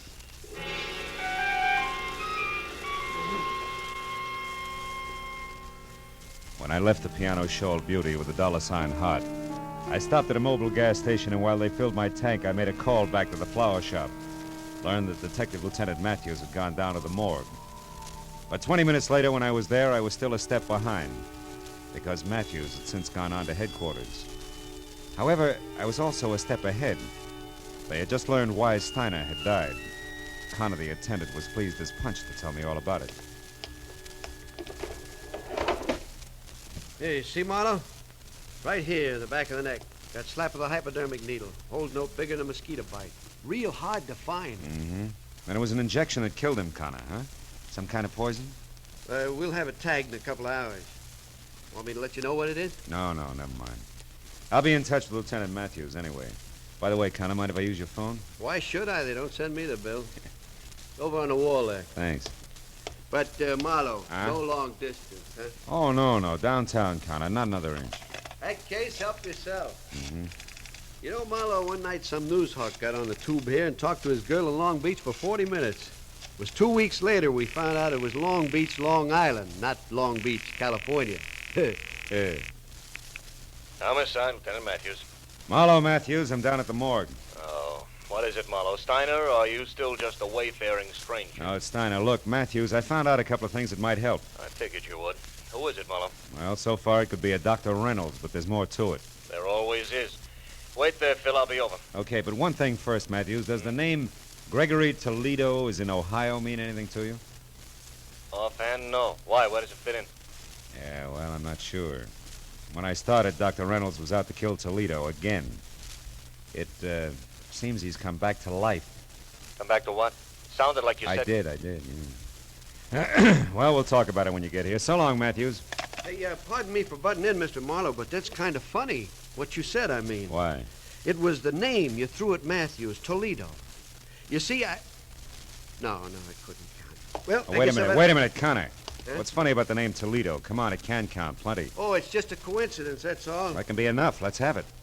Okay, Marlowe. About 6 or 7 years ago, we had a dead one in here named Toledo. Yeah? The front part I don't recall, but it wasn't that Gregory. Anyhow, the cops shot him full of holes for resisting arrest. What's the kind of funny part? Oh, not much, Marlowe. Only you just tied somebody named Toledo to this Steiner here who was killed with a hypo. And? And the Toledo bird I'm talking about was a dope peddler. Dope peddlers, Marlowe, are sometimes real handy with hypo needles. Nothing, huh? No.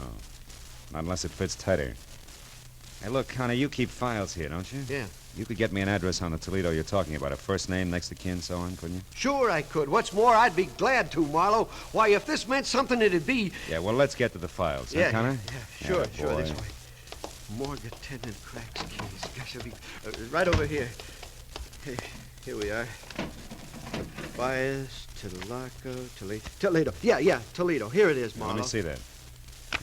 Toledo, John Edward, August 18th, 1943. Shot to death by police officers Celestes and Hogan Badge.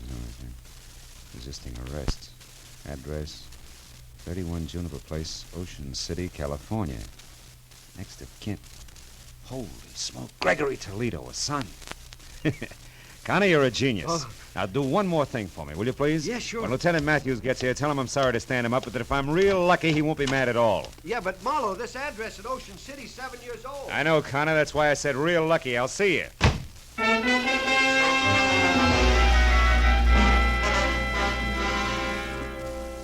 The gentleman who answered the door at 31 Juniper Place was about 60. Wore a spotted torn bathrobe that read like a menu and needed a shave, a haircut, and peeping through his torn slippers, I saw a Blue Jay corn plaster. However, his spirit was bright. Seems he liked having visitors. Yes, sir? You're the manager? Oh, I am indeed. Have been for 18 years. Albert A. Keyline.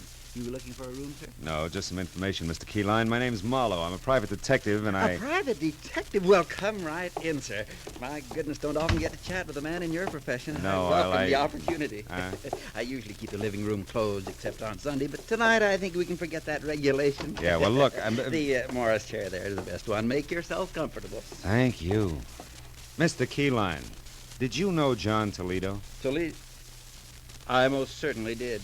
He stayed here for 5 years. I'm unhappy to inform you. He was killed on my front lawn there in 1943. It was good riddance to... Oh, I see why you're here, Mr. Marlowe, but frankly, I expected the police, not a private detective. Well, why should you expect the police? Because not 2 hours ago, Emma Mallory, my neighbor, saw Greta Toledo over at the amusement pier. Greta Toledo? You mean Gregory Toledo, don't you? I don't think so. I would have said Gregory if I meant Gregory. Oh, I don't doubt that for a minute. Besides, that boy'd know better than to come back to Ocean City. It's done him enough harm. I said Greta Toledo, John Toledo's daughter, Gregory's twin. Twin? Wait a minute, Mr. Keyline, this is important. Greta and Gregory Toledo are twins and the children of John Toledo? That's right, sir. All three lived here for 5 years, like I said, and a more different brother and sister you never heard of. Well, different like what? Like heaven above Careful. and that other place below, that's what. The boy was 5. The girl a terror. At 13, she was tormenting Allagash, and at 18, when she left here, she was a brazen hussy. Both went their separate ways from here a week after John was buried. You haven't seen him since? No, except one night about a month later when the boy, Gregory, came here to visit me and asked for all the pictures I had of him and his father and sister. I used to be an amateur photographer, you know. I got a medal one time at a... Pictures, Mr. Keyline, why did he want them? Sentiment, I guess. He was kind of soft-hearted. I gave him the whole batch except one of Greta, and I only saved it because the lighting was so good. I've got it right here. I took it a couple of weeks before they got John. Look, see how the sunlight behind her head gives a soft feeling to the whole picture? Yeah, it's practically a halo. Yes, sir. Very professional. I'll just take that now, Mr. Marlowe. I might try and improve it someday. Yeah, the best of luck. Keyline, don't move your finger. My finger? Well, why not? Mr. Marlowe, are you sure you feel all right? Frankly, no. But I hope to get better as I go along. Listen, Keyline, that neighbor of yours, that Emma, who said she saw Greta Toledo at the amusement pier, was it the big one off the foot of Surf Street? Oh, it sure was. Emma saw her go behind one of the concessions and take a flight of stairs down to the beach. Which flight of stairs? There's a half a dozen of them, Keyline. Think, will you? I don't have to. I know, because Emma said it was the flight by the cotton candy concession. You know, that fuzzy stuff. And he's near the merry-go-round. I'm sure of that because Emma mentioned the merry-go-round. She never leaves out any details, you know. Emma's a thorough...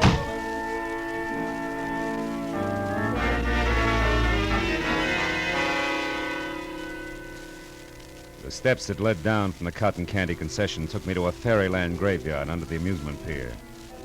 Dead carousel animals, horses, sea serpents, dragons that smiled, all broken and bent and piled any side up. Some rusted brown, some of the bilious green discolor of old brass. Then a lot of steel and stone dwarfs who must have belonged to some long ago winter wonderland, also broken and rusted. But beyond that, the people were real, both of them. One was Greta Toledo. She was the same lady in the dark who had stopped me outside of the gypsy's place. The other was the man I'd started out to find. The man who was out to re-kill Gregory Toledo. Dr. Ben Reynolds. Wait a minute, Gregory. There's one thing we still have to talk about. Or should I call you Dr. Reynolds? All right, get to the point, Greta. I am. That's why I asked you to meet me here. It's a safe place to talk. What did it talk about? You were shot and I gave you medical attention. You demanded that I get $40,000 that was yours, and I did? You did, hero. But only to keep me from letting everyone know that the fine Doc Reynolds is really Gregory Toledo, the son of a dope peddler. All right, sister mine. What do you want? Just this. You're really on my hook, brother. I got a big news flash for you. I wasn't shot in self-defense tonight. It was while I was committing a murder in a flower shop, some filth named Harlan Steiner. What? Yeah, a murder. With a hypodermic needle. I murdered a man who was double-crossing me. Tried to take this $40,000 here. We got it from a sale of opium. He was trying to take this money and run with it in a gypsy lady Now, love. listen. How tight do you think you can squeeze me? There's an end to everything, even blackmail. Don't you see that? I'd be much worse off as a murder accomplice than exposed as a doctor with a very unsavory family background. Also, Greta, I've got a few moral compunctions. A doctor's supposed to save lives, not destroy them. Then see what you can do about yours, Doctor. Don't try it, Greta. Oh. Lousy aim, sister.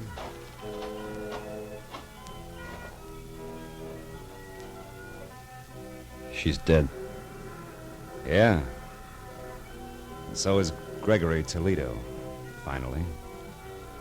We better get to the police, Dr. Reynolds.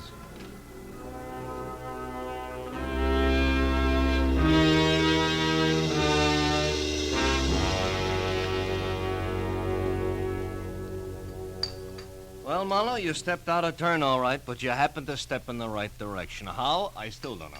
Yes, that picture Keyline showed you out in Ocean City, Mr. Marlowe. It was Greta, wasn't it? Yeah, it was. Ooh, this coffee's hot. Didn't mean a thing, though, Tom. I'd only seen Greta in the dark at the Gypsies. Yeah, then how did it help? More coffee here, please. Huh? Coffee. Oh, sure. Well, it helped, actually, when Keyline added his finger. That covered the girl's hair. And when I could only see the face... It looked like a man, and you saw not Greta, but her twin brother, Gregory. Wait a minute, who you knew as Dr. Reynolds from a picture you'd seen earlier? Good work, Marlowe. No. Good luck, Matthews. There was Connor in the morgue, a gabby woman named Emma Mallory, Keyline's hobby as a photographer, and, lots of little things. Pardon me, Lieutenant. I don't quite know how to say this, but what about the publicity, the newspapers, and what it'll do to, well, Dr. Reynolds being Gregory Toledo. Dr. Reynolds being who? Hey, miss, I'd like that coffee tonight. You know, I always did like you, Matthews. Good night, fellas.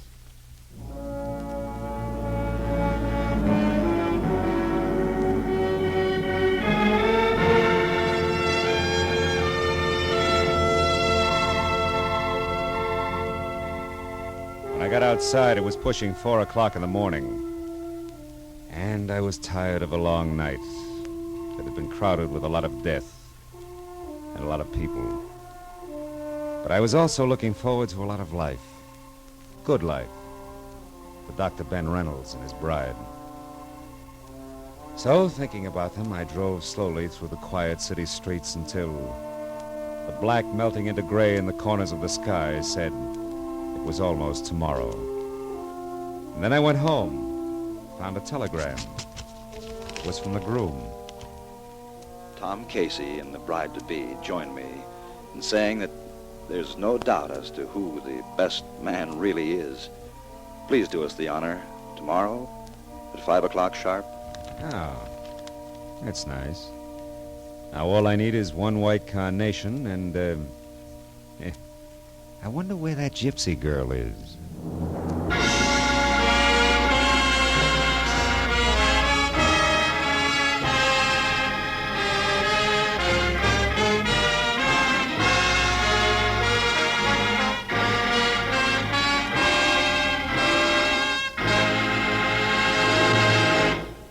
The Adventures of Philip Marlowe, bringing you Raymond Chandler's most famous character, star Gerald Mohr, are produced and directed by Norman MacDonald and written for radio by Robert Mitchell and Gene Levitt.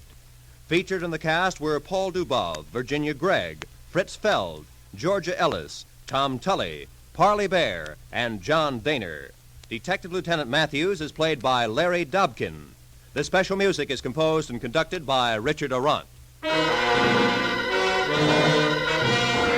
Be sure and be with us again next week when Philip Marlowe says... This time a Skid Row suicide changed into murder. A cobbler with an accent was afraid to call the police, and a hard-boiled Hollywood agent broke into tears. All because one woman kept her whole life between the covers of a big leather book.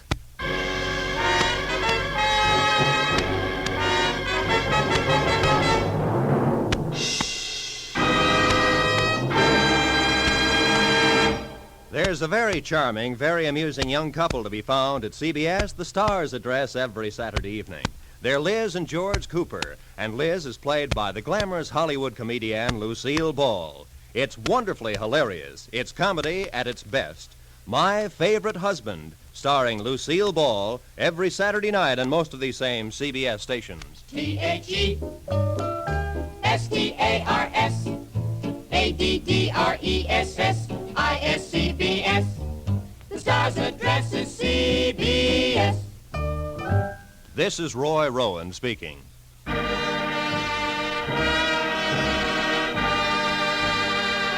This is CBS, where you dance to the music of Vaughn Monroe, Saturday nights, the Columbia Broadcasting System.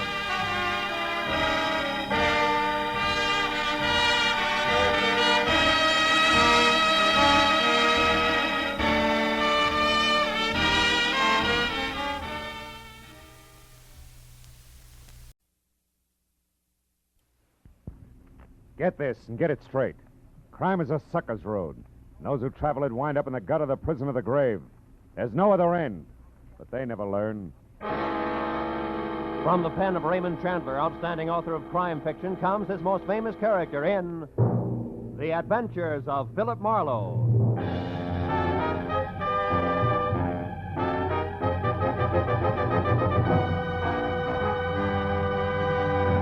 Now, with Gerald Mohr starred as Philip Marlowe, we bring you tonight's exciting story, The Dark Tunnel.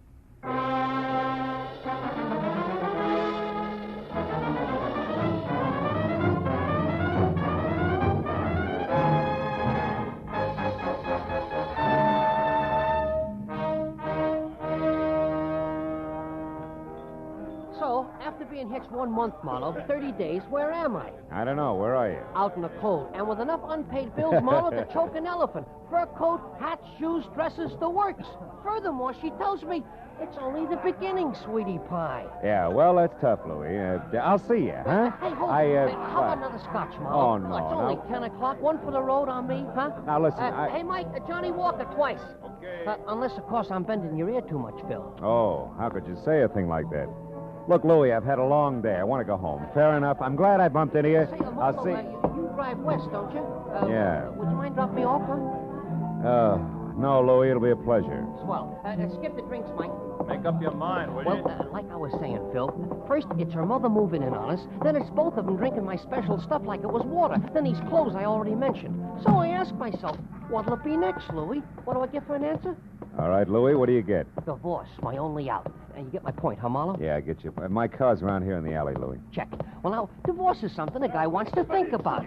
Thinking guy, that is. And you know, Marlowe... Hey, wait a minute. That's a cute little exhibition, huh? Hey, quite a scrap. Scrap nothing. It's a few inches short of murder and closing fast. You better break it up, Louie. Hey, Heavy. Yeah? Kind of a hot night for this, isn't it? What do you want, Sonny? I'd like to hold your coat. Seems to be cramping your style. He's in one piece. Why, you lousy long nose. Don't worry, I am. How do we go on, Muscles? All right, mister. Right now, he's all yours, if you can bring him to. So long, hero. Hey, Marlowe, this kid's pleated all right. Yeah, come on, give me a hand, Louie. We'll get him out of here. No. Okay, fella. Come on. Up we go. Up on your feet. Oh, thanks, mister. All right. Do you live near here? A couple of blocks away. The DeWitt Arms Hotel on Western near Sunset. Ooh. All right, take it easy. Put your arm over my shoulder. We'll get you there. Thanks. Come on, Louie. Over to my car, huh? Yeah, sure, Marlowe. But maybe I better skip the lift, huh? I mean, my problem, the discussion we were having, we better postpone it for a while, huh? That is I know what you mean, Louie. Yeah, it'll keep. All right, kid, come on. Let's go.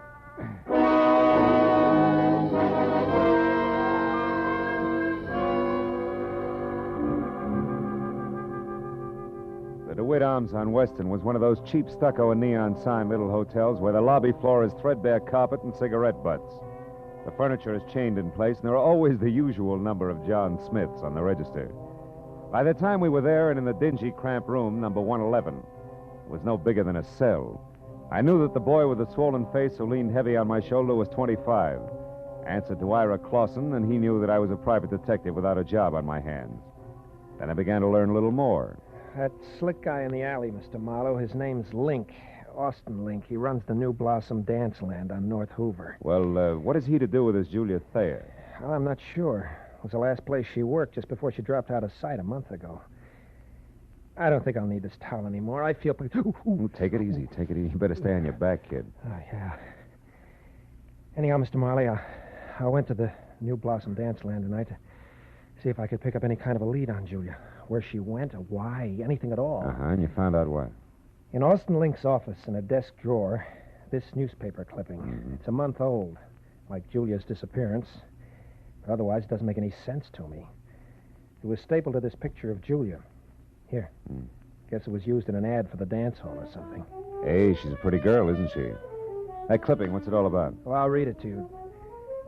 You mind closing the window first, Mr. Marlowe? I think I'd rather have it hot in here. Yeah, I know I would. Every jerk thinks he's Valley. All right, go ahead, kid. The headline is Faye Patilio killed in car wreck, and then mystery surrounds death of famed gangland woman. Faye Patilio. Hollywood's glamorous first lady of crime in the rackets. Yeah. It says she was killed late last night when her car plunged from Lookout Mountain Road at a hairpin turn. However, the police are puzzled by the fact that although the 40-year-old redhead was in her own car, she was not found at the wheel, but in the back seat where, according to the condition of the wreck, she could not have been thrown. Furthermore, no sign of any driver dead, injured, or otherwise was or has been found. I know all about that one. Now, look, is that all you have to go on? Well, not quite, Mr. Marlowe. There's one thing more. What? Just before Link caught me in his office and I ran and hid, as far as the alley where you found me, Yeah. I overheard him talking to someone on the phone about Julia. I have no idea who it was, but Link was very respectful, and he was given a private telephone number. A number he was to remember, not write down. You know what it was? Yeah. Washington 7017. 7017. That's it, Mr. Marlowe. That's not quite, Ira. That's only half of it. What do you mean? You and Julia, why you want to find her, what she means to you, why you haven't gone to the police. Well? I'd rather not say, Mr. Marlowe, if you don't mind. Okay. Suit yourself. Well, good luck, kid. When you're on your feet again, play it a little neater, huh? You'll stay on your feet a lot longer that way. Mr. Marlowe, wait. Hmm? Please. I want you to work for me. I'll tell you everything. That's better. May help, kid. Anyway, it can't hurt. No. Not any more than it has already. Began back home, Mr. Marlowe, a couple of years ago. The story Ira Clausen told me I'd heard before. So had anybody who'd spent more than a weekend in Hollywood. Only the names were different. Julia Thayer had loved Ira loved Julia, all this in Cedarville, Oregon.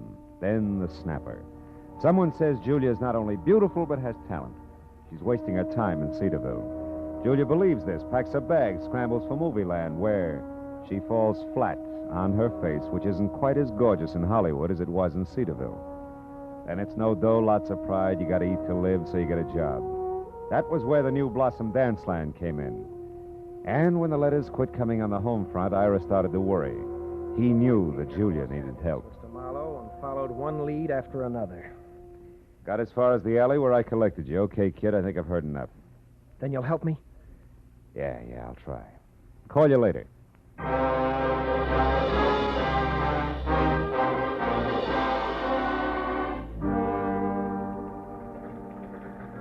So, your problem's a phone number, huh, Marlowe?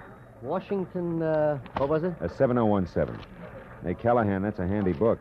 Newspapers need handy books, Marlowe. People clam up too much these days. I blame the movies myself. Uh-huh. Hey, no such animal. It could be a new number, or didn't I mention that? You didn't? All right. We'll try the supplements.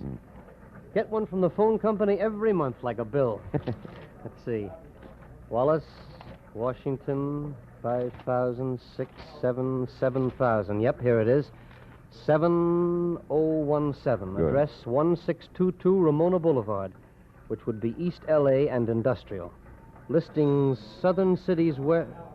Warehouse. Ring a bell? A cannon. Southern City's warehouse is just one of the interest of L.A.'s answer to whatever became of the big bootleggers. I mean Joe Stapp, a very smooth, very nasty man. Yeah, this I've heard. Now tell me, Callahan, does he also happen to own the New Blossom Dance Land over on North Hoover? He does? Now you tell me, Phil. There's a story I could use here? Oh, no story. Uh-huh. You know, Marlowe, it's just like I said. People clam up. Too much these days. Yes, all right. Good night, Callahan.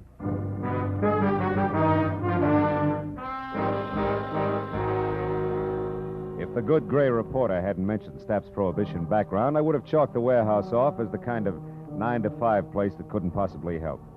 But on the hunch that Stapp might live in a lush penthouse atop a stockpile a la Chicago 1929 style, I pointed my car for East L.A. and the Southern City's warehouse.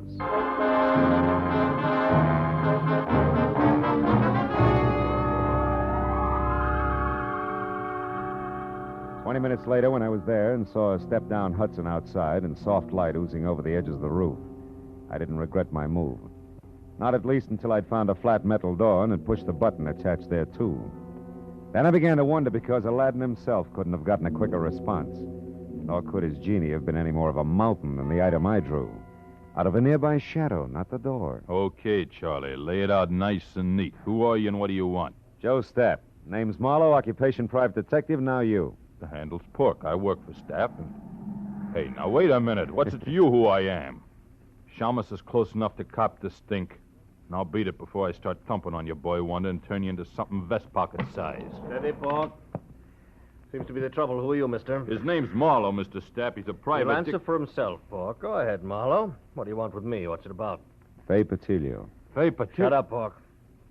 Fay Patilio is dead, Marlowe. So is conversation about her. Anything else? Yeah, something else. Girl who used to work over at the New Blossom Dance Land, Julia Thayer. Know where she is? Why she disappeared? No, and I don't care. Why should I? Because you used to go places with her. I've gone with 100 girls, Marlowe. Julia was no different, except for one thing. She gave me the brush. Well, good night, Marlowe. Sorry I couldn't have been more help. I won't be long, One Pork. more thing, Joe.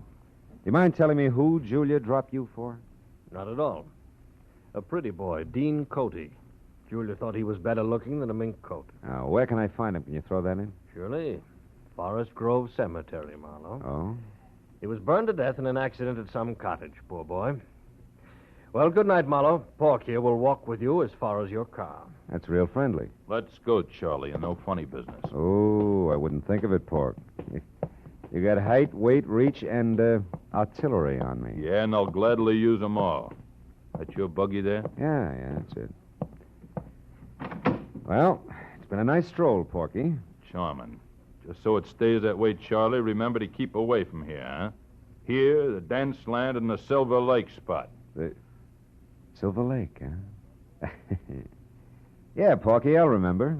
Every word of it.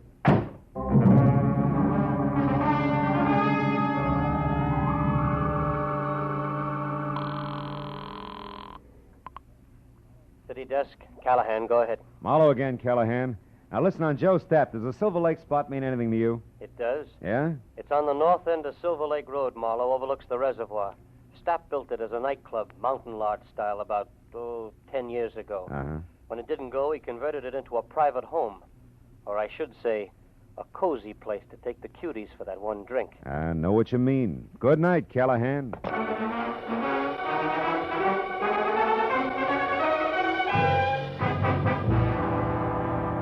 The Silver Lake Reservoir was only a mile off Lower Sunset Boulevard, but the setting could have been a street in Switzerland. The lodge Callahan told me about stood out among the neat little chalets that skirted the water's edge like a Sherman tank in Toyland. Also, it was showing light from a screened-in porch. So when I was out of my car across a shaky rustic bridge that spanned the promise of a creek and moving up close, I didn't have any trouble spotting the girl I saw inside talking earnestly into a telephone as Julia Thayer, by build, size, and color of hair. About the face, I couldn't say. It wore a hat that sported enough veil and mosquito-proof twin beds. Oh, that's different. The tunnel. All right, I'll wait there. Yes, as soon as possible. Goodbye. Hello, Julia. Who are you? What do you want? Quite a bit, honey. But for a starter, let's say that I'm a private detective named Marlowe, working for a guy who's worried sick about you. Ira Clausen. Ira Clausen? Well, who's that? Yeah, well, I'm not sure, but maybe he's the world's greatest sucker. Now, let's level, baby. It's getting late for guessing games, huh? I'll say it is. Oh, what's the use? What do you want to know, Mr. Marlowe? Too much to chat about here. The owner's no friend of mine. Come on, we'll take my car. All right, whatever you say. I'm tired of running. Mm-hmm. Let's go. Will you take my arm, please? This darn bridge scares me silly. Oh, sure. Just watch your heels on those loose planks, huh? You okay? Uh-huh. I think I'm going to be just fine, Mr. Marlowe.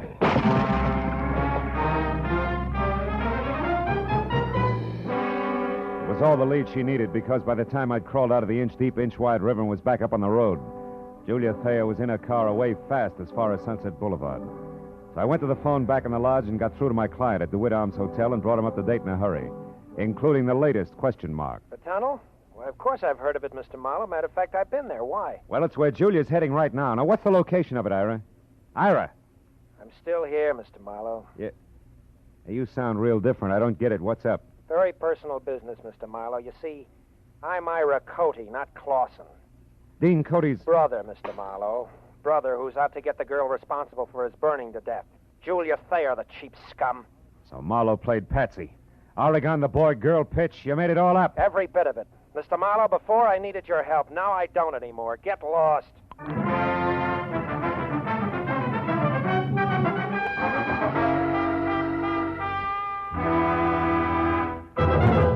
In just a moment, we will return to the second act of Philip Marlowe. But first, there will be 4 more amateur songwriters on hand, and one of them will sell his songs for nationwide plugging and distribution when Songs for Sale comes along tonight on most of these same CBS stations. Songs for Sale gives these new songwriters a great chance. Their songs are judged by a panel of experts. Their music is sung by Rosemary Clooney and Richard Hayes. They're made to feel at home under the guidance of the experienced showman Jan Murray. For an hour of fascinating fun behind the scenes of Tin Pan Alley, here's Songs for Sale tonight and every Friday on CBS. Now with our star, Gerald Mohr, the second act of Philip Marlowe, and tonight's story, The Dark Tunnel.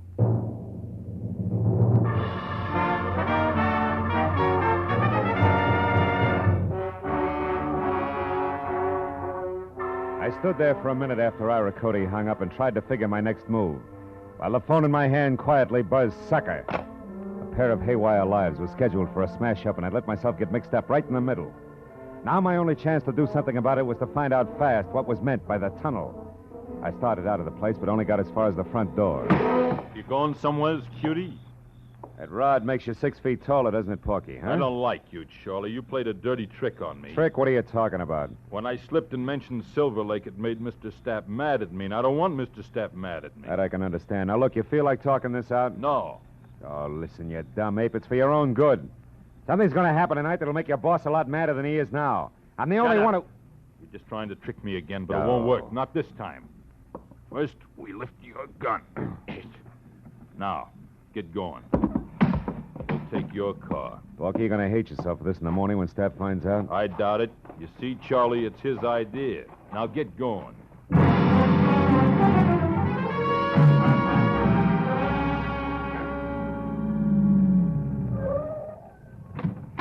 Over there, Marlowe, the big door.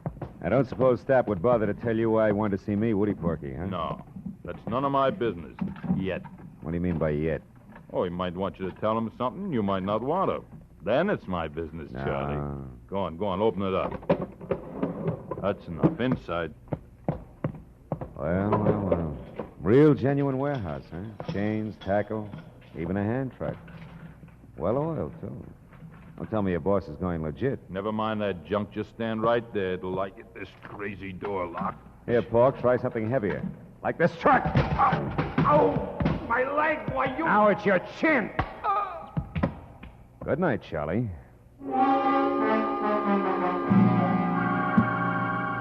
I fished my own gun out of Pork's pocket, tossed his .45 off in a dark corner, and rolled the Hulk himself out of sight behind a stack of crates. Then I went over to an elevator in the corner. On the way into the warehouse, the light I'd seen earlier from the roof was still there, so I decided to try the penthouse. I walked quietly down a thick carpeted hall to the only door. When I knocked, it was with the barrel of my .38. Come in. Well, hello, Marlowe. I've been waiting for you. A gun? Hey, how come... Pork? Pork! Save it, Joe. Oh, that dumb cluck. Yeah, big wheel like Joe Stapp ought to afford better help. Now, I'm holding the gun, so I'll ask the questions. What and where is the tunnel? A tunnel is a hole, Marlowe, usually in the ground. Deliver, Joe. It's got a lot to do with your girlfriend, Julia. Julia? Oh, that's a hot one. I went to all this trouble to haul you in here for the same reason. Then I'll put down the gun and let's talk. It makes me nervous. I'm not interested in your nerves. I'm interested in your talk. All right. Now, you've got a long nose, Marlowe, and poking it around, you might find out enough to get real curious and call in the cops. That I can't afford. Uh-huh. So I'm going to level with you, tell you what you want to know, just so you'll lay off. That a deal? I'll let you know. All right. You wanted to know about Julia. Yeah. Nothing like Julia Thayer ever happened in my life before. Most beautiful thing I ever saw. Sweet and soft, made me ashamed of myself. Somehow I don't hear violins. Marlowe, I'd have done anything Julia asked me to. And all she ever asked of me was to give her up. For Dean Cody? Yeah, Dean Cody. Young physique that wasn't all wasteland like this. A handsome face that of a boiled lobster like mine is. She was crazy about him, fascinated, and I didn't blame her. Until I found out he had the morals of a rattlesnake. Keep talking. Cody was rotten, Marlowe. Dirty, clear through. Cheating on Julia every time she turned around. I couldn't stand it. I tried to tell Only her. made her hate you, huh? Look, Stapp, so far this is no better than a serial and torrid romances. The point. I'm getting to it, Marlowe. One night I thought I could convince her, because Cody had a date with Faye Patilio. I don't have to tell you, she was the lowest thing in town. They were going to a spot up on Lookout Mountain, so I told Julia. She went up there and waited. They showed, all right. Both loaded. She saw him take that dive off that hairpin turn. When she got down to him, they were both dead. Wait a minute. You told me Dean Cody was burned in the cottage. Sure. That's what I'm still telling you. Julia was so far gone over that louse, she pulled his body out of that wreck, hauled it all the way down to that cottage at Malibu, and then set fire to the place.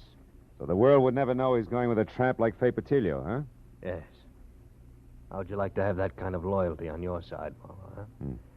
Anyway, after Cody was gone... Cody's young brother's in town, Stapp. He thinks Julia's responsible for Dean's death, and he's going to kill her. What? They're scheduled to meet at that tunnel I asked you about. Now, where is it? Stapp, I asked you. I heard you. Tunnel's an old abandoned underpass in back of the New Blossom. But we're not going there, Marlowe. We're going to sit tight and let it play as is. Are you nuts? Not anymore. Julia was out of her head that night. Something went wrong when she started that fire. She got caught in it herself, Marlowe. You mean she was burned? Yeah. Her face. It's bad. She'll never be right again, no matter how much plastic surgery. Yeah, but there's no reason to let her be murdered. That's a matter of definition. You see, Julia's still in love with the memory of Dean Cody, Marlowe, so we'll just forget it and let it play itself out. We'll forget nothing. I got the gun, Stapp. But you're going to drop it, aren't you? Otherwise, I'll have to drop you. Oh, fine. I remember you, Austin Link, Knuckles in an alley. Drop it. That's right, Nosy. What's the word, Joe? Get him out of here, Link. Get him out of my sight. I don't care where you go. Come on, Slick. Let's go. Just sit on him for a few hours. We'll talk it over then.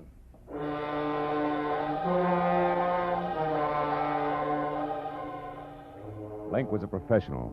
He stayed exactly far enough behind me to be always out of reach, but always close enough to keep me under control. All the way down in the elevator, I watched for a chance that never turned up. Then as I rounded a corner and headed for the big door again, I glanced at the stack of crates. Pork had come, too. He was on his feet behind them, a heavy steel pulley block in one hand, his face a stupid mask of blind hate. He slammed the block at me with everything he had. I'll kill you! I dropped to the floor and heard the thing connect behind me. It had caught Link dead center. He fell like a bag of sand. Before Pork realized what had happened, I charged the stack of crates, threw my shoulder against it, made it to the door and out in one dash. My car was sitting where I'd left it. I heaved a sigh of relief and piled in.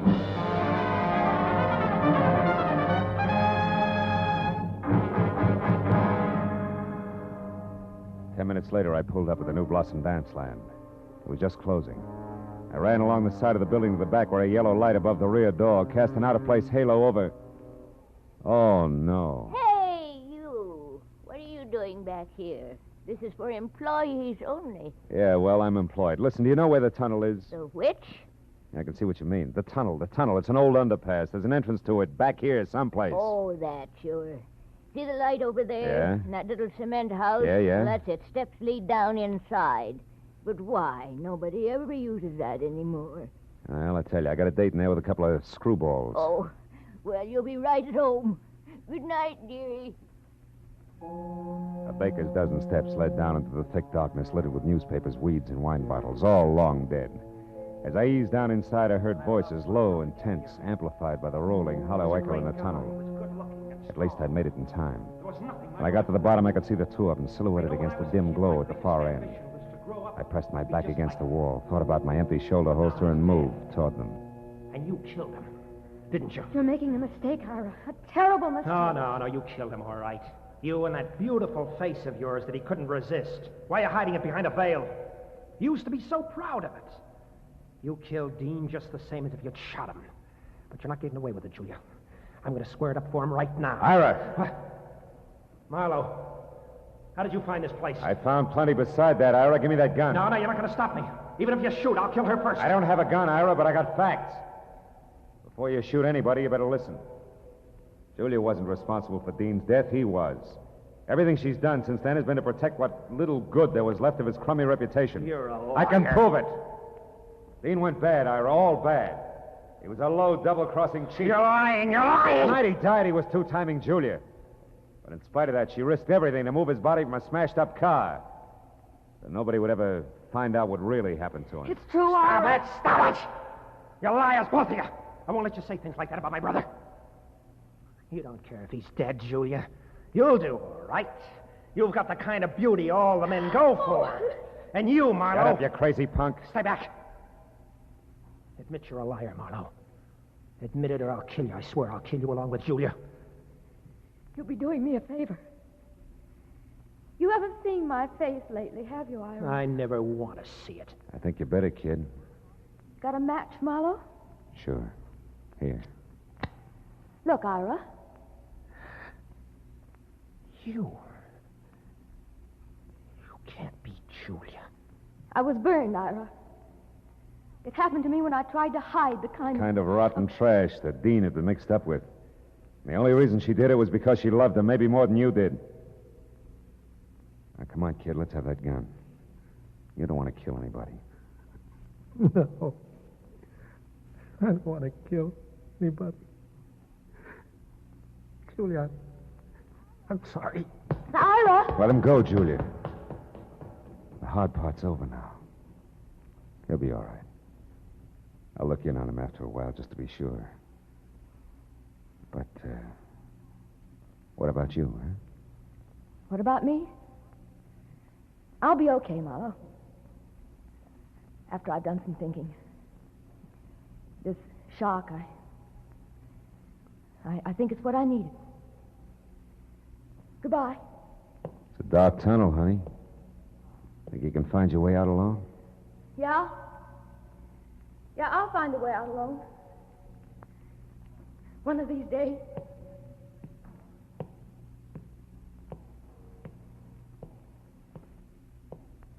She was gone, and I went back and climbed the stairs.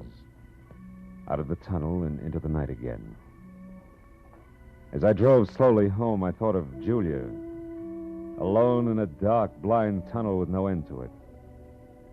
And then I thought of all the dark, blind tunnels that men stumble into. Tunnels of blind love and blind hate. Of blind submission that lets empty suits of armor conquer cities and men's minds. Tunnels of blind worry and blind greed, of blind ambition, of blind... But then I stopped because I was getting no place. Except into a blind alley.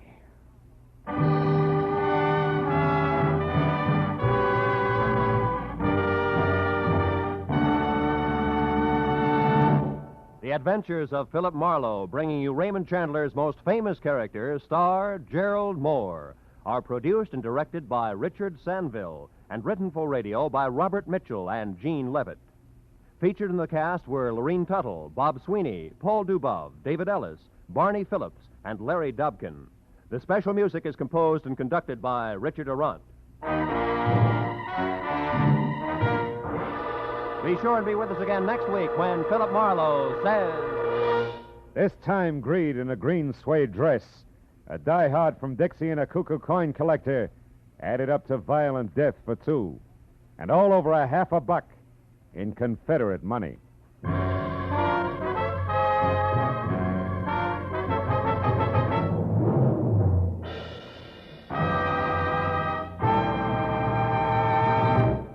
Every Friday night, CBS brings you stories taken from the files of parole boards of the 48 states.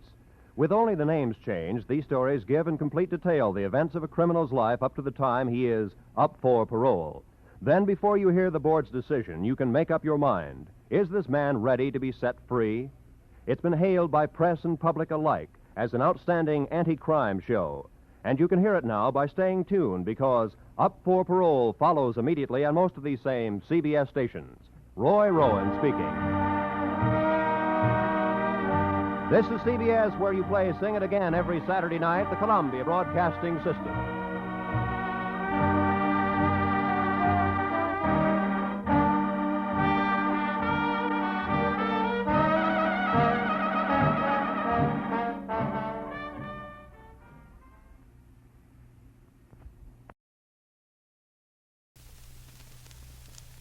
Get this and get it straight. Crime is a sucker's road, and those who travel it wind up in the gut of the prison of the grave. There's no other end, but they never learn. From the pen of Raymond Chandler, outstanding author of crime fiction, comes his most famous character in The Adventures of Philip Marlowe.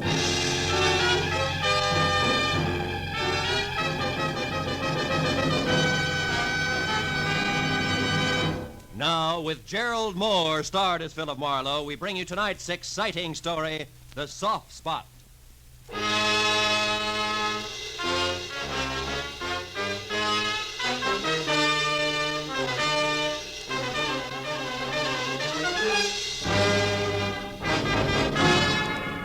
And so much for the news from abroad.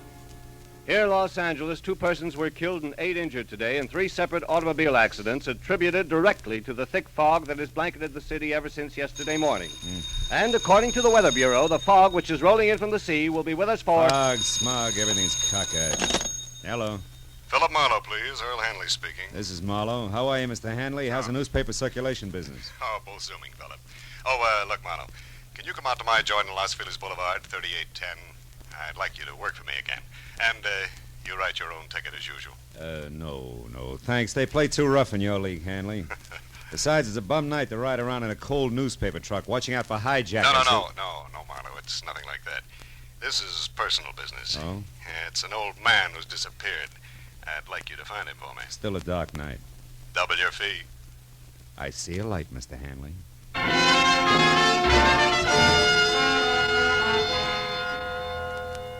Outside, the city was wrapped up tight in the kind of wet, ceiling zero fog that leaves you feeling damp and all alone.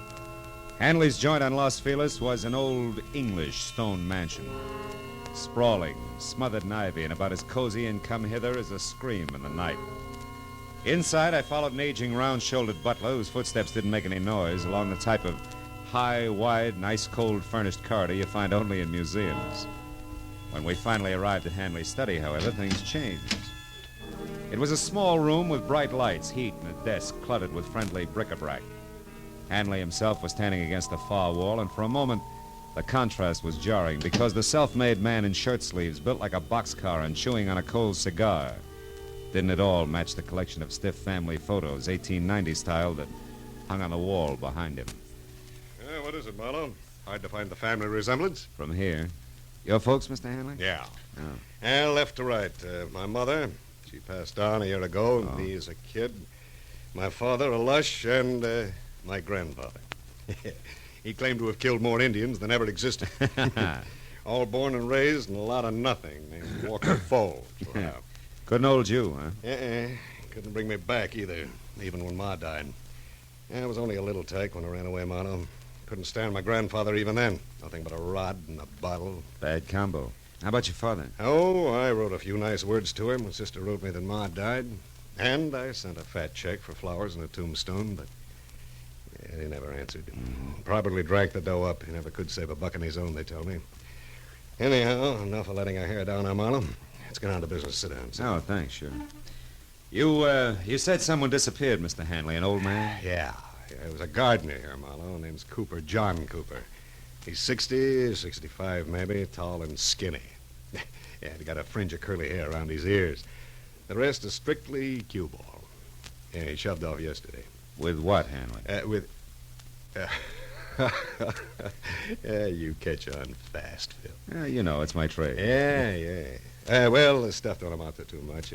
Half a dozen fancy silver drinking glasses, those... Goblets? No, goblets, yeah goblets. Worth about 100 apiece, nothing that'll dent me. Also, I'm insured, of course. Well, then the goblets mean something else. They do. Let's call them a present from a lady.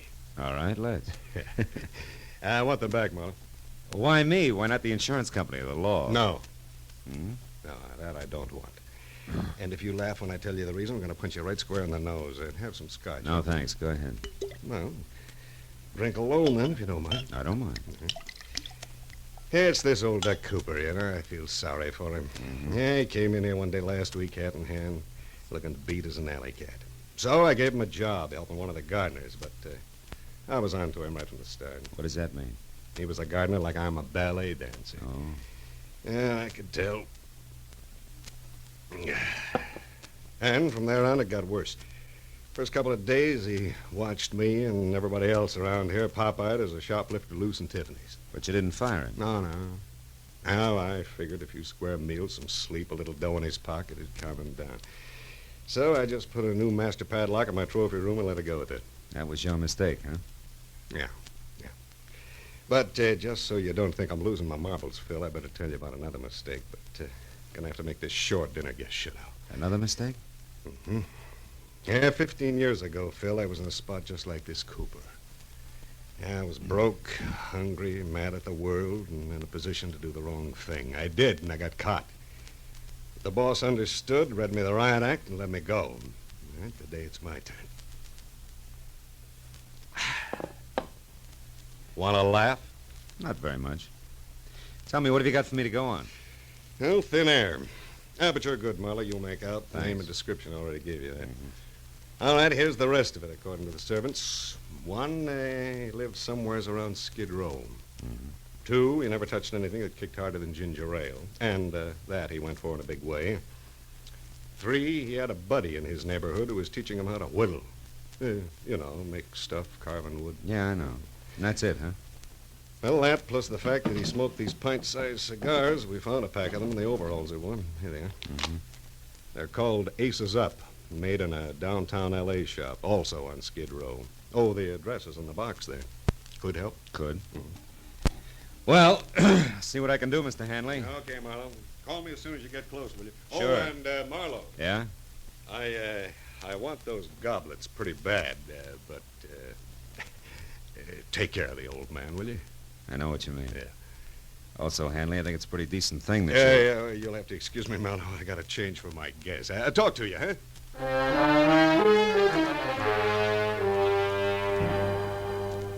I followed Hanley back along the museum corridor past the guests who included a spy beautiful lady dressed in too much black, chatting with a crisp item in banker's gray flannel who looked like he'd been born holding an hors d'oeuvre.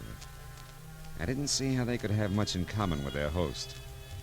But when the big front door eased closed behind me, I forgot about them and concentrated on finding a needle in a haystack. A needle in a haystack in a fog yet.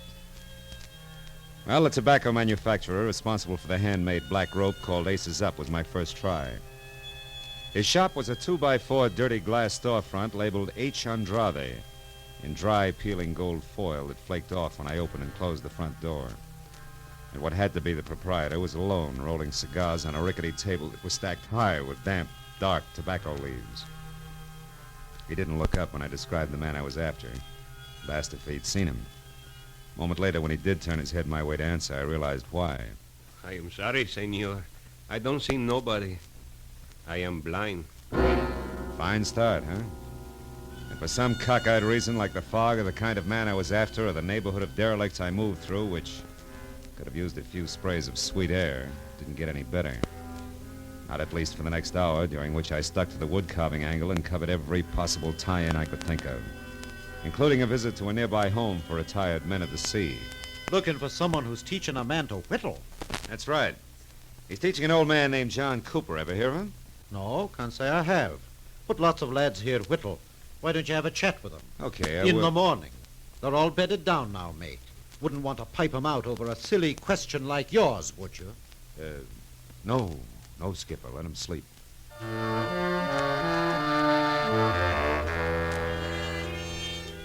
Right there, the whittling went the way of Aces Up cigars, and I turned to my last hope.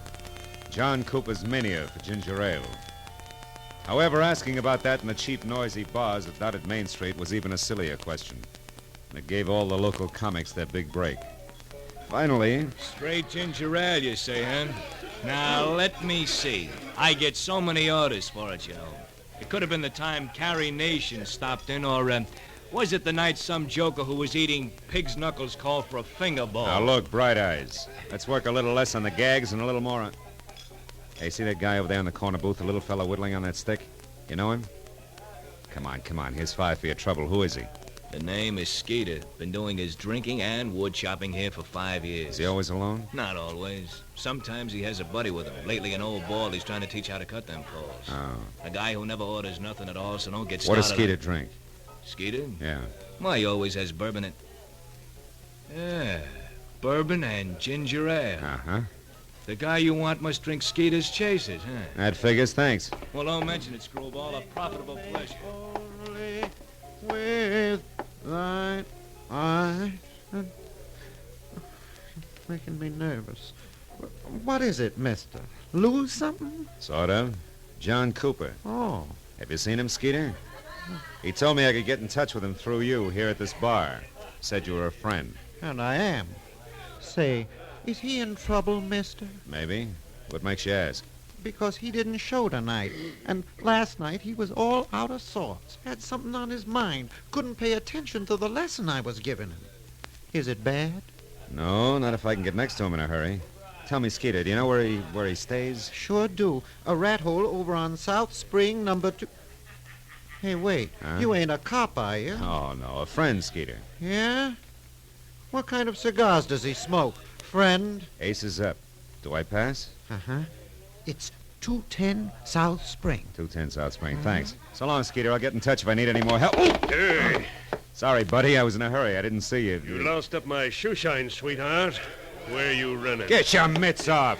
I said I was sorry. What do you want? The dime you invested in the shine or your ears slapped down into the pockets of that zoot suit? Which? Okay. We'll let it go. I thought we would. So long again, Skeeter, and thanks.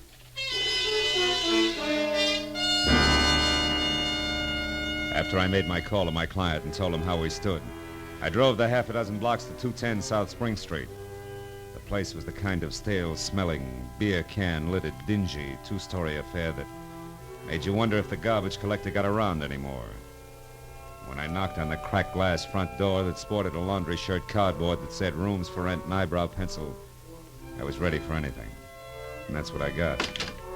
Puffy red eyes, bad teeth, smell of cheap gin, all in a cold cream, shiny face that was half hidden by enough bleached blonde hair to stuff an ottoman. Hey, handsome, I can catch my death of cold here. What's up? You the landlady?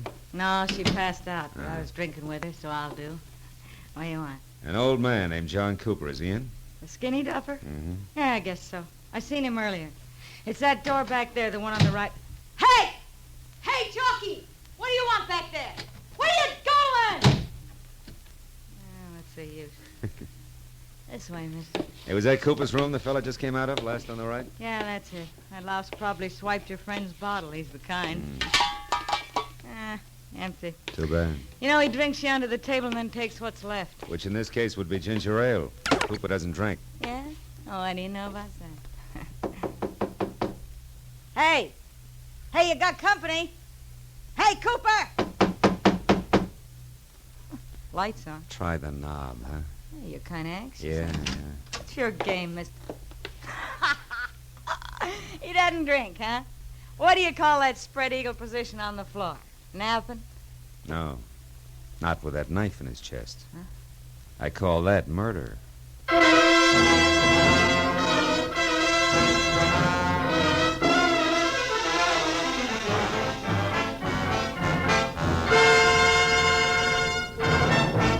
In just a moment, we will return to the second act of Philip Marlowe. But first, one of your favorite laugh shows and stars, My Favorite Husband, starring Lucille Ball, will return to CBS this Saturday night. Formerly heard on Sunday nights, Lucille Ball and Her Favorite Husband will now be heard on most of these same CBS stations every Saturday night. Be listening this Saturday when Lucille plunges that favorite husband into a mad and merry mix-up over who is the town's best or worst-dressed man. Now with our star, Gerald Mohr, the second act of Philip Marlowe, and tonight's story, The Soft Spot.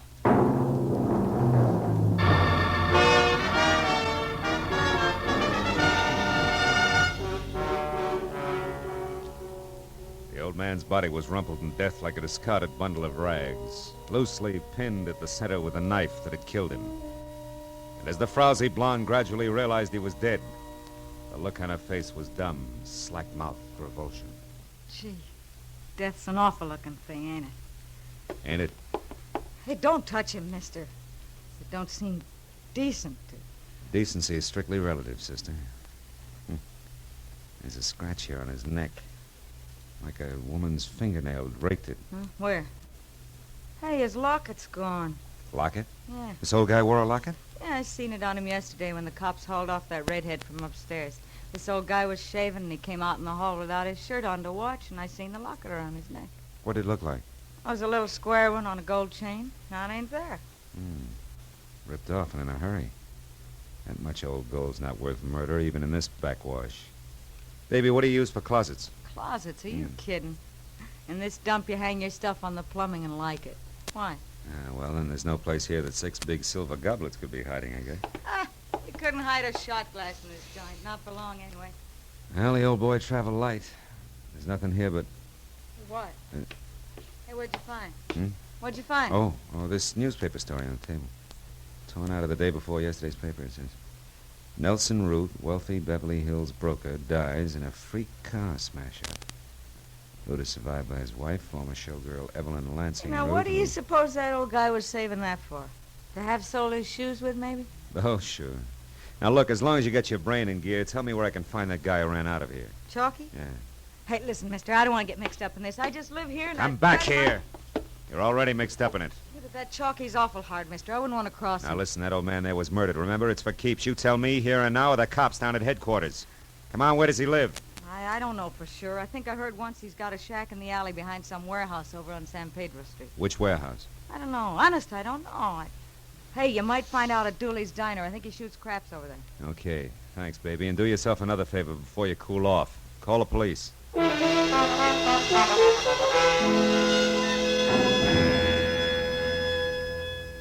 It took a solid hour of devious back alley trails before I finally broke down the intimidated loyalty of the Skid Row Brotherhood with a well-placed $10 bill and got a bona fide lead. In the thick fog that crawled along the alley, Chalky's shack had all the welcome home look of a wet gutter.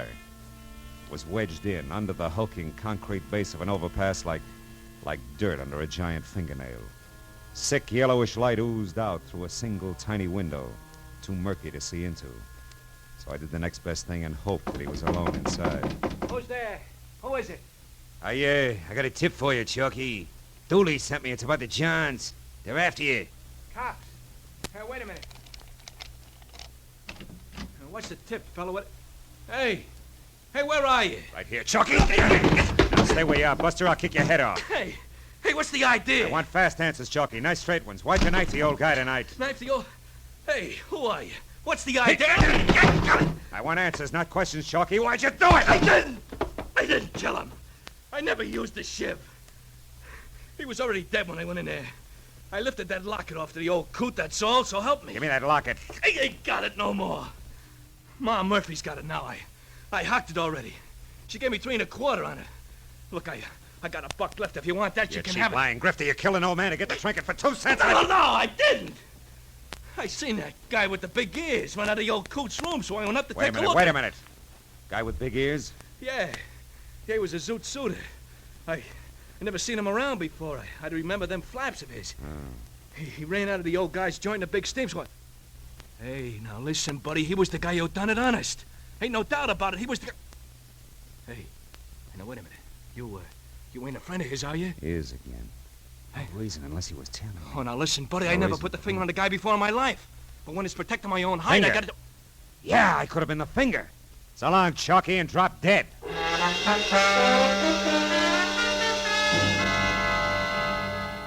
It was still foggy outside, but my own personal fog began to lift. Big Ears must have been tailing me, overheard me on the phone, and got to the old man first. But why? Why the clipping that old man Cooper had about Nelson Root's accident? Nelson Root survived by a widow. A widow? Holy smoke!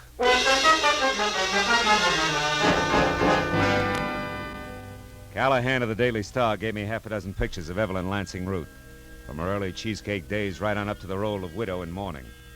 There was no doubt left. She was the lady in black, one of my client's dinner guests.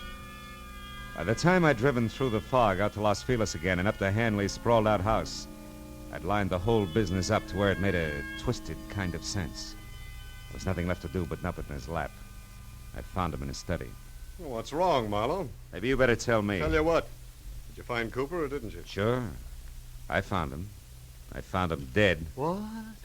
The old man is dead. You know perfectly well he's dead. Come on, Marlowe, sit down. Have a drink, you'll be. No, thanks. I've covered a lot of ground tonight, most of it pretty slimy. Led me in a big circle that started here and ends here, and now it's late. We're both fairly intelligent. Let's give each other a break, shall we? Go on. Let's suppose that a man was in love with a woman, a married woman, who was tired of her husband. So, she and the man arranged for the husband to die in a freak accident. Yeah, that's right.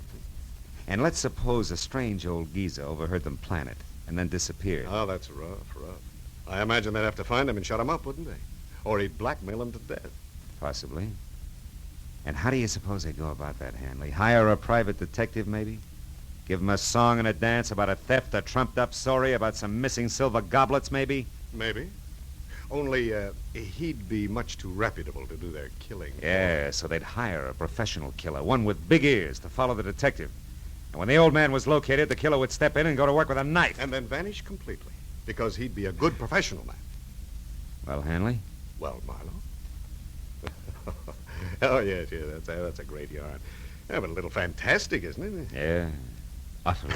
Oh, good boy. That's the way I figure. Too weird to take seriously. Only I'm going to make it stick. Yeah? Marlowe, you try to embarrass me with a crackpot theory like that, and I'll make you the laughing stock of this state, do you hear? I'll have you hooted right out of the business. Because you don't have one shred of proof, Marlowe, and you'll never be able to get one. And what's more, you know it, don't you? Don't Get your hands off me, Hanley. Sure. Oh, come on, Phil. Come on. Let's have that drink now, and then you go on home and forget all about this, huh? Sure.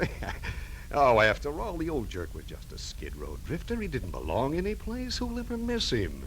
He was nobody, Phil. Get it? Mr. Nobody. He's no loss, so let's just forget it. Marlowe, wait a minute. Marlowe, come back here.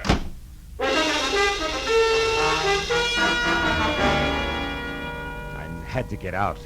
What made it even worse to us that I knew he had me. I couldn't even begin to prove the first word of what I knew was the truth. I couldn't sleep with it either.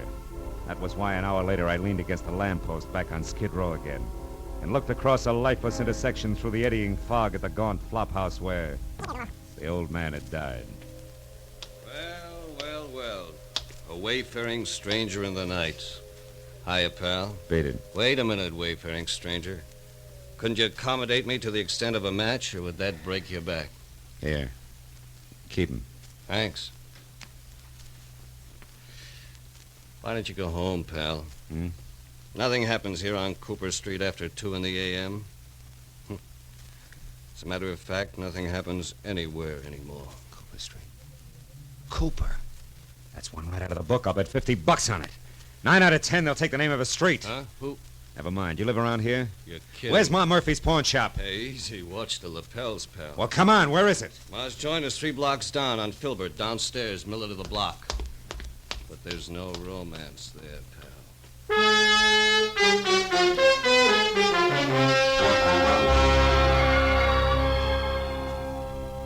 I still got the good notion to call the cops. The idea. Getting me out of a warm bed in the middle of the night to give you a look at a cheap little locket. And all on a dizzy hunch, you said. Yeah, a wild one. You know the locket I mean, Ma. Come on, trot it out. That'll do you no good anyway, sonny. Can't sell it to you for 30 days yet. The law, you know. Yeah, sure, but you've been winking at the law so long, you're blind in one eye, Ma. Is that so? Well, here you are. Say, is it hot, Sonny? I'll know in a minute. It's the inside I want to see if it's... Oh. What is it, Sonny? Is something the matter? Yeah, my hunch paid off, Ma. It's hot, all right. Hot enough to burn a guy to death. Here's my card. I'm taking this along. What? Now, well, hold on a minute, you. Hey, stop. I'll call the cops. Don't bother, honey. I'll call him myself.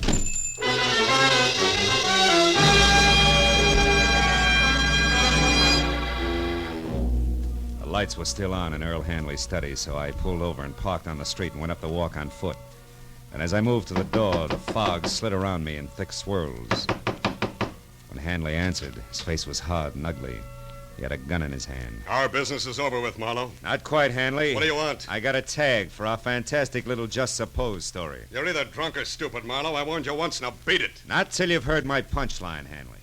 It goes like this. Suppose a wife died after 40 years of marriage and left her husband alone. A lonely, lost old man who's mellowed with the years. Suppose he doesn't have much time left himself and he knows it, but he's got an obsession. An old unhappiness he wants to set straight. He wants to see a fella, not cause any trouble. Just be around where he can look at him now and then. Go on, get to the point. Sure, this is the point, Hanley. Huh? Here, take it. Where did you get this locket, Marlowe? Where? Just suppose it has your picture on one side and your mother's on the other. What then? I gave this locket to my mother when I was a kid. Where did you get it? Come on, tell me.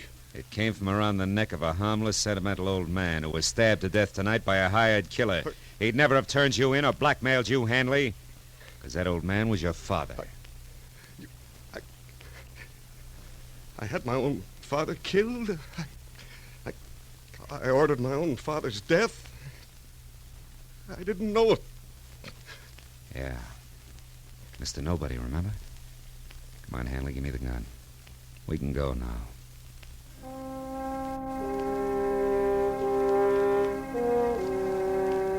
Hanley went quietly.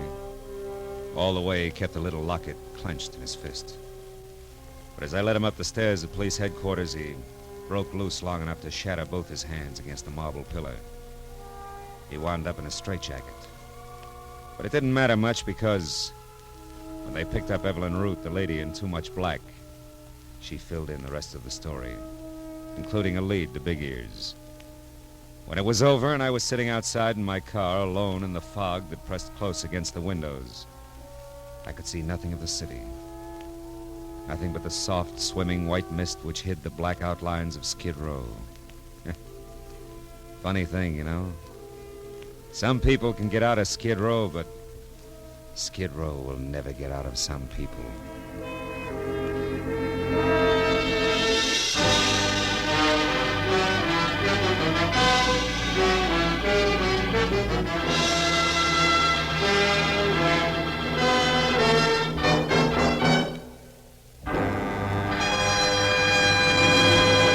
The Adventures of Philip Marlowe, bringing you Raymond Chandler's most famous characters, star Gerald Mohr, are produced and directed by Richard Sanville and written for radio by Robert Mitchell and Gene Levitt.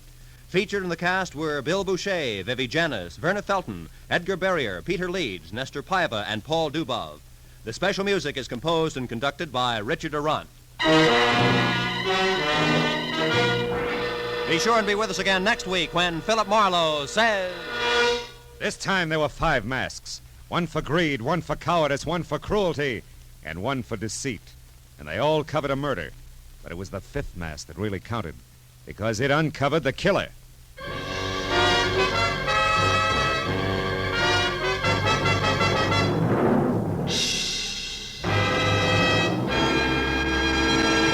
For some easy-to-listen-to music on Sunday afternoons, be sure to hear those favorites, the Symphonette and the Choraleers, which return to CBS this Sunday afternoon. The Symphonette brings you musical favorites from the lighter classics, played by a group of outstanding instrumentalists. The Choraleers sing rousing marches, popular songs of the day, and familiar music of the past. Hear the Symphonette and the Choraleers this Sunday and every Sunday afternoon on most of these same CBS stations. To hear each and every star, leave your dials where they are, 'cause this is CBS. the Star's address. Yes, CBS, the Star's address. Roy Rowan speaking. This is CBS, where next week you will hear Philip Marlowe an hour and a half later Eastern Daylight Saving Time on the Columbia Broadcasting System.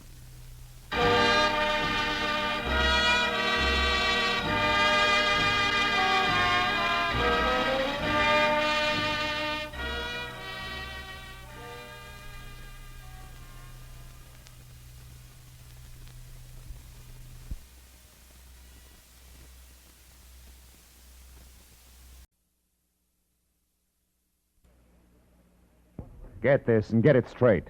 Crime is a sucker's road, and those who travel it wind up in the gut of the prison of the grave.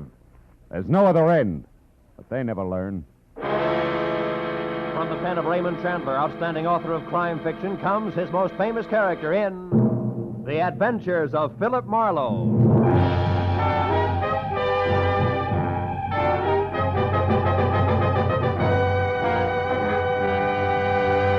Now, with Gerald Mohr starred as Philip Marlowe, we bring you tonight's exciting story, The Collector's Item. Hey,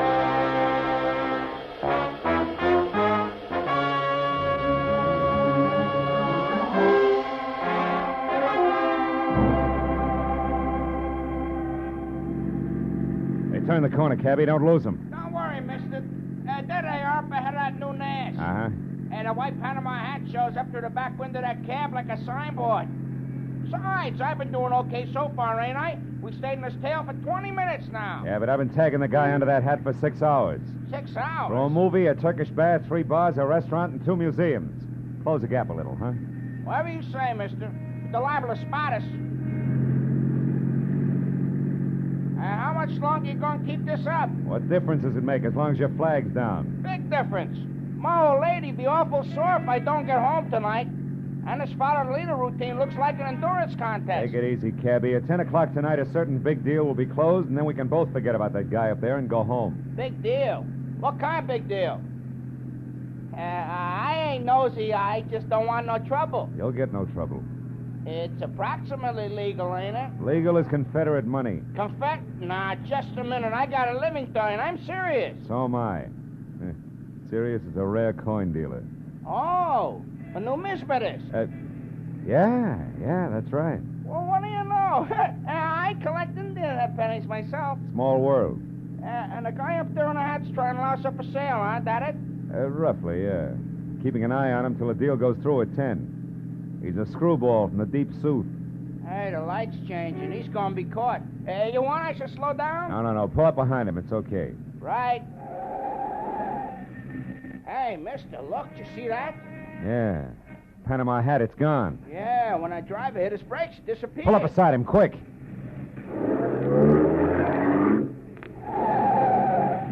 Can you see? Yeah, the seat's empty. Ooh, what a pair of chumps. They've been chasing nothing but a hat propped up in the back of that seat. No kidding. Gee, it sure looked natural, didn't it, mister? Nuts. Let me out. Now, look, you get to the other driver. Find out where he dropped his passenger off and anything else you can. Yeah. Here's $30 for your trouble. Wow, for that kind of dough, my wife can go ahead and get some. Call me at the office, mister. Just ask for Joe Joplin. Keep your shirts on, you get there!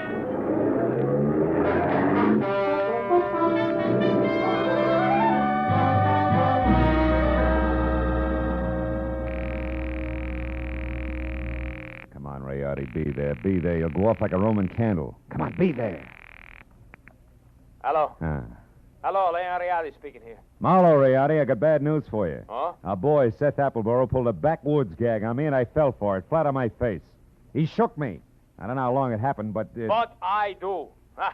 I know exactly how long ago. Appleboro was here. He was? He was in my shop. He's a madman, that madman. Swore he would kill me, but he didn't. What happened? He was after the coin, of course. He got tough.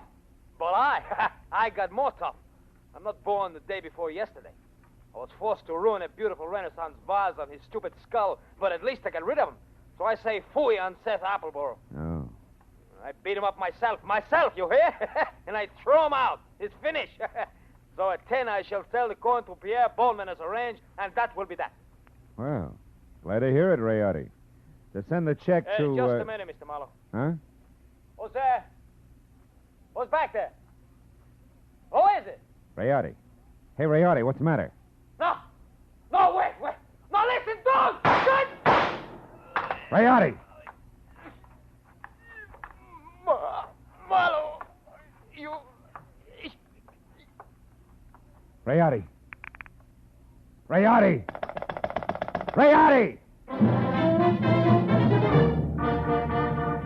I ran out of the phone booth, hailed the first cab that came along, and headed for 113 Marion Avenue. Leon Rayardi's shop was a narrow cell with tattered green shades drawn over dingy windows. The front door was locked, so I went around to the alley where I'd left my car earlier. The back door to Rayardi's was half open. Rayardi sat on the floor, his legs spraddled out, his head slumped against the bottom drawer of his desk like a drunk too tired to look for the way home. Beside him on the floor was all that was left of the reason for it. A small open box lined with blue velvet and labeled Unique, Confederate States of America, $50. One of 4 struck at New Orleans Mint, 1861. Only piece of this series now in existence. Source, Colonel J.J. Appleboro Collection, 1880. But the box was empty. The 4 bits worth of Confederate money was gone. I picked the phone up in my handkerchief and called the cab company office. A few minutes later, I had Joe Joplin. Yeah, I got that other driver okay, mister, but I couldn't pry much out of him. Even the hard way, I tried. He left that southern drawl off at the Wilshire Gardens, Villa 9, and he got orders to take the Panama hat on a $10 drive around town. That's all? That's all he knows. He thought it was some kind of joke. Wilshire Gardens, number 9. Okay, Joe, Yeah. thanks.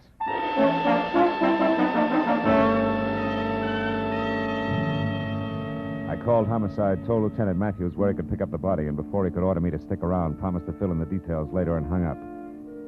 After that, I got in my own car and drove to the Wilshire Gardens Hotel, Villa 9. What finally came to the door and eased it open a cautious 2 inches. Had a mop of renegade hair the color and shape of tumbleweed, a body as gaunt as a piece of barbed wire, and 2 sick gray eyes that tried hard to hide under a pair of scrub brush eyebrows. Seth Appleboro wasn't glad to see me. State your business, sir. What's more, I'm a busy man. I'm not well, so be brief. Okay, we'll start off with murder. Murder? Now, see here, We'll sir. follow that with the missing Confederate $50. Now, do I come in peaceful like, or do I knock the door down? Don't go riling me up, Yankee. Well, you won't get in at all.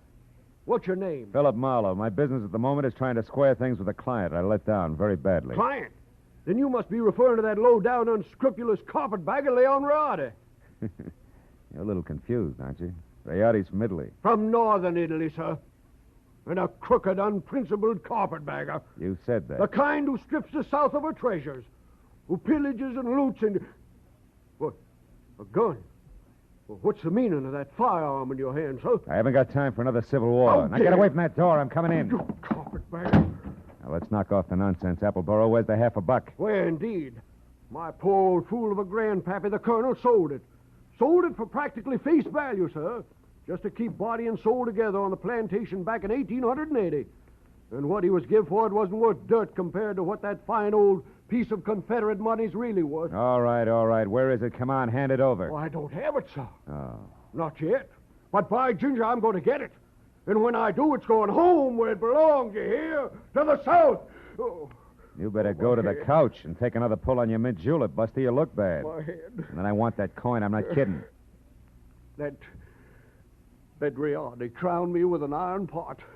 Oh, but that won't stop me, sir. I'm not going to stand by and let that rare old $50 be desecrated any farther.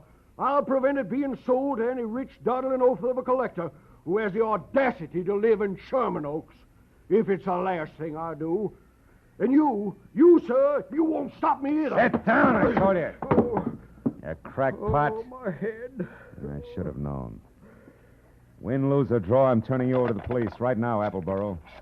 Charges murder and larceny, and it's too bad, but you're a cinch to beat both raps on a goofball plea. You, Huh? big boy, put down the phone, drop your gun. Oh, rebel reinforcements. Drop it, I said. Oh, friend indeed.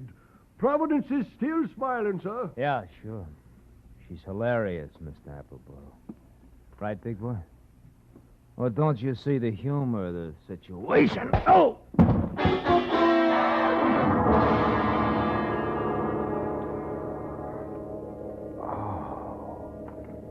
The stranger had a flat, saucer face. A sour grin in her left hand like a trip hammer. I'd done my best to roll with a punch, but I'd still caught enough of it to jar my brains loose. When I finally got up again, Villa 9 was empty. It took a while for that to soak in, along with another fact. I was up against a team. Appleboro and Saucerface. Also, it was now 9:30, which gave me just half an hour to get to Sherman Oaks for what had to be the next scheduled meeting.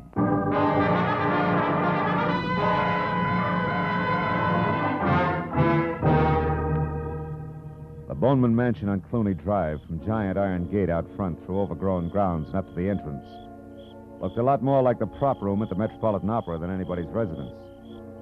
When I lifted the brass ring in the brass lion's mouth and let it fall, I got another surprise.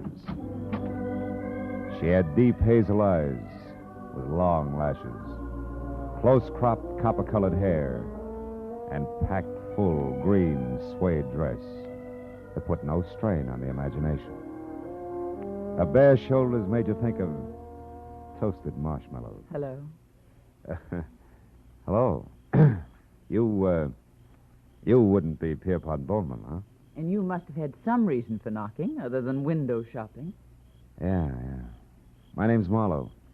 I used to work for Leon Rayardi before he was murdered tonight. Murdered? Mm-hmm. Is this supposed to concern my Uncle Pierpont? Yeah, I think it does. And the fuss that's being kicked up about 4 bits worth of Confederate money, you'd think that it was a chest of Easterling sterling silver. Only 4 bits, huh? Uh-huh. Yes. Yes, I'm afraid he is vitally interested. Come in, Marlowe. Wait here. All right. Uncle Pierpont, come here. Huh? What's the matter, Christine? There's a man here to see you, a Mr. Marlowe. You'd better talk to him. Oh? What do you want? Huh? Oh, you. What is it, Marlowe? Well, it's about the $50, the one you intend to buy from Leon Rayardi, Mr. Bowman. Oh, yeah. Well, what about it, man? Rayardi was murdered tonight. Now, that murdered, you say? Mm-hmm. If that's true, he hasn't had time to hit the ground yet. What's your game, Sonny? You must have some kind of a game. What is it? No games. I'm telling you, Rayardi was shot and the coin stolen. Are you sure about that? Are you positive? No mistake? Are you certain, Marlowe? I couldn't be more certain if it was tattooed on my forehead. I heard it happen and saw his body over an hour ago. What do you think of that, Uncle Pierpont? Marlowe looks at dead bodies, too. I think it's poppycock. Yep. What do you think, Chris? Wait a minute. Let me tell you what I think. It's more to the point. I came here because I'm also certain that the man who killed Rayardi is the man who took the coin. And that he'll show up here in the next few minutes posing as Rayardi and try to sell you that $50 as planned. I want you two to help me get him. You know, Marlowe, I think you're bombing. Now, look, baby, I've had quite enough... Hold on now. There's just one teensy thing wrong with your little scheme, Marlowe. You see, 10 minutes ago, Leon Rayardi, or someone who said he was Leon Rayardi, was here. I gave him $37,000 cash as agreed, and he gave me this, the only one of its kind in the world, the 1861 Confederate $50.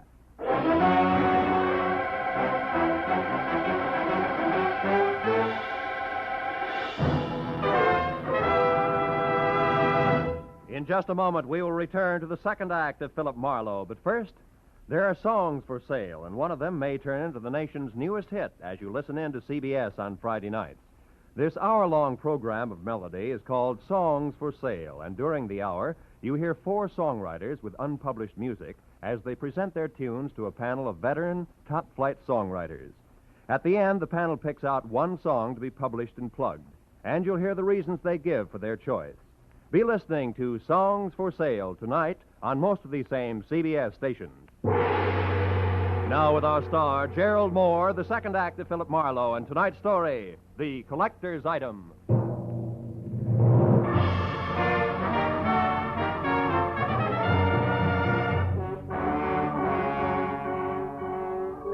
When the wobbly screwball collector clinked the $37,000 50-cent piece on the tabletop in front of me, his eyes flashed on like a pair of unfrosted light bulbs. And something close to froth started to collect in the upturned corners of his mouth that smiled like the cat that had just eaten the canary, cage, birdseed, and all. There was little doubt about it. Septuagenarian Pierpont Bowman was what an eccentric would call eccentric. And he was very unconcerned with the murder of Leon Rayardi, and very fuzzy about what Rayardi's impersonator had looked and sounded like. I'm afraid I can help little on that score, Mr. Marlowe. Only had eyes for the coin. And what a coin she is. Why, son, Mr. Bowman, you've got to remember something. Height, build, color of eyes, hair, voice. Yeah, voice. Was it a southern accent? Think, Mr. Bowman. Southern accent? Yeah. Mm-hmm. No, Oh. no, Mr. Marlowe can't say if it was or not. My hearing isn't all it used to be, you know. But Christine here, now maybe she can... No. Christine wasn't in the room. Answered the door myself. But I did see him come up the walk, Mr. Marlowe, from my room upstairs. He was tall, about your height. Oh, no, perhaps a mite shorter. And he wore a gray suit. No, darker than gray. Sort of light blue shade. Oh, that's I think, great. like Yeah, thanks a lot. And before I start reaching for a butterfly net myself, I think I better get back to Seth Appleborough's place on Wilshire. Why there? Surely if he's the guilty one, Mr. Marlowe, he won't wait to be apprehended. Not on purpose, no. But when I last ran into him and his buddy saucer face, he was fighting an acute case of vertigo. Might have collapsed since. And besides, I don't know where else to go. Oh, but, sir, why must you go any place? The police will attend to that Mr. Appleborough. Now, look, Mr. Marlowe, here on the rim of the Mr. coin... Bowman, this may mean nothing in the Numismatic League. But I went to work for Leon Rayardi to protect him, a job I didn't do. Also, losing clients this way is bad for my business and conscience. Good night, and happy gathering coins in May. Mr. Marlowe, wait, please. Please, Mr. Marlowe, let me see you out and explain something. Be just a minute, Uncle. Well, what is it? I'll pay you $500, Mr. Marlowe, not Confederate dollars either, to see that Uncle gets his money back and that the coin is returned to that Mr. Rayardi's estate. What? You're against the deal? Why? Because it's the 100th one in the past 2 years. You hate to see the money you'll one day inherit go to a bunch of screwballs, huh? Why, you foul-minded, no good... I've got news for you, Mr. Marlowe. It's not my inheritance I'm concerned with, it's my uncle. In spite of this mansion and all the junk in it, that $37,000 was every cent he had left. Okay, kid. In that case, 2 points. 1, I had the slap coming. 2, I'll do my best to back up everything to where I came in. Good night. Good night. And, Mr. Marlowe, Yeah. I didn't enjoy slapping you.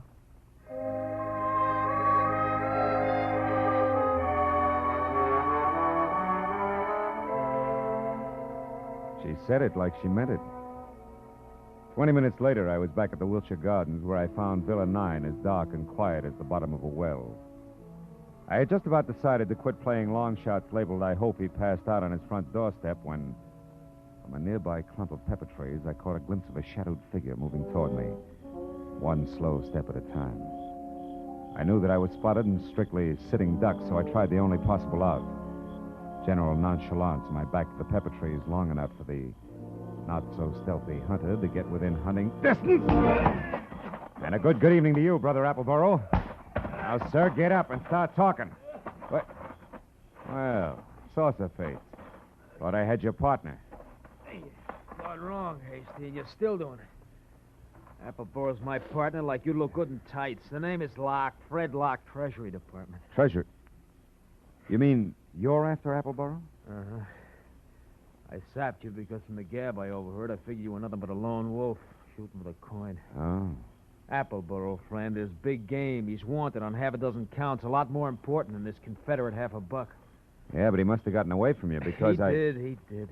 Jumped out of my car a couple of blocks from here. But how do you know about that? Who are you? Oh. Well, name's Marlowe. I'm a private detective, license included. Wait a minute. Here.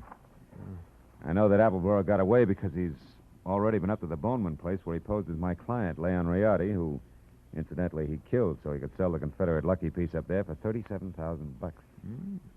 Quite a hunk of change. Mm-hmm. Well, sorry we crossed our wires, Marlowe, and thanks for the word. Oh. But don't worry, he won't get far. Us T-men will see to that. Keep in touch with the department if you find out anything, will you? Sure. Oh, say, Locke. Yeah?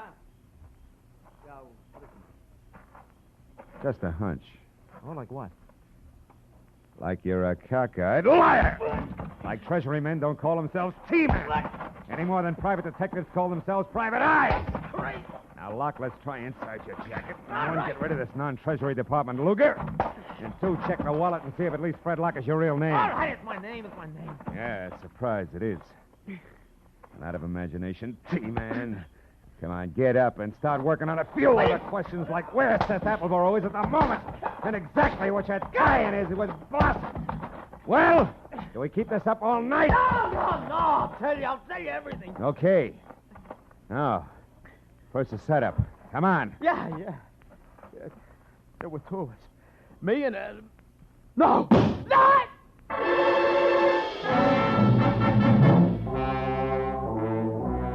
had come from the street that was just beyond the pepper trees and slammed into Locke front and center, folded him up like it was built on hinges.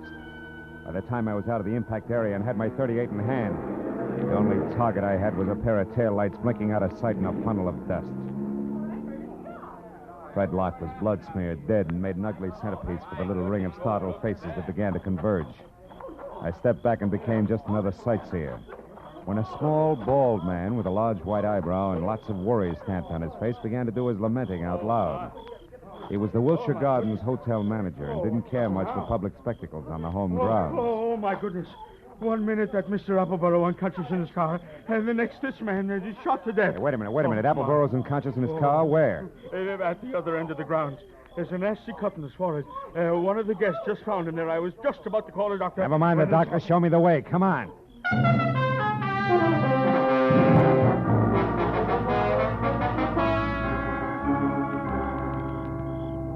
Come on, Dixie boy. Breathe deep. Who? Oh, you again? Yeah, me again. And you're up to your drawl in a couple of untidy murders. Now snap out of it. Oh, my. It's no use. He doesn't even hear you. That's all right. While it's this peaceful, I think I'll check on this drooping flower of the Old South. His wallet should do it. Do what? Prove whether or not he gave me a straight pitch. Yeah. What do you know? Membership card, Sons of the Confederacy, New Orleans chapter. Here, let me see. Oh, that's his picture, all right. Sure is. Well, when the police get here, they, Hey, look. Yeah, what is it? His wristwatch was smashed against the dashboard. So it is. He must have held his hand up to protect his head when he fell forward. Yeah, now look, friend, the name's Marlowe. When the law gets here, tell them they can find me at Sherman Oaks, the Pierpont Bowman residence. Oh, now, wait a minute. You can't leave me here with all this on my hands. The police are going to want to know what this is all about. I'll try and have an answer for them. But first, I got to ask a crazy collector a not-so-crazy question.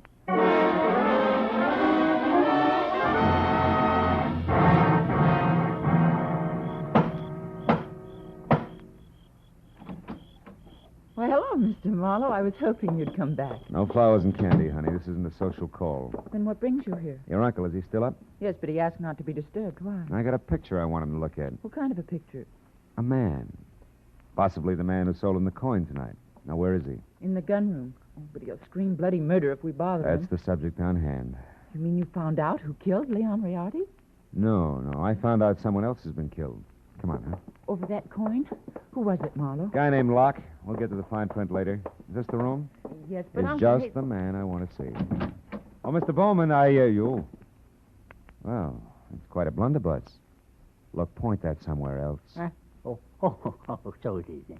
But don't let it worry you, Mr. Marlowe. This harquebus hasn't been fired in 300 years. That's great. Let's not spoil its record tonight, shall we? Here, have a look. Fine workmanship. Later on.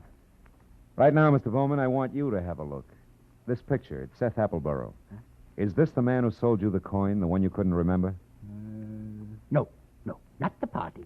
Now, on this gun, Mr. Marlowe... Uncle, we've had another murder. Huh? Oh, my, that's too bad. But what's all that got to do with me? I'm not sure. But, Mr. Bowman, if Appleboro wasn't the one who sold you that hot $1/2, it must have been an item named Locke. Huh? The saucer-faced buddy I told you about before. Oh. The one who sapped me at Wilshire Gardens. Oh, very interesting. And perhaps tomorrow, Uncle, please. Go on, Mr. Marlowe. Well, there isn't much more. When I left here and I went back for Appleboro, I ran into Locke. We mixed it up, and I was just about to get him to talk when he was shot out from under me. What? Appleboro did it? He shot Locke? No. He couldn't have. Oh, why not? Because Appleboro was out cold in his car at the time. Then all you really know is that Appleboro didn't kill this Locke. Oh, I know a little more.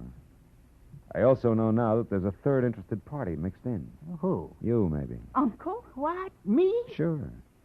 You could have killed Rayotti via a hired flunky like Locke. Sold yourself the coin. After all, you're broke. It's been done before. You're mad. It's insane, Marlowe. The idea. To think that Uncle would hire the likes of Fred Locke. Why, it... Slips, Christine? You shouldn't have known Locke's front name was Fred, should you? I never mentioned it. What? Christine, you mean that... I mean that nobody moves. Christine. Oh, fine. This is one gun in here that's no relic. It's been fired something less than 300 years ago. Yeah, to be exact, less than an hour ago at the Wilshire Gardens when you used it to keep Locke quiet, huh? You, Christine, you're the third party Marlowe was talking about. You hired Fred Locke and Appleboro. Had nothing to do with it, Mr. Bowman. It was your niece's partner, Fred Locke, who killed Rayotti in his shop and stole the $50. After that, he followed me to Appleboro's place in Wilshire Gardens. There he KO'd me and Appleboro both. Then came out here and sold you the coin. Posing as Rayotti. Correct. You can both go to the head of the class. Not yet. One question, teacher. Why did Locke go back to Appleboro's? Couldn't have been just luck that I found him there. It wasn't. He was afraid Appleboro had seen him kill Rayotti at the shop. He had to know for sure. Your turn, Uncle. Why did you do it, Christine? I was sentimental, Uncle. I wanted at least the last of your money as a keepsake. And now that I've got it, I want one thing more before I leave. That $50 in your pocket. Hand it over. Come on. The $50, but... It's worthless to you, Christine. You can never sell it again. Every collector in the world will be on the lookout for it. Don't you think I know that? Then what do you want with it? The pleasure of getting rid of it. I hate it. Like I hate every piece of junk you've squandered your fortune on. The fortune I'd have inherited someday. I'm going to throw it in the first deep river I come to. Hand it over. No, you don't, Christine. Drop it. Drop it. Now, sit in that chair while you can. You may end up in another one.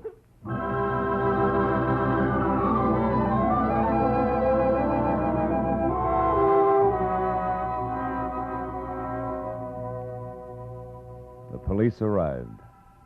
They always do. And after a long hour of questions and answers, there were only two of us left. Pierpont Bowman, standing close to a window, tears crowding his eyes. The fingers of his right hand nervously toying with the Confederate coin. And me, thinking about Leon Rayotti and Fred Locke and Christine. It was the old man who finally broke it up. A rotten thing. I left after that. So I don't know if Appleboro got the coin or not. You might check if you're ever running through the New Orleans Museum.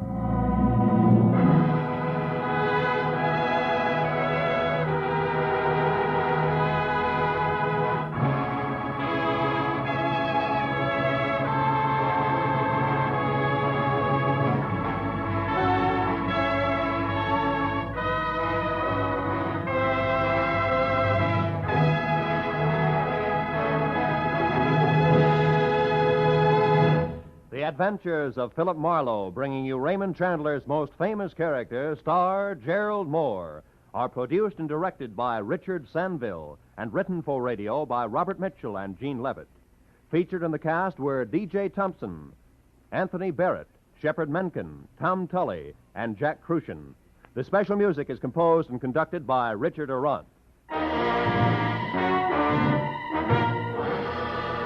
Be sure and be with us again next week when Philip Marlowe says... This time an old man dead in a flophouse, a sot who carved wood, a fallen lady with an eye for gold lockets, and a snake with big ears. All led me to a soft spot in a killer's hard heart.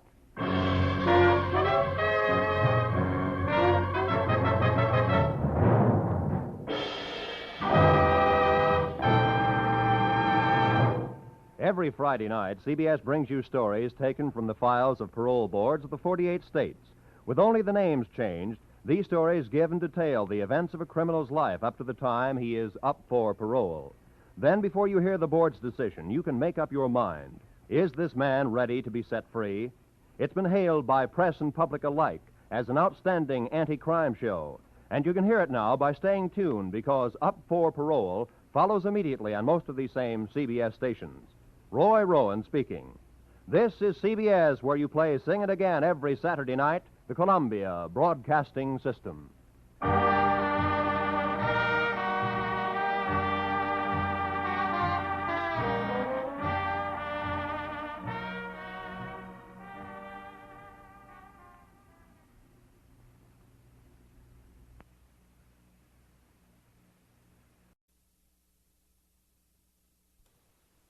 Get this and get it straight.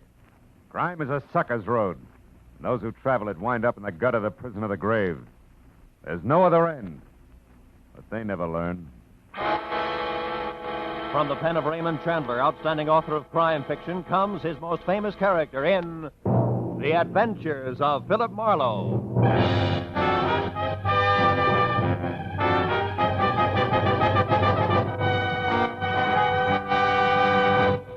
Now, with Gerald Mohr, starred as Philip Marlowe, we bring you tonight's transcribed story, The Quiet Magpie.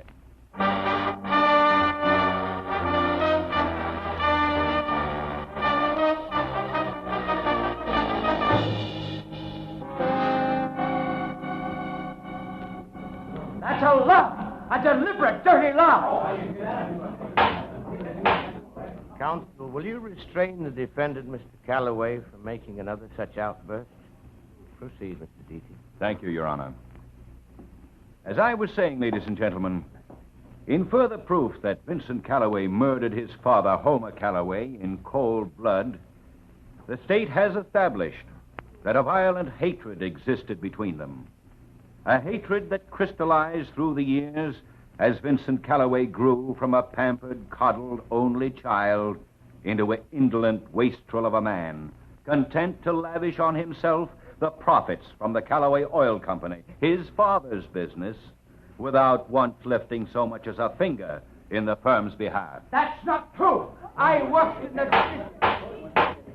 Counsel for the defense will advise his client that the court will not countenance another interruption of this sort. Thank you, Your Honor. A hatred, ladies and gentlemen, that reached explosive proportions when Vincent Calloway recently took as his bride an ex-showgirl. A woman with a long and tarnished history of flagrant fortune hunting. A woman whom he flaunted in the face of his father's expressed wishes and deep desires to the contrary. Further, the state has proved that just 2 days prior to his murder, Homer Calloway had decided definitely to change his will. Why? Why, other than to eliminate his son from its benefits? The court requests that the prosecution confine itself to the facts. Continue, Mr. Deaty. Very well, Your Honor. The facts are eloquent enough. Homer Calloway was murdered before his desired changes in his will could be executed. Next, we learned that on the night of the murder, a desperate effort was made by the killer to cloud the real circumstances of the crime by setting the scene to look as though Homer Calloway had surprised a common thief, robbing his private office. This clumsy attempt was at once proved by police officers to be completely faked. The motive was robbery, all right, but on a grand scale. Now, ladies and gentlemen, let us proceed to tighten this web of proof around Mr. Vincent Calloway. Let us show beyond any doubt that it was he. There was no doubt about it. Vincent Calloway was losing the fight for his life. Deaty, the crisp, tab-colored assistant DA, was cutting him to ribbons. When they called Felix Lohman to the stand, I turned around and took a good look. Because it was Felix Lohman who had telephoned me earlier and hired me to come to the trial and be on hand when he testified. He was a tired little man with a jaded cherub face who got up and walked unsteadily down the aisle to the bailiff's table. He acted like a man on the verge of collapse. Are you all right, Mr. Lohman? Yes. Yes, I believe so. Raise your right hand. Do you solemnly swear the testimony you're about to give to be the truth, the whole truth, and nothing but the truth, so help you God? I do. State your name. Felix Lohman. Take the stand.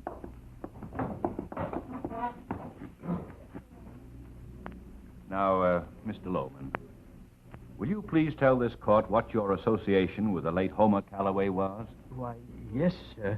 I was Homer's best friend for many years.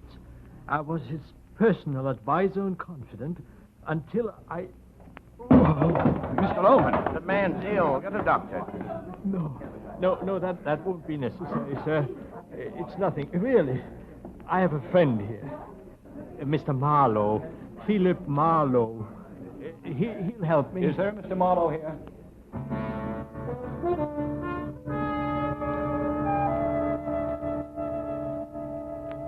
That's the way it played. My client was helped to his feet, and as I half carried him out of the room, I heard the judge adjourning court for the day. All the way down to my car, Felix Loman stayed as limp as a damp bedsheet. But the minute we drove away, he began a recovery that couldn't be credited to the fresh air alone. When we got a few blocks west on Wilshire Boulevard, a smile spread over his Cupid doll face like warm syrup over a waffle. That's a good restaurant. Pull in there, Marlowe. All right? I feel like a piece of pie. Now, look, Mr. Loman, not 10 minutes ago you were dropping dead in a courtroom. Now you feel like a piece of pie. What is this? Come on, let's go inside where we can talk. All right.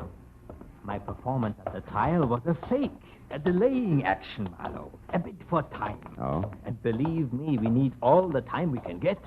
To do what? To save young Vincent Calloway's life. How about this booth? Oh, yeah, sure. So you think he's innocent, is that it? Why? I've known Vince since he was just a boy. He's no killer. Couldn't be. It's completely alien to his nature. Well, from what I heard in that hard-boiled court today, you'll need a little something more tangible than that, Mr. Loman. I've got something. Care to see the dinner menu, gentlemen? No, just a big piece of cherry pie and a glass of milk for me. Just coffee, thanks. Now, Mr. Loman, sell me. According to the DA, Vincent had plenty of motive. Oh, he hated his father, all right. We all did, one time or another, Marlowe. And got hated right back, too.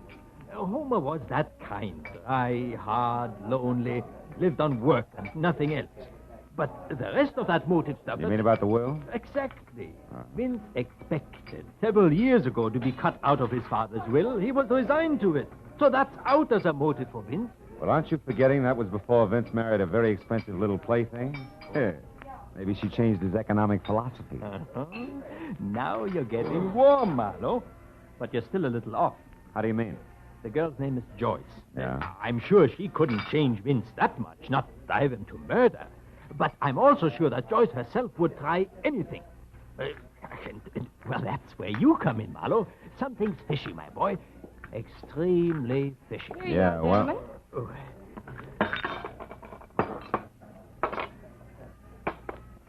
That's fine, thank you. Now, tell me, what's fishy, Felix? Are you trying to say you think Joyce is a killer? I don't know. I don't know, but I do know that, item one, Vince was worried about her for some reason a few days before his father's death. So? So, when this mess broke, I checked up on her myself. Followed her home a few times. That's at 2313 North Ogden. And item two, I saw a man hanging around the place. A fellow with two gold teeth right in front. And dark, 5 o'clock shadow, kind of whiskers. I followed him once. Know where Angel's Flight is? Sure. That's where I lost him. But I learned that his name is Stoner. Stoner, huh? What about item 3? Blackmail. I don't know how or where, Marlowe, but it's there. Oh. And Vincent's caught in the middle, and good and tight. Yes. We've got to find out about this fast. I wish I could go along, but Joyce knows me too well, and that Stoner has spotted me also, I'm afraid. So I guess it's up to you. Okay, I'll get started. I can reach you where? Home. Gladstone 3962. 3962. And Marlowe, I'm just an old fuddy-duddy. But that boy Vince means a lot to me. And time is awfully short. Give us your best, will you?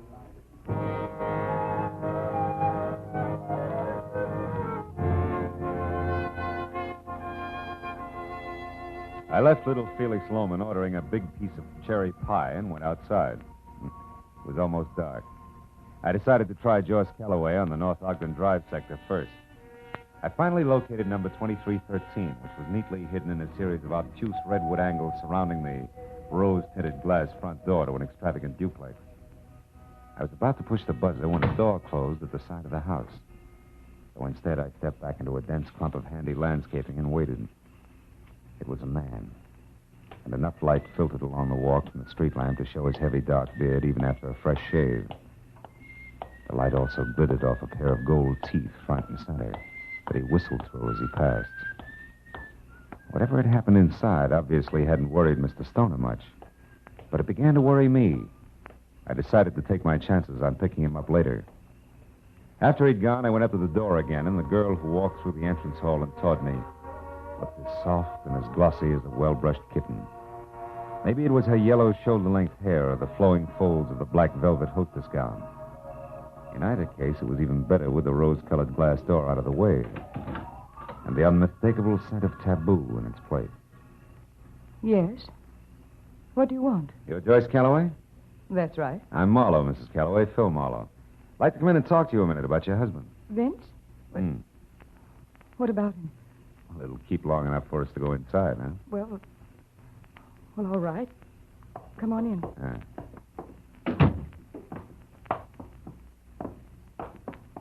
This is my apartment.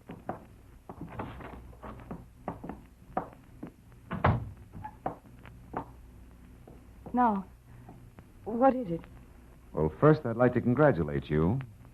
The moral support you didn't give him today was real great. Too busy shopping to drop in at your husband's murder trial? Why, you... Oh! Okay, baby, I asked for it. I didn't go because Vince said that he didn't want me to. Now get out. And the next time your lousy district attorney's office wants to find out something, you can tell him... Just a minute. I'm not from the DA. I'm strictly freelance.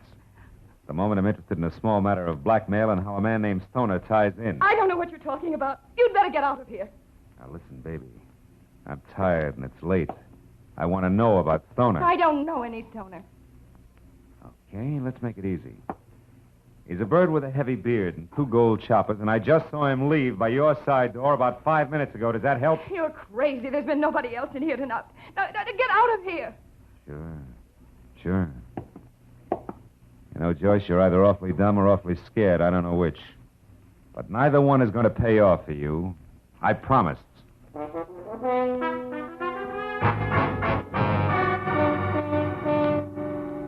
Starting at Angel's Flight and working west, it took 3 solid hours of scraping through the scum on Bunker Hill before I got a lead on a guy named Stoner. And another hour went by before I actually found the swayback 3-story rooming house he called home. The scaly front porch was a clutter of big, rusty bird cages and the mangy inmates of which complained as I eased the rickety front door open and pushed my way into a moldy smell thick enough to chew. A ragged row of tin mailboxes said Stoner's room was second floor rear. So I started up. I got as far as the landing when I heard a voice in the hall above. I went on slowly until I could see. It was Stoner. His back to me, talking on the whole phone. I got my .38 in hand and listened. Yeah, listen, Joyce, don't worry. I'll take care of him. Yeah, I'll be watching for him. Yeah, I'll meet you just like I said, only remember, it's not good for us to be seen together now. So be careful. Yeah. Okay. Goodbye, Joyce. You didn't start watching fast enough, Stoner. Who are you? I'm Marlowe. The guy little cutie pie just tipped you off about. Don't move those hands, Stoner. I just left to collect that mouthful of old gold you're wearing. You're no cop. What are you going to do with me? What's your angle? I'm going to spill the truth out of you, Goldie. To keep an innocent guy from taking the rap for a murder you and his own charming wife cooked up. What makes you think I'm connected with that? Maybe I've got eyes in the back of my head. That's so? You ain't got eyes in the back of your head. Because if you did, you'd duck. Oh! See what I mean, Marlowe? Thanks, pal. Let's get out.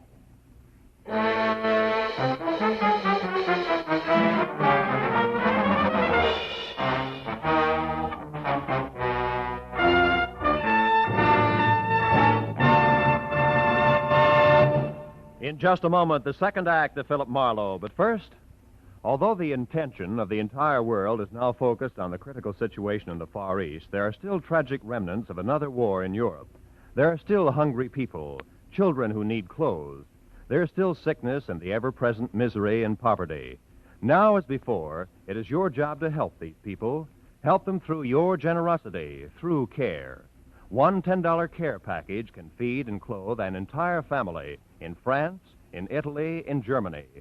Send hope to these destitute peoples of Europe by showing you care through care. Now with our star, Gerald Mohr, the second act of Philip Marlowe and story, The Quiet Magpie.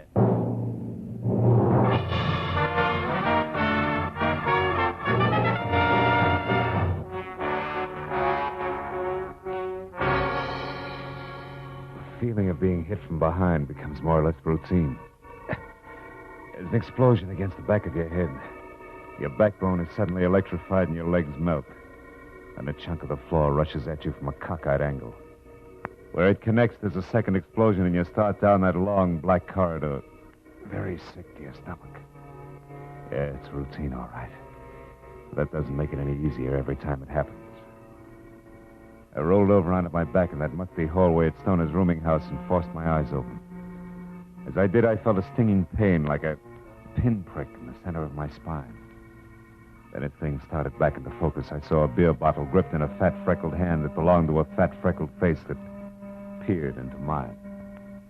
It started a conversation just before I could get the pinprick in my back. Well, look what the cat has dragged in. And who are you, chum? The Jewel T-Man. You need... Oh, my back. What's the matter, chum? The little gold ornament. Well, you must have rolled onto it, chum. Yeah. And whoever slugged me must have dropped it. What is it? It looks like a bird or something. Yeah. A magpie. In flight. Looks like it broke off or something. Probably a pin from some babe's handbag or bracelet Or it's yours, maybe, huh? Well, if it was alive, it might be. Birds are my speciality, or ain't you noticed? Oh? You the landlord here? That's right. So now back to you. Who are you, chum? And how come you're folded up in my hallway? Well, it's a long story, and I won't keep you from your birds with it. Hey, wait a minute. Now, don't let the Audubon pitch throw you, chum. I've got a couple of hobbies. Like sticking your nose in other people's business? Like bending noses that get stuck into my business. So clear out, chum, and stay out, or you'll see what I mean. Okay, yeah, sure. Whatever you say, bird lover. After all, this is your nest. So long.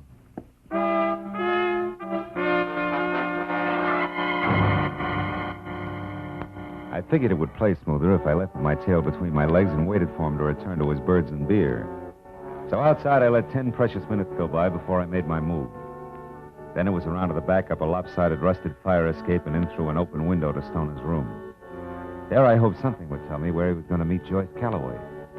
But after wasting another 10 minutes, it turned up nothing more than the two words Gate L scribbled on the back of an old envelope, which could have meant airport, train station, or bus depot if they meant anything.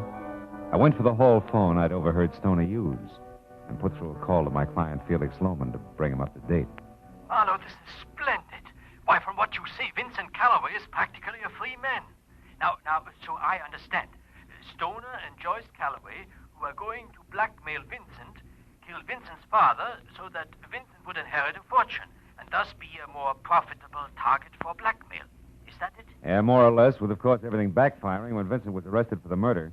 But look, Mr. Lohman, we'll add and subtract later, huh? Right now, we got to catch up to him. Yes, but where? You said Stoner got away. Yeah, that he was heading for a meeting with Joyce Calloway. See, I got one thing to go on. I found the words Gate L scribbled on an envelope. Do you have any idea if it would mean a train depot or a bus? Gate L? Yeah. Marlowe, is that what you said, Gate L? Yeah. Does it mean anything to you? Of course, Gate L, Marlowe. This is at the oil refinery, the side entrance on Lafayette Street. Holy smoke. Say, Lohman, what's the address of that place? It's East L.A., isn't it? Yes, 1100 South Cooper between Kendall and Lafayette Streets. Covers the square block. Uh-huh. Now, look, Lohman, do you have a gun there in your place, I mean? A gun? Yeah. Why, yes, I do, Marlowe. Well, good. Get it and go over to the refinery right away. I may need someone who knows the inside, the names and numbers of all doors, windows, and pipes. You got that? Yes, but why not the police? Because they come with bells on. We can't take a chance. All right, just as you say. I'll be waiting for you. Good. I'm closer than you are there at Angel Flight. goodbye, Marlowe, and a million thanks for what you've done already. Why, without you... Yeah, Vincent we'll would talk about it never later, have- Mr. Loman. Goodbye. And for me, hello. Oh, fine. Now, don't move an inch, chum. You'll get this beer served, bottle and all. Now, Nosy, what made you come back? Buried treasure. You see, it's up here, I know. One of your little birds Now, told me. shut up. And remember, smart bloke, you're an housebreaker. And anything I do to you is okay with the law. Now, what's with you and Stoner? Why, do you keep a diary? Now, a neat bank balance. And all of it comes from cutting in on the right thing at the right time. So once more, chum, what's with you and Stoner? Well, you see, we went to the same prep school, and I promised the headmaster I'd always keep an eye on... Okay, Snooper, you asked for it. The light got it. I figured right, bird boy. Bum aim goes with a bum temper. It's only just beginning, sweetheart. It's black in here like a pit. When I get my hands on you, you're going to be sorry. You hear that? Well, talk up. Talk up. Come on, Yellow Belly. Let's hear from you. Come on. Okay. So it's hide and seek, huh? No. Head game, bird boy, and you're it. Now listen to the birdies sing, chum.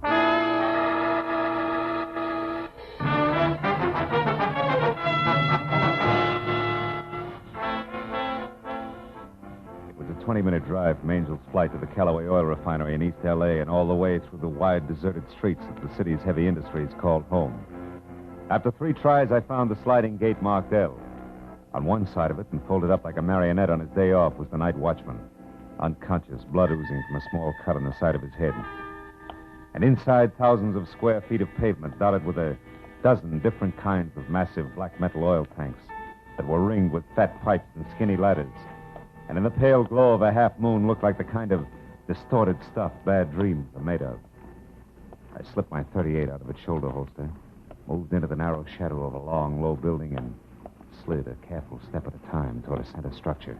It was shaped like a giant fishbowl on stilts. And then I heard it. It had come from someplace just under the fishbowl. And as I ran toward it, I was ready for what would be left of Felix Loman. And I started to curse myself for ever letting him come on ahead on his own. But when I was close enough to where I could see, I quit calling myself names. Felix Loman was there all right, but very much alive. Alive and holding on tight to a smoking revolver that was still pointing down at the crumpled form of Stoner at his feet. Stoner, who was very dead. Marlowe!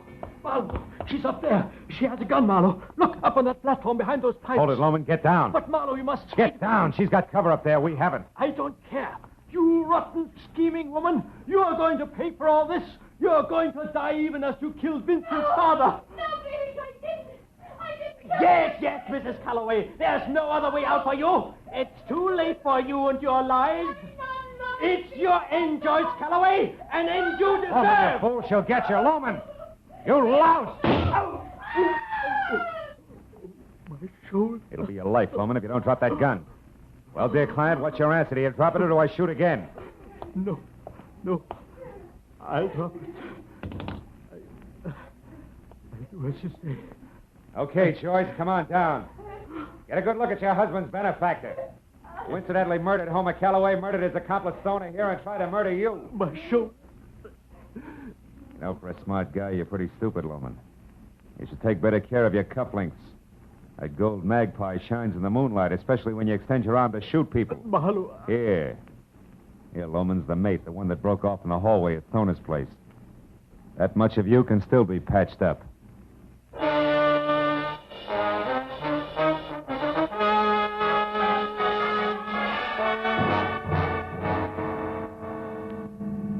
All right, Mr. Marlowe.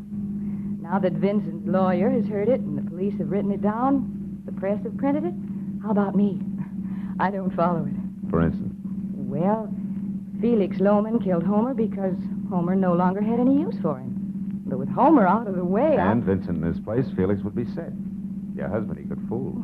Yes, but the way the whole thing boomeranged... Oh, that was just bad luck. You see, he staged a robbery at Homer's office just to throw the law off. Well, it didn't. But more than that, it almost nailed Vincent. Still with me? Uh-huh. Oh, the second house over there.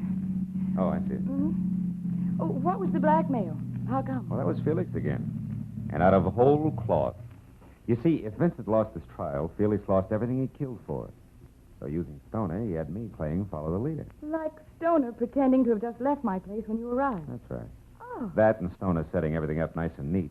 You see, he was on the phone all right, but when he knew that I was there, he pulled a switch.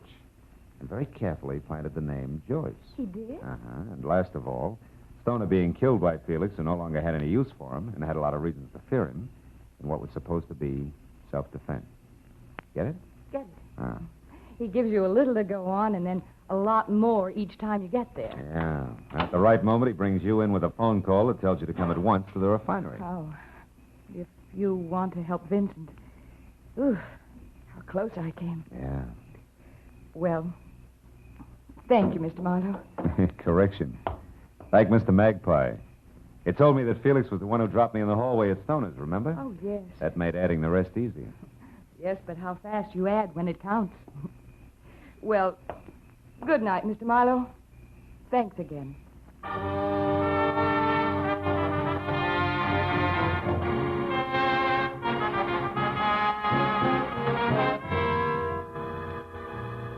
By the time I pulled up in front of my apartment on Franklin, the black in the sky had started to melt into a slate gray. And my eyes ached for the long sleep that they had coming. Well, I sat there for a minute. I lit a cigarette and I thought about birds. Did you ever stop to think how some people remind you of birds? For instance, the landlord. If ever I saw a vulture in pants, he was it. And my client, Loman, a hawk with horn rims. And Joyce. A pouter pigeon. And then there's Marlowe. I wonder what kind of a bird I am. A dead pigeon.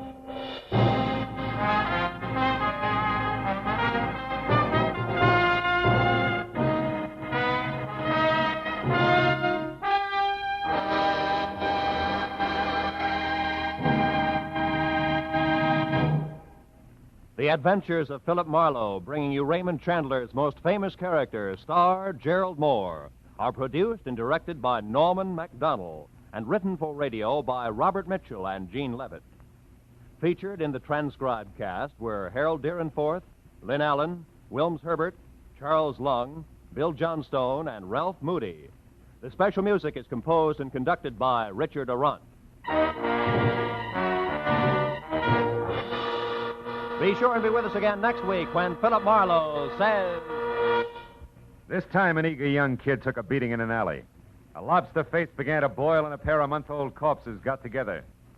All because a woman in a dark tunnel kept a secret that didn't belong to her.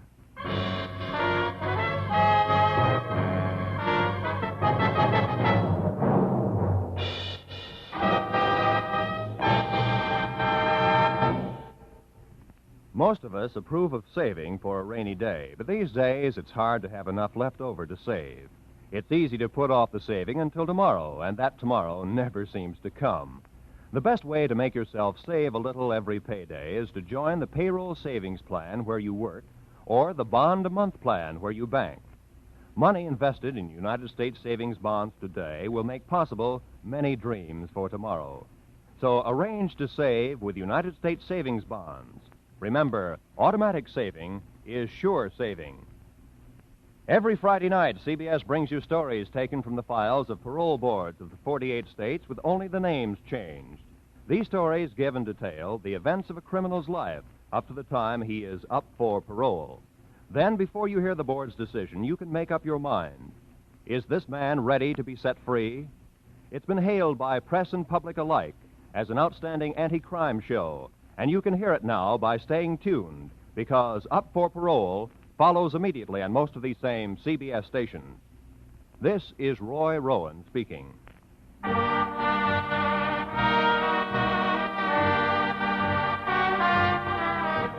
This is CBS, where you find Songs for Sale every Friday night, the Columbia Broadcasting System.